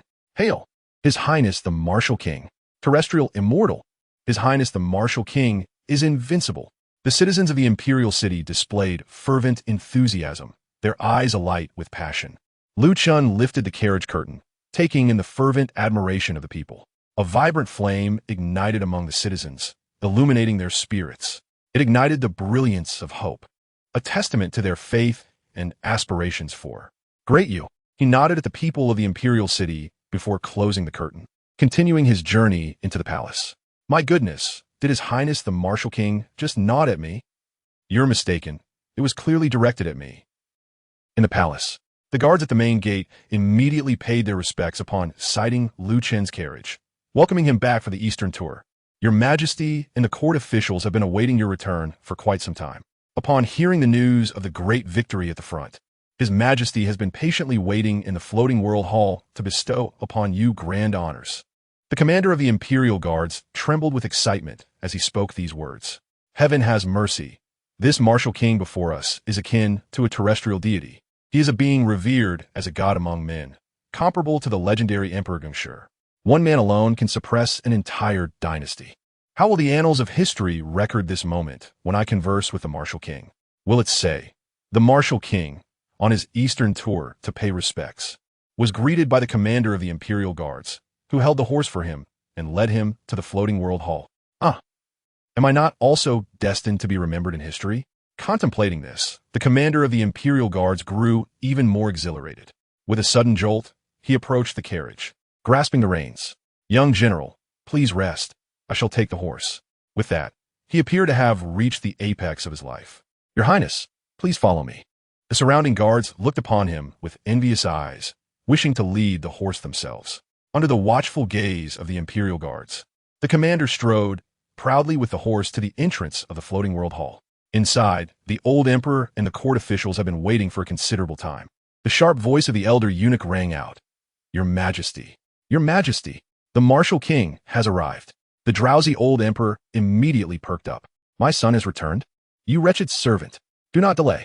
Do you wish for my son to suffer in the carriage? Yes, your servant obeys, announced the martial king Lu Chen to the throne. Outside the floating world hall, Lu Chen's figure emerged. Your son pays his respects to Father Emperor. The old emperor waved his hands repeatedly. No need for formalities. Quickly rise, my son. You have just quelled the rebellion, vanquishing 2 formidable celestial beings and countless traitors of the peaceful teachings. You must be utterly exhausted. Thank you, Father Emperor. Lu Chen stood up and, amidst the incredulous gazes of the civil and military officials and his royal brothers, made his way to his designated position. It was as if every gaze was locked onto him, circling around him incessantly. The old emperor upon the dragon throne was no exception. He scrutinized Lu Chen from left to right, top to bottom, and finally let out a profound sigh of realization. My son, you have truly concealed your prowess from me. Chapter 64. Father Emperor is ready to confront. Lu Chen glanced at the old emperor. He had not concealed anything. Rather, his father had not inquired. Moreover, who could outwit this master of intrigue? Father, please forgive me. The previous adversaries were of little consequence. Hence, I refrained from showcasing my capabilities. Upon hearing this, the faces of those present twitched. What did he say? The previous adversaries were insignificant. So in your eyes? Only an entire alliance of scholars and the ambush of the celestial beings from the peaceful teachings warrants your divine intervention. Is that right? TSK, only you, a god among men, could regard the formidable lineup of the alliance as trivial. If it were anyone else, they would surely perish. The officials observed Lu Chen, who had just returned victorious, yet remained unfazed, as if he had merely accomplished a trivial task. They looked around at their peers. Among them, who was not considered a genius by common folk, who had not once been young, reckless, and carefree. Yet now, in comparison to the invincible martial king before them, these so-called geniuses merely appeared as stepping stones. The various princes shared a complex gaze with Lu Chen, then sighed in unison. A terrestrial deity, a god among men. One man capable of stabilizing an entire nation. If he does not ascend the throne, any other prince who does so shall find no peace. Observing the old emperor's insistence on waiting for Lu Chen's return, it seemed likely that the position of heir apparent would be decisively determined at this court meeting. However, this might be for the best. The eldest prince, Lu Yun, suddenly felt a sense of relief, as if he had released some internal pressure. He glanced at his royal brothers. At the very least, they could all be at ease as carefree princes, free from the burdens of ambition and conflict. The chaos instigated by the traitors of the peaceful teachings and the nightmarish clan would soon dissipate under the suppression of the fifth prince. This was indeed a fortune for the Great Yu. They ought to be grateful. The third prince, Lu Lang, noticed the glance from Lu Yun and responded in kind. He then smiled at Lu Chen, sharing a moment of camaraderie, albeit with a demeanor as gentle as water. The sixth prince, Lu Huan, was undoubtedly supportive of his brother's ascension. The old emperor observed the demeanor of each prince with keen eyes, then burst in a hearty laughter. Ah, truly insignificant. My son is indeed unmatched in the world. With my son here, the realm of Great Yu shall remain unassailable forever. Mere traitors and the nightmarish clan cannot hope to disrupt the glorious legacy of Great Yu. Ha ha ha! That insignificant Lu Yu demon dares to claim that our terrestrial guardian can no longer protect us. He surveyed the ministers, then pointed to the sun in the sky. Look, how brilliant, how radiant. It represents our Great Yu. We shall forever be the sun of this world, the guardians of humanity. How could anything so lowly and contemptible contend with the glory of Great Yu? This is the decree of heaven. The old emperor spoke passionately, and the officials promptly echoed. Congratulations, your majesty. Congratulations, Prince Martial King. Long live your majesty. Long live Great Yu. Ha ha ha! The resounding laughter of the old emperor filled the floating world hall once more, echoing until it faded into silence. After the laughter subsided, fifth prince, the hearts of those present stirred. They understood that the focus of this court meeting was about to be revealed, and this was precisely the reason the old emperor had kept them all until now. The long-standing uncertainty regarding the position of heir apparent was to be settled today. This was perhaps the swiftest decision regarding the heir since the founding of Great Yu. Facing the expectant gazes of all, your servant is here. The old emperor fixed his gaze on Lu Chen, scrutinizing him thoroughly. Within his deep-set eyes, a flicker of hesitation wavered momentarily. After a pause, he finally spoke, following your eastern tour to quell the rebellion. You must be weary. At present, you are the cornerstone of Great Yu. Do take care not to overexert yourself. It appears I have not considered this adequately. You should rest first. We shall discuss other matters at a later time. Your servant obeys. The old emperor nodded. Very well, let us conclude this court meeting. As for the leads regarding the nightmarish clan, my sons and esteemed ministers, do not become complacent. With a wave of his hand, the old emperor cast one last glance at Lu Chen before departing the floating world hall, leaving the ministers and princes in a state of bewilderment. They exchanged glances, each bearing an expression of unspoken confusion. What has become of his majesty? Could it be that he has succumbed once more to his old folly? The ministers and princes alike remained stunned, unable to comprehend the situation for quite some time. Was it not evident that his majesty was waiting for Lu Chen's return solely to appoint him as the heir apparent? At the very least, one would expect some form of symbolic reward. Yet now, to dismiss him without a word and allow him to return to rest? He is a god among men. Does he not understand the significance of such a moment? Given Lu Chen's immense power, which of the other princes would dare to contest him? Just ask the brothers of Emperor Lu Xingxi. Would they dare to act? This entire scenario seemed utterly unnecessary. They simply could not comprehend, for indeed, the heart of a ruler is inscrutable. Officials from the Luo clan hastily approached Lu Chun. Your Highness need not be concerned. His Majesty likely feels compassion for you, which is why he has postponed the proceedings. Indeed, with your prowess as a terrestrial deity, who would dare oppose you? We need only wait a few days. Lu Chun paid little mind to the fleeting glance from the old emperor as he departed. The resonance of the azure sky and the sun shone brightly, revealing all that was concealed. He is about to confront the situation. Just wait and see. Outside the palace, a carriage emerged under the watchful protection of numerous guards, heading towards the inner city, close to the imperial palace, to the heavily guarded Anping residence. Inside Anping residence, the leader of the Luo family's guards arrived in the courtyard and beheld the elegant figure sitting on a stone bench. Her brow furrowed as she contemplated her brushwork. He paused momentarily, his expression somewhat peculiar. No matter how many times he looked, he felt that she was merely a replica of their own prince. Both were so quietly engaged, reading books, sipping tea, honing their skills. The difference lay in the prince's focus on martial arts, while she busied herself with music, chess, calligraphy, and painting. Miss Chun, the imperial concubine, has arrived. The imperial concubine? Chun Shi quickly rose, tucked away the unfinished painting on the table, adjusted her attire, and approached the front gate of Anping residence. The imperial concubine's carriage approached slowly, revealing a beautiful woman clad in translucent garments before Chen Shi. Commoner Chun Shi pays respect to her imperial concubine. Chapter 65. Father and son heart to heart. The royal legend imperial concubine Mu Jintang took hold of Chen Shi's hand. You are Chen Shi? Truly deserving of the title. The most beautiful woman in Jiangnan. Even I find myself increasingly fond of you. Chen Shi hurriedly replied, Your Highness, you flatter me. Compared to your unparalleled grace, my mere reputation is insignificant. Mu Jintang gently caressed Chen Shi's cheek, smiling, Oh, how sweet your words are. Come, let's go inside and speak. There is much I wish to discuss with you. Very well, Chen Shi responded, eager to listen. Mu Jintang led Chen Shi by the hand into Anping residence. Observing this, the leader of the Luo guards felt a sudden jolt. If he remembered correctly, this was the first meeting between the imperial concubine and Chen Shi, yet she was holding her hand with such familiarity. This demeanor seemed somewhat off. The leader pondered further, as Mu Jintang had already brought Chen Shi into the small courtyard, where they sat facing each other. Xiao Shi, please sit. Commoner, no need for formalities. Once you enter the palace, such opportunities will abound. Please take a seat. Upon hearing this, Chen Shi paused, as if grasping the underlying meaning. However, the imperial concubine has 2 sons. She wondered for which son she had come to see her. A fleeting image of a figure as cold as the snow of Tianshan, swift as the wind, flashed through her mind. Yes, it was Lady Xia. Chen Shi adjusted her skirt and gracefully sat down. Seeing this, Mu Jintang's satisfaction grew. She inquired, How have you found your time in the imperial city? Chen Shi replied, Thank you for your concern, Your Highness.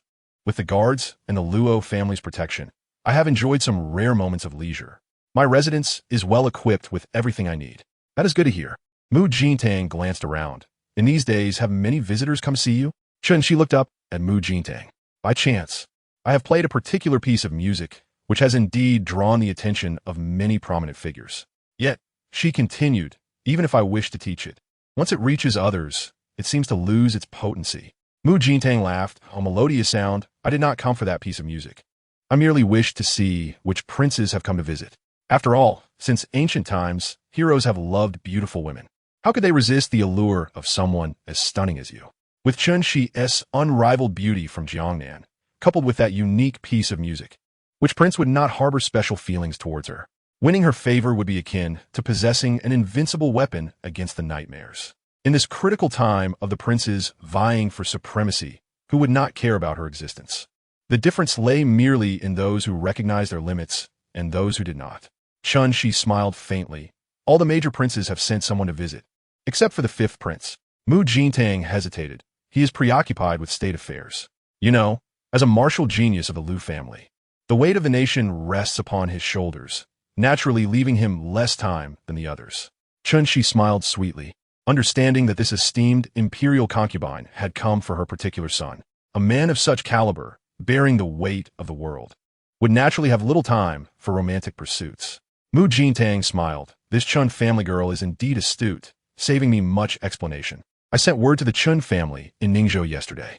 Chen Shi's fingers subtly moved, nervously adjusting her skirt. They said everything has been prepared for you. Releasing her grip on her skirt, Mu Jintang inquired further, but I do not wish to impose. It is best to consult the person involved. Xiao Shi, what do you think? Chen Shi lowered her head. Your Highness and the elders may decide for me. Your Highness! Your Highness! Outside Omping residence, urgent. Joyous shouts rang out. Your Highness! The prince has returned victorious. He has defeated the Literary Alliance, decisively vanquishing the celestial beings of the Hanxi and the Taiping sect, commanding the dissolution of the Literary Alliance, and has marked indelible scars in Xuanzhou and Yongzhou. The entire imperial city is celebrating the prince's achievements. Mu Jintang rejoiced. Chen has returned safely. That is wonderful. She glanced at Chen Shi. Xiao Shi, Your Highness need not worry about me. You should go see the prince. This journey has been arduous. It is best you return promptly. Mu Jintang boarded her carriage, bidding farewell to Chen Shi, and swiftly returned to the palace. Watching her depart, Chen Shi returned to her courtyard, resuming her unfinished painting. Back in the Zhongxian Palace, Lu Chen had just settled down to open the ancient tome of the Eye of Life and Death. A vast force enveloped the entire palace. A blazing sun and a crescent moon quietly emerged, illuminating the sky above Zhongxian Palace, pausing time in this realm. The autumn breeze stilled, leaves frozen in motion, suspended in the air. The act of pouring tea by the servant, Lan Yun, halted mid-action, the water crystallizing into a pillar. Outside the palace, silver-armored guards remained with their eyes closed, oblivious to the presence of an elderly emperor whose steady footsteps approached. He passed by the silver-armored guards, exchanging a long-distance gaze with Lu Chen in the pavilion. The visitor was none other than the old emperor. Upon seeing him, Lu Chen took the tea from Lan Yun's hand and personally poured 2 cups. The father and son each held a cup of tea, sitting in the pavilion, gazing at the stillness of time before them. Neither spoke first. When one cup was drained, Lu Chen refilled both cups, and only then did the old emperor speak. When you first returned, I indeed intended to directly appoint you as the crown prince. In doing so, I would fulfill my duty as a monarch, to uphold the legacy of our nation. Yet as a father, perhaps I have been somewhat selfish. This selfishness was not towards the other princes, but rather towards Lu Chen. He continued, the emperors of our Lu family are all short-lived. The higher the cultivation, the shorter the lifespan. Historical records state that Emperor Chengde, after reigning for 57 years, retired, becoming the retired emperor, and secluded himself to break through to the earthly immortals, thereafter vanishing from the mortal realm. But in truth, Emperor Chengde only lived 57 years after ascending the throne. Furthermore, our legendary emperor, Emperor Gongshi, the ancestor of Shengxi, is recorded to have reigned for 48 years before departing the mortal world in search of immortality, ultimately ascending to the celestial realm in his 98th year. But in fact, the Gongshi emperor, a divine being in the mortal world, also only lived 48 years after his ascension. Chapter 66. The Theory of the Earth's Core, as for me. I too am nearing my end. The old emperor gazed at the celestial bodies above and murmured, this year marks the 26th year of my reign. Perhaps it is 26 years, or perhaps 27. Since ascending the throne, my lifespan has dwindled to this. My grandmother was not wrong. The Lu family is indeed cursed. The emperors of the Lu lineage suffer even more. Generation after generation, we have devoted our lives to the human race and the Great Yu, burning ourselves out in the process. Thus, I hesitated during my time as the crown prince. Turning to Lu Chen, the old emperor remarked, Fifth, you are exceedingly remarkable. So exceptional that no one in the annals of the Lu family has ever matched your prowess. At merely 20 years of age, you are akin to a celestial warrior, a born martial sage. You possess a promising future with boundless possibilities for seeking transcendence and freedom, much like the former Emperor Gongshi. He could have chosen not to rise and chase the echoes of ancient immortals, seeking grand vistas and leaving behind a legacy of his own, instead of extinguishing his life as a protector of humanity. The old emperor lowered his head, toying with the teacup in his hand. As a father, I should not selfishly impose the responsibilities of the Great Yu Emperor upon you. You have better choices ahead. Lu Chen turned his head to glance at the old emperor. I have grown up nourished by the Lu family. My training has been rooted in our family's martial arts. Without the Liu family of the Great Yu, there would be no present for me. Father, simply tell me the characters, time, and location. What you cannot resolve, I shall take care of for you. Hearing this, the old emperor chuckled. Ah, such ambition. Truly, you are the divine being of my Liu family. Now that I think of it, you likely discerned my concealed strength during the tea gathering and have been quietly observing, all along, the assassination plot at the martial arts tea event. Even the nightmare schemes in the imperial city, they're my handiwork. You are quite ungracious, he added. Liu Chen refilled the old emperor's teacup. I merely wished to see what great fish you were angling for, worthy enough for a martial celestial like yourself to feign ignorance for so long. The old emperor fell silent for a moment, lifting his teacup several times before finally setting it down with a long sigh. Once, I too aspired to be a just ruler, to reshape this world and ensure a better life for the common folk. Yet, I eventually realized that if I did not play the fool, I would meet the same fate as your grandfather. Your grandfather was simply too ostentatious and underestimated the resurgence of the Nightmare Clan. By the time he sensed their presence, they had already woven their schemes among mortals, amassing considerable power. He, who had not mastered the 8th layer of the celestial sky technique, suffered a grave loss, and so did the Great Yu. In those years, had it not been for your grandmother's prestige and cunning in managing the court, stabilizing the Great Yu's reign, the situation would undoubtedly be far worse than it is now. The old emperor drained his teacup. At that time, I had not yet broken through. If I had chased the Nightmare Clan like your grandfather, it would have been a struggle. I could only feign ignorance, allowing them to believe that everything was under control, thus easing their vigilance and granting the Great Yu more time. However, he set down the teacup, his already frail form appearing even more weakened. This time, the world does not stand with our human race. He gestured towards a direction, the border of the Great Yu, the vicinity of Jingzhou. The core of Jingzhou is nearing its end. It can no longer sustain itself. Before Liu Chen could inquire, the old emperor explained, the origin of the core has become obscure, but it is linked to our ancestor emperor Liu Xinghe. It has endured since the end of the ancient era, passed down from the founding emperor. Each of the 36 states within the Great Yu possesses a core that condenses the essence of our land, safeguarding peace and repelling the onslaught of the Nightmare Clan, preventing their descent into the mortal realm. To this day, these cores have protected our Great Yu for nearly 10 millennia. Throughout these millennia, the Nightmare Clan has relentlessly assailed the cores, employing various means to deplete their power. Upon hearing this, Liu Chen recalled the recent incident with the Soul Fire.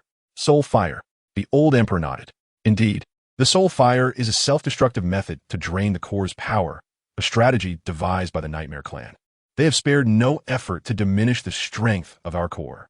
They have utilized every conceivable tactic, some of which you may not even realize what they're doing, making them nearly impossible to guard against. Just like the former Tianfeng emperor, who fell victim to the Nightmare Clan's ruse, resulting in severe damage to the Jingzhou core, destabilizing the Great Yu. To prevent the core's deterioration and maintain stability, it was ultimately the Gongshi emperor who sacrificed his life to replenish the core as strength, restoring balance. At this point, the old emperor cast a profound glance at Liu Chen. And this is the reason for the brevity of our Liu family emperors' lives. Only the bloodline of our Liu royal family can replenish the core's power. Each generation has borne this burden. Liu Chen understood, glancing at the old emperor's graying hair. No wonder you have aged so suddenly. The old emperor shook his head. If merely this semblance of aging could secure lasting peace for the Great Yu, it would indeed be worth it. Alas, the Jingzhou core has reached an irreparable state. No amount of sacrifice from the Liu family can prolong its life. The grievous blow from 3,000 years ago can no longer be suppressed today. The weakening of our daytime suppression over the Nightmare Clan signifies the imminent demise of the core. In the near future, the mortal realm shall inevitably descend into a hellish nightmare, especially in the Jingzhou region, in a future fraught with chaos. Coexistence and conflict between humanity and the nightmare will become the norm. Thus, I must act swiftly. I intend to abandon it, using the Jingzhou core as bait to ignite an all-out war between our races. The old emperor stood with his hands clasped behind his back, exuding an imperial demeanor. This decision may contradict the laws of our ancestors. However, we are no longer in the era of the Gongshi emperor from 3,000 years ago. The decay of the core is inevitable. Simply prohibiting traces of the Nightmare Clan will only leave humanity ill-equipped to confront them in the future. If this continues, How shall we face the impending war of races? The times have changed. Rigidity is no longer an option. Therefore, I have been guiding you to engage with the Nightmare Clan progressively, gradually extending this approach to the people of the Great Yu. Chapter 67. The Emperor's Melody, Wolf Valley. This was my initial intention. Since it began as such, it was bound to encounter unforeseen events. As expected, it seems that Liu Chen's earlier thoughts were correct. The emergence of Qingtian, or rather, the emergence of the Emperor's Melody, was beyond your plans. The old Emperor nodded in approval. Your insight into the realm of celestial beings is indeed extraordinary. Correct. The emergence of the Emperor's Melody was indeed unforeseen in my plans. Its arrival has thrown my original intentions into disarray.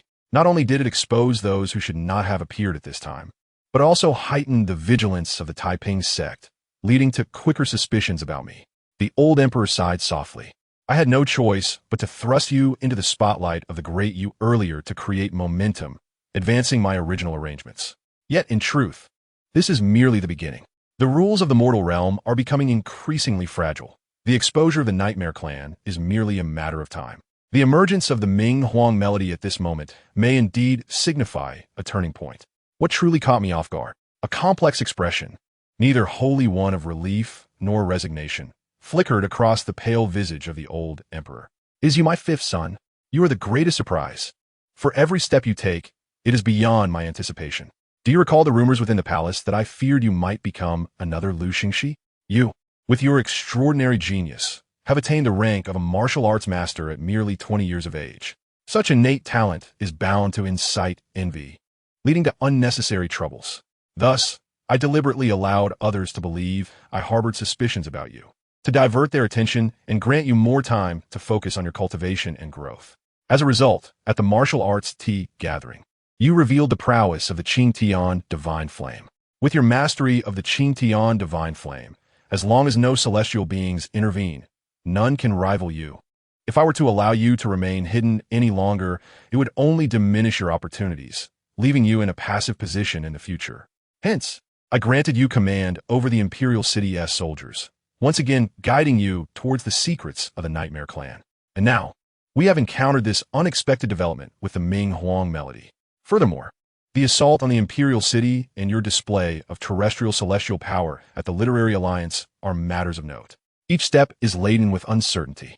You, the old Emperor, sighed a few times before returning to the matter at hand, addressing the Ming Huang Melody. Is there an issue with it? The old Emperor shook his head. I cannot articulate it clearly. I have merely followed the fragmented remnants left by our ancestors to uncover some clues regarding the Ming Huang Melody. It is said that the Ming Huang Melody embodies the essence of the world's righteousness, possessing the power to quell all malevolence and darkness, a manifestation of the world's laws. As for the origin of these laws, it is akin to asking why the bloodline of the Liu family can replenish the Earth's core, or why the Qingtian Divine Flame can suppress the Nightmare Clan. Apart from our respective progenitors, no one knows. The lineage that inherits the Ming Huang Melody, in a certain sense, is naturally opposed to the Nightmare Clan, representing the purest of humanity.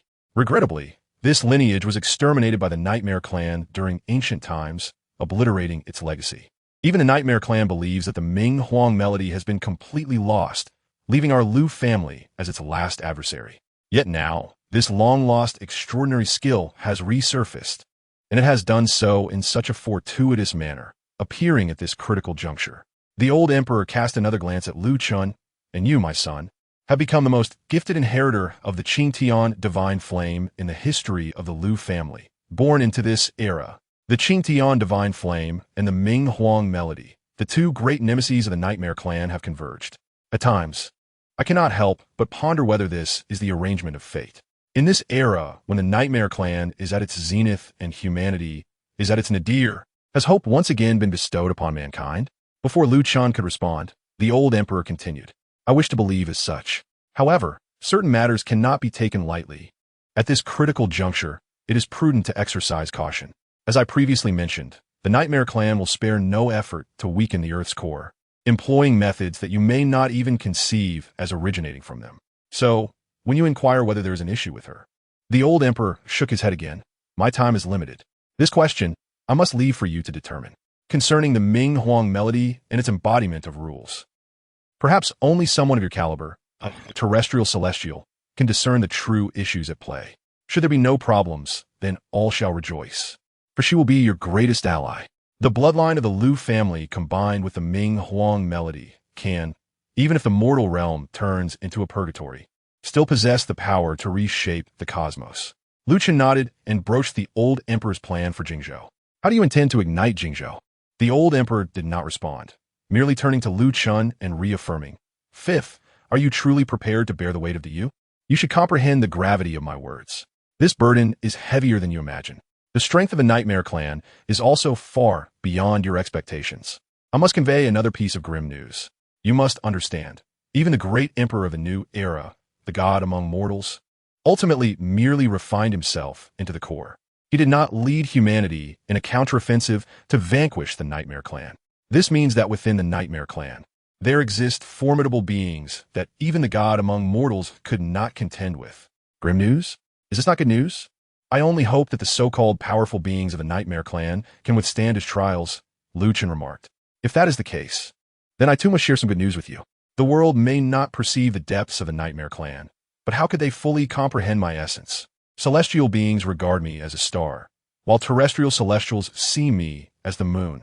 Even should I shoulder the weight of millions and uphold the Yu, I can still pave the way for eternal peace. With me and you, chaos shall not prevail. At that moment, the brilliance of the sun and moon radiated exceptionally bright, elongating the figures of the father and son. The old emperor fell silent for a long while. I am old indeed. He smiled faintly. I have lived for so many years, yet I find your ambition greater than my own. Excellent. If my fifth possesses such spirit, then let us, father and son, stage a grand performance against the Taiping sect and the Nightmare Clan, thoroughly igniting Jingzhou and teaching them a lesson. The old emperor's frail form straightened at that moment, as if he had returned to his youthful vigor. He turned to leave, leaving behind a single statement. At the next court assembly, I shall decree you as the crown prince, granting you the authority to govern the state. Upon reaching the palace gates, he seemed to recall something. Ah, that tome of the death and life demon eye. Never mind, you possess greater discernment and insight than I.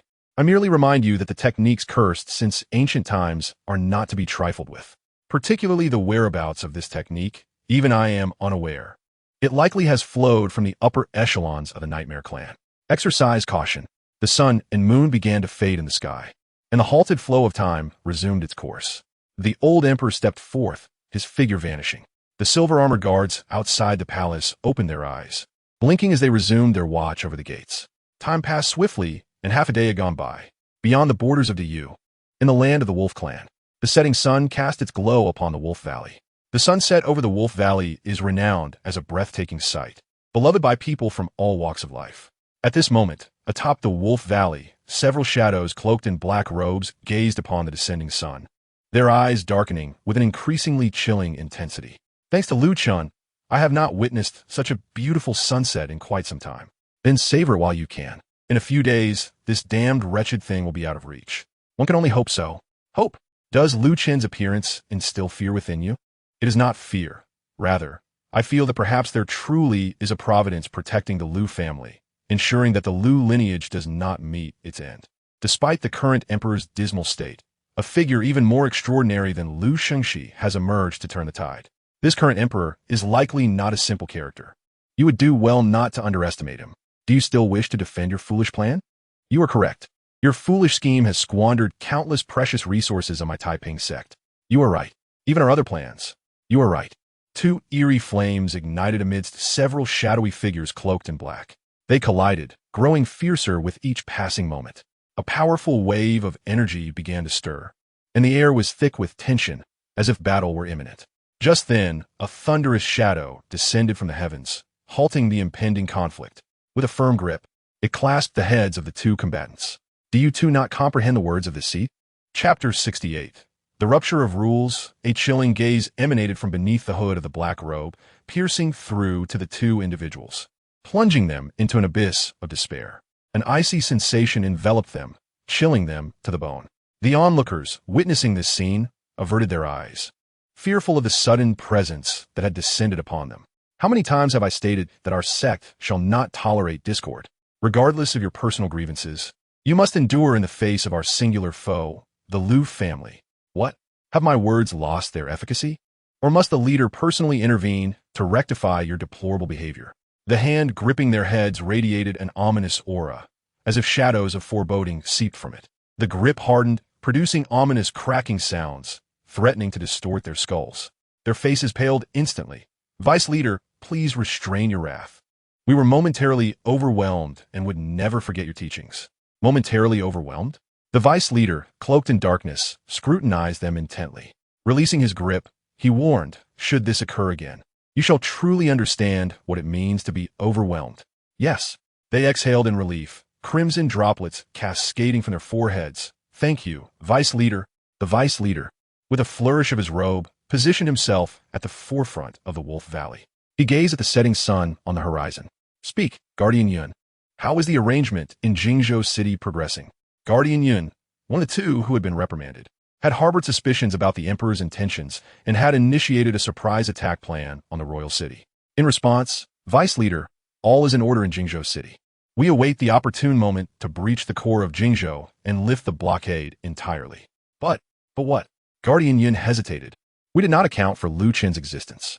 With his formidable prowess as an earthly immortal, our plans may struggle to ignite the core of Qingzhou, especially since this plan is of great significance. Yet neither Qingzhou City nor the court, nor even the Tianjian King and the Sword Howl Legion, have any inkling of our movements. The plan is progressing too smoothly, and I cannot shake this ominous premonition. Upon hearing this, another figure, Wan Guardian, chuckled derisively. I believe you are overthinking it. They are currently too consumed by their anger at the One Dao Alliance's rebellion and Lu Chen's strength. Their internal chaos leaves them little time to focus on our sect's activities. You are simply overly suspicious with such an attitude. You will fail to manage significant matters within the sect. I merely contemplate the grand scheme and exercise caution. Rest assured, the Great Yu will not. Hearing their exchange, the Vice Leader cast a sidelong glance at them.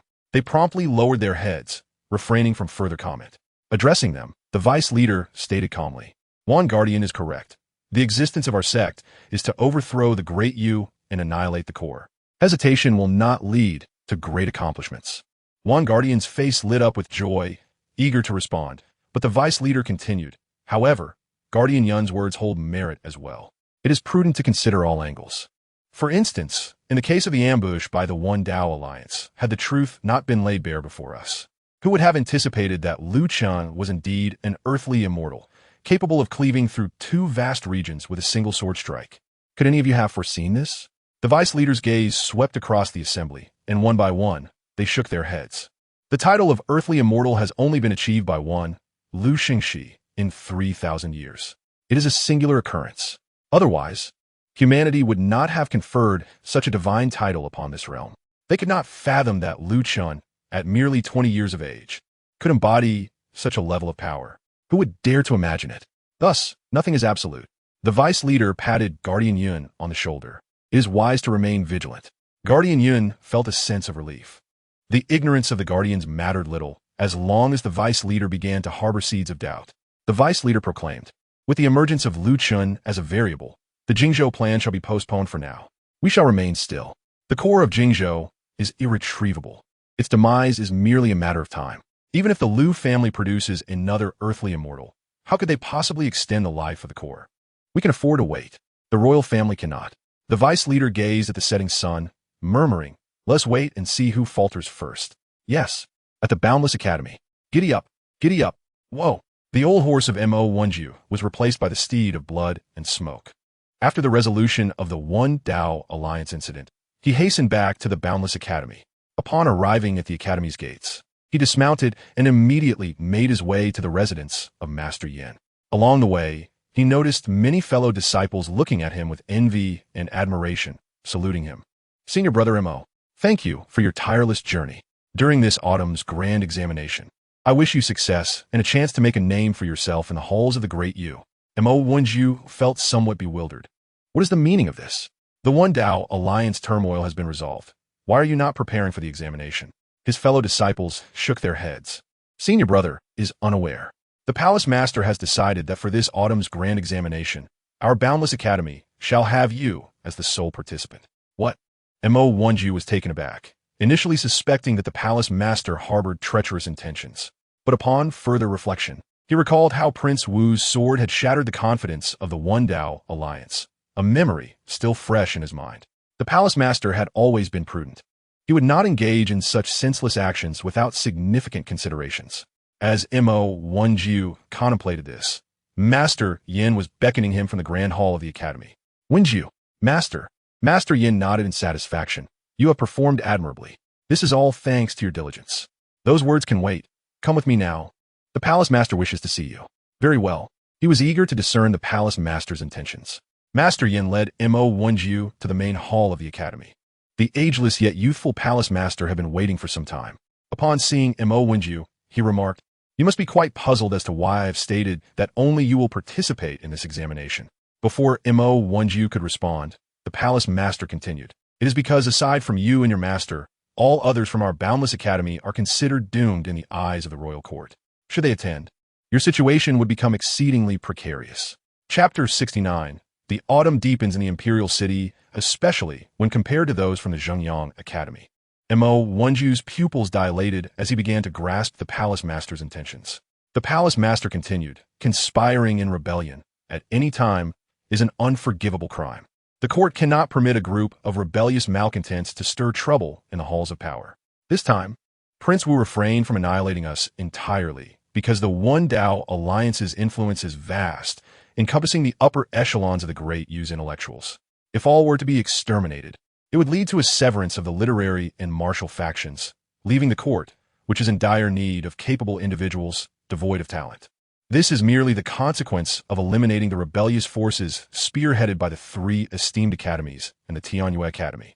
However, as the saying goes, one can evade the first day of the month, but not the 15th. The crime of conspiring against the state will always be remembered by the court." The old palace master murmured, foreseeing that this autumn's grand examination would undoubtedly be dominated by the faction of Zhengyang Academy. As long as the candidates from Zhengyang are not utterly lacking, the court will employ them. Yet for the other academies, once a suitable replacement emerges, we will surely face retribution from the court, suffering a total disgrace. Ultimately, we may find ourselves inexplicably entangled in significant cases, leading to our extermination and dragging the entire academy down with us. This fate is reserved for those who possess enough capability to maintain their position. For those lacking in ability, their demise will be uniquely tragic, evoking profound lamentation. At this juncture, the old palace master cast a glance at Mo Wenjiu, cautioning him not to think he was jesting. The consequences of a failed rebellion are indeed dire, yet you're different. Firstly, you have contributed by delivering information. Secondly, you have established a rapport with His Highness the Martial King, aligning yourself with him beforehand. You are a clean confidant of the Martial King. Your fellow disciples accompanying you to the autumn examination will only tarnish your reputation and implicate you in their questionable conduct, leading to unwarranted exclusion and suspicion. Do not assume I am exaggerating. The political realm is fraught with darkness. Some individuals will seek to undermine you, and even the smallest blemish can be magnified into an indelible stain. Moreover, this blemish is related to rebellion. The old palace master, seemingly imparting wisdom for Mo Wenjiu's benefit, had already comprehended the underlying implications of his own words. His intentions were to ensure a smooth path for his official career and, more importantly, to safeguard the future of Wuyo Academy. For only Mo Wenjiu could save Wuyo Academy. The old palace master was well versed in the art of self-preservation, as he had always been. Mo Wenjiu sighed deeply, lamenting that had he known this earlier, he would have acted differently. The old palace master paused momentarily before sighing with a hint of bitterness, remarking that the affairs of the world are like a game of chess beyond one's control. It matters not who the ruler of the dynasty is, but rather the ability to secure victory. You might think that as a martial arts master, I should live nobly. Yet in the grand tapestry of life, I am merely an ordinary old man. I've said all I need to. You may go now. With that, the master of Wuyo closed his eyes and gestured for Master Yin and Mo Wenjiu to depart. The two left main hall. Along the way, Master Yin glanced at the somewhat disheartened Mo Wenjiu and inquired, "Are you disappointed with Wuyo Academy?" Mo Wenjiu shook his head, then nodded, unable to articulate his feelings, simply stating that he suddenly felt stifled.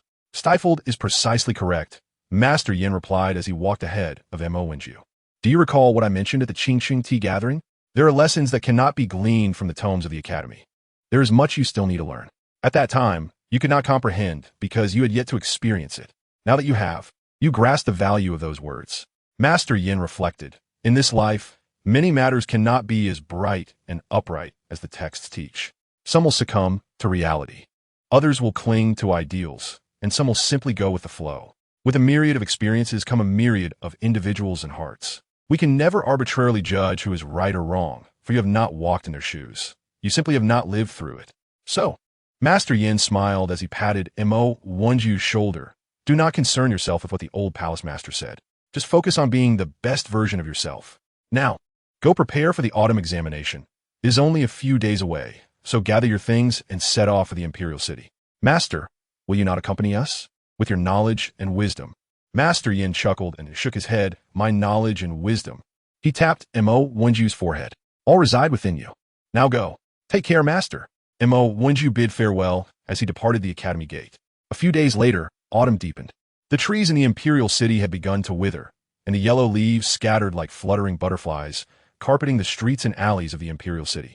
Occasionally, passers-by would tread upon them, producing a soft, rustling sound, elongating the whispers of autumn. On this leisurely day, the silver-armored guards exited the palace to seek some intriguing folk literature or techniques for Lu Chun. Previously, this task was handled by Luo Feng. But now that Luo Feng was busy managing the guards of the imperial city, he entrusted the task to the silver-armored guards he personally trained. Ah, General, you have arrived. The passers-by were familiar with him. Take a look at the new stock we have in the shop. The silver-armored guard glanced at the items, noting their newness, still dust-covered. Where did these come from? The shopkeeper chuckled. General, you flatter me. I cannot deceive you. Who doesn't know that you serve the martial prince? Rest assured, all these items were purchased with genuine gold and silver. I have personally inspected each one. They are all rare treasures not commonly found on the market. From which tomb were they excavated? The silver-armored guard inquired, wrapping a dusty ancient tome in a handkerchief and flipping through a few pages. They were indeed quite rare, appearing fresh. Well, as for that, it was in the wilderness. We only heard from merchants that it belonged to a once prosperous local family that has long since vanished. The silver-armored guard continued to examine the newly unearthed books, carefully scrutinizing several pages, finding no issues. This one, and this one, he pointed out. Suddenly, a loud crash interrupted him. Turning, he saw two wolf tribesmen gazing mournfully at a shattered wine jar on the ground. What happened? How careless. Calm down, gentlemen. That jar is ours. We will purchase it at market price. Very well, shopkeeper, you are an honest man. Hurry and clean up. We have more purchases to make. The silver-armored guard. Witnessing this, asked the nearby bookseller, the wolf tribesmen are selling wine in the imperial city now? Those two. The shopkeeper glanced at the wolf tribesmen. They recently came to the imperial city for trade. I heard they drank their drunken immortal wine at the Drunken Immortal Tavern and boasted that the imperial city's wine pales in comparison. They're eager to see what true fine wine is. Such words spread like wildfire, igniting a frenzy among the citizens who demanded the wolf tribesmen prove their worth. If the wolf tribes truly possessed wine superior to Drunken Immortal, the tavern would gladly purchase it at full price. The shopkeeper gestured, and so it has come to this. All the taverns in the imperial city are vying to acquire it. Currently, it is the most sought-after commodity. Those who frequent the imperial city after a skirmish love to indulge in a couple of jars. It is rather delightful. The silver-armored guard feigned nonchalance and asked, have you tasted it? Is the wolf tribesman's wine truly that delectable? Delectable. Hard to say, the shopkeeper mused, their brewing techniques might differ, or they may have incorporated unique ingredients from the wolf tribe's lands. Compared to our Dao wine, it certainly possesses a distinctive flavor. Upon entering, a wild and untamed sensation surged forth, exuberant and unrestrained. Accustomed as I am to the Great Yu wine, encountering this beverage was indeed a refreshing novelty. Beyond that, however, I find little else to remark. It merely evokes a fleeting thrill. Once this novelty fades, it shall be our Great Yu wine that withstands the test of time. He inquired further, with this wine flooding the imperial city, does no one? The shopkeeper chuckled heartily. General, you worry too much. For this foreign product to enter the imperial city and engage in extensive trade, it has undoubtedly undergone countless examinations and procedures. From the wolf clan to the imperial city, how many barriers and inspections must it have passed? Moreover, once it reaches the imperial city, it is subject to the scrutiny of the imperial guards and the approval of the mirror shadow platform. How many experts oversee this process? ensuring everything is in order before it is permitted entry? That is indeed the case. The silver-armored guards gathered the recently unearthed ancient texts and produced 2 gold ingots from their robes. The shopkeeper hastily interjected, "Ah, General, you put me in a difficult position. To charge for items meant for His Highness, the Martial King, would be akin to slapping my own face, displaying my lack of discernment. His Highness, the Martial King, has devoted considerable effort for the sake of our Great Yu commoners, thwarting the demonic forces in the imperial city and forging an alliance with the literary factions to ensure our nation's stability. If this small offering of mine could assist His Highness in gaining an advantage over our foes, it would indeed reflect great virtue passed down from my ancestors." The shopkeeper tucked the text into his bundle. "Then I'm most grateful. General, no need for formalities. You're always welcome to return." The silver-armored guards, bearing a load of ancient texts, made their way back to the palace, accompanied by the cooling autumn breeze. On this day, the air turned brisk. Within the heavily guarded royal treasury, several princes seized the opportunity to seek clues regarding the nightmarish clan, although the throne seemed forever out of reach. Resisting foreign invaders and safeguarding the Great Yu was their duty as princes. If the Great Yu were to fall, what fate would await them? "Third brother, you arrived quite early." Lu Yin casually opened an ancient tome from their lineage and addressed the third prince, Lu Lang. Lu Lang set aside one ancient book and picked up another to peruse. Thanks to fifth brother's influence, these past few days have been uneventful in the Great Yu, allowing us some leisure to search for clues left by our ancestors. "Indeed," Lu Yin replied. "In this perilous time, having a terrestrial deity like fifth brother to watch over us ensures our safety. It is a blessing for our family." As they conversed, the 10th prince silently flipped through the secret texts of their clan.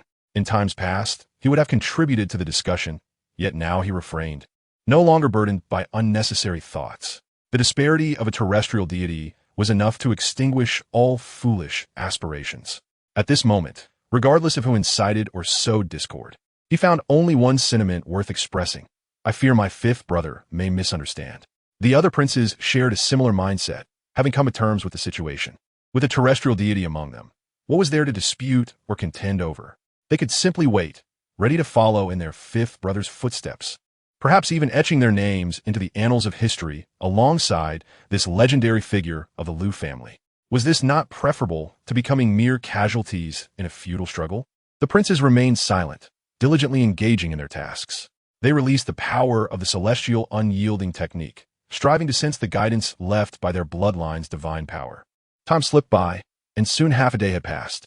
The princes began to feel fatigue from their efforts. Just then, the eldest prince, Lu Yin, opened a secret text from their lineage. The divine command technique, created from the unique bloodline of the Lu family. By refining it, one could maintain their purity and resist the encroachment of malevolent forces. Lu Yun's brow furrowed in intrigue. This secret technique seemed to hold promise. As he examined it closely, he suddenly felt a jolt of realization upon discovering a hidden layer.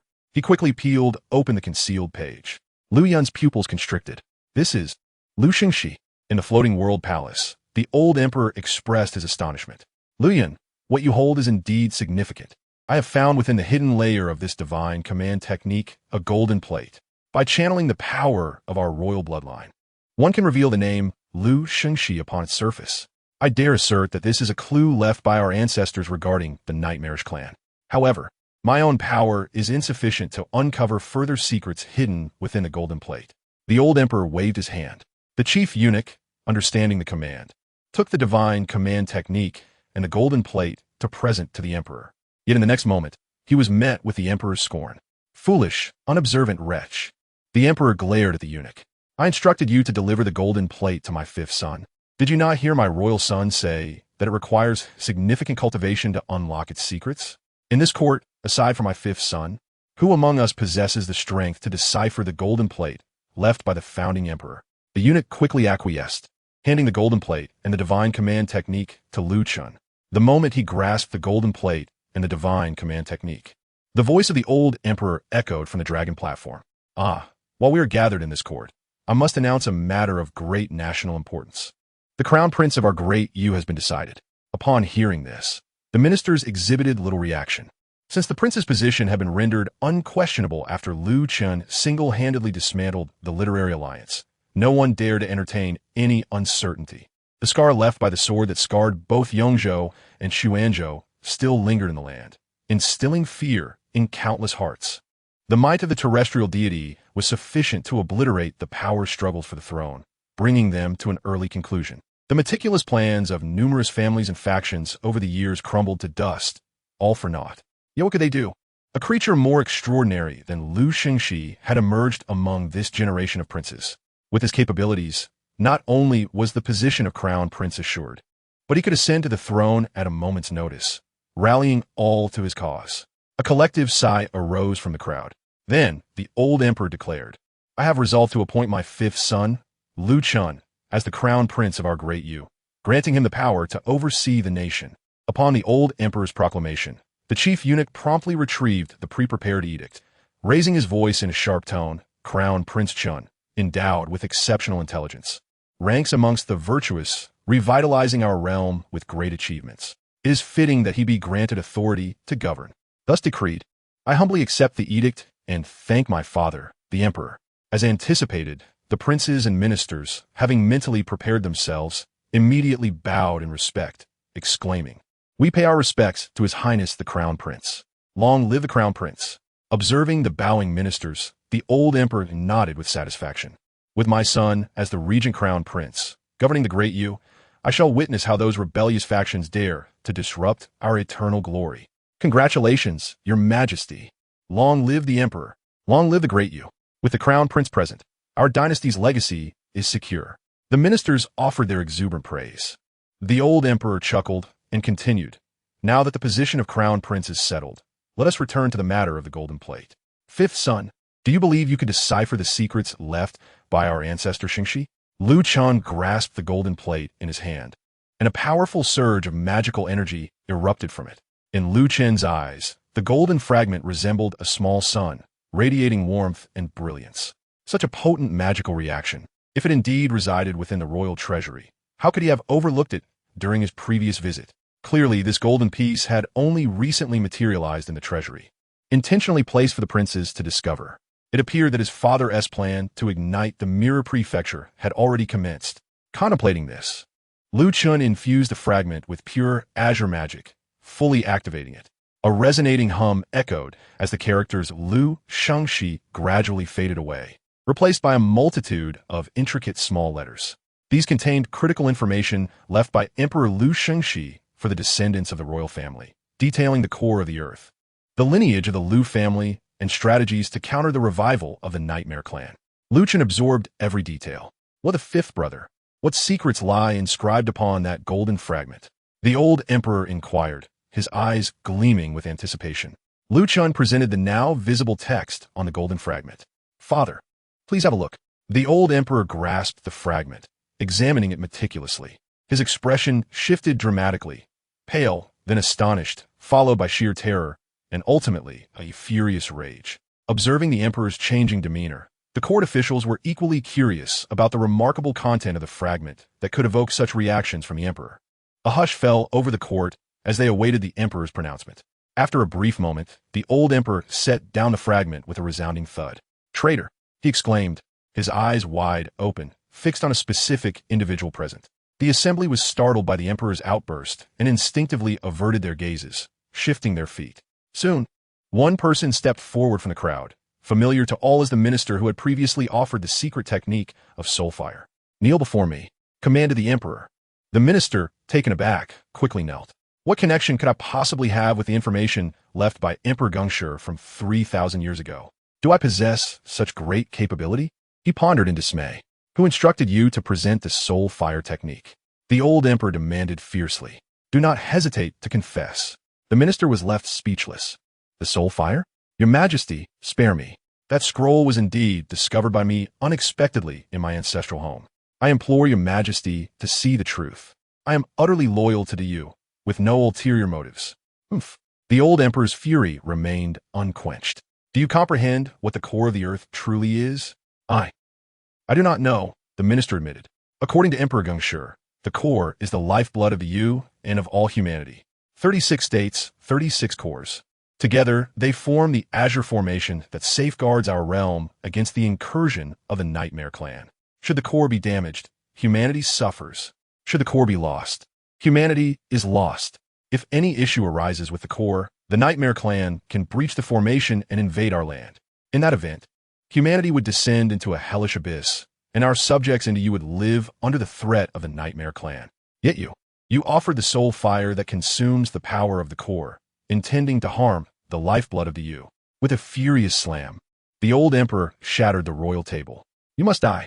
Guards, he bellowed, drag him out and execute him. With a clang, the palace guards surged in, seizing the minister and dragging him away. Your Majesty, spare my life. Please, Your Majesty, he pleaded, but it was too late. The guards swiftly executed him, and his head rolled away, blood staining the floor. Finally, the old emperor exhaled a sigh of relief, reflecting on the treachery that seemed endless. His piercing gaze swept across the assembled officials, silencing them with dread. After a prolonged silence, a prince broke the stillness. Father, the 36 cores collectively protect our realm. If the cores are compromised, so too is humanity. Yet the Nightmare Clan has begun to subtly recover, secretly supporting the Taiping sect to wreak havoc upon our realm. Does this not suggest that the 36 cores are indeed in peril? The old emperor nodded gravely, recalling how, 3,000 years ago, the revival of the Nightmare Clan had led to chaos in the Mirror Prefecture. During that turmoil, the core had sustained severe damage, and it had taken considerable effort from his ancestors to stabilize it. Yet the Nightmare Clan's desire to annihilate humanity never waned. They exploited the vulnerabilities of the damaged core, eroding it day and night until it exhausted its essence, weakening the Azure Formation and allowing them to conceal themselves within our realm. This had given rise to numerous calamities. Chapter 72. The Imperial Divine Technique. Upon hearing this, the expressions of those present shifted dramatically.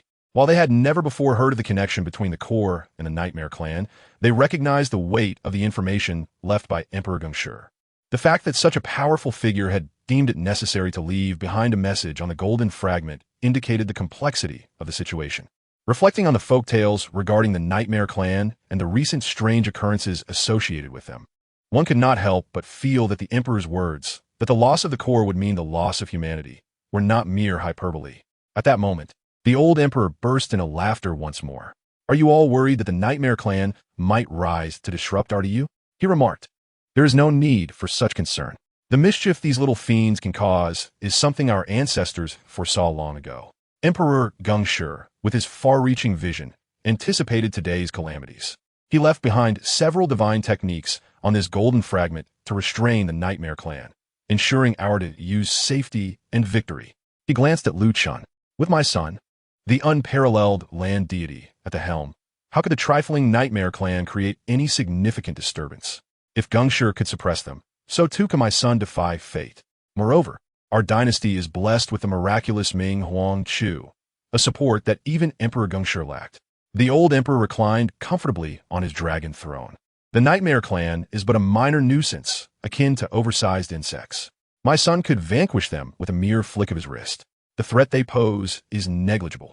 All of you need only rally behind my son, cheering him on, without hindering his efforts to ensure the safety of our mountains and rivers, and the tranquility of our realm. Upon hearing this, the officials turned their gazes towards Chen. Even after learning of the secrets concerning the Nightmare Clan and the core, he remained as composed as ever, exuding an air of tranquility that was reminiscent of a celestial being. No sign of distress crossed his features, as if nothing could rattle this serene prince. His tall and graceful figure stood unwavering in the Diyu imperial court, emanating a reassuring aura that fortified the ancient dynasty against collapse. We shall adhere to your commands. We will fully support His Highness in repelling the Nightmare Clan and restoring peace to Diyu, declared one official. With His Highness present, should the Nightmare Clan dare to invade, they shall return empty-handed. Our Diyu shall once again achieve the unparalleled glory of the founding and the revival. Long live the Emperor! His Highness is magnificent! The court erupted into a chorus of fervent cheers. The old emperor laughed heartily, finding joy in their spirited words. Your Majesty, one official ventured cautiously after the laughter subsided. Might we inquire about the techniques left behind by Emperor Gongshi on the golden fragment? Is there any way we can assist? Your Highness, the illustrious prince, with a body of invaluable worth, is required to manage state affairs while simultaneously guarding against the threats posed by the Nightmarish clan. It is inevitable that such burdens will exhaust His Highness. If this continues, it will be a loss greater than the gain. We, your humble servants, wish to alleviate some of this burden for you, so that trivial matters do not disturb your tranquility. It is only right, if every matter necessitates your personal intervention. What purpose, then, do we, your loyal ministers, serve? The old emperor then lifted a golden tablet and remarked that our ancestors left behind two methods to counter the nightmarish clan. The most fundamental of these is the divine protection technique. This technique can be practiced by anyone, fortifying one's purity to resist external malevolence, allowing the practitioner to harmonize their essence and spirit, thus seeing through the illusions of the nightmarish beings and exerting a suppression more potent than mere martial prowess. In essence, upon mastery of this technique, one would be able to perceive the true forms of the nightmarish beings, freeing oneself from the constraints imposed by the unseen rules that govern ordinary perception. Moreover, diligent practice of this technique would also guard against bizarre entities akin to the skin-wearing nightmares. Upon hearing this, the assembly was visibly shaken. What a remarkable technique! Why had they been so concerned about the incursion of a nightmarish clan? Was it not due to the fact that these entities exploited loopholes within the world regulations, allowing them to attack without reason? Now, with the divine protection technique, they could unveil the true nature of the nightmares. Who would then fear the nightmarish clan? A martial artist must engage in combat. Otherwise, what defines a martial artist? What say you, Fifth Prince?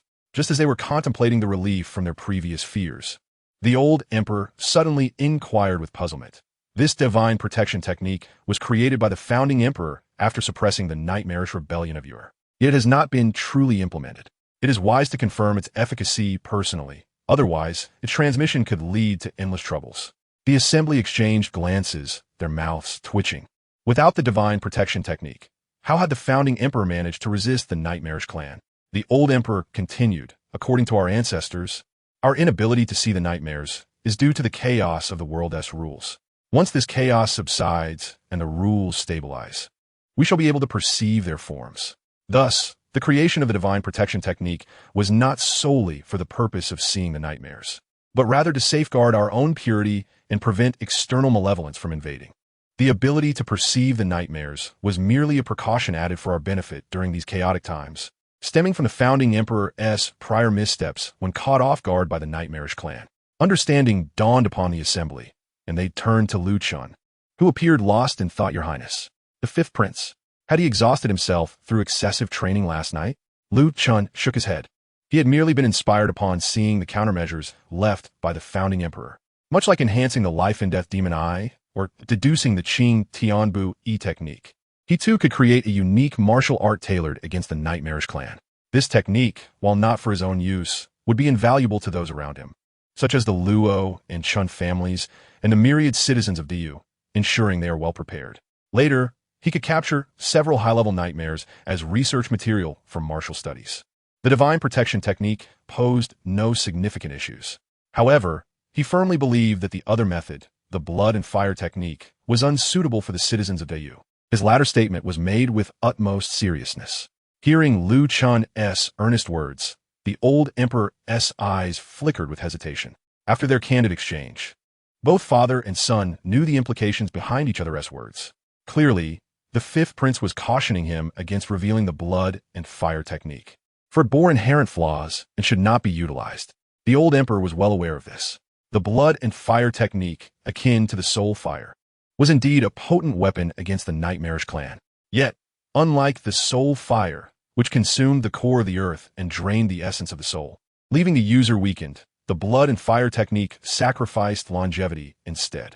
It doubled the toll on life. Every flame cast upon the nightmares consumed precious years of life. This was a true longevity warfare technique. For Diyu warriors, practicing this method would leave them with insufficient lifetimes to burn. Yet there was no alternative. The rupture of the Earth's core was inevitable, and no amount of skilled practitioners from the Lu family could restore it. The resurgence of a nightmarish clan 3 millennia hence was a fate the world had ordained. At that time, humanity would have no choice but to fight for survival. The founding emperor, who had refined his essence within the core, understood this better than anyone. Thus, he established the blood and fire technique, at least providing humanity with a fighting chance. Without even that opportunity, despair would be absolute. The old emperor pondered. I I see the blood and fire technique as a significant means to strike back against the nightmarish clan. Your Highness believes it unwise. Could it be that you possess a better plan? Lu Chen simply replied, naturally. I shall personally address all impending calamities. Father, rest assured. The old emperor was momentarily taken aback. He gazed at Lu Chen, observing the calm and composed gaze in his eyes. Very well, very well. I am growing old. This era belongs to you. You are the future emperor of Dai Yu. Since you have a vision, pursue it without hesitation. The old emperor sighed inwardly, while outwardly laughing heartily. Excellent. With your assurance, I can rest easy. With you overseeing state affairs, I shall be free of worry. Ha ha ha, the ministers echoed the old emperor's sentiments. As for the blood and fire technique, the fifth prince, an unparalleled genius in martial arts, had dismissed it. Why should they still concern themselves with it? Though it was a legacy of a divine being, considering Lu Chen's youth and the formidable sword scar that spanned 2 continents, who held greater authority. Following this new generation's destined child was undoubtedly the right course. Have the other princes not relinquished their claims to the throne, all pledging allegiance to his lead? The emperor is wise. Congratulations, your majesty. Congratulations to the crown prince. After a moment, another minister suggested, your majesty, since the core is of such paramount importance, why not dispatch skilled guardians to protect it, lest the nightmarish clan exploit any weaknesses to undermine our core? The assembly fell silent, casting glances at the speaker, noting him for future reference. Where's the core located? Are you truly foolish or merely ignorant? Such a matter is undoubtedly safeguarded by the royal family in secrecy. It can never be revealed. If outsiders were to learn of it, could the core remain secure? The old emperor regarded him with a knowing glance. You need not worry about the safety of the core. With the methods bequeathed by my ancestors, outsiders shall never locate it. Yes, I was overly concerned subsequently. The court discussed the dissemination of the divine protection technique and the arrangements for defense. The court session concluded with the old emperor's proclamation to disperse. Afterward, as the old emperor sat in the carriage returning to the Cloud Palace, a smile could not help but spread across his face. How many years had it been since he felt such ease? For years, he had fought alone, guarding against the invasion of the nightmarish clan. At last, someone was willing to shoulder the burden, to assure him, I will take action. The old emperor leaned back against the carriage, gazing out at the melancholic autumn scenery of the palace. It appeared particularly vibrant and refreshing. At this moment, the wind was gentle, and the flowers fragrant. This son of mine is truly remarkable. Father, do you see? Dai Yu has a promising future. In the Qingtian Palace, as the regent crown prince, Lu Chen was expected to relocate to the palace designated for princes. However, he was sentimentally attached to the layout of the Qingtian Palace and preferred to remain there, receiving all official documents directly in his quarters. In the beginning, there was a plethora of trivial and chaotic matters. Moreover, there were numerous memorials filled with grandiloquent phrases, fawning over the prince, concluding with a perfunctory inquiry about the prince's well-being. These individuals, if they were incapable of writing meaningfully, could simply refrain from doing so. If there were no significant matters to report, they need not trouble him. Lu Chen had no interest in the daily memorials. Thus, he decreed that all such submissions be returned, urging the authors to reconsider their content before resubmission. This effectively reduced the accumulation of memorials. On this day, Lu Chen found a moment to peruse the memorials again. One was penned by Luo Feng. Lu Chen withdrew it for a glance. Luo Feng had documented the patrol summaries of the Imperial City Guards, the personnel adjustments at the 4 main gates, and several noteworthy observations. Among them, Luo Feng mentioned the presence of wolf tribesmen, detailing their dealings in selling wine within the Imperial City. Although the wine had passed numerous inspections without issue, Luo Feng harbored suspicions regarding the sudden emergence of these foreign traders, fearing that there must be some hidden ulterior motives behind this occurrence. At that moment, a silver-armored guard returned from outside the palace, carrying a jar of wine. He first unwrapped the parcel from his back. Your Highness, this is a collection of ancient texts I procured from outside, along with some new items. He gestured towards a jar of wine. This wine is from the wolf tribesmen. Recently, 2 of them have been brazenly selling wine in the Imperial City, although it has been inspected without any findings. I can't shake the feeling that these 2 tribesmen harbor ill intentions.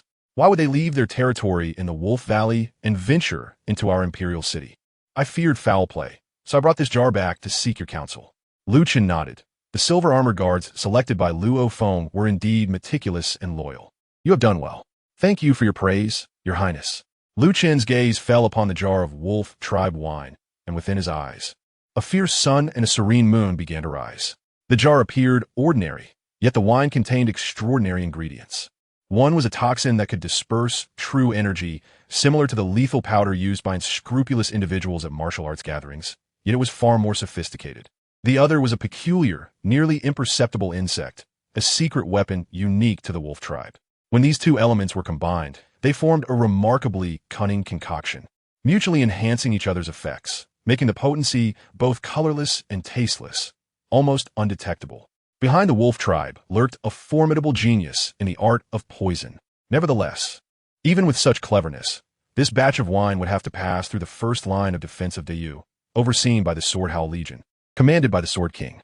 As a prodigy of the Lu family, the Sword King possessed an innate affinity for the sword, with his self-created realm of Heart Sword exhibiting effects akin to the brilliance of the sun and moon. He was no fool.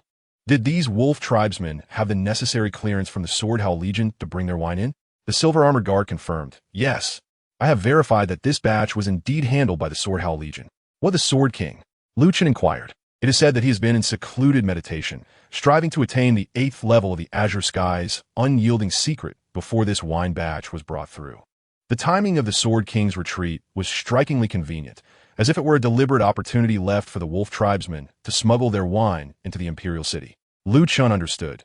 This batch of wine was likely allowed entry with his father's tacit approval, and the purpose behind it. Lu Chen gently tapped his fingers on the table, setting aside Luo Feng's memorial. The wolf tribe's entry point into Yu was Mirror Prefecture. It seemed this was the beginning of his father's plans for Mirror Prefecture. The grand performance to ignite turmoil in Mirror Prefecture had commenced. Send word to the Imperial City Guards, instructing them to apprehend the wolf tribesmen immediately and imprison them in the Sky Prison. All wine circulating in the market must be confiscated. Those who have consumed the wolf tribe wine should be detained for observation. Yes, Your Highness. Upon receiving the command, the Silver Armored Guard swiftly departed to inform the Imperial City Guards. Just as he exited, he encountered the 6th Prince, Lu Huan, approaching the Zhongxian Palace. I pay my respects to His Highness Huan Wang. Lu Huan nodded and entered the palace. He mused, why is he in such a hurry? Has something gone awry again? Upon noticing the wine jar on the ground, he exclaimed, oh, what is this? As the overseer of the Mirror Shadow platform, Lu Huan was well aware of the wolf tribesmen's dealings in wine. His visit was not only to convey a message, but also to discuss the implications of this wine. Seeing it present in the Zhongxian Palace and the Silver Armored Guard's haste made Lu Huan's heart race. Could there truly be a significant issue with this wine?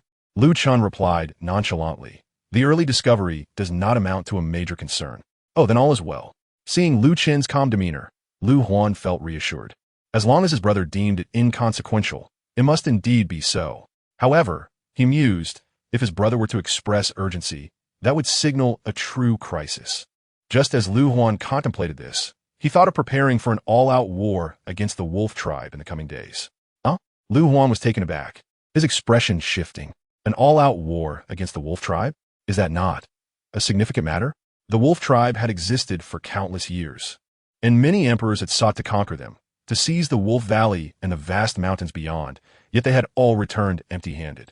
And now, his brother deemed it not a major issue? What audacity! Lan Yun, pour the tea. Yes. Lan Yun set aside her materials and rose to prepare tea. Lu Huan waved repeatedly. No tea is necessary. I must depart shortly. I came here solely to deliver a message to you. A message? A subtle smile graced Lu Chen's face. What is it? Well, you have been busy lately and have not visited the Yunla Palace. You may not be aware that our mother is currently arranging for your selection of a consort. Selection of a consort? Lu Chen raised his head. Is it not a bit premature? Although it was essential for royal offspring to ensure the continuation of the Lu family's lineage, especially as the crown prince. The urgency seemed unwarranted at his age of 20. A time when he should focus on martial prowess rather than matrimonial considerations. Lu Huan shrugged, for what I understand. Our mother had not intended to select a consort at this time. However, after her recent summons to Xiankong Palace, she became anxious. Xiankong Palace? Upon hearing the name, Lu Chen felt a flicker of surprise, quickly realizing the implications. So it is that one. He pondered for a moment. Chen Si, is that correct? At this, Lu Huan's eyes widened in disbelief. You could deduce that? Indeed, Lu Chen confirmed. It seems as though that is the case. Very well, I understand. Lu Huan fell silent, realizing that his brother remained unfazed by the prospect of selecting a consort. Lu Chen neither confirmed nor denied the matter. The so-called selection was, in truth, a form of surveillance, just as they had discussed during their father's revelations. He no longer had the luxury of time to ascertain the truth regarding Ming Huangxiu and Chenxi. The resolution of this matter lay solely in his hands, and he had placed Chenxi under his vigilant eye as a means of protection. After all, as the last inheritor of Ming Huangxiu, where could she be safer than by his side? Seeing Lu Chen's nonchalance, Lu Huan felt a twinge of helplessness. His brother was truly absorbed in martial pursuits. Even the monumental matter of selecting a consort barely registered with him. Sigh. Well, our mother will arrive shortly. I must take my leave. When she arrives, do not mention that I spoke of this. With that, Lu Huan exited the Qingtian Palace, surveying his surroundings before retreating from another entrance. Shortly after Lu Huan's departure, a guard approached the palace. Your Highness, the noble consort is on her way to the Qingtian Palace. Lu Chen placed the memorial aside and rose. Please, lead the way. Yes. He proceeded to the entrance of the Qingtian Palace, awaiting the arrival of the esteemed consort Yuan, Mu Jintang, a moment later. The grand silhouette of her in the shimmering robe of glaze appeared outside the palace. Chen, your son pays his respects to mother. Mu Jintang, her face beaming with anticipation, inquired, Can you guess what good news I brought you today? Lu Chen feigned ignorance, furrowing his brow in contemplation. It seems today is neither your birthday, mother, nor mine or my younger brother's. What could it be? Noticing Lu Chen's inability to deduce the surprise, Mu Jintang chuckled lightly. It is not a birthday. Rather, I am here to present you with a delightful surprise. Chapter 75, Sélecting Abrid, Surveillance. A joyous occasion? Mu Jintang covered her mouth in laughter. Look here. She beckoned toward the palanquin behind her. Xiaoxi, do not be shy. Come out quickly. As the curtain of the palanquin was drawn back, a stunning beauty emerged. Her grace reminiscent of a celestial maiden, with skin as smooth as fine jade and a visage that could captivate the world. Dressed modestly in a simple white gown devoid of ostentation, she radiated the elegance of a snow-capped goddess. She gracefully saluted Lu Chen. This humble girl, Chen Shi, pays her respects to His Highness the Crown Prince. Her dignified demeanor and courteous manner endeared her to Mu Jintang even more. She took hold of Chen Shi's hand, saying, Xiaoxi, come with me. Turning, she also grasped Lu Chen's hand, leading them towards the Qingtian Palace while winking playfully at him. Chenner, how do you find the surprise? Lu Chen then appeared to have an epiphany. So, this was the surprise mother had spoken of. I am grateful for your efforts on my behalf, mother.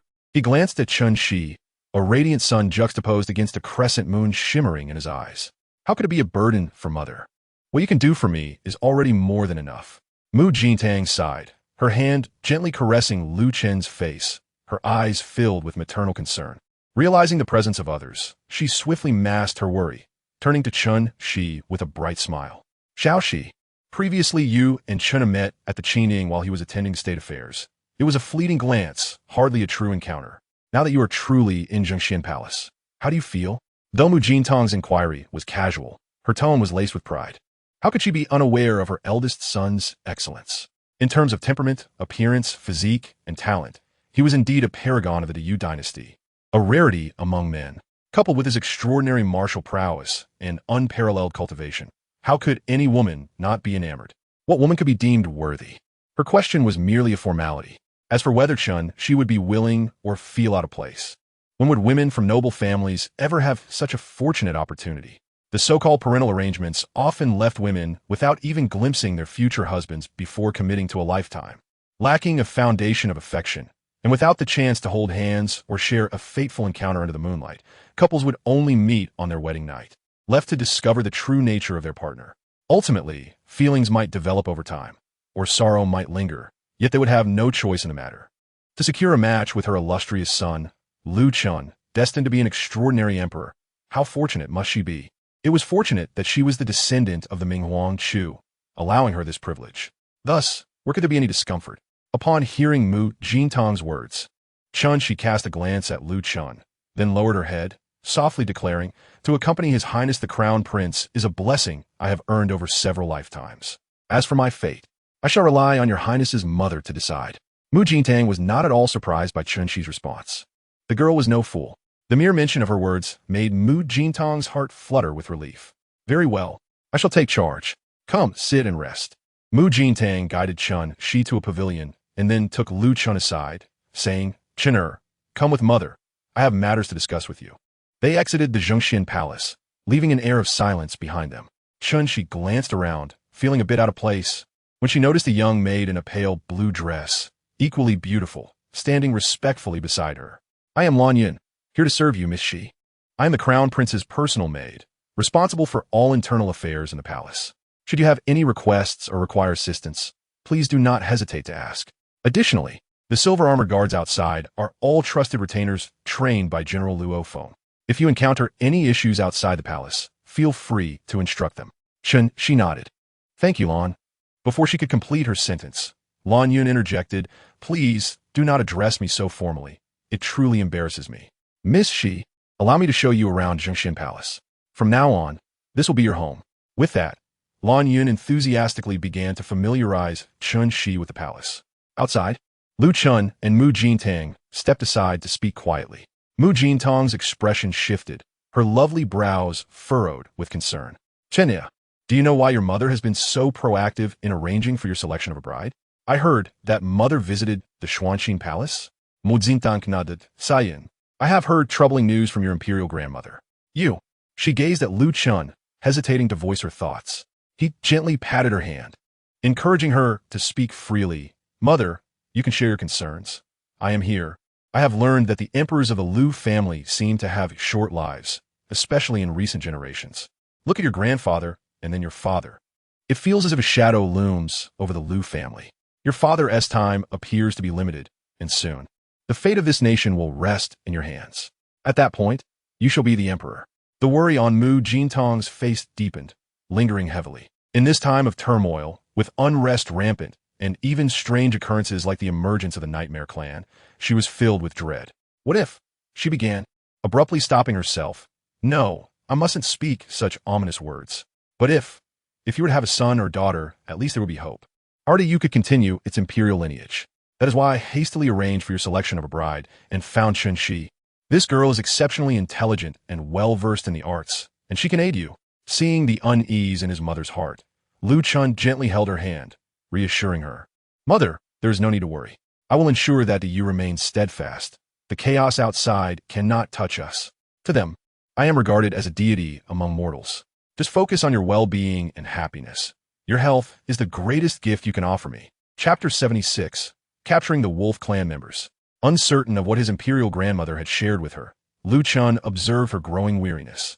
He comforted Mu Jintang, channeling a soothing energy into her, dispelling her inner turmoil, while reminiscing about amusing childhood tales, which finally brought a smile to her face. After a moment, she glanced at the sky, noting the time. It is getting late. I must return to the Xuanxin Palace to speak with the Empress Dowager. You should head back as well. There is no need for you to see me off. With that, she winked at Lu Chen as she boarded the carriage to the Xuanxin Palace. Watching her depart, Lu Chen returned to the Zhongxian Palace, where he found Lan Yun guiding Chen Shi around, explaining various aspects of the palace. Upon the return of Lu Chen, the two individuals immediately bowed and addressed him. Your Highness. Lu Chen responded with a gentle acknowledgement, and then turned to Chen Shi, stating, There are many vacant rooms within the palace. You may choose any one to reside in. Should you encounter any inconvenience, do not hesitate to consult Lan Yun. With that, Lu Chen returned to the pavilion. After attending to the official documents for the day, he continued to delve into the mysteries of the life and death demon eye, as was his custom. The arrival of Chen Shi did not disrupt his rhythm. For him, the palace merely represented an additional pair of chopsticks and the presence of another breathing soul. As for selecting a consort, this was not Earth, where such matters are laden with emotional intricacies. Chen Xiu had 37 children, and his wives and concubines numbered close to 20, with 18 of these unions being arranged without prior acquaintance. Akin to selecting generals by merely pointing out the renowned daughters of Qingshan County. You may wonder how Lu Chen is so well informed. It is because Chen's family sought to strengthen their ties by marrying their daughters into the royal lineage. Chen Xiu would seize every opportunity to recommend daughters from his clan or those closely associated with them, boasting of their exceptional qualities. He had grown immune to such entreaties. Thus, there was nothing unusual about the practice, merely routine. Besides, this was not a formal selection of consorts. As for Chen Shi, As Lu Chen immersed himself in the life and death demon eye, the black and white aura in his eyes grew increasingly intense. The most unpredictable creation in this world is undoubtedly the human heart. Its depths are unfathomable. He closed his eyes. The most straightforward and comprehensible pursuit, however, is martial arts. It is there, readily available for Lu Chen to seize. One must not waste such an opportunity. Observing Lu Chen as he meditated with closed eyes in the pavilion, Lan Yun and Chen Shi resumed their exploration of the Qingtian Palace. During their stroll, Lan Yun remarked, "Your Highness is thus. He possesses a rather cold demeanor, but it is not directed at you, Your Highness. You will come to understand this in due time." "Very well," Chen Shi replied with a gentle smile, her gaze occasionally drifting towards Lu Chen, who was engrossed in his practice. After a while, having finished their tour of the Qingtian Palace, Chen Shi settled down with her Qin in the garden opposite the pavilion, setting her brushes and ink ready. She occasionally glanced at the sky and then at the pavilion, her brush dancing across the paper. Following an initial flurry of activity, the Qingtian Palace returned to its usual tranquility. Some read, while others painted, continuing until evening. Lan Yun suddenly felt that her earlier comment had been superfluous. It appeared that this Chen Shi was akin to her master. In the imperial city, before the drunken immortal residence, a formidable circle of royal guards surrounded the establishment. "Arrest them, and seize all the wine, return at once." At the command of Luo Feng, the royal guards apprehended 2 members of the wolf tribe and began transporting barrels of wine back. The people inside the drunken immortal residence quickly donned smiles, inquiring, "Sir, what brings this about? What is the meaning of this?" With a swift motion, Luo Feng drew his sword, his cold gaze sweeping across everyone present. "Listen closely. Anyone among you who has consumed wolf tribe wine, step forward." "Huh? Wolf tribe wine? Could it be problematic? Was it not approved by the higher-ups?"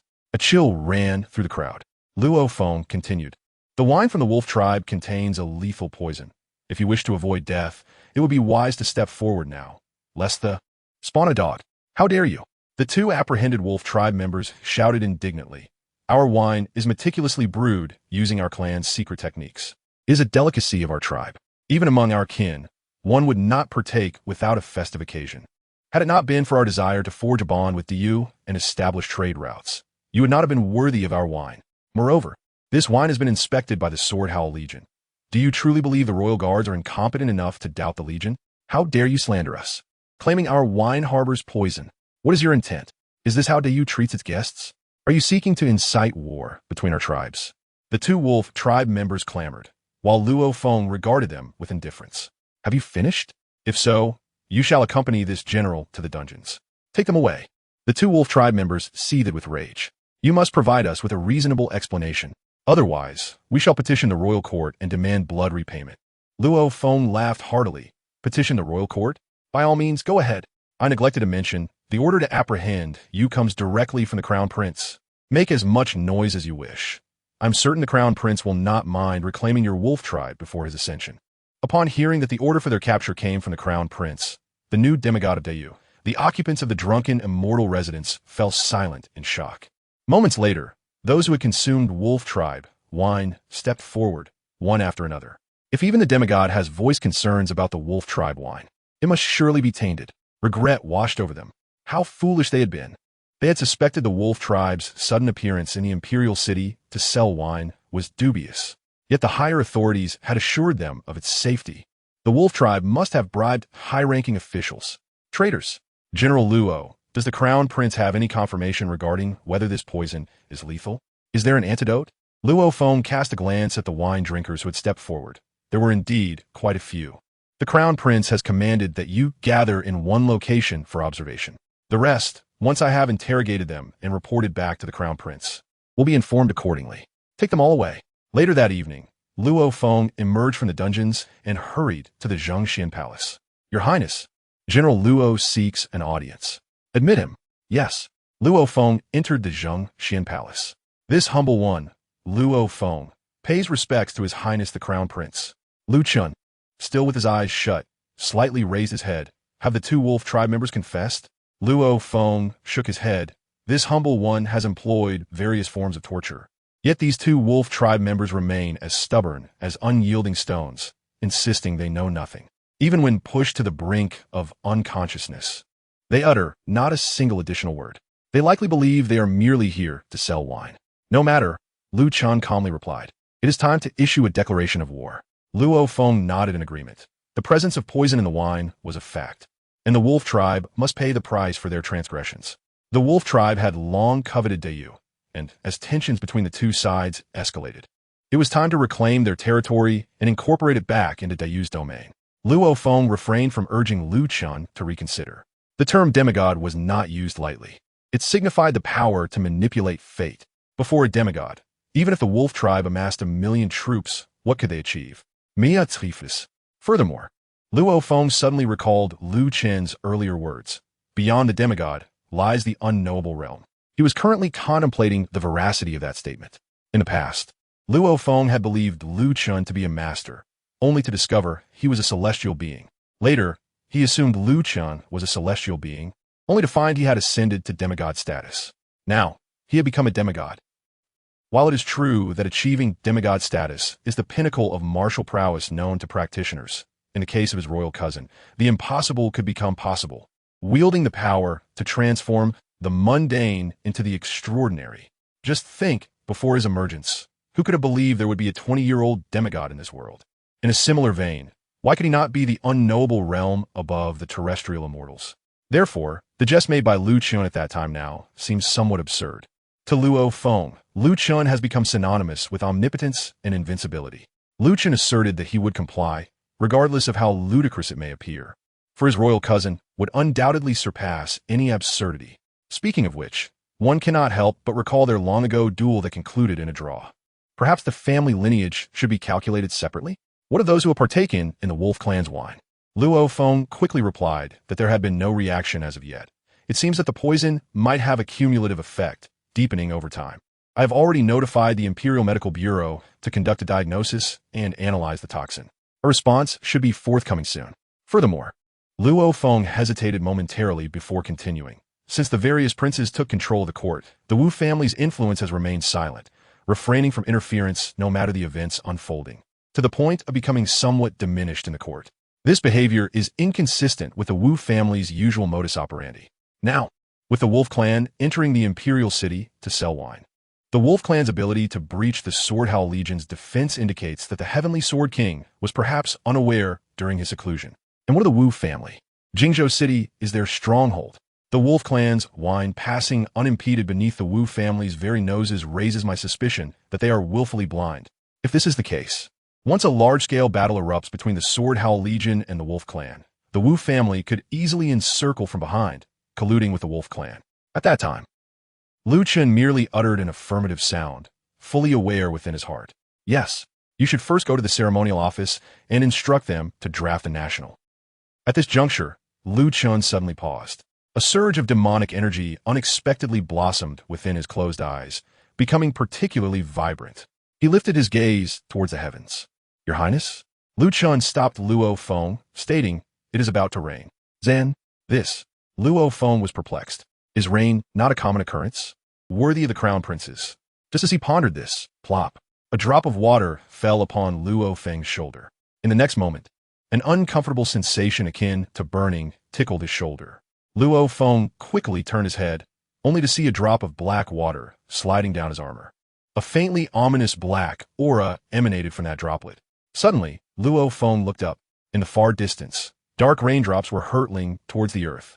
The rain is black. As the black rain fell, it descended in torrents, increasing in intensity, forming an unending curtain that suffocated the earth in darkness. Underneath this torrential black rain, the entire world was cleansed. Strands of black energy began to thrive, as if some rule had been shattered, causing the balance of the world to be utterly disrupted. Taking root and sprouting in this realm, darkness proliferated.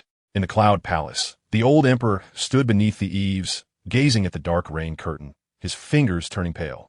The black rain signifies a complete imbalance of the world's rules. Too swift, heaven above.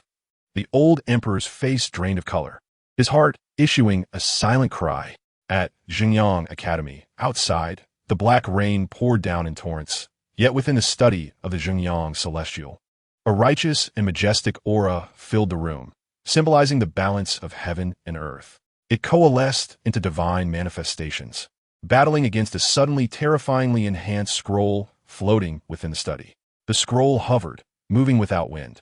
The righteous aura continued to breed and nurture, suppressing the scroll with the essence of heaven and earth. On the scroll, a pair of pitch-black eyes reappeared, casting a merciless mockery towards the Qingtian Celestial, as if deriding his overestimation of himself and mocking the futility of his efforts.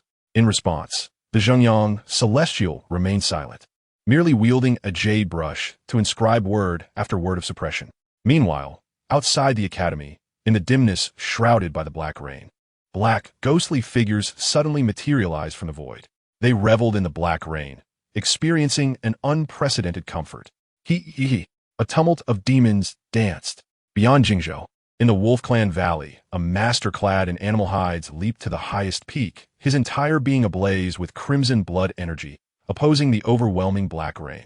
The burning crimson blood transformed into a towering demonic deity, intent on defying the heavens and turning the black rain upside down. Swallow, devour it. You wretched scoundrels seeking to harm the mortal realm must first pass through me. Do you think the path of my demonic sect was forged without purpose? It exists to drain the essence from scoundrels like you. The demonic deity spread its hands wide, grasping the ghostly figures emerging from the black rain, swiftly absorbing and refining them. Come on, more. Chapter 78. The ninth layer. The sky is not easy beneath the darkened sky. Several figures in black robes reveled beneath the black rain curtain, embracing the vast, smoky downpour, laughing with abandon. Ha ha, Great Yu, do you see? This time, even the heavens do not aid you. After this black rain, the miasma will proliferate, darkness shall descend. Even should your Lu family produce a god of the mortal realm, what difference would it make? How could you contend with this grand celestial will? Heaven has decreed your Lu family's downfall. Ha ha. Initially considering to postpone the plan and drag you down, it now seems there is no need for such restraint. Listen well, continue to advance the plan. Detonate Jingzhou for me. Yes. In the populace, the all-encompassing darkness formed a cage, trapping the citizens within the rain curtain. What in the world? Why has such a torrential rain suddenly begun? And it is black. It feels eerie and strange. No, do you not sense a burning sensation from this rain? A bit indeed. Wait, why do your faces look so pale? You, that is. Watch out behind you. Beneath the rain curtain, black ghostly figures charged towards the citizens, their momentum fierce and their arrogance palpable. Their gaping maws widened grotesquely, emitting chilling laughter. They plunged into the crowd, reveling in their own frenzy beneath the torrential black rain. In the imperial city at the Zhongxian Palace, the once vibrant garden lost its luster under the onslaught of black rain, flowers drooping and colors fading. The formerly withered trees in the palace quickly absorbed the rain, shedding withered leaves. The vitality within the courtyard was swiftly drained by this black rain. Lu Chen extended his hand to catch a few drops of black rain, which emanated a faint black aura, resonating with the demonic essence in his gaze. This intensified the malevolence brought forth by the death and life demon eye, deepening the gray-black right eye that symbolizes decay and death, advancing rapidly, far surpassing the holy white left eye that represents vibrant life. The death and life demon eye. One life, one death, one yin, one yang. Previously, life and death coexisted, yin and yang balanced. Now, yin has thoroughly eclipsed yang. The scales of the world have tilted. How? How can there be black rain? Historical texts fail to record it, and predecessors have not spoken of it. What on earth is this? Luo Feng's pupils trembled. Your Highness, He turned to see Lu Chen with his eyes closed. A radiant azure light began to rise steadily from his body, enveloping him, transforming him into a figure of crystal clarity. Pure and untainted, the scattered azure glow spread towards the heavens, becoming the sole light beneath the darkened sky. This is. Luo Feng's pupils contracted as an ancient name, long relegated to myth, surged into his mind. The ninth layer, the azure sky, is not easily attained. At that moment, beneath the darkened heavens, the sound of strings resonated unexpectedly. Its emergence seemed to awaken a dormant force, revitalizing the grandeur of the earthly realm, gathering strength. Wisps of fog, ethereal and pale, materialized from the void, intertwining with the black rain. The rain, having traversed the white mist, appeared to lighten perceptibly. The ominous blackness dissipated within the fog, undergoing purification. Upon reaching the ground, it bore little resemblance to the usual rainwater. The inexplicable, chilling darkness retreated in the presence of the melody, dissipating slightly. Lu Chun and his companion immediately turned their gaze towards the source of the music. They beheld Chun Shi, swiftly plucking the strings, performing the revered Ming Huang tune, said to embody the essence of heaven and earth. The notes rang out, resembling the clash of weapons. A symphony of war, akin to a call to arms, commanding the righteous forces of humanity to charge boldly into the boundless curtain of black rain. Witnessing this, a glimmer of light flickered in Lu Chen's tightly shut black and white eyes, while his holy left eye, symbolizing the vigor of life, suddenly sparkled with brilliance, rivaling the ferocity of the black rain's descent. Could the Ming Huang tune possess such power? This indeed piqued his interest. However, this was not the time for such musings. He must first resolve the impending crisis to prevent the repercussions of disrupted order from spreading further. With a decisive step, azure light flickered around him, pristine and unblemished. He manifested a divine presence. After the disappearance of Lu Xingxi, the supreme royal realm had been absent for 3 millennia. Such a feat was rare. Finally, it radiated its brilliance once more upon the earth. With a sweeping motion, a blinding azure light surged across the sky, emanating from Lu Chun and engulfing the entire Yu in its fervent embrace. Everything was enveloped in the resplendent light of the azure sky. A hum resonated as the azure light surged forth, a wondrous wave of energy sweeping through the endless void. The heavens trembled, and the world reverberated. Boom! Above the boundless firmament, darkness was utterly dispelled. The brilliant azure sky once again enveloped this world.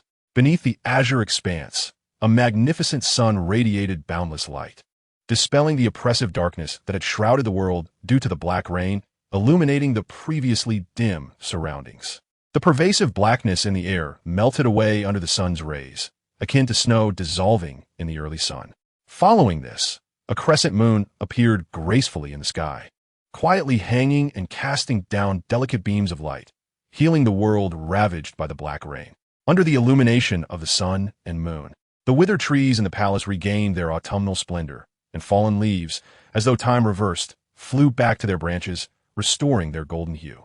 The faded flowers in the courtyard, invigorated, blossomed vibrantly once more. Drops of black rain were halted in midair, abruptly reversing their course and ascending back towards the heavens. At this moment, the world was in upheaval. The rain curtain hung upside down. Everything was rapidly restored, returning to its original state before the black rain. Nearby, Luo Feng was left in a daze. Is this truly the legendary azure sky, not easily attained? Such power, how does it differ from the divine methods of ancient legends? Indeed, the azure sky is not easily attained. In the Cloud Palace, the old emperor gazed at the inverted rain curtain, his once white knuckles relaxing unbeknownst to him. The tension in his heart eased with the unfolding of the azure sky's domain. He had so much to say, yet found no words. In that moment, he simply laughed a hearty laugh. Ha ha! He laughed as he returned to the Cloud Palace, to the study adorned with portraits of the emperors of the Yu. He stood silently before each portrait. After a long while, a profound voice echoed in the study. May our forebears bless us. Chapter 79. The Rules of the Ming Huang Tune at the Zhengyang Academy. Under the radiance of the azure sky, the once malevolent scroll was swiftly subdued.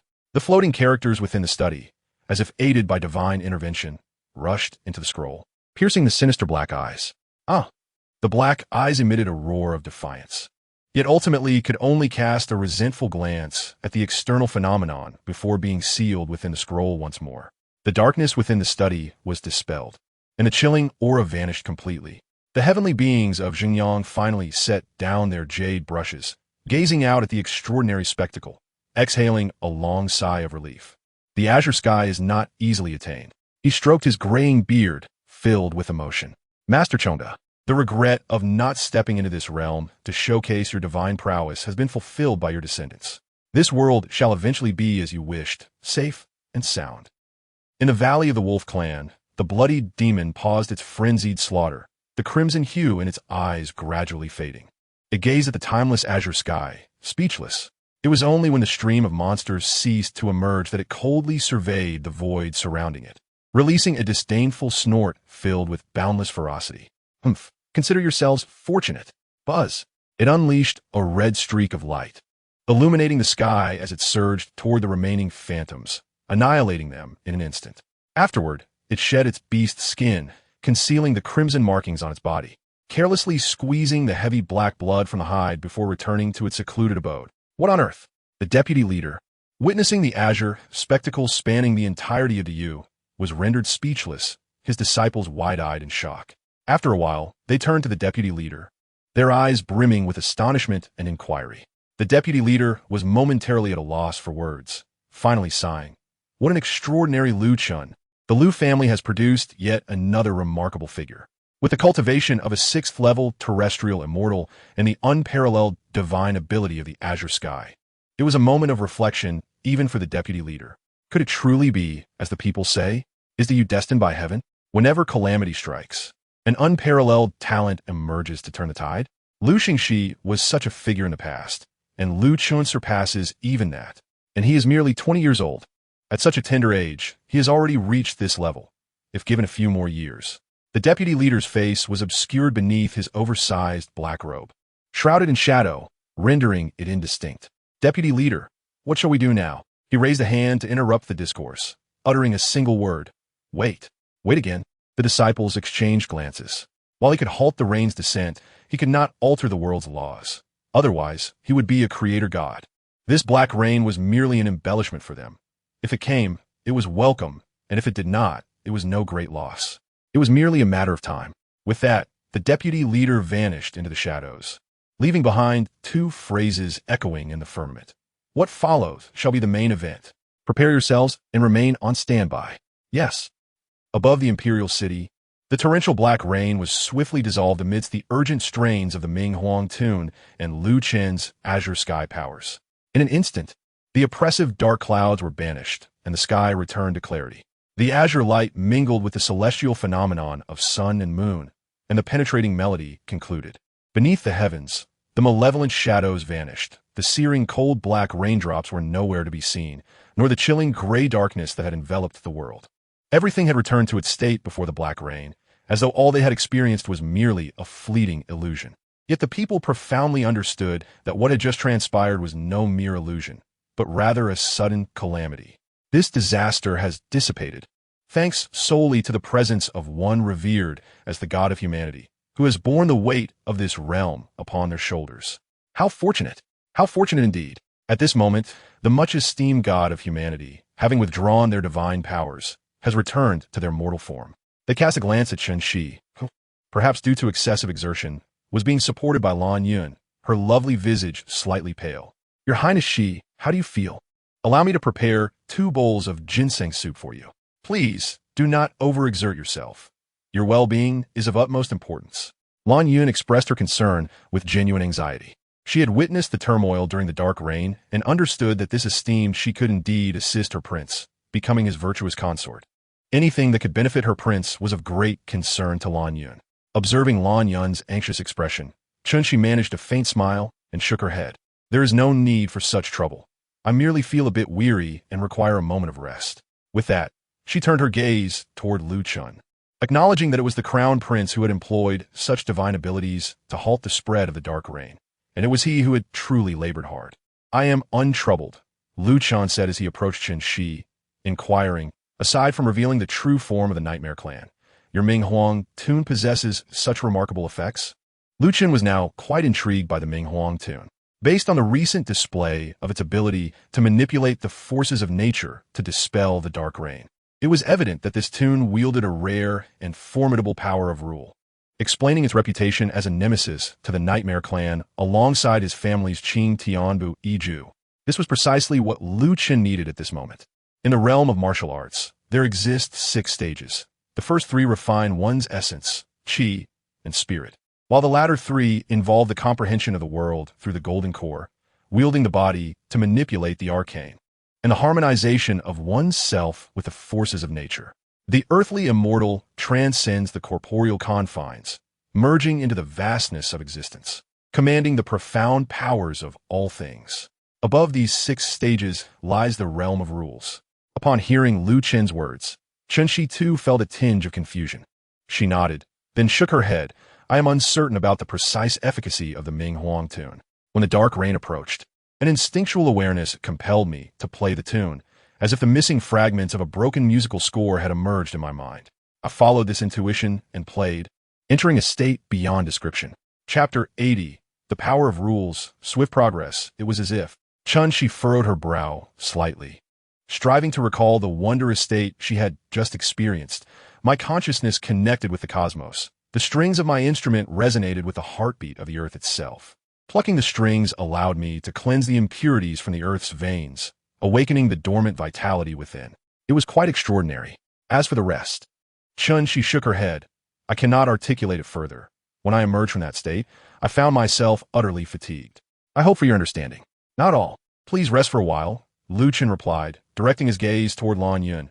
Prepare 2 bowls of ginseng soup. Yes, your highness. She is not fatigued, you will recover more swiftly with the soup. Once you return, I wish to hear your melody again. Indeed, Lu Chen affirmed, turning back toward the pavilion. Brother. Luo Feng remained rooted in place, gazing vacantly at the boundless sky. It was only when Lu Chen called him twice that he snapped back to reality. Huh? Oh. He hurriedly approached Lu Chen, scrutinizing him from head to toe, opening his mouth to speak, then closing it again. He had intended to say something, but now it seemed as though the words had escaped him. The emergence of the Qingtian Unyielding was undoubtedly a monumental event. It felt somewhat less significant in the grand tapestry of things. Luo Feng's emotions were a blend of astonishment and detachment, existing in a state of dynamic ambiguity. To say he was shocked would be true. After all, the royal family had not seen anyone master the Qingtian Unyielding for 3 millennia. Yet to say he was indifferent would also hold weight, as he had witnessed the extraordinary feats of his cousin, the Crown Prince. From the Golden Core Master to the Celestial Sense Master, and now to the martial arts celestial and earthly immortal. Any remarkable event that transpired in his cousin's life felt commonplace to him. Certainly, he had become accustomed to the extraordinary. Thus, Luo Feng found himself in a peculiar state of discomfort, with unspoken words lingering in his mind. Finally, he could only utter, Crown Prince, your valor is truly commendable. After this battle, it is likely that the traitors of Taiping have been struck with fear and will no longer dare to threaten our Great Yu. Lu Chen gazed at the sky and spoke softly. Please keep an eye out for those of noble character, loyal to our dynasty, and of unblemished lineage. I intend to establish a new office beyond the 5 offices. Understood. This matter does not require haste. Simply prepare for it. First, attend to the issues concerning the Wolf Clan. With that, Lu Chen waved his hand, signaling Luo Feng to take his leave. Yes, I take my leave.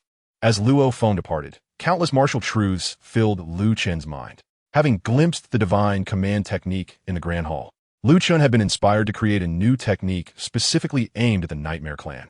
Now, following the Dark Reign, his aspirations had deepened.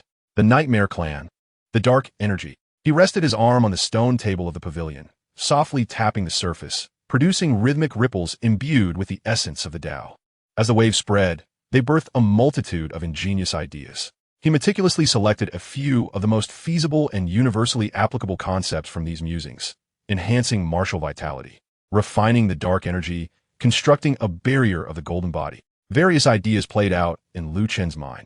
He could not discern how much time had passed when a melodious tune reached his ears. He opened his eyes to find that Chun Shi's complexion had returned to normal, and she was seated, playing the very Ming Huang tune he had yearned to hear. As the Ming Huang tune resonated, a gentle mist began to rise from the lotus pond and garden within the Xinyuan Palace, filling the interior with an ethereal ambience reminiscent of a celestial paradise. Simultaneously, as this mist ascended, Lu Chen's left eye, symbolizing life, ignited with sacred white flames. The progress of his left eye surged rapidly. Once skewed by the imbalance of the world, where darkness had triumphed over light, the swift advancement of his right eye, the life and death demon eye, now found harmony again. Lu Chen mused. Indeed, the Ming Huang tune has proven effective against the Dark Reign. He had sensed its potency earlier, but at that moment of crisis, he had not delved deeply into it. Now, in a tranquil state of reflection, he realized that with the assistance of the Ming Huang tune amidst the world's rule imbalance, the advancement of the life and death demon eye exceeded his expectations. Originally, he had calculated that he would require nearly 2 years to cultivate the life and death demon eye to the 9th level. However, with the dark manifestations resulting from the rule imbalance, and the aid of the Ming Huang Tun.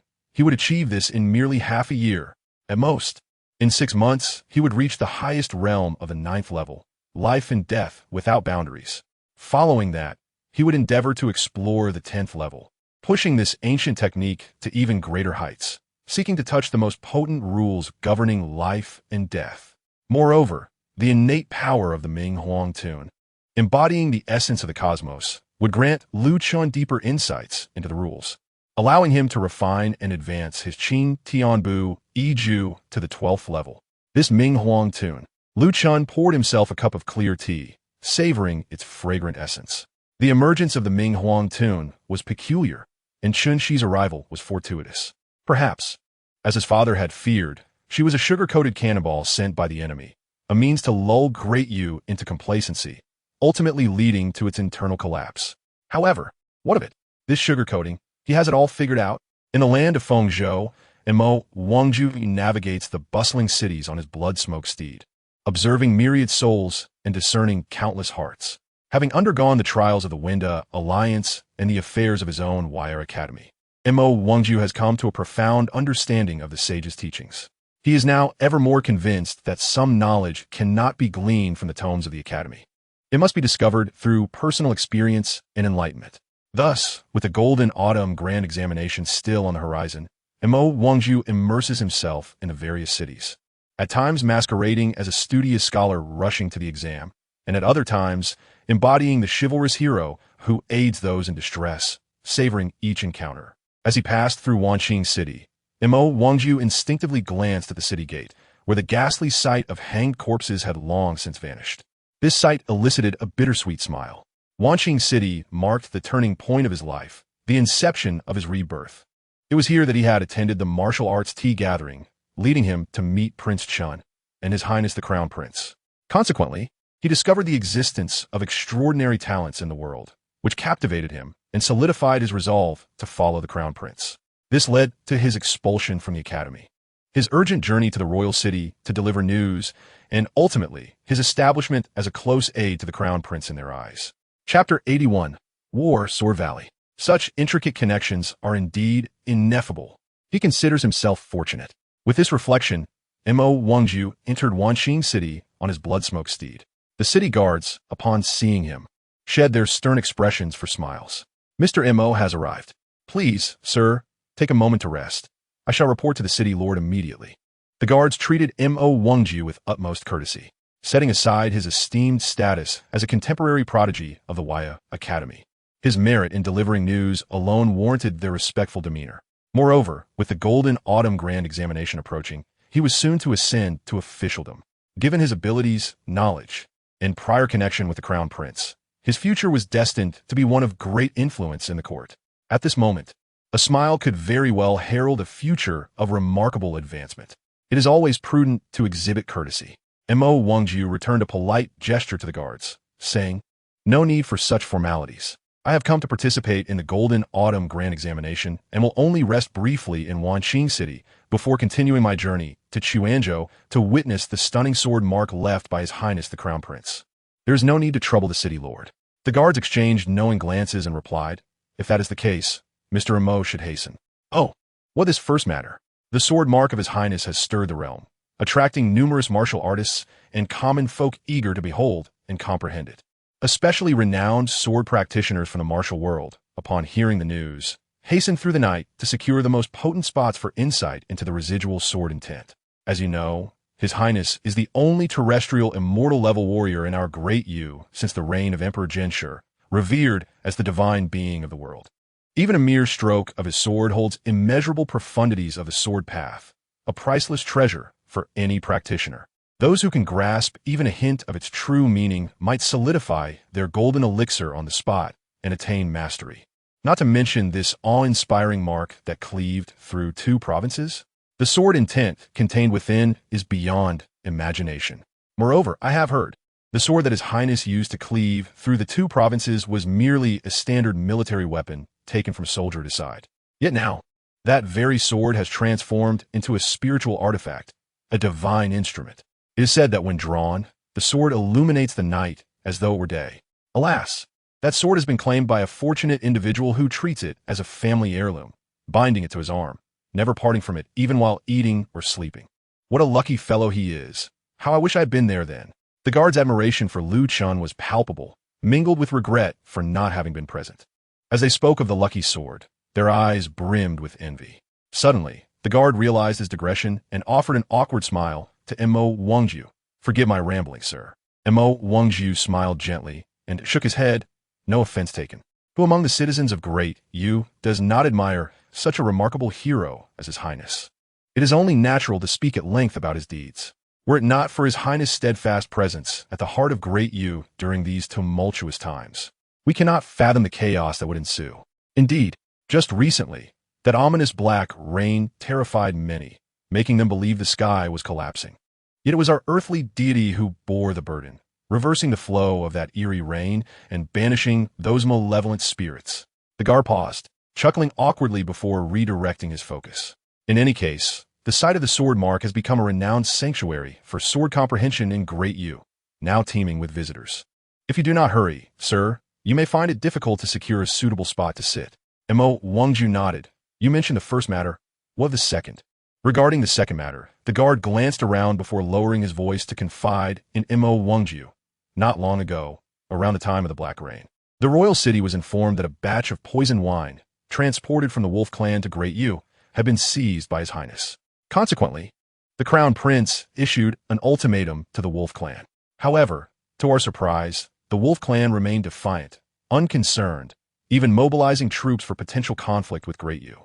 Reports from the front indicate that tensions are high, with several skirmishes already occurring, making a full-blown war likely. Those wretched Wolf Clan scoundrels, intent on harming our dynasty, now behave so brazenly. Truly, barbarians are indeed barbaric, unreasonable creatures. The guard spat a few curses before turning to Mo Wangju. Mr. Mo, should conflict erupt between Great Yu and the Wolf Clan, the peaceful sect, currently suppressed by the Crown Prince, will likely seize the opportunity to incite chaos, potentially allying with the Wolf Clan to undermine us from within. Once that occurs, Great Yu may again find itself in turmoil. He glanced at Mo Wangju, and you, being alone, may well attract the attention of the peaceful sect. After all, your merit in delivering news has thwarted the Winda Alliance's schemes, and that will likely not escape their notice. For your safety, it would be prudent to make your way to the royal city as soon as possible. Mo Wangju pondered this, to conspire from within. During the reign of Emperor Zhenshi, there were also rebellions, yet the Wolf Clan did not dare to utter a word. Now, with a being stronger and younger than Emperor Zhenshi upon us, the Wolf Clan has grown bold? What are they truly thinking? Do they not fear death? Thank you for the information. I shall remain vigilant. With that, Mo Wangju engaged in a few more casual exchanges with the guards before mounting his Bloodsmoke steed and setting off towards the Chuanzhou and Yongzhou, where the legendary sword mark lies etched in the annals of history. In the land of Chuanzhou, the scenery is picturesque. Beasts dart through the valleys, and birds chirp in the woods. Along the edge of a chasm that stretches for thousands of miles, figures gaze into the abyss or peer over the edge, marveling at the formidable strength that cleaved this celestial divide with a single stroke. The sword-marked valley embodies the essence of immortality, destruction, and the interplay of the five elements, intertwined with the profound mysteries of yin and yang. How did that figure encapsulate such a multitude of sword intents within a single mark? Moreover, how did he achieve such a flawless fusion, maintaining them in a harmonious balance? The immortal essence of the sword ensures its eternal existence, while the destructive intent of the sword rends asunder any foolhardy intruder seeking to mar its mark. The interplay of the five elemental sword intents continuously replenishes the vitality of this chasm of sword scars. Such a rift in the fabric of the sword, I fear, may endure for millennia, perhaps even for 10,000 years, retaining its majesty from this day forth, forever etched upon this land. Chapter 82. The grand trial of Golden Autumn. This rift in the sword's essence serves not merely as a warning to the scholars of the world. It is a dire admonition to all traitorous rebels. Crown Prince Lu Chen is truly deserving of the title god of the mortal realm. His tactics are unfathomable, leaving one in awe. With this sword valley preserved, who knows how many extraordinary talents in the art of the sword shall arise in our Great Yu Dynasty. What a joyous occasion indeed. One by one, The formidable figures of the martial world lamented, marveling at Liu Chen's prowess as though he were a divine being. Meanwhile, atop the highest peak beside the chasm of the sword scars, a blood-clad swordsman sat cross-legged, resting his blood sword across his knees. He parted the scabbard ever so slightly, revealing the chilling crimson blade within. The blade radiated a blood-red aura, resonating with the vast river of sword energy that flowed beneath the valley. Transformations abound. Before the blood-clad swordsman, a colossal dragon of sword energy roared towards the heavens, charging straight at him. His pupils constricted in an instant, the gathered sword energy within him dissipating, his vitality reversing. A muffled groan escaped his lips, and a trickle of blood flowed from the corner of his mouth. "Brother!" His disciples nearby rushed to support the blood-clad swordsman, their faces etched with concern. "It is nothing," he waved them off, wiping the blood from his lips and gazing towards the sword scar chasm. "I was too hasty in my pursuit." Only then did his disciples breathe a sigh of relief. Advising, "Brother, do not rush. This sword valley remains here. You may comprehend it at your leisure. Do not be overly impatient, lest your sword heart suffer backlash, leaving you with lifelong regrets. After all, this is a fragment of sword intent left by a being hailed as the god of the mortal realm, incomparable to the ordinary." They felt their words were rather genteel. How can mere mortals fathom the sword intent of a being referred to as such? Not even the celestial beings from the Taiping sect could withstand a single strike from him. The entire Wenxin mountain was laid to waste. Even now, a massive handprint remains as testament. "Brother, what do you think you stand? You wish to grasp the sword intent of the god of mortals in just a few days?" The blood-clad swordsman sighed softly. Though he spoke thusly, as a swordsman, who could resist the allure of such profound sword intent? This sword valley is, to sword cultivators, akin to a nectar to wine enthusiasts, stirring an insatiable yearning. "Brother!" Just as the blood-clad swordsman contemplated in silence, a figure rushed up the mountain. His face was aglow with excitement. "Brother, I bring good news." The others quickly turned to listen as he continued. "I have just received word from the imperial city. It is said that in addition to the expansion of the Golden Autumn trial, the Crown Prince intends to establish an additional office beyond the 5 departments of the court." "An additional office?" The crowd stirred with curiosity. "What will be its function?" The man shook his head. "I do not yet know the specifics." The others fell silent, thinking, "You hear such news, but lack the details, and yet you dare to call it good news? Surely this is but a drunken man's ramblings." No. This comes directly from the young master of the blossoming sword sect, Luo Feng.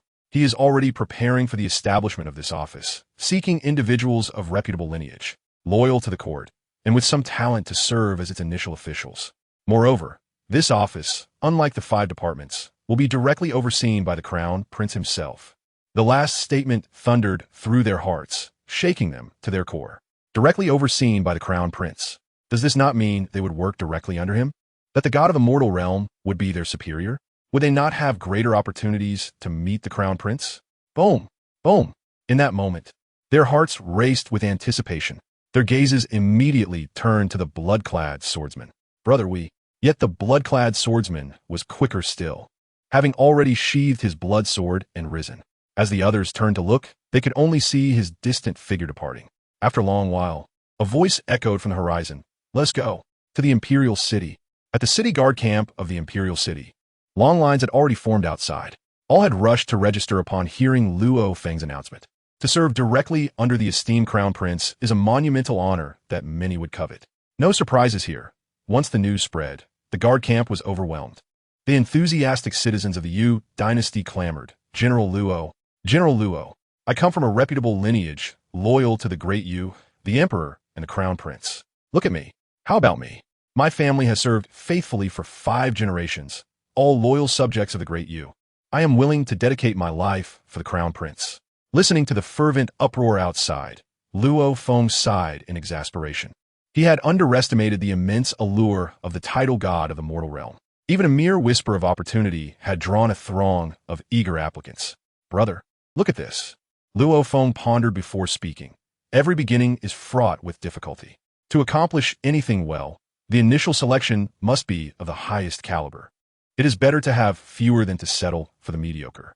Fourth, brother, inform them that participants in the selection must be at least at the transformation stage, with a clean lineage and no major crimes recorded within 3 generations. As for the rest, We will sift through them gradually and investigate each one thoroughly. Understood. Just as Luo Feng's fourth brother departed the camp, another guard rushed in with news. General, what is it? Reporting to the general, the students from the Xinjiang Academy participating in the Golden Autumn Trial have arrived at the Imperial City. Upon hearing this, Luo Feng raised his head, feeling a wave of relief wash over him. At last, they are here. The Great Yu shall soon undergo a transformation, rising anew. 3 days later, the long-awaited Golden Autumn Trial commenced. Traditionally, the old emperor would attend to deliver words of prosperity and encouragement to the scholars aspiring to serve the state. However, since Lu Chen had been appointed as the regent crown prince, the old emperor had retreated behind the scenes, leaving the affairs of the court to Lu Chen. Present at the Golden Autumn Trial was no longer the old emperor, but the regent crown prince himself. The crown prince has arrived. A sharp voice rang out before the Wenhua Palace. The gathered officials immediately bowed in reverence. Before them stood the familiar figure adorned in golden-threaded robes, causing hearts to tremble. Memories of the recent events at the One Dao Alliance surged back, as if it were yesterday. Cold sweat beaded upon their brows. We pay our respects to the Crown Prince. Long live the Crown Prince. Chapter 83. What are you anxious about? Nearby, the various princes also bowed respectfully. We, your humble brothers, pay our respects to the Crown Prince. The heir apparent is indeed a prince.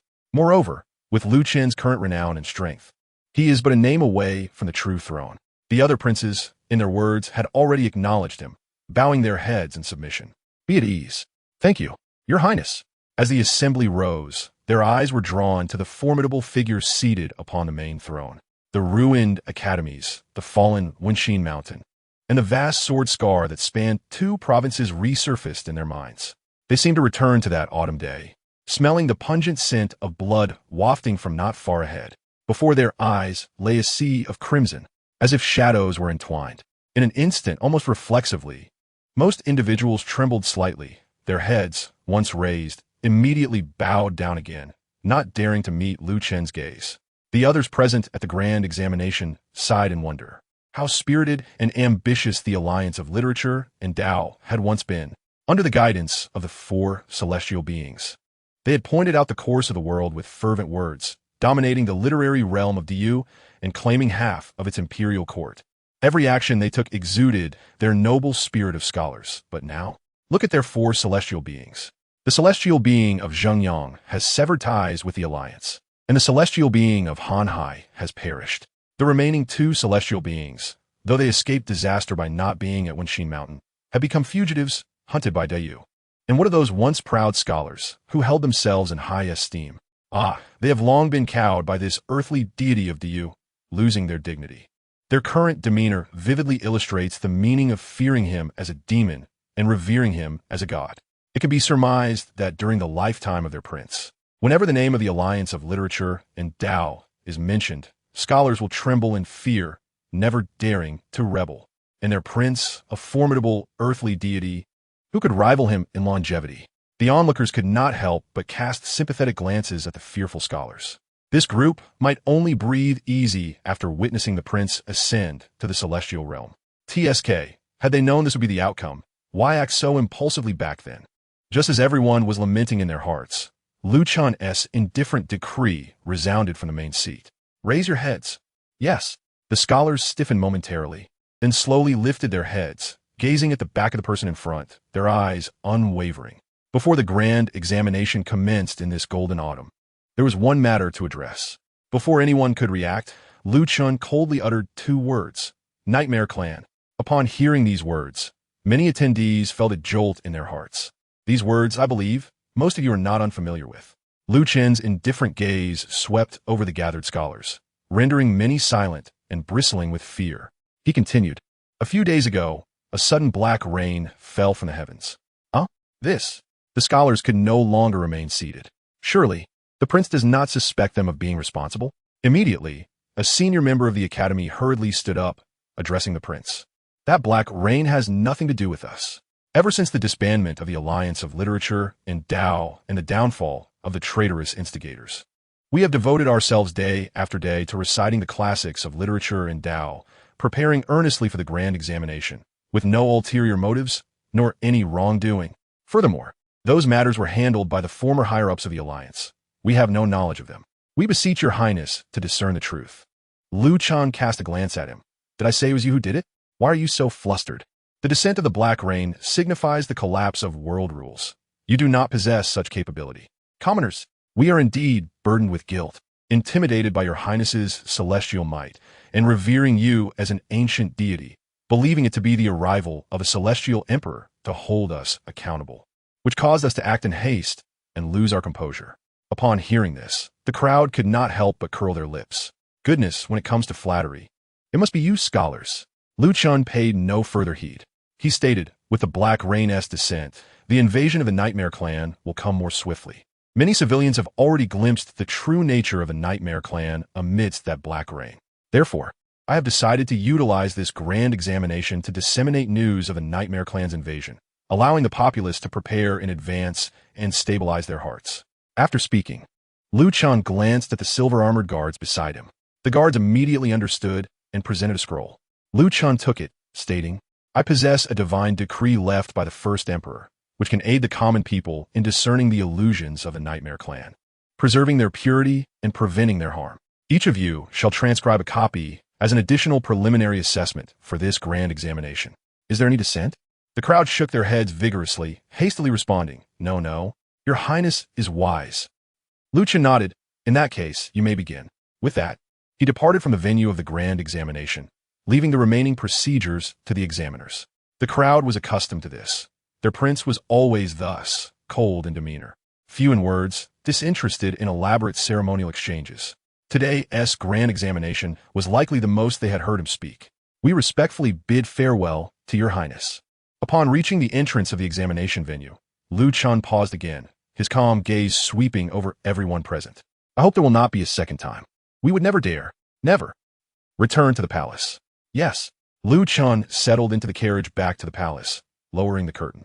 He had initially thought that after this Black Rain, with the world's rules in disarray, the remaining two celestial beings of the Alliance and the Nightmare Clan might concoct some new schemes, secretly preparing some grand surprise to disrupt the grand examination. Yet it seemed he had overestimated their capabilities. This grand examination offered no surprises, no grand gifts, only tranquility. These individuals were all exceedingly obedient. How'd all this turn out to be? The wheels turned with a gentle rumble, crushing golden leaves as they moved with the autumn breeze, soon disappearing at the end of the palace. At the examination venue, everyone finally exhaled deeply. The princes exchanged glances, and after a while, the 10th prince tentatively remarked, Why does it feel like fifth brother appears somewhat disappointed? The third prince, Lu Lang, smiled without speaking. The eldest prince, Lu Yun, sighed in resignation, saying perhaps. Fifth brother thought there would be some commotion at the grand examination. The other princes fell silent. The Taiping sect and the Nightmare Clan were certainly not fools. After the Alliance-S battle, Fifth brother had already made waves throughout the realm, suppressing all under Yu. Coming to the Imperial City now would only be courting death. They could barely hide, let alone dare challenge the might of the terrestrial deity. Chapter 84. Intensity rising. The princes discussed with admiration and praise for Lu Chen, not daring to utter a word of disrespect or disdain. The sentiment remained, I fear my brother may misunderstand. In the past, when the Taiping sect and the Nightmare Clan surged forth, wreaking havoc in our Daiyu court, causing widespread panic, we brothers had secretly harbored ambitions to see who could quell the chaos first, restore the court, and ascend to that dragon throne. But now, had we known fifth brother possessed such capabilities, why exert ourselves so? The princes chuckled lightly. These conversations, once taboo, felt awkward to voice publicly. Yet now, they were mere reminiscences of laughter. This is truly a blessing for the Lu family. Lu Lang opened his fan, expressing an awe, in this world, openly troubled by the Taiping sect and covertly by the Nightmare Clan lurking about, alongside the Wolf Clan eyeing us hungrily, were it not for the emergence of our prince. If it were you or I who could genuinely defend our Daiyu's realm. Upon hearing this, the other princes pondered briefly before nodding in agreement. Not to mention the subsequent troubles with the Taiping sect and the Nightmare Clan. The mere rebellion of the Alliance of Literature and Dao was already enough to give them headaches. Speaking of the Wolf Clan, what happened to those who mistakenly consumed the Wolf Clan's poisoned wine the other day? To this day, there has been no reaction. Their behavior is entirely akin to ordinary individuals, though occasionally they exhibit signs of dissipating true energy and weaken vitality, yet after a period of recuperation, they recover without significant issue. What did the physicians say? The physicians examined them, but could not reach a clear diagnosis. Apart from the previously mentioned dissipation of true energy, there were no other reactions. Could it be that the poisoned wine only causes a reduction in true energy? Impossible. The Wolf Clan has exerted considerable effort to deliver their wine to us. If their intention is merely to diminish our vitality, it would be utterly ludicrous, for our royal lineage would never partake in the libations of the Wolf Clan. I suspect there lies a sinister ulterior motive within their poison brew. They must be biding their time, awaiting a particular moment to unleash the true potency of that wine. But what could they possibly be waiting for in this current predicament? This question piqued Lu Chen's curiosity. Are they merely stalling? Lu Chen has never feared the passage of time. Rather, he welcomes it.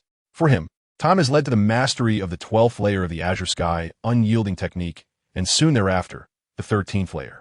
As time progresses, Lu Chen only grows stronger. Meanwhile, those wretched beings are left to wait. With a hint of boredom, Lu Chen waved his hand, signaling the messenger guard to withdraw. He then resumed his study of the scroll of life and death. Thanks to the analysis of the Ming Emperor's melody and the inclination of the world's rules, Lu Chen has made remarkable progress with the scroll. He has now fully mastered the 5th layer and is advancing towards the 6th. This should be a source of joy, yet now feels somewhat lacking. His current mood resembles that of a warrior who has painstakingly developed his abilities and donned 6 divine armors, only to discover that his foes are but newly minted novices, clad in rudimentary garb. Though he remains formidable in battle, his 6 divine armors seem superfluous and cheap, devoid of any sense of accomplishment. All around him, there is nothing but solitude. Oh, the Nightmare Clan, which has long been a formidable adversary to the Lu family, has been a dire threat that forced the new emperor to practice self-sacrifice. Do they possess no means of elevating their game? Lu Chen earnestly wishes that the Nightmare Clan would intensify their efforts. If they continue to delay, even the heavenly Tao of this world would be unable to protect them. As he unfurled the scroll of life and death, the familiar melody of the Ming Emperor resonated once more. The music flowed gently, accompanied by the whisper of the autumn breeze. Lu Chen immersed himself in his reading. While Chen, she played the zither. Lan Yin remained beneath the great tree, weaving a winter cloak from furs. With the grand autumn examination now behind them, winter is not far off. In the Zhongxian Palace, tranquility has returned to its usual state. Days passed in serene stillness, under the watchful presence of Lu Chen. The Taiping sect and the Nightmare Clan seem to have laid low, refraining from any disturbances. The highly anticipated Grand Autumn Examination concluded smoothly, free from interference by the Nightmare Clan or the Taiping sect. Not a trace of favoritism or deceit marred the event. The court hastened to review the examination papers of the candidates. The papers from the Xinjiang Academy and the Waya Academy were prioritized for review, followed closely by those from the commoners, while submissions from other academies were relegated to the end. Once the Xinjiang and commoner candidates were exhausted, the court would consider selections from the remaining academies to fill any gaps. Have all the papers been reviewed? Indeed, the Xinjiang candidates continue to show unwavering support for our court. This time, they sent numerous candidates, the majority of whom are quite competent. Moreover, the lowered thresholds of the examination allowed many hidden talents from the commoner class to shine. But will this suffice to fill the vacancies in the court? Filling the central vacancies should be adequate. However, adjustments may be necessary at the local level. We will need to select the most outstanding individuals from the other academies and ensure they are assigned beneath Xinjiang. Understood. Please prepare the list. I shall inform His Highness the Crown Prince. Thus, the Grand Autumn Examination drew to a peaceful conclusion, until one fateful night. In the urban district of the Imperial City, those who had mistakenly consumed the Wolf Clan's poison wine were gathered under close watch. The guards on duty suddenly heard eerie howls emanating from the guest quarters. The guards stiffened, alerting themselves and advancing towards the source of the unsettling sounds. A cohort of guard arrived at the door, and with a powerful kick, they burst it open. Their eyes, sharp as hawks, scanned the room. "What are you doing? Raise your heads." As the guard shouted and the torchlight illuminated the space, the intoxicated guests groggily stood, swaying, before lifting their heads. In that moment, the guard's pupils dilated in horror. The guests' eyes were hollow, glimmering with an ominous shade of black. Their faces bore dark red markings, reminiscent of arcane runes, and their bodies exuded a sinister aura tinged with crimson. Upon seeing the guards, they emitted deep, beast-like growls. Kill! Kill! With the command to slay echoing in the air, the guests charged at the guards like feral beasts. The guards immediately raised their weapons. Control them. Stay alert. Send a few to the palace to notify His Highness the Crown Prince and the imperial physicians, in anticipation of any transformations among the guests. The guards had long been prepared. Upon witnessing the guests' erratic behavior, they promptly organized their formation to effectuate an arrest. The clash of weapons rang out as their long spears crossed before them, fending off the guests' savage onslaught. However, at the moment of contact, a tremendous force surged forth. The spears, reinforced by their vital energy, began to bend under the strain. Their strength was astonishing. Just as this thought crossed their minds, they heard a crack, as the spears were violently snapped by the rampaging guests. Not good. Scatter. The guards' defenses were unexpectedly shattered by an overwhelming and terrifying force. D. Several guards, unable to evade in time, were pinned to the ground by the frenzied guests, who gripped their throats tightly, gasping for breath. The guards turned pale as black mist infiltrated their nostrils, seeping into their lungs with every hurried inhale. In the next moment, strange, foreboding dark energy flickered in their eyes. Their struggles gradually ceased, and as their vision darkened, they began to resemble the guests, losing their sense of self. A guttural growl escaped their throats. Upon witnessing this, the guests atop the guards paused, seemingly recognizing their kin, and redirected their aggression towards others. The guards, now tainted by the black mist, staggered to their feet, their forms hunched and steps unsteady like soulless husks. Yet, in mere moments, they regained composure, turning to face the others. Their faces bore the same dark red markings as the guests, their eyes now void of life, engulfed in darkness. With a frenzied roar, they joined the ranks of the guests, surging towards the remaining guards. The other guards were struck with alarm. Had their comrades been assimilated so swiftly? What manner of monstrosity is this? Not only were they extraordinarily strong, but they could also transform others into their likeness. This must be the effect of that wolf clan poison. Captain, what should we do now? Should we still attempt to capture them? No, we cannot allow them to escape. Those who are attacked will be assimilated. If they get away, the entire imperial city will be doomed. No more holding back. If we do, we too shall become like them. Yes. The guards formed a lethal formation, their martial spirits igniting. Sharp blades glimmered under the moonlight, reflecting a deadly gleam. Kill for me. The command to slay soared into the heavens, seemingly stirring the very moon above. The resplendent moon appeared like an eye, gently awakening from slumber. A subtle vibration emanated from its sleeping gaze, casting a silvery glow that deepened the tranquility of the moonlit night. Silence enveloped the surroundings.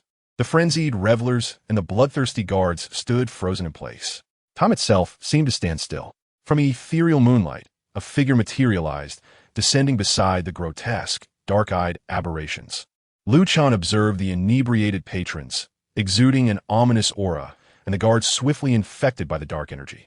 Within his gaze, the duality of black and white, day and night, manifested, piercing through their corporeal forms to reveal the truth within. Tiny black insects writhed within the bodies of both the revelers and the afflicted guards. Perhaps due to the descent of the black rain, these cursed insects had finally hatched and begun their sinister work. Chen initially thought this might be some extraordinary poison worthy of his study to advance his medical and martial arts prowess. However, he was taken aback to discover that these insects were not the legendary toxins he had envisioned, but rather conduits for the dark energy to infiltrate their bodies. Such a creation was indeed remarkable, akin to a biohazard of another realm. There was no need for capture or bite. Once inhaled, the victims would fall prey. Under the suppression of the celestial formation composed of 36 cores, the dark energy struggled to persist in the mortal realm. For the wolf tribe to cultivate such a unique insect capable of attracting dark energy, it must have taken centuries of arduous effort. The wolf tribe's ability to develop such a thing was truly astounding. Yet regrettably, the ancestors of Yu had progressed far more swiftly. The efficacy of the divine guardian technique was precisely to safeguard one's purity and repel external malevolence. No matter how wondrous these insects were, they would ultimately succumb to the divine guardian technique.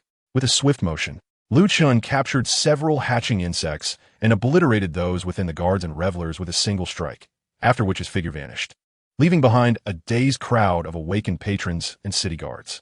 In the Cloud Palace, where the old emperor resided, A shadow slipped into the depths of the Emperor's study under the cover of night. The old Emperor, exuding an air of imperial authority, had been waiting for some time. You have arrived. It seems that Qingzhou has indeed become a chaotic mess, as I anticipated. The shadow remained silent for a moment, yet the imperial city remains undisturbed. The old Emperor nodded in affirmation, indeed. But how can chaos ensue where a terrestrial deity resides? Such a notion would be laughable, even if this is mere theatrics. It should not be executed in such a manner. Forcing the imperial city into chaos would only lead our adversaries to believe we are ensnared in their trap. Allowing events to unfold naturally is the wisest course. The shadow hesitated, but what of Qingzhou? Now that the imperial city is stable and the autumn examination, which ought to have descended into chaos, proceeds as planned, the scholars have taken residence in the heart of the imperial city, establishing a flow of information. Qingzhou has acquired support and backing. The old emperor raised a hand to silence him. These matters were unforeseen by us, just as they were for them. Allow circumstances to unfold naturally and adapt as needed. Furthermore, Qingzhou is already on the verge of collapse. They cannot afford to lose such a prize. The shadow let out a quiet sigh. Have you truly considered this? The importance of Qingzhou is clear to you as the 98th emperor of the Liu family. Should your plans falter, you will bear the blame for both the Liu family and all of humanity. You, Liu Jin, will forever be marked on the pillar of shame. The tone of the shadow grew grave, urging the old emperor to reconsider. Yet the old emperor remained unfazed, stating, if being marked on the pillar of shame can bring peace to the world, then it would be the most favorable transaction in existence. Alas, the shadow opened his mouth to inquire further, but refrained. The true nature of the Nightmare clan was a secret preserved within the bloodline of the Liu family, to be passed down only by the emperors before their demise. He lacked the right to question or know. However, he could not comprehend why. With the Liu family's years of accumulation and the trump card left by the founder emperor, they would still fear the Nightmare clan to such an extent, resorting to 2 decades of feigned ignorance to lull their adversaries. Liu Jin was a prodigy who had grasped the essence of the celestial day and night since the time of the esteemed Emperor Chongda. Even those so-called geniuses from the sects had their own pride, let alone Liu Jin. Yet this very Liu Jin concealed his brilliance to guard against the Nightmare clan, enduring insults as a foolish emperor for over 20 years. The shadow was baffled. How did the founding emperor expel the Nightmare clan back then? Were the descendants of the Liu family now so vastly different from their ancestors? After much contemplation, the shadow clenched his fingers and glanced at Liu Jin, who remained calm upon the dragon throne. He recalled the rainy night during the Sword Howl Legion's campaign. Had it not been for that night, he might still be oblivious to the true nature of his foolish brother. A self-deprecating smile crept across his face. In the past, I resented you and lamented that father chose you as the emperor instead of me. A mere fool in comparison. It turns out, I am indeed inferior to you, in both temperament and strength. The old emperor remained silent.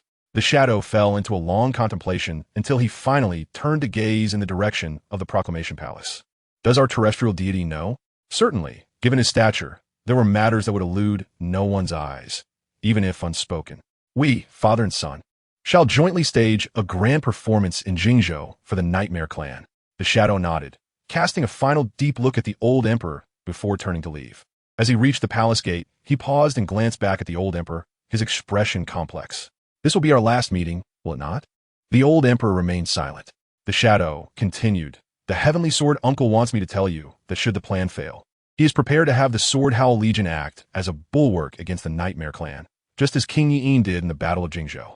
You must select the next guardian of the border in advance. With that, the shadow offered a weak and sorrowful smile. Your heavenly sword uncle is prepared, and so are you. Truly, we Liu family members are fated to suffer, yet I am powerless to assist. Sighing, the shadow shook his head and finally turned to depart, leaving behind the words, "Take care, your majesty." With a rush of wind, the shadow vanished into the depths of the night. Within the cloud palace, a profound silence lingered. The following night, a swift steed, a messenger of the imperial court, galloped in from the frontier. It charged through, causing a stir among the multitude, whipping up clouds of dust. The horse, a striking azure, moved with the vigor of a tempest, its tail swirling like a gust of wind, mane billowing, each step imbued with a fierce gale. This swift steed, a true beast of extraordinary lineage, had endured since ancient times, unlike the common bloodline of the blood-smoke steed. It possessed speed and agility far surpassing that of its lesser kin, racing forth like a raging wind. Yet, since ancient times, this breed had become increasingly rare, even with the imperial court's dedicated breeding efforts yielding only a few each generation, and each new lineage weaker than the last. Today, the swift steed was no longer found among the common folk, often reserved solely for urgent messages of the imperial court. Every time the swift horses and fierce winds are summoned, it signifies the emergence of chaos capable of shaking the very foundations of the Great Yu. Clear the way. Clear the way. Urgent news from Jingzhou. Urgent news from Jingzhou. Open the city gates. Bang. The gates swung wide open. Go.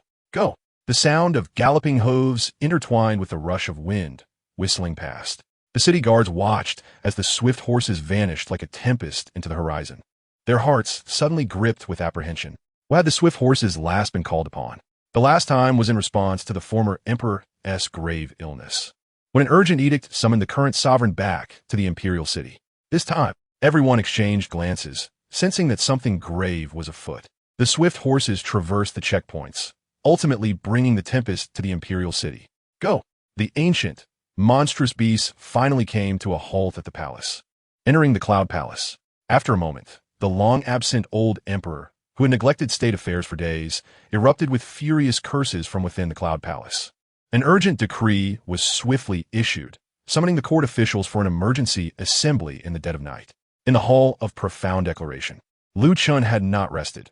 He was engrossed in observing several death row inmates who had ingested the wolf clan's cursed insects. He had formulated a preliminary theory regarding the creation of a technique to counter the nightmarish clan. However, he had been lacking high-level members of the nightmarish clan to serve as experimental subjects. The wolf clan's cursed insects could attract nightmarish energy into the body, causing mutations. Though they could not be compared to true members of the nightmarish clan, they could serve as substitutes for observing changes. After extracting several mature, cursed insects from the patrons, Chen fed them to a few death row inmates to study the patterns of nightmarish energy and their varying reactions within the human body.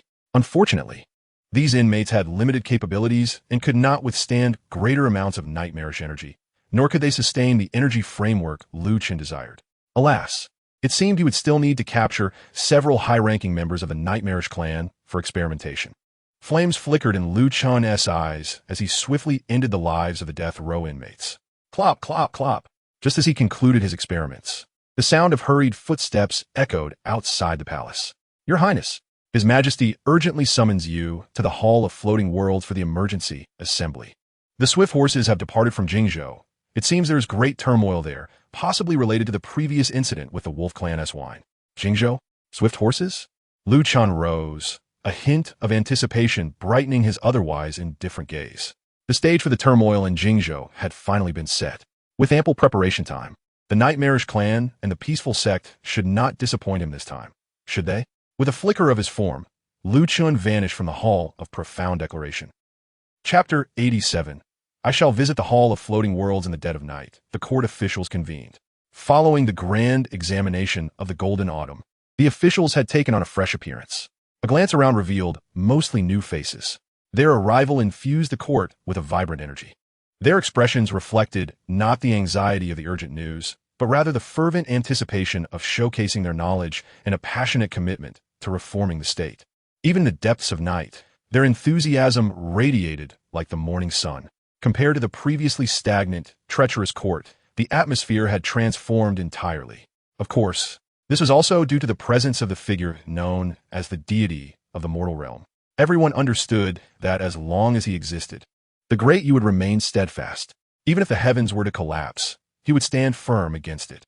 They merely needed to follow his lead, shining brightly and contributing their efforts to the stability of the nation, using their skills as needed.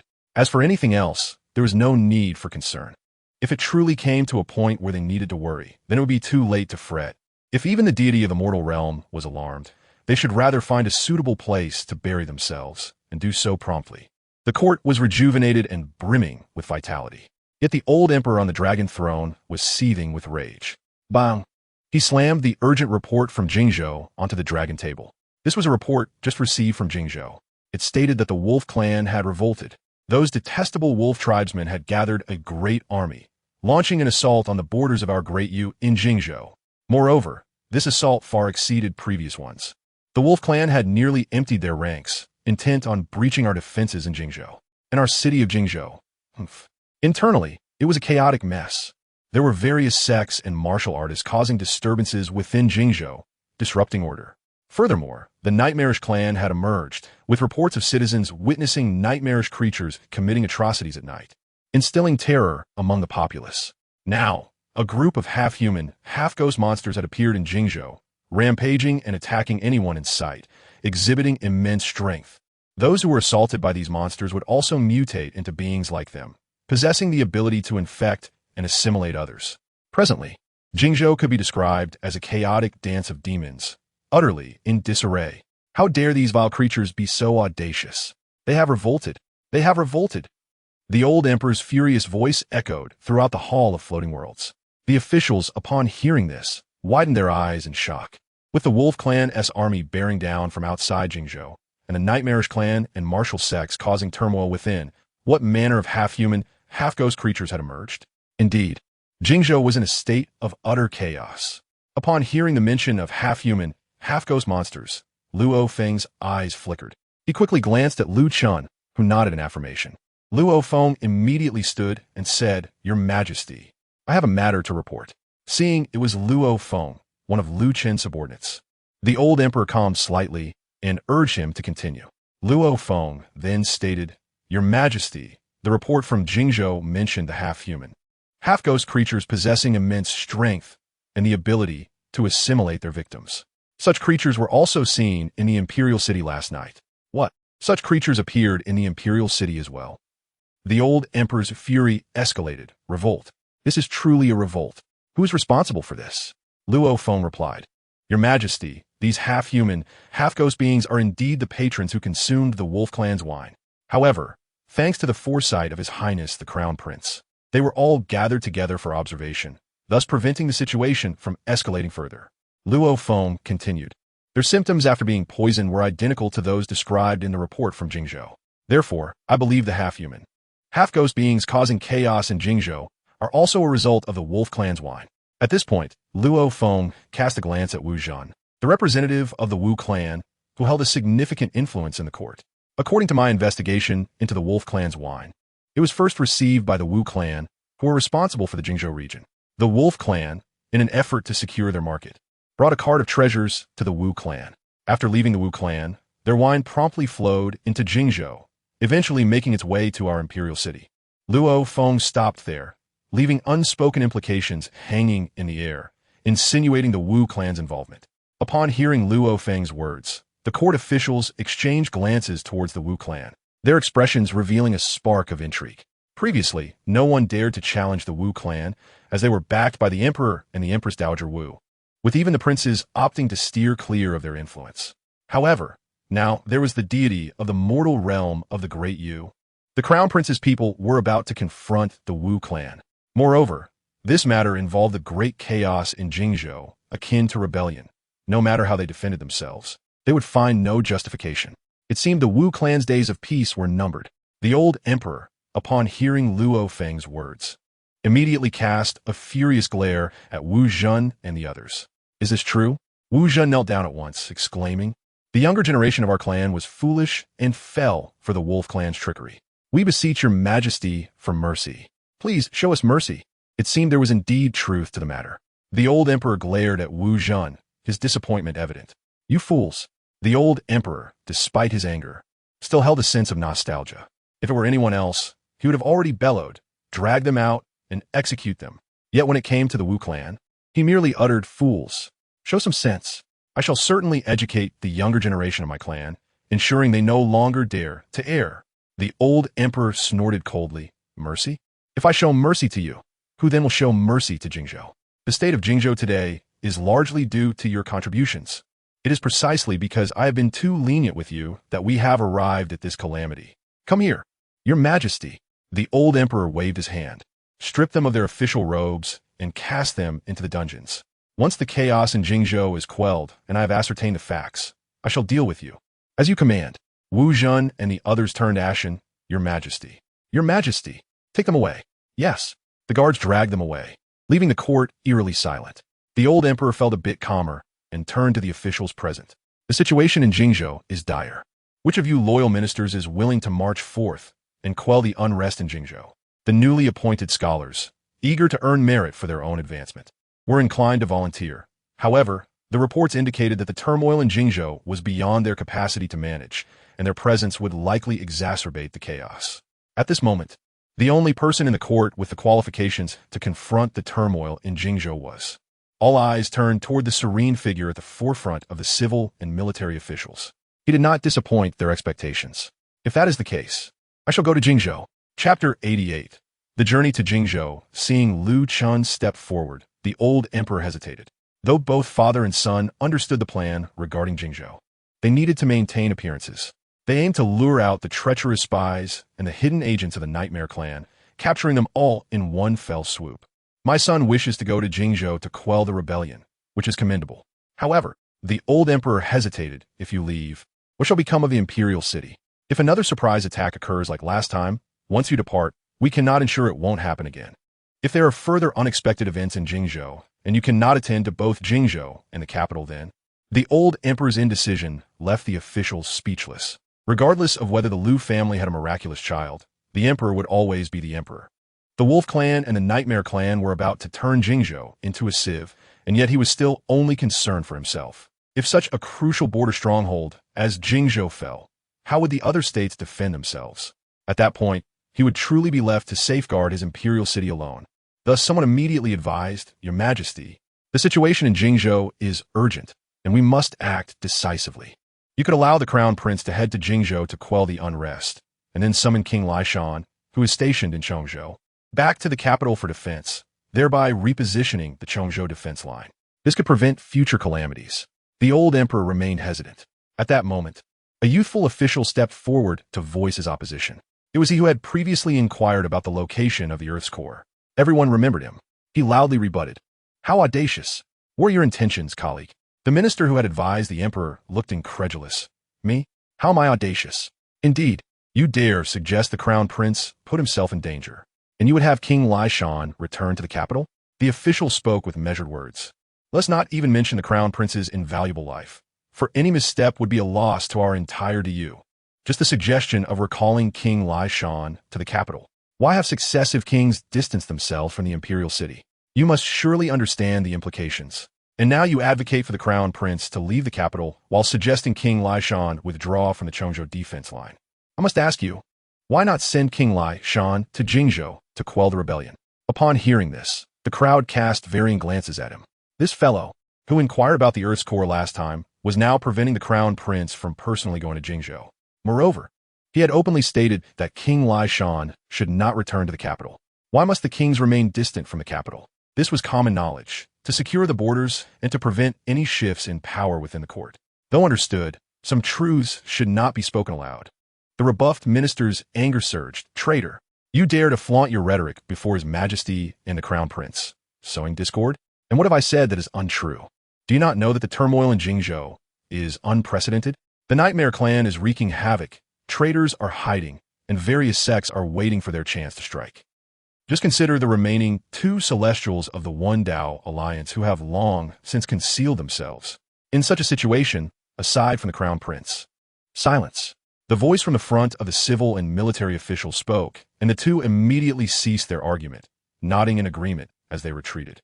Lu Chang glanced at the handsome official and said, I can leave my mark in Xuanzhou and Yongzhou, and I can also leave my sword's mark in the imperial city, safeguarding it. The official bowed his head repeatedly. Yes, yes. The crown prince is indeed mighty. It was my foolishness. On the dragon throne, the old emperor, upon hearing this, smiled slightly, adding some color to his pale face. The sword mark at Xuanzhou. Haha, indeed, my son's valor is unmatched in the world. Thus, my son, you shall go and quell the miscreants in Jingzhou. I obey. As night approached, the handsome official returned home after leaving the court. He instructed the servants to secure the doors and locked himself in a dark chamber. Taking out a special scroll emanating dark energy, he began to write with a grave expression. After a considerable time, he sighed while writing, I have done my utmost to dissuade Lu Chen from going to Jingzhou. But, alas, this child is invincible. How can I sway his decision? I can only hope that preparations have been made in Jingzhou. After a moment, he completed his writing and stood up, pressing the dark scroll against his chest while murmuring several mysterious incantations. In the next moment, the scroll vanished eerily, seemingly entering another realm. He finally sighed in relief and turned to leave. Finished writing? At that moment, a familiar cold voice sounded from behind him. He felt as if struck by lightning. Slowly turning around to see Lu Chen seated calmly on a stool in the dark room, his gaze steady upon him. With a thud, cold sweat drenched his back, and his knees buckled, causing him to kneel weakly. You may write more, allowing them to stage a more challenging act in Jingzhou. Upon hearing this, the official was soaked in sweat, his lips trembling. Please, your highness, spare me. I dare not. I shall never dare again. Lu Chen shook his head. He had never been fond of idle chatter or jesting. His request for the official to write was sincere, hoping that the Nightmare Clan would exhibit more of their capabilities. After honing his skills for 20 years, he found the world devoid of worthy opponents, and thus felt a profound loneliness.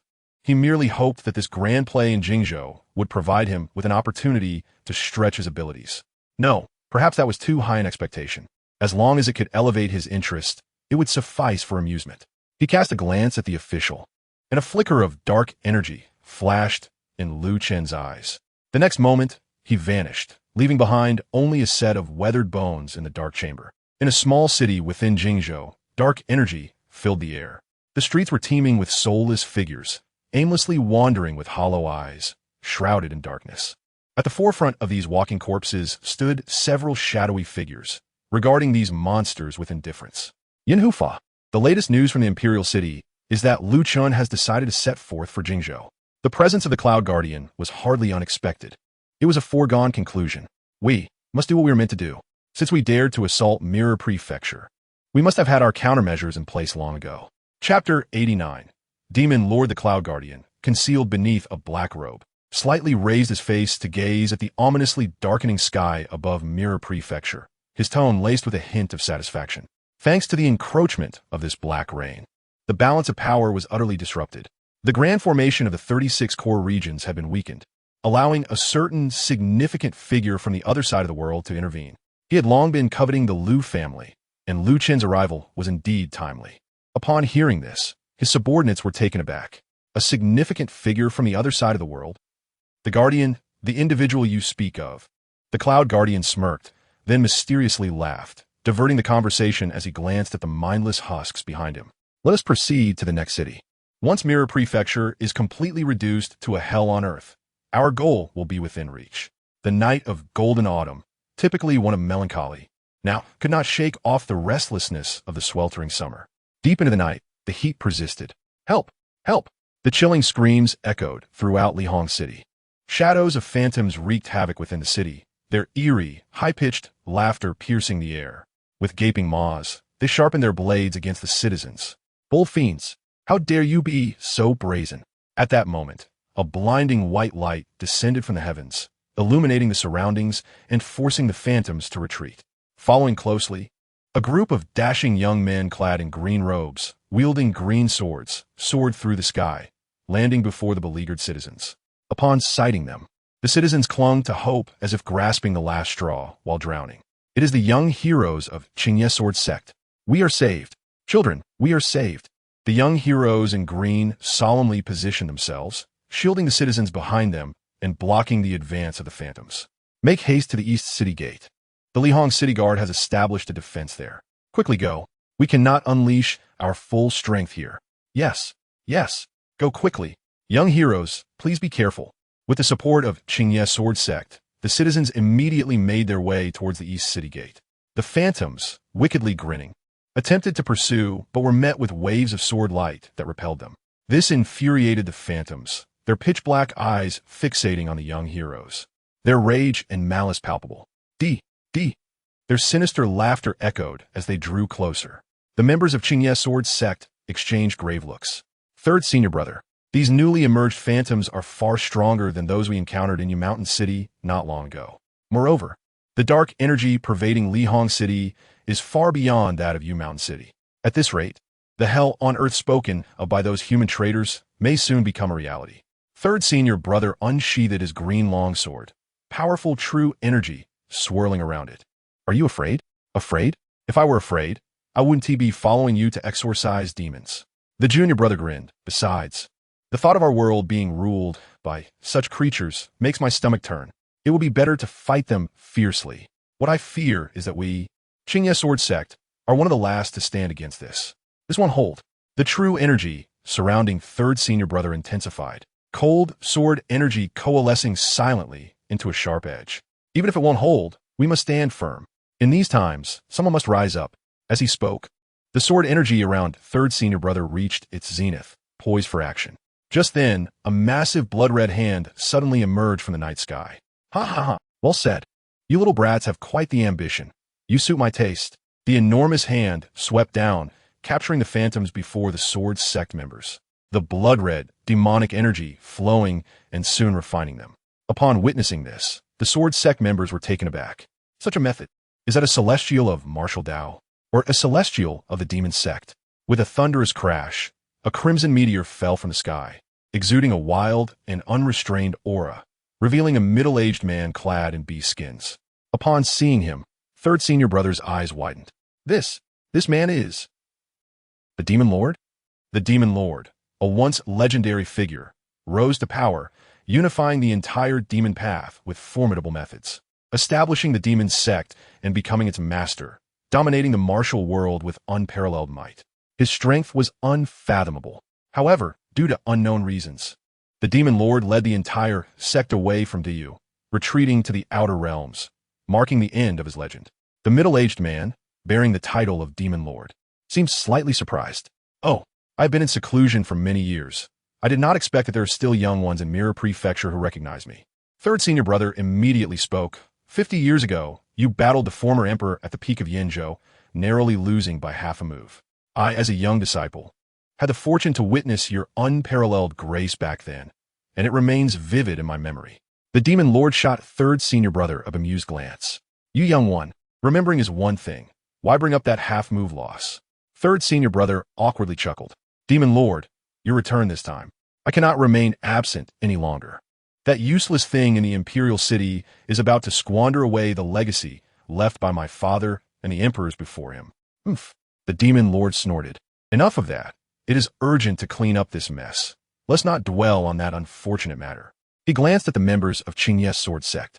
You few seem somewhat agreeable. Let me offer you a word of advice. When exorcising demons, it is best to bring more companions. In the days to come, these fiends will become increasingly difficult to handle. Also, steer clear of the city center. The calamities there are not something you young ones can meddle in.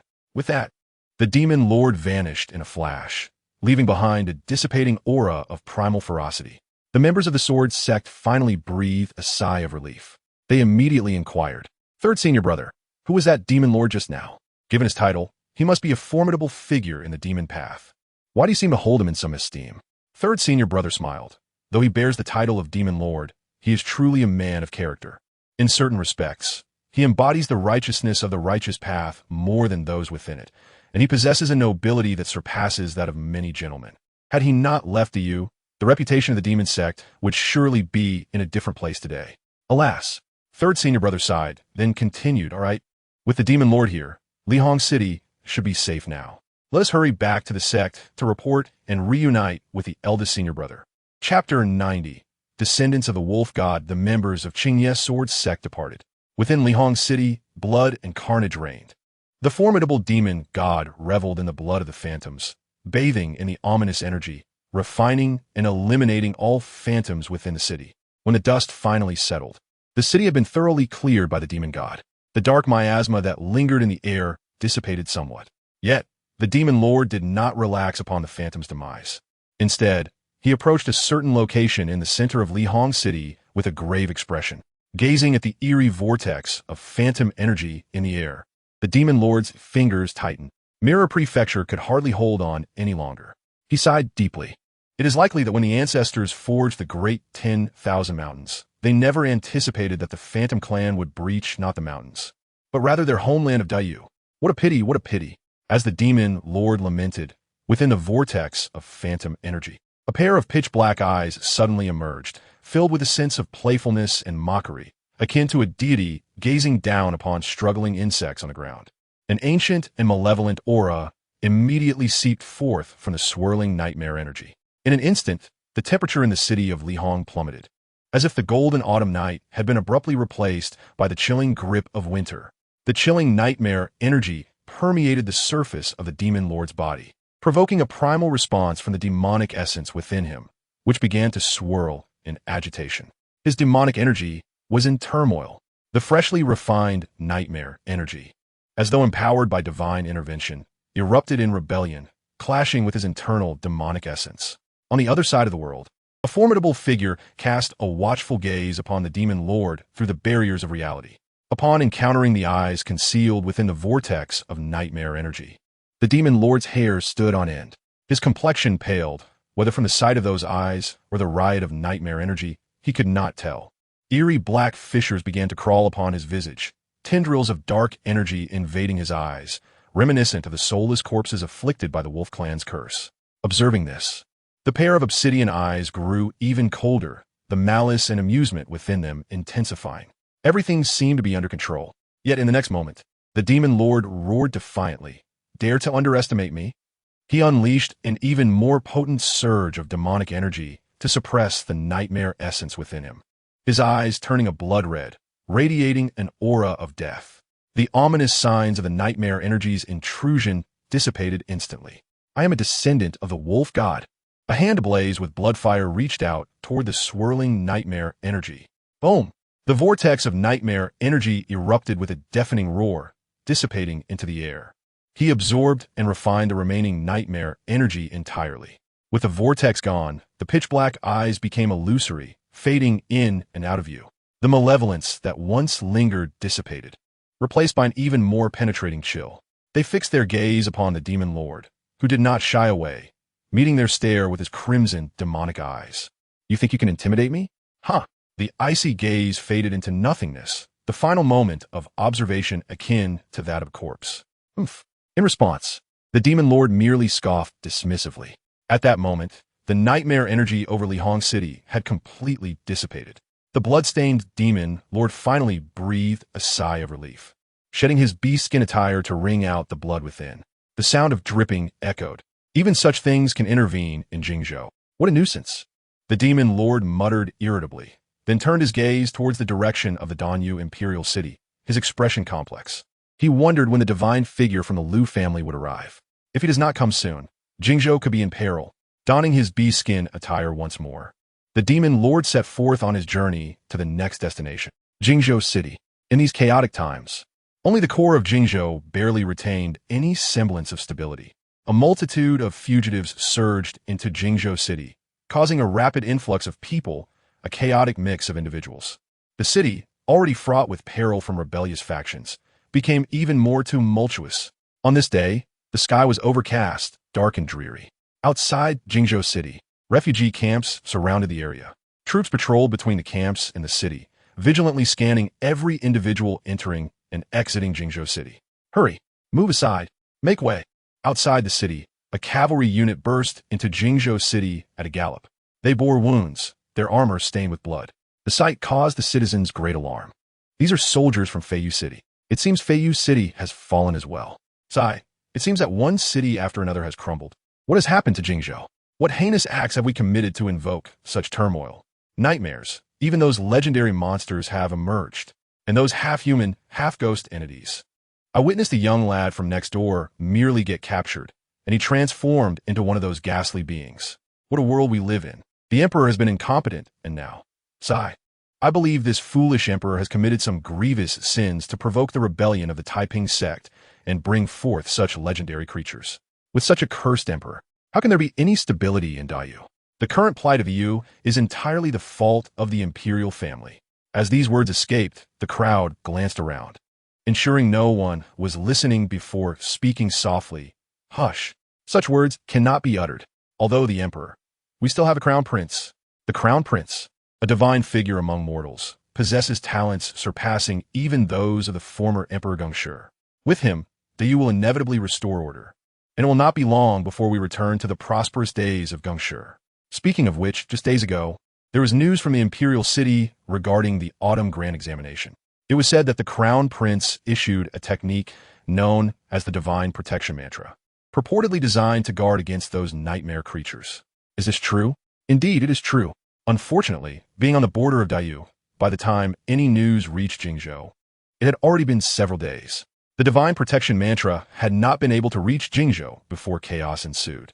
However, it is evident that the Crown Prince was prepared for this. Perhaps, upon hearing of the chaos in Jingzhou, the Crown Prince will hasten to our aid, and he may already be en route. This is a reasonable assertion. Indeed, given the Crown Prince's prowess, quelling the unrest in Jingzhou would be a simple task. Speaking of the Crown Prince, the faces of the refugees brightened with hope.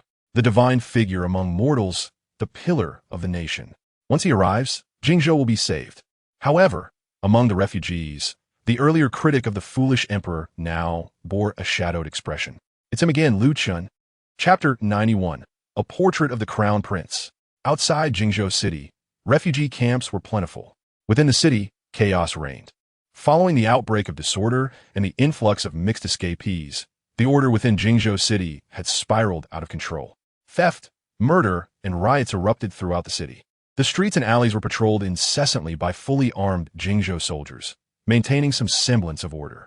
Yet even so, the varied gazes amidst the turmoil grew increasingly cold and ruthless. The oppressive atmosphere of nightmare energy thickened, creating a suffocating sensation. Observing the hidden gazes lurking in the shadows around him, the commander of the Jingzhou troops, Qi Heng, quickened his patrol, the clinking of his armor resonating with each swift movement. A chilling aura surged as he directed his gaze towards the lurking malevolence. "Commander, we have discovered that the unrest in the northern part of the city was incited by the Iron Fist sect." Oomph. Upon hearing this, Qi Heng snorted coldly. A mere lowly sect dares to create chaos? Continue the investigation. Bring forth the masterminds behind the Iron Fist sect. Do not spare anyone. Yes, Commander. Additionally, another batch of injured soldiers has arrived from outside the city. They are retreating from Feiyu City. They claim that Feiyu City has been overrun by those half-human, half-ghost creatures, and even the city lord has been assimilated. Qi Heng's heart tightened. Feiyu City is perilously close to our Jingzhou heartland. The speed at which those creatures advance is alarmingly swift. What is the status along the border of Jingzhou? Qi Heng clenched his fingers slightly. Is there any latest news from the Sword King and the Wolf Clan? The most recent reports indicate that the Sword King has emerged from his seclusion and is personally leading the Sword Howl Legion to resist the Wolf Clan. Both sides are currently engaged in a stalemate along the border. I fear that the prince lacks the resources to support Jingzhou City. What are the reinforcements from Huizhou? Reporting to the commander, the Huizhou forces have also been besieged by the Taiping rebels, held in check by the Taiping sect. Bang! Qi Heng's fist struck the stone wall. All we have are bad tidings. Must Jingzhou inevitably fall? Just as Qi Heng cursed silently, a report arrived. The sound of galloping hooves echoed as a messenger rushed in. The people of the city cast uncertain glances his way. Qi Heng's heart tightened. What new trouble has arisen now? A report from the front. Those half-human, half-demon monsters, along with the nightmares ravaging the cities, have suddenly retreated. Hearing this, Qi Heng paused, as did the crowd. They retreated? You say they all withdrew? Absolutely. They vanished in an organized manner, some even fleeing in the midst of combat. Qi Heng was stunned. These monsters and nightmares clearly held the upper hand, with traitors aiding them from shadows. If they continued their assault, they would soon breach Jingzhou. Why would they retreat? After pondering for a moment, a figure suddenly flashed through Qi Heng's mind. Could it be? Another messenger arrived in haste. The border of Jingzhou has spotted the presence of the Luo family's silver armor guards. They are currently heading toward Jingzhou, causing the nightmares to scatter in their wake. Upon hearing this, Qi Heng's suspicions were confirmed. Indeed, he has arrived. With this realization, Qi Heng was filled with awe. The divine figure of the mortal realm has made his presence felt. Even before he arrives, his name strikes fear into the hearts of the rebels, causing them to flee. Jingzhou is secure. Let's go. We shall welcome His Highness the Crown Prince. Yes. Qi Heng mounted his steed, leading a portion of Jingzhou's forces out of the city. Giddy up, giddy up. As Qi Heng and his men sped away, many citizens bit their lips in frustration, quietly slipping away from the crowd to hide once more, waiting for the opportune moment. 40 miles outside Jingzhou, Qi Heng met the Luo family's silver armor guards led by Luo Feng, riding their bloodsteed horses. However, it was only the silver armored guards. There was no sign of the young prodigy of Yu he had anticipated. He glanced behind the silver armored guards, but there was still no movement. Luo Feng spoke. I am Luo Feng, sent by His Highness the Crown Prince to restore order in Jingzhou. Qi Heng was taken aback. He knew of Luo Feng, the genius of the Luo family. Yet, to speak frankly, Even if his father, the renowned swordmaster Luo Shuyuan, came, it would be of little help in the current turmoil of Jingzhou. How did you manage to make the nightmares retreat? Could it be that the crown prince's divine presence has already reached this extent? Even before arriving in Jingzhou, the enemy has surrendered? Thank you, young General Luo. But regarding the pacification, without the crown prince's personal presence, our forces may. No need to worry, the crown prince is right here. With that, Luo Feng produced a scroll from his bosom. At first glance, the scroll appeared extraordinary, radiating an ethereal blue light. Illuminated by this blue glow, the nightmare energy that had enveloped Jingzhou dissipated as if it had encountered its nemesis, vanishing before it could even flee. Witnessing this, an absurd thought flashed through Qi Heng's mind. He looked at the scroll in Luo Feng's hand, then recalled how Luo Feng had managed to drive the nightmares away. Gulp! Qi Heng and the others swallowed hard. Could it be, just as he was contemplating, Luo Feng unfurled the scroll. The image upon it depicted a noble figure, ethereal and serene, exuding an aura of otherworldly grace. Seated in a pavilion, he held an ancient book, eyes closed in meditation, emanating an air of scholarly wisdom that calmed the restless hearts of all present. In the next moment, the noble king in the painting opened his eyes. At the moment of opening, light surged forth. A wondrous wave of energy radiated from the scroll, sweeping across the entirety of Jingzhou. As the wave enveloped the city, the dark nightmare energy that had cloaked Jingzhou vanished in an instant. With the darkness dispelled, the sun shone once more. Light, endless light. The azure sky once again enveloped this mortal realm, shattering the dark nightmares and restoring hope to the hearts of the people. Gazing at the scene before them, Qi Heng and the others felt as though they were dreaming. They had anticipated the crown prince's personal arrival, perhaps even the display of his divine might at the front lines of Jingzhou. However, they never expected that it would merely be a painting of His Highness. A painting that could compel the demons to retreat. The crowd was momentarily speechless. In that instant, they seemed to grasp the true essence of the phrase, divine being of the mortal realm. Oh, Divine One. Chapter 92. Arrival at Jingzhou time rewinds to before Luo Feng's departure for Jingzhou. In the Xianyuan Palace, Luo Feng reported, Your Highness, the silver armor guards of the Luo family have assembled.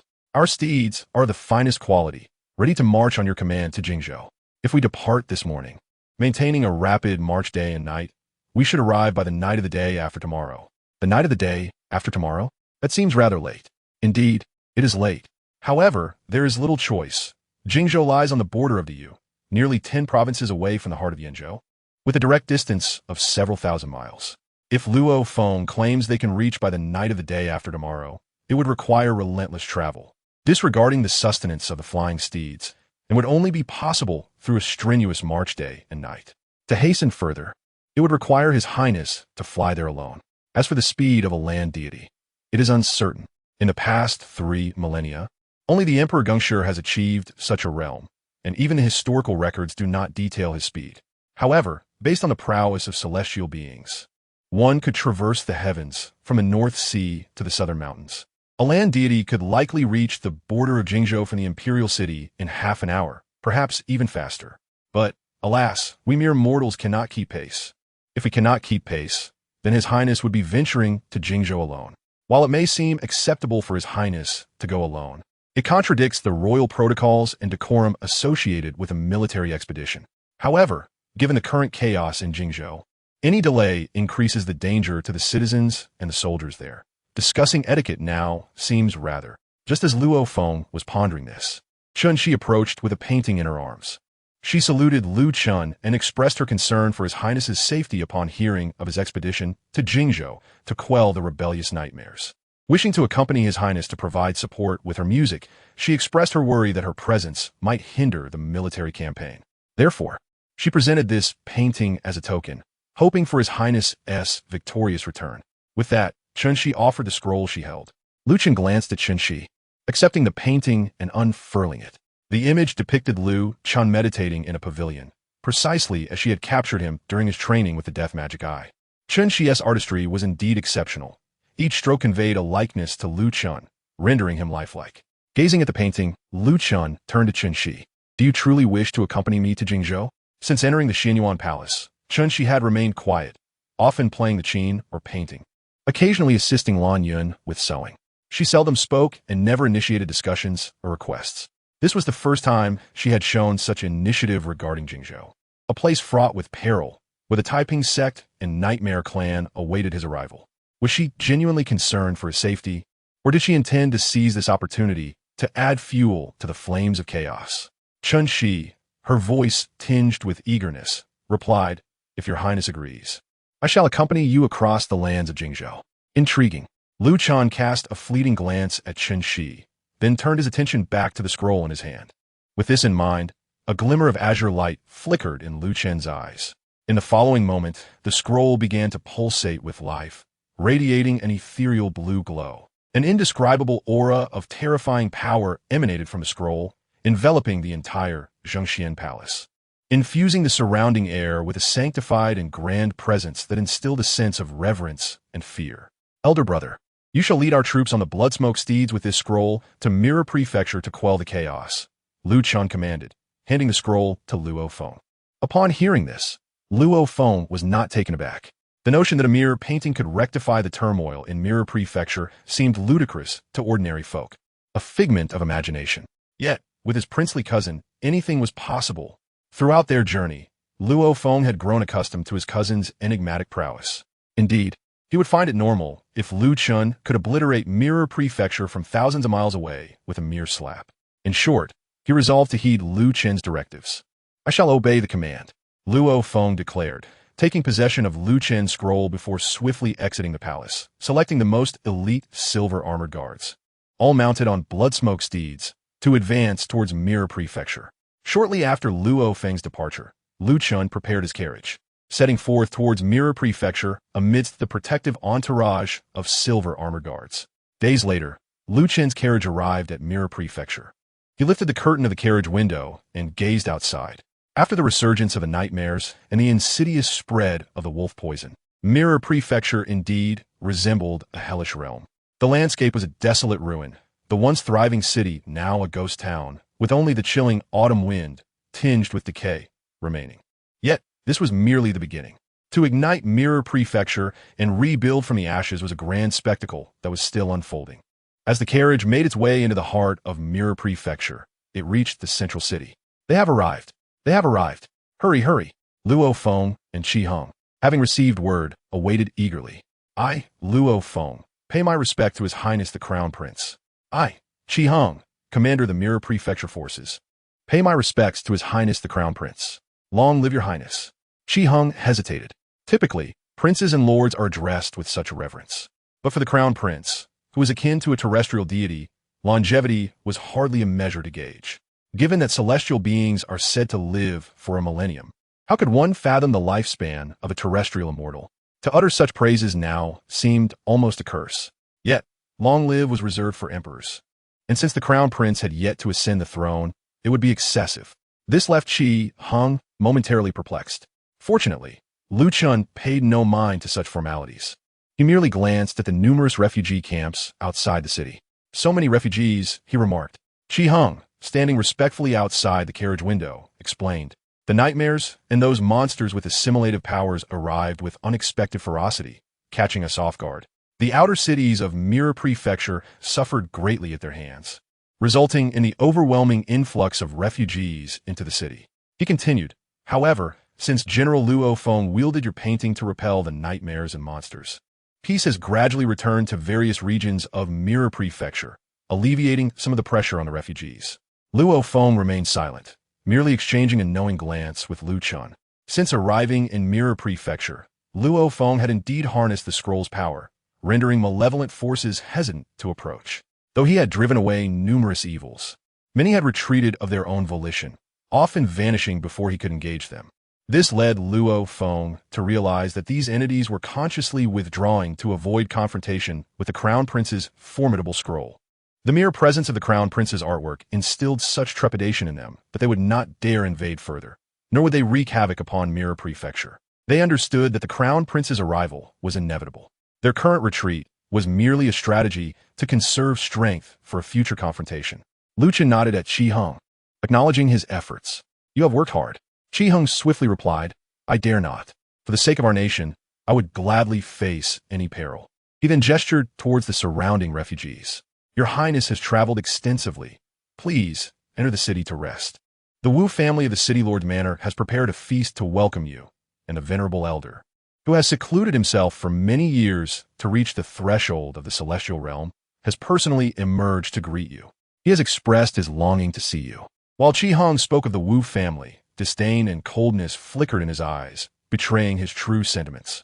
In the current Mirror Prefecture, few held the Wu family in high regard. Had it not been for their accepting bribes from the Wolf clan, introducing their poisonous wine, the calamity of half-human, half-demon monsters would not have erupted. If the Wu family had not abused their power and forged unsavory alliances, the cities would not have been so swiftly compromised. The Wu family's actions had significantly contributed to Mirror Prefecture's current state. Were it not for the military's vigilant patrols calming the populace, the Wu residents would have long been besieged by the aggrieved citizens, inciting multiple rebellions. Aware of their egregious missteps, the Wu family had kept a low profile, fearful of retribution from the court.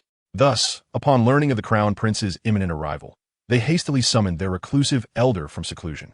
Wu Yi, the elder of the Wu family, had devoted years to mastering the celestial sense and stood at the precipice of transcending into the celestial realm.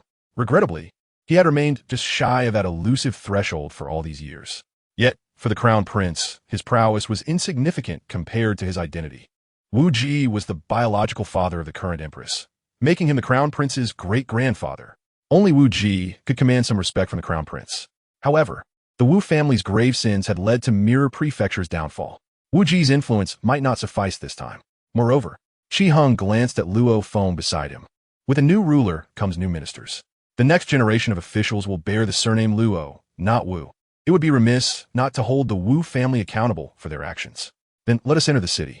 Indeed, Qi Hong and Luo Feng led the way, and the carriage rolled into the city of Mirror Prefecture, heading towards the City Lord's Manor. Along the route, citizens lined the streets in 2 long rows. It is His Highness the Crown Prince. The Crown Prince has arrived. Ha ha! With the Crown Prince's painting, the demons retreat in fear. Now that His Highness is here, how can they dare act with impunity? Long live the Crown Prince. As Lu Chen observed the refugees gathering outside, their diverse gazes fixed upon him, he nodded in acknowledgement before lowering the carriage curtain. The crowd erupted in an even louder cheer, which left Qi Hong, who had been maintaining order in the city, feeling astounded. The shadows of trees reflect the names of men. The Crown Prince had just arrived in Mirror Prefecture and had yet to take any action, yet the citizens were buoyed by an unprecedented sense of hope. This is the might of a terrestrial deity. Lu Chen's carriage arrived at the City Lord's Manor amidst this extraordinary atmosphere of enthusiasm. Outside the Lord's mansion, the Wu family had long awaited the arrival. Among them, the most striking were the enchanting daughters of the Wu clan, gathered together, their eyes sparkling with youthful vitality, gazing at the carriage with a glimmer reminiscent of rippling water, creating a unique tableau. Qi Hong and Luo Feng exchanged silent glances, acknowledging that the Wu family had indeed exhausted every means to seize even the slightest opportunity. Your Highness, we pay our respects. We welcome your arrival in Jingzhou City. There was no response from the carriage, but a young woman clad in blue lifted the curtain to survey the surroundings and subsequently summoned the esteemed guest from within. The luxurious black robe adorned with gilded patterns commanded instant reverence from the Wu family, who instinctively lowered their heads further. The absence of a greeting from the prince was not a promising sign, and many among the Wu clan swallowed nervously. After a brief moment, sounds emerged from the carriage, indicating someone else had disembarked.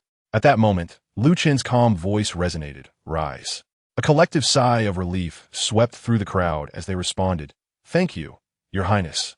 The head of the Wu family, Wu Xian, intended to introduce his daughters to the prince, but upon raising his gaze, he was taken aback to see a woman standing beside Lu Chen. Dressed in a simple white gown, she radiated beauty that eclipsed all others, akin to a celestial being descending to the mortal realm. Beside her, Lu Chen's personal maid, Lan Yun, gently supported her hand, waiting attentively. Wu Xian was momentarily stunned, while the other Wu women instantly lost their composure, their hopes dashed as they lowered their heads in disappointment. This spectacle brought a sense of satisfaction to Qi Hong. The Wu family deserves this. Your Highness, there are trivial matters to attend to in Jingzhou City. Now that you have arrived safely, I shall take my leave. Go ahead, Lu Chen replied. Immediately, Qi Heng and the others turned their horses to depart. Lu Chen's gaze fell upon the Wu family, searching the surroundings. "Where's great-grandfather?" Wu Xian quickly replied, "Your Highness, the elder is in seclusion and unfortunately encountered a mishap, sustaining some internal injuries, which has rendered him unable to greet you at the door. I hope for your understanding." "Internal injuries? Take me to see him." "As you command." Wu Xian led the way, guiding Lu Chun into the Lord's mansion. "Your Highness, please." They entered the main hall, where an elderly man with graying hair awaited in a grand chair. "I am Wu Ji, paying my respects to your Highness." Despite sitting in a position of authority, Wu Ji exhibited no arrogance, but rather an expression of guilt and self-reproach. This remorse stemmed from his perceived negligence that allowed Jingzhou to fall into its current state, and from his failure to manage his training, which prohibited him from greeting the prince. "Your Highness, please forgive me," he continued. "During my retreat, an errant thought caused my cultivation to go awry, leading to a backlash. As a result, I have lost all sensation below my waist, making it impossible to greet you at the door." Lu Chen's gaze narrowed as he observed Wu Ji's nearly paralyzed legs, a shadow of the past flickering in his mind. Indeed, sighing, Wu Ji lamented his condition. "It is my fault for being too eager to break through to the celestial realm. In a moment of impulsiveness, I lost my composure, believing I had encountered the ultimate opportunity. In my desperation, my vital energy reversed, disrupting my meridians and resulting in the paralysis and unbearable pain in my lower body. Day by day, it has culminated in complete loss of sensation." Wu Ji's eyes brimmed with regret and sorrow. "It was my negligence that blinded me to the brewing turmoil within Jingzhou, allowing the Wolf Clan and traitors to exploit the situation. I have failed the people of Jingzhou and the emperor who entrusted me with this heavy responsibility. I am filled with remorse." His despondence was palpable as he lamented his prior desires for power, leading to the present predicament. The Wu family members hurried to console their elder, while Lu Chan fell into a peculiar silence, as though he had suddenly unraveled the reason behind his father's theatrical prowess. It was inherited. His great-grandfather had mastered an advanced technique of concealment, one that Lu Chan recognized as the royal family's secret art, the night concealment sacred method. Once the hallmark of the Night Concealment King during the campaign against the Great Nightmare in Jingzhou. After the demise of the Night Concealment King's lineage, this technique had been reserved solely for the royal bloodline, kept within the royal treasury. For Wu Ji to have obtained and cultivated it to such proficiency, only one person could have facilitated this: the emperor. Beneath this sacred art lay not a mere master, but a fully realized celestial power. It was likely that 10 years ago, he had already transcended to the martial arts celestial realm. His claims of suffering from a backlash were mere fabrications. The only truth was the paralysis of his lower body, which was not a consequence of a failed breakthrough, but rather poison. How curious it was that a being of such celestial stature could be so grievously afflicted by poison and remain unaware of its presence, attributing his condition to a failed breakthrough instead. This family was indeed skilled in the art of deception. Lu Shen feigned surprise. "Great-grandfather, is this paralysis truly a result of a failed breakthrough?" Wu Ji nodded, about to respond, when Lu Chun interjected, "Yet, I perceive this as the result of a potent poison." At this revelation, a heavy silence enveloped the Wu family, their words caught in their throats, eyes wide in shock. "Poison? Someone has poisoned my father? With our rigorous defenses and the elder being a top-tier master, how could an outsider possibly poison him? Then it must be someone within." Wu Xian's expression darkened as he seemed to grasp a realization. His gaze swiftly shifted to the younger members present. "You wretched youths, step forward and kneel." During the period of Wu Ji's seclusion, it had been these young relatives responsible for procuring his necessities, making them the only ones with opportunity for foul play. Wu Xian had no doubts about Lu Chen's judgment. The celestial being would surely discern the difference between poison and backlash. Given the Wu family's current predicament, whatever the prince stated would be taken as truth, even if it meant admitting the elder had been poisoned or that a traitor lurked among them. They had to root out the culprit to quell the rising fury of the populace. Under Wu Xian's piercing gaze, the young Wu family members panicked, stumbling forward to kneel before Lu Chun and Wu Ji, their faces pale. "Your Highness, grandfather, we did not poison him. Grandfather is the pillar of our Wu family. Why would we harm him? If he were to fall, how could the Wu family survive in these chaotic times? I await his ascension to the celestial realm to elevate our family. Yes, it is inconceivable that we would resort to poisoning." Seeing the earnestness in their declarations, Wu Xian exchanged glances with the elders of the Wu family, contemplating. Could it truly not be poison? Is the prince merely providing us with a way to save face? Then, what are these children? If His Highness is offering us a chance to save face, should we not comply? Do we truly wish to face the consequences of our family's downfall? As their thoughts intertwined, Wu Ji sighed. In the days leading up to my worsening condition, I had my suspicions, but dared not believe my kin could betray me. I assumed it was merely an illusion resulting from my backlash. Yet now, with His Highness's confirmation, alas, it is my failure as a mentor. He cast his gaze upon the relatively composed younger members of the Wu family and inquired, Wu Nian, what promises has the Taiping sect made to you? As soon as Wu Ji uttered these words, the members of the Wu family hastily turned their attention to Wu Nian. You wretched creature, do you comprehend the gravity of your actions? Do you intend to plunge the Wu family into irreparable ruin? Why? Wu Nian, exposed by Wu Ji, remained unperturbed. From the moment the crown prince revealed that Wu Ji's paralysis was induced by poison, it was inevitable that the Wu family would trace the matter back to him. He calmly surveyed the assembly. Now do you understand? When you stripped me of the position of advisor in Huizhou City, which I had earned through my own efforts, and bestowed it upon your core lineage, why did you not question it? Speak. Are you at a loss for words now? I have warned you before. You would come to regret this. The Wu family's current plight is entirely of your own making. Wu Nian's voice, filled with disdain, reverberated through the hall, causing the faces of the Wu family members to turn pale. Wu Ji sighed, torn between helplessness and sorrow. Foolish boy, do you truly believe that the Taiping sect will deliver what you seek? Despite your illegitimate status, you are still a member of the Wu family. Collaborating with the Taiping sect is akin to walking into the jaws of tiger. If they breach the Wu family's defenses, your demise will not be far behind. Chapter 95. A scheme within a scheme. Wu Nian shook his head. No, you misunderstand the intentions of the Taiping sect and their terrifying power. They care not for worldly authority, nor do they shamelessly steal as others do. What they desire is not imperial power, but the overthrow of the mortal realm. Their formidable strength, I fear, cannot be resisted by any earthly force. To oppose them is to invite certain death. Wu Ji fell into a momentary silence. Do you not realize that those outside our clan will harbor different intentions? Upon hearing this, Wu Nian wore a mysterious smile, revealing a sinister grin. Then, I shall become one of them. The members of the Wu family were rendered speechless. There is no saving him now. Wu Ji, too, ceased his attempts to reason with him. Lu Chen cast another glance at Wu Ji. The old man appeared to lament, yet remained unfazed. His heart as tranquil as still water, with no sign of agitation. Surely, he had rehearsed this scene countless times. He gestured, take him away and execute him. The silver-armored guards of the Luo family promptly seized Wu Nian. As he was being dragged away, Wu Nian laughed heartily. Now you choose to execute me? It is too late. I am unafraid to reveal that the Taiping sect's plans are already in motion.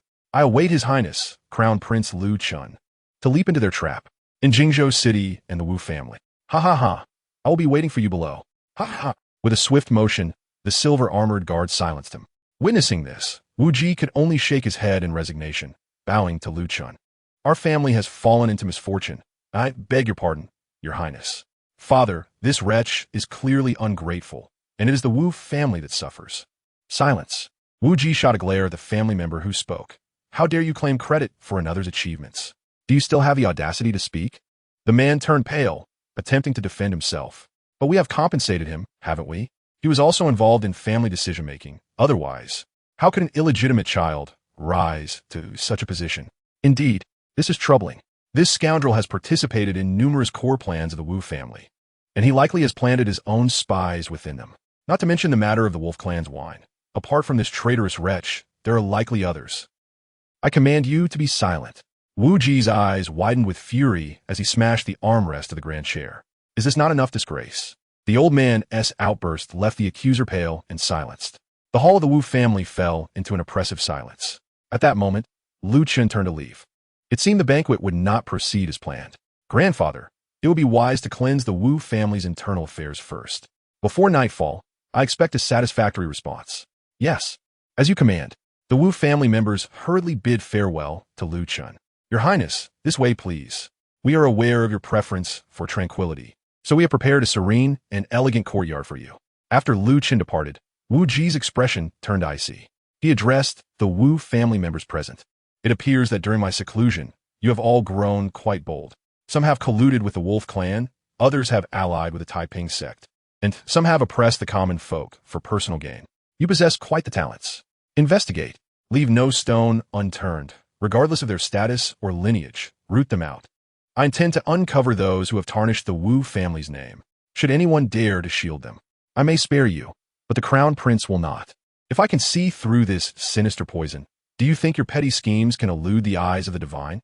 With that, Wu Ji was carried away by attendants, leaving behind a group of Wu family members with ashen faces. In the Wu family's secret chamber, Wu Ji lit a candle emitting a faint black smoke. He then inscribed several mysterious symbols beside the flame and began to chant strange incantations. In the next moment, ominous dark energies began to swirl within the chamber. The flickering flame revealed a shadowy figure clad in black robes, emerging from the inky darkness. Upon seeing the figure, Wu Ji respectfully greeted. I pay my respects to the Guardian. The Guardian inquired, how goes the plan?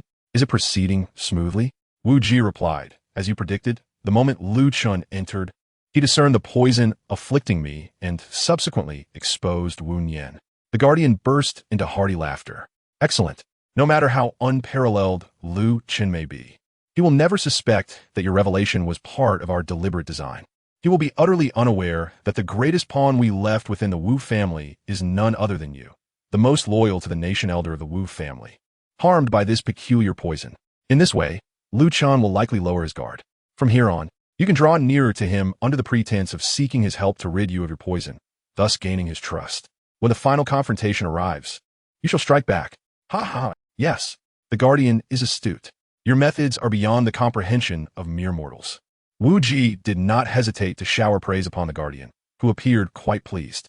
While the flattery of ordinary individuals bored him, Wu Ji's homage was particularly gratifying, as he was the emperor's grandfather and Lu Chen's great-grandfather. Seizing the opportunity, Wu Ji ventured, Guardian, what the latter half of the heavenly man's secret. The Guardian waved his hand dismissively. Rest assured, you shall not be overlooked. With your merits, what worth is a mere heavenly man's secret?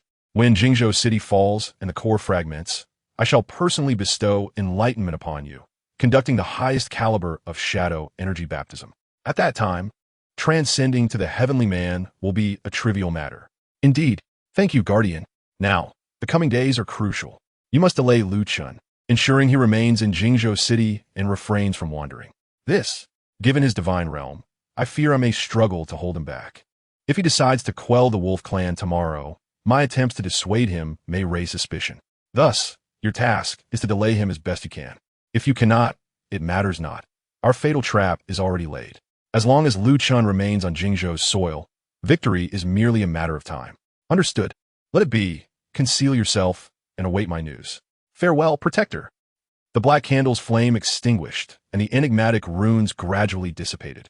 The secret chamber returned to silence. Gazing at the pitch-black candle, Wu Ji's eyes suddenly deepened. Everything was in place. The long-planned detonation of the mirror state was finally set to unfold. Come, let all come.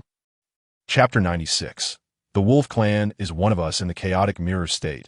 It was only in the secluded villa that a semblance of tranquility could be found. Within the villa, the autumn wind swept the ground, and leaves danced through the air. The melodious strains of the zither flowed like a gentle stream, dispersing the ominous dreams haunting the city, restoring peace and serenity to mirror state. Lu Chun, beneath the falling leaves, continued to cultivate his death and life demon eye. Listening to the zither's music, years of diligent nurturing had instilled in him the habit of practicing wherever he went. A day without cultivation felt incomplete. Martial prowess had seeped into his very bones. As for Chen Shi, he was engrossed in his own pursuits, occasionally playing melodies of the Ming Emperor for Lu Chun. It was quiet, just as it had always been. Later, Luo Feng arrived with the investigation results from the Wu family.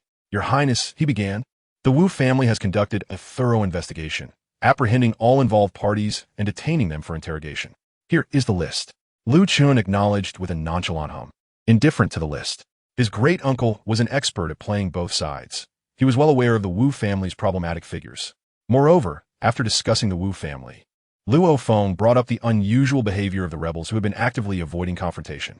He recounted his observations at the city gate. In my humble opinion, these wretched beings are secretly gathering strength, biding their time for a strategic moment. This perplexed Luo Feng greatly. What could these rebels be waiting for? The assembly of 1,000,000 troops? The power of the divine realm? The scar of the sword that ran through Quanzhou and Yongzhou, along with the dark reign of rebellion, had already demonstrated that such power was beyond the reach of the mundane world. To rely on a sea of troops to encircle the divine realm? Unless that 1,000,000-strong army consisted entirely of masters. But that was utterly impossible. After much contemplation, Luo Feng could only think of formations akin to the Grand Array at the Literary Alliance. As for the timing, I suspect the Nightmare Clan possesses an ancient formation capable of harnessing the powers of heaven, earth, and humanity, absorbing the essence of all beings to attain strength sufficient to contend with the divine realm. The Nightmare Clan's current retreat was indeed part of a grander scheme. Furthermore, with the Taiping sect infiltrating even the Wu family and the Wolf Clan breaching our borders, one could only wonder how many more traitors lurked within Mirror State. Upon hearing this, Lu Chen paused slightly, his expression strange as he regarded Luo Feng. Infiltrated by the Taiping sect, the Great Yu is compromised? He was tempted to inform Luo Feng that, in fact, the Great Yu had embedded far more spies within the Taiping sect than the reverse. The world seemed fraught with peril, with everyone clamoring for rebellion. Yet, the overarching conspiracy had always been orchestrated by the human race, or rather, by the faction of his father, including the already erupted invasion of the Wolf Clan. The Wolf Clan's incursion put the borders in jeopardy. Lu Chen could have, with a mere thought, summoned the Wolf Clan and crushed their 10,000 mountains, eradicating their threat from history.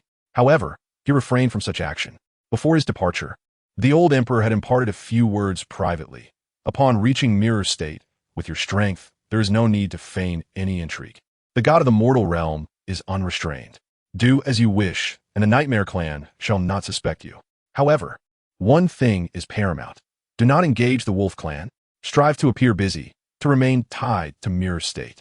I will ensure the Wolf Clan and the Sword Howl Legion prolong our time, giving the appearance that we are not in urgent need of assistance. At that moment, Lu Chen had inquired, does the Wolf Clan have our people? The old emperor had replied succinctly, the Wolf Clan has always been one of us. From that moment, Lu Chen understood the desolation of the Great Yu and the chaos that had descended upon this grand theatrical rebellion. Perhaps over half of it was performed by their own people, aiding the Taiping sect in building momentum. Ultimately, all these machinations serve the long-planned grand drama of Mirror State. As the saying goes, there are 1,000 days for a thief, but only a day for a thief-catcher. The reason why traitors are called traitors is because, before their exposure, one can never know who the true traitor is, who harbors ill intentions, no matter how much one defends against them. The heart is the most elusive to guard. The treachery of the human heart is far more perilous than the malice of phantoms. Thus, rather than spending every day in defense, it is better to turn the tables, granting them victories that lead the rebels to believe they can triumph. Let them reveal themselves. It would culminate in a thorough cleansing. The old emperor played a grand game, but it suited Lu Chen's taste. He had never been fond of complications. The hiding of traitors often led to a futile cycle of hunting one only to have another emerge, akin to the incessant buzzing of a fly. Now, with the chance to eliminate them all at once, it would spare him future troubles. As for whether the old emperor might be playing too grand a game, risking failure. If the Nightmare Clan indeed possessed such capabilities, then Lu Chen found himself intrigued. Noticing Lu Chen's glance, Luo Feng quickly examined himself, finding nothing amiss. What is it, Your Highness? Nothing. Besides the mess with the Wu family, how are things elsewhere? Chapter 97. The Escaped Nightmare, as for other matters. Luo Feng shook his head. Ever since your portrait arrived in Mirror State, the rebels have actively retreated, their banners lowered. These days have been quite peaceful, with little disturbance. However, there is one matter worth noting. Luo Feng uttered 2 words, demonic sect. He continued, we have received news that the Demon Lord, who once unified the Great Yu's demonic sect and commanded all demons to withdraw beyond the realm, has reappeared in the vicinity of Mirror State. Moreover, it seems that the Demon Lord's return to the Great Yu is aimed at subjugating the Nightmare Clan. The Demon Lord? The Demon Lord is the consummate master of contemporary demonic arts, a paragon of the demonic path. At the height of his fame, he battled the illustrious Emperor Zhao Xian, narrowly losing, thus establishing his unparalleled position in the post-demonic era. Losing by half a move does not indicate weakness. Rather, it underscores the Demon Lord's formidable prowess. For he faced the Emperor of the Lu family, endowed with immense royal lineage and the foremost divine abilities. Maintaining a record of only losing half a move against Emperor Zhao Xian speaks volumes of his strength in demonic arts. And as Lu Chen cultivated martial arts, drawing from myriad schools of thought, he had certainly heard of the Demon Lord's name, intrigued by his formidable demonic skills. Alas, the Demon Lord had long commanded demons to dwell in distant realms, disappearing from the Great Yu's domain. Now, he reemerges for the purpose of vanquishing the Nightmare Clan. Indeed, according to the messages from the Qingye Sword sect and other sects, the Demon Lord has frequently appeared in major cities of Mirror State, combating the Nightmare Clan and safeguarding our cities. Furthermore, with the Demon Lord's arrival, the once-vanished demonic sect has begun to resurface across Mirror State. They all heed the Demon Lord's command, pursuing the traces of the Nightmare Clan. Before our arrival in Mirror State, the Demon Lord and his demonic followers had indeed rendered considerable assistance. In this regard, the Demon Lord and his kindred spirits have proven to be more righteous than certain self-proclaimed paragons of virtue. Righteousness. Huh. As he spoke, Luo Feng scoffed derisively. Some individuals are even less virtuous than these demons. Lu Chen replied calmly, whether demonic or righteous, it has always been merely a label. No one decrees that a gentleman cannot cultivate demonic arts, nor does anyone assert that a demon cannot embody righteousness. Strength is merely strength in its essence. The most crucial factor lies in the wielder. If the wielder embodies righteousness, even the most sinister magical arts can be wielded with an air of nobility. Conversely, if the wielder is malevolent, not even the purest of spells can redeem their dark heart. The so-called righteous leader of the martial world may very well be the head of a heretical cult, and the figure representing pure light could be akin to an apocalyptic demon. Such narratives abound in the tales that Lu Chen encountered in his previous life. Thus, he has never subscribed to the notion that a single stereotype can encapsulate an entire group. He only trusts in the hearts of those he observes. Have the officials in Jingzhou search for the whereabouts of that Demon Lord and inform him that I wish to see him, Lu Chen commanded. Understood, Luo Feng promptly replied, setting forth to convey Lu Chen's directive. Once Luo Feng departed, Chen Shi paused her playing of the guqin. Her gaze flitted towards Lu Chen, hesitating to speak. What was she contemplating? When Chen Shi remained silent, Lu Chen spoke on her behalf. It was the first time he had witnessed her indecisiveness since she came under his watch. Chen Shi shook her head, saying it is nothing. I merely heard that those of the demonic path are notoriously cunning, often depicted negatively in various folk tales. I worry that you may have fallen victim to the Demon Lord's schemes. However, considering your formidable strength and cultivation, I find my concerns somewhat excessive. Chapter 98. The trap is set after all. You are a god among mortals. Which demon dares to flaunt their ferocity in your presence? As she spoke, Chen Shi's tone shifted. She glanced at the ancient guqin in her hands and continued, Yet, when you mentioned wanting to meet the Demon Lord, the melody of the Ming Huang tune inexplicably stirred a sense of foreboding within me, as if danger were drawing near. I hope it is merely my imagination. Lu Chen cast a sidelong glance at Chen Shi but chose not to elaborate, instead returning to his reading of the tome of life and death. The autumn breeze rustled, and the night grew cooler as Lan Yun brewed 2 pots of hot tea, serving them to Lu Chen and Chen Shi. The courtyard once again fell into a serene tranquility. In a border town of Jingzhou, a demon lord radiating an overwhelming aura of malice stared solemnly at a swirling vortex of nightmarish energy, even more potent than before.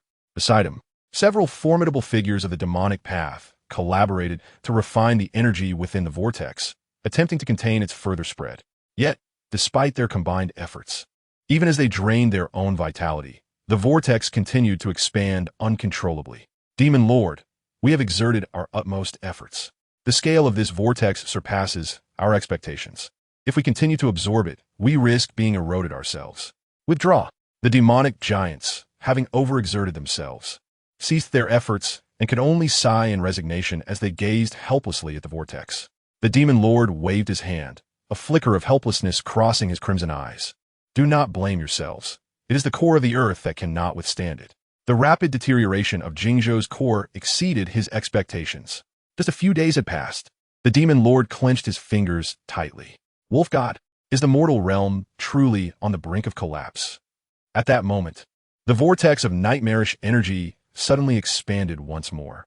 Dark, ominous currents swept through, revealing a pair of cold, black eyes within the swirling mass. Not good. Upon seeing those eyes, the demonic figures present felt a chill run down their spines, hastily retreating to maintain their distance, too fearful to approach. Only the demon lord remained steadfast, his crimson gaze locked in a fierce standoff with the dark orbs. For a long while, an icy voice, chilling to the bone, emerged from the void, penetrating the hearts of all present. The lineage of the wolf and his blood descendants. It has truly been a long time. The voice, reminiscent of bones scraping against one another, sent shivers through everyone present. A frigid, decaying pressure enveloped the area, weighing heavily upon their hearts, rendering them motionless. The implications of that utterance filled them with dread, their hairs standing on end. The entity within the vortex recognized the ancestral wolf god. Just as this thought emerged, the dark eyes within the vortex grew clearer, revealing a towering silhouette gradually materializing. It was crossing over from another realm. At this sight, the onlookers' pupils constricted in terror. They attempted to summon their demonic energy to break free from the oppressive force, only to discover that their energy had been unknowingly eroded and assimilated by the nightmarish essence, turning against them. Is the backlash of your own energy unpleasant? A colossal hand, formed from countless strands of nightmarish energy, landed gently upon the shoulder of a demonic sect leader. This is the flaw of the wolf lineage. Once the nightmarish energy surpasses the threshold of your demonic energy, it will instantly consume and assimilate you. The arrogant fool, thinking he could refine the nightmarish energy and forge a path of coexistence with it. Even his master, Lu Xinghe, could not achieve that. Boom! A bloodied claw shot through the air towards the humanoid silhouette formed from the nightmarish energy. The demon lord's crimson eyes reflected a chilling light. You lack the right to speak of my ancestors. You are even less worthy to utter their names. The unknown entity within the vortex was struck by the demon lord's attack, but remained unfazed. With a mere flick of its hand, the demon lord was sent crashing into the earth, sending debris flying.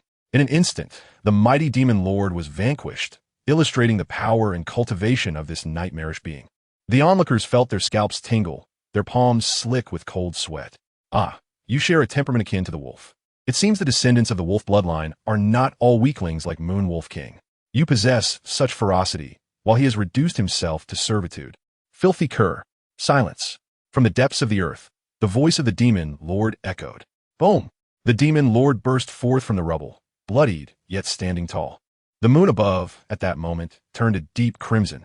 The spectral figure of a colossal wolf flickered within the blood-red moon. Wolf, you still possess such a trump card. Upon seeing the giant wolf's apparition within the blood moon, the unknown entity trembled, a look of apprehension flashing in its dark eyes. Even after so many years, my descendants still summon forth my will, never finding peace. How tragic. Yet, despite its lamentations, its actions betrayed no hesitation. The moment the giant wolf's figure emerged, it unleashed a lethal strike. But the giant wolf, swifter than its foe, retaliated with a formidable attack. Howling wolf devours moon.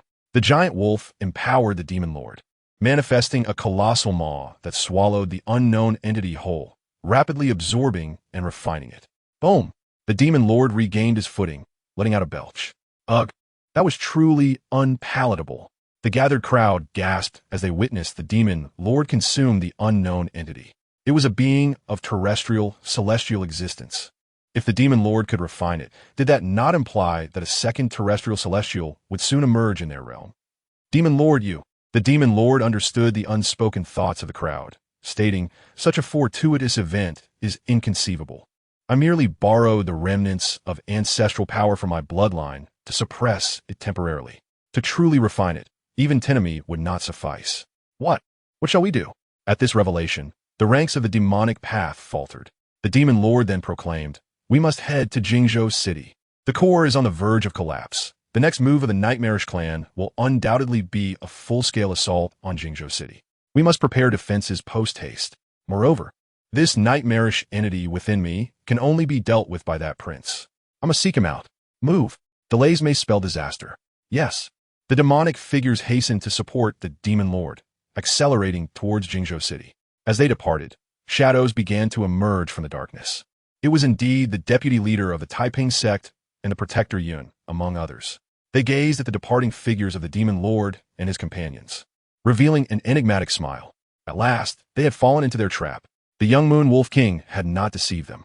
The descendants of the wolf god indeed possessed the formidable technique of celestial wolf devouring the moon. Now, with this pretext, they could justifiably deliver that individual to Lu Chun, ultimately collaborating with Wu Ji for a devastating blow. Let us see if Lu Chun can escape death. Ha ha! The members of the Taiping sect erupted into laughter, as if they could already envision the sweet taste of victory beckoning them, within arm's reach. Once Lu Chun was dead, how could there be another destined child of heaven to turn the tide for Yu? The invasion of the mortal realm was but a matter of time. After the laughter subsided, the deputy leader inquired, "Yin, how was the advancement with the Wolf Clan?" Yin promptly replied, in response to the deputy leader, "The Wolf Clan is well prepared. As soon as the Demon Lord enters Qingzhou City, they will launch a full-scale assault to break the Sword Howl Legion, coordinating with our forces for a pincer attack. At that time, Lu Chen will face the combined efforts of that individual and Wu Ji within the city, while simultaneously defending against the assault of the Wolf Clan and our Taiping army from outside. This time, even if he possesses extraordinary abilities, he shall find it impossible to escape." Indeed, the deputy leader nodded in satisfaction. "Excellent. Your meticulousness is commendable. Lu Chun is a deep well of mystery. Much like during the time of the Literary Alliance, when no one anticipated he harbored the strength of the earthly immortal realm. To eliminate Lu Chun, we must exert our utmost effort and strike with lethal precision, thus ridding ourselves of this looming threat. Indeed, Yin, your contributions to this plan are invaluable. When our triumph is secured, I shall advocate for your merits to those above." Yin bowed respectfully. "I do not dare claim credit. It is all due to your exceptional guidance, Deputy Leader." "You rascal," the Deputy Leader chuckled. "Let us speak of such matters later. We must adhere to the plan at hand. Relay the order to all halls. They are to mobilize immediately and advance towards Qingzhou City." "Yes." The multitude of protectors received their orders and dispersed to their respective posts. As they parted, Protector 1 cast a furtive glance at Yun, a fleeting glimmer of concealed malice flashing in his eyes. "1." The deputy leader's voice suddenly rang out, causing Wan's heart to tremble. The light in his eyes was immediately extinguished, turning dark and dim. "Deputy Leader, you are one I have personally nurtured, and, among these protectors, you are the one I hold in the highest regard. During the assault on Qingzhou, do not be overly careless. Do not let me down." "Yes. Thank you for your cultivation. I shall not disappoint your expectations." "Go," the deputy leader commanded. "Yes." Watching Wan's retreating figure, the deputy leader stood still for a long while. Finally, he murmured, "Youth, so impetuous, cannot remain calm." With that, he surveyed his surroundings, and his figure dissipated with the wind, leaving only a blazing flame to consume the remnants of their presence. In the imperial city of the Yu, the old Emperor Lu Jin once again perused the portraits of the emperors throughout the ages, from the founding emperor to his father, the illustrious Emperor Zhao Xian. Upon reaching the portrait of Zhao Xian, he paused, his gaze drifting to the empty space behind the emperor. Clop, clop, clop. At that moment, outside the Cloud Palace, the frail figure of Empress Wu slowly emerged. She cast a complex glance at the old emperor. Neither spoke first. After a long silence, the empress finally sighed. "This time, many will perish in Qingzhou, will they not?" Without turning, the old emperor replied, "If sacrificing a province can save the entirety of the Yu, there is no bargain more worthwhile. Then they will curse you as a tyrant in their final moments. That matters not. Lu Jin may be a tyrant, but Lu Chun is not." The empress smiled silently. "Do you truly have confidence? With the beast in the 10,000 Great Mountains, coupled with the one freed from Qingzhou, they have two earthly immortals on their side. Can Chen alone hold them off before the core detonates? My Lu family has no impossibilities." The old emperor chuckled. "Moreover, my family boasts more than one earthly immortal in Qingzhou." Having said this, the old emperor glanced out the window. "It is getting late. I must take my leave. Mother." The old emperor cast one last glance at Empress Wu before vanishing into a suddenly shining star. "Take care." Inside the Cloud Palace, only Empress Wu remained. She shuffled to the dragon table, picked up the portrait left by the old emperor, her face filled with joy that turned to bitterness in an instant. She glanced at the portrait of Zhao Xian on the wall, then back at the old emperor's image in her hand, remaining silent for a long time. "I am alone once more." In Qingzhou City, early in the morning, Wu Ji came to pay a visit to Lu Chun. "I am Wu Ji, paying my respects to His Highness the Crown Prince. No need for excessive formalities. Has the Wu family discovered some significant matter?" Wu Ji replied, "Thanks to your highness, Jingzhou is as solid as a fortress, and there are currently no disturbances. I have come to request your highness's assistance in expelling a mysterious poison within me. After discovering the poisoning yesterday, I sought the expertise of the city's renowned physicians. Yet none could unravel this toxin. Reluctantly, I had to come to beseech your highness." Expelling poison? Huh. Lu Chen scrutinized Wu Ji after such a long wait. "They are finally beginning. Your highness is too kind. Please have a seat." "Thank you, your highness." Wu Ji, assisted by several trusted members of the Wu family, settled beside Lu Chen. Lu Chen began to observe Wu Ji, casually inquiring about various matters, engaging in light conversation, seemingly to comprehend Wu Ji's daily life for a more targeted remedy. Halfway through their exchange, hurried footsteps echoed from outside. It was Luo Feng. "Your Highness, the Demon Lord requests an audience." "Oh, has he found him so quickly?" "No, it appears he has come of his own accord. He seems to have something of great importance to report to your Highness in person." "Admit him?" "Yes." Hearing this, Wu Ji interjected, "The Demon Lord? Are you referring to the one who unified the entire demonic path and contended with the former emperor? Do you recognize him?" "I have met him once." Wu Ji's expression grew grave. That individual was certainly no benign character. "Your Highness, you must exercise caution. I fear I may not be of much assistance due to my limited mobility. You must be vigilant and not underestimate him, lest you fall into his schemes." As they spoke, Luo Feng had already ushered the Demon Lord in. A middle-aged man clad in blood-red beast skin, exuding a primal and savage aura, and whose life force surged like a raging torrent, caught Lu Chen's eye. Upon seeing him, a flicker of light shone in Lu Chen's gaze. "He has arrived,"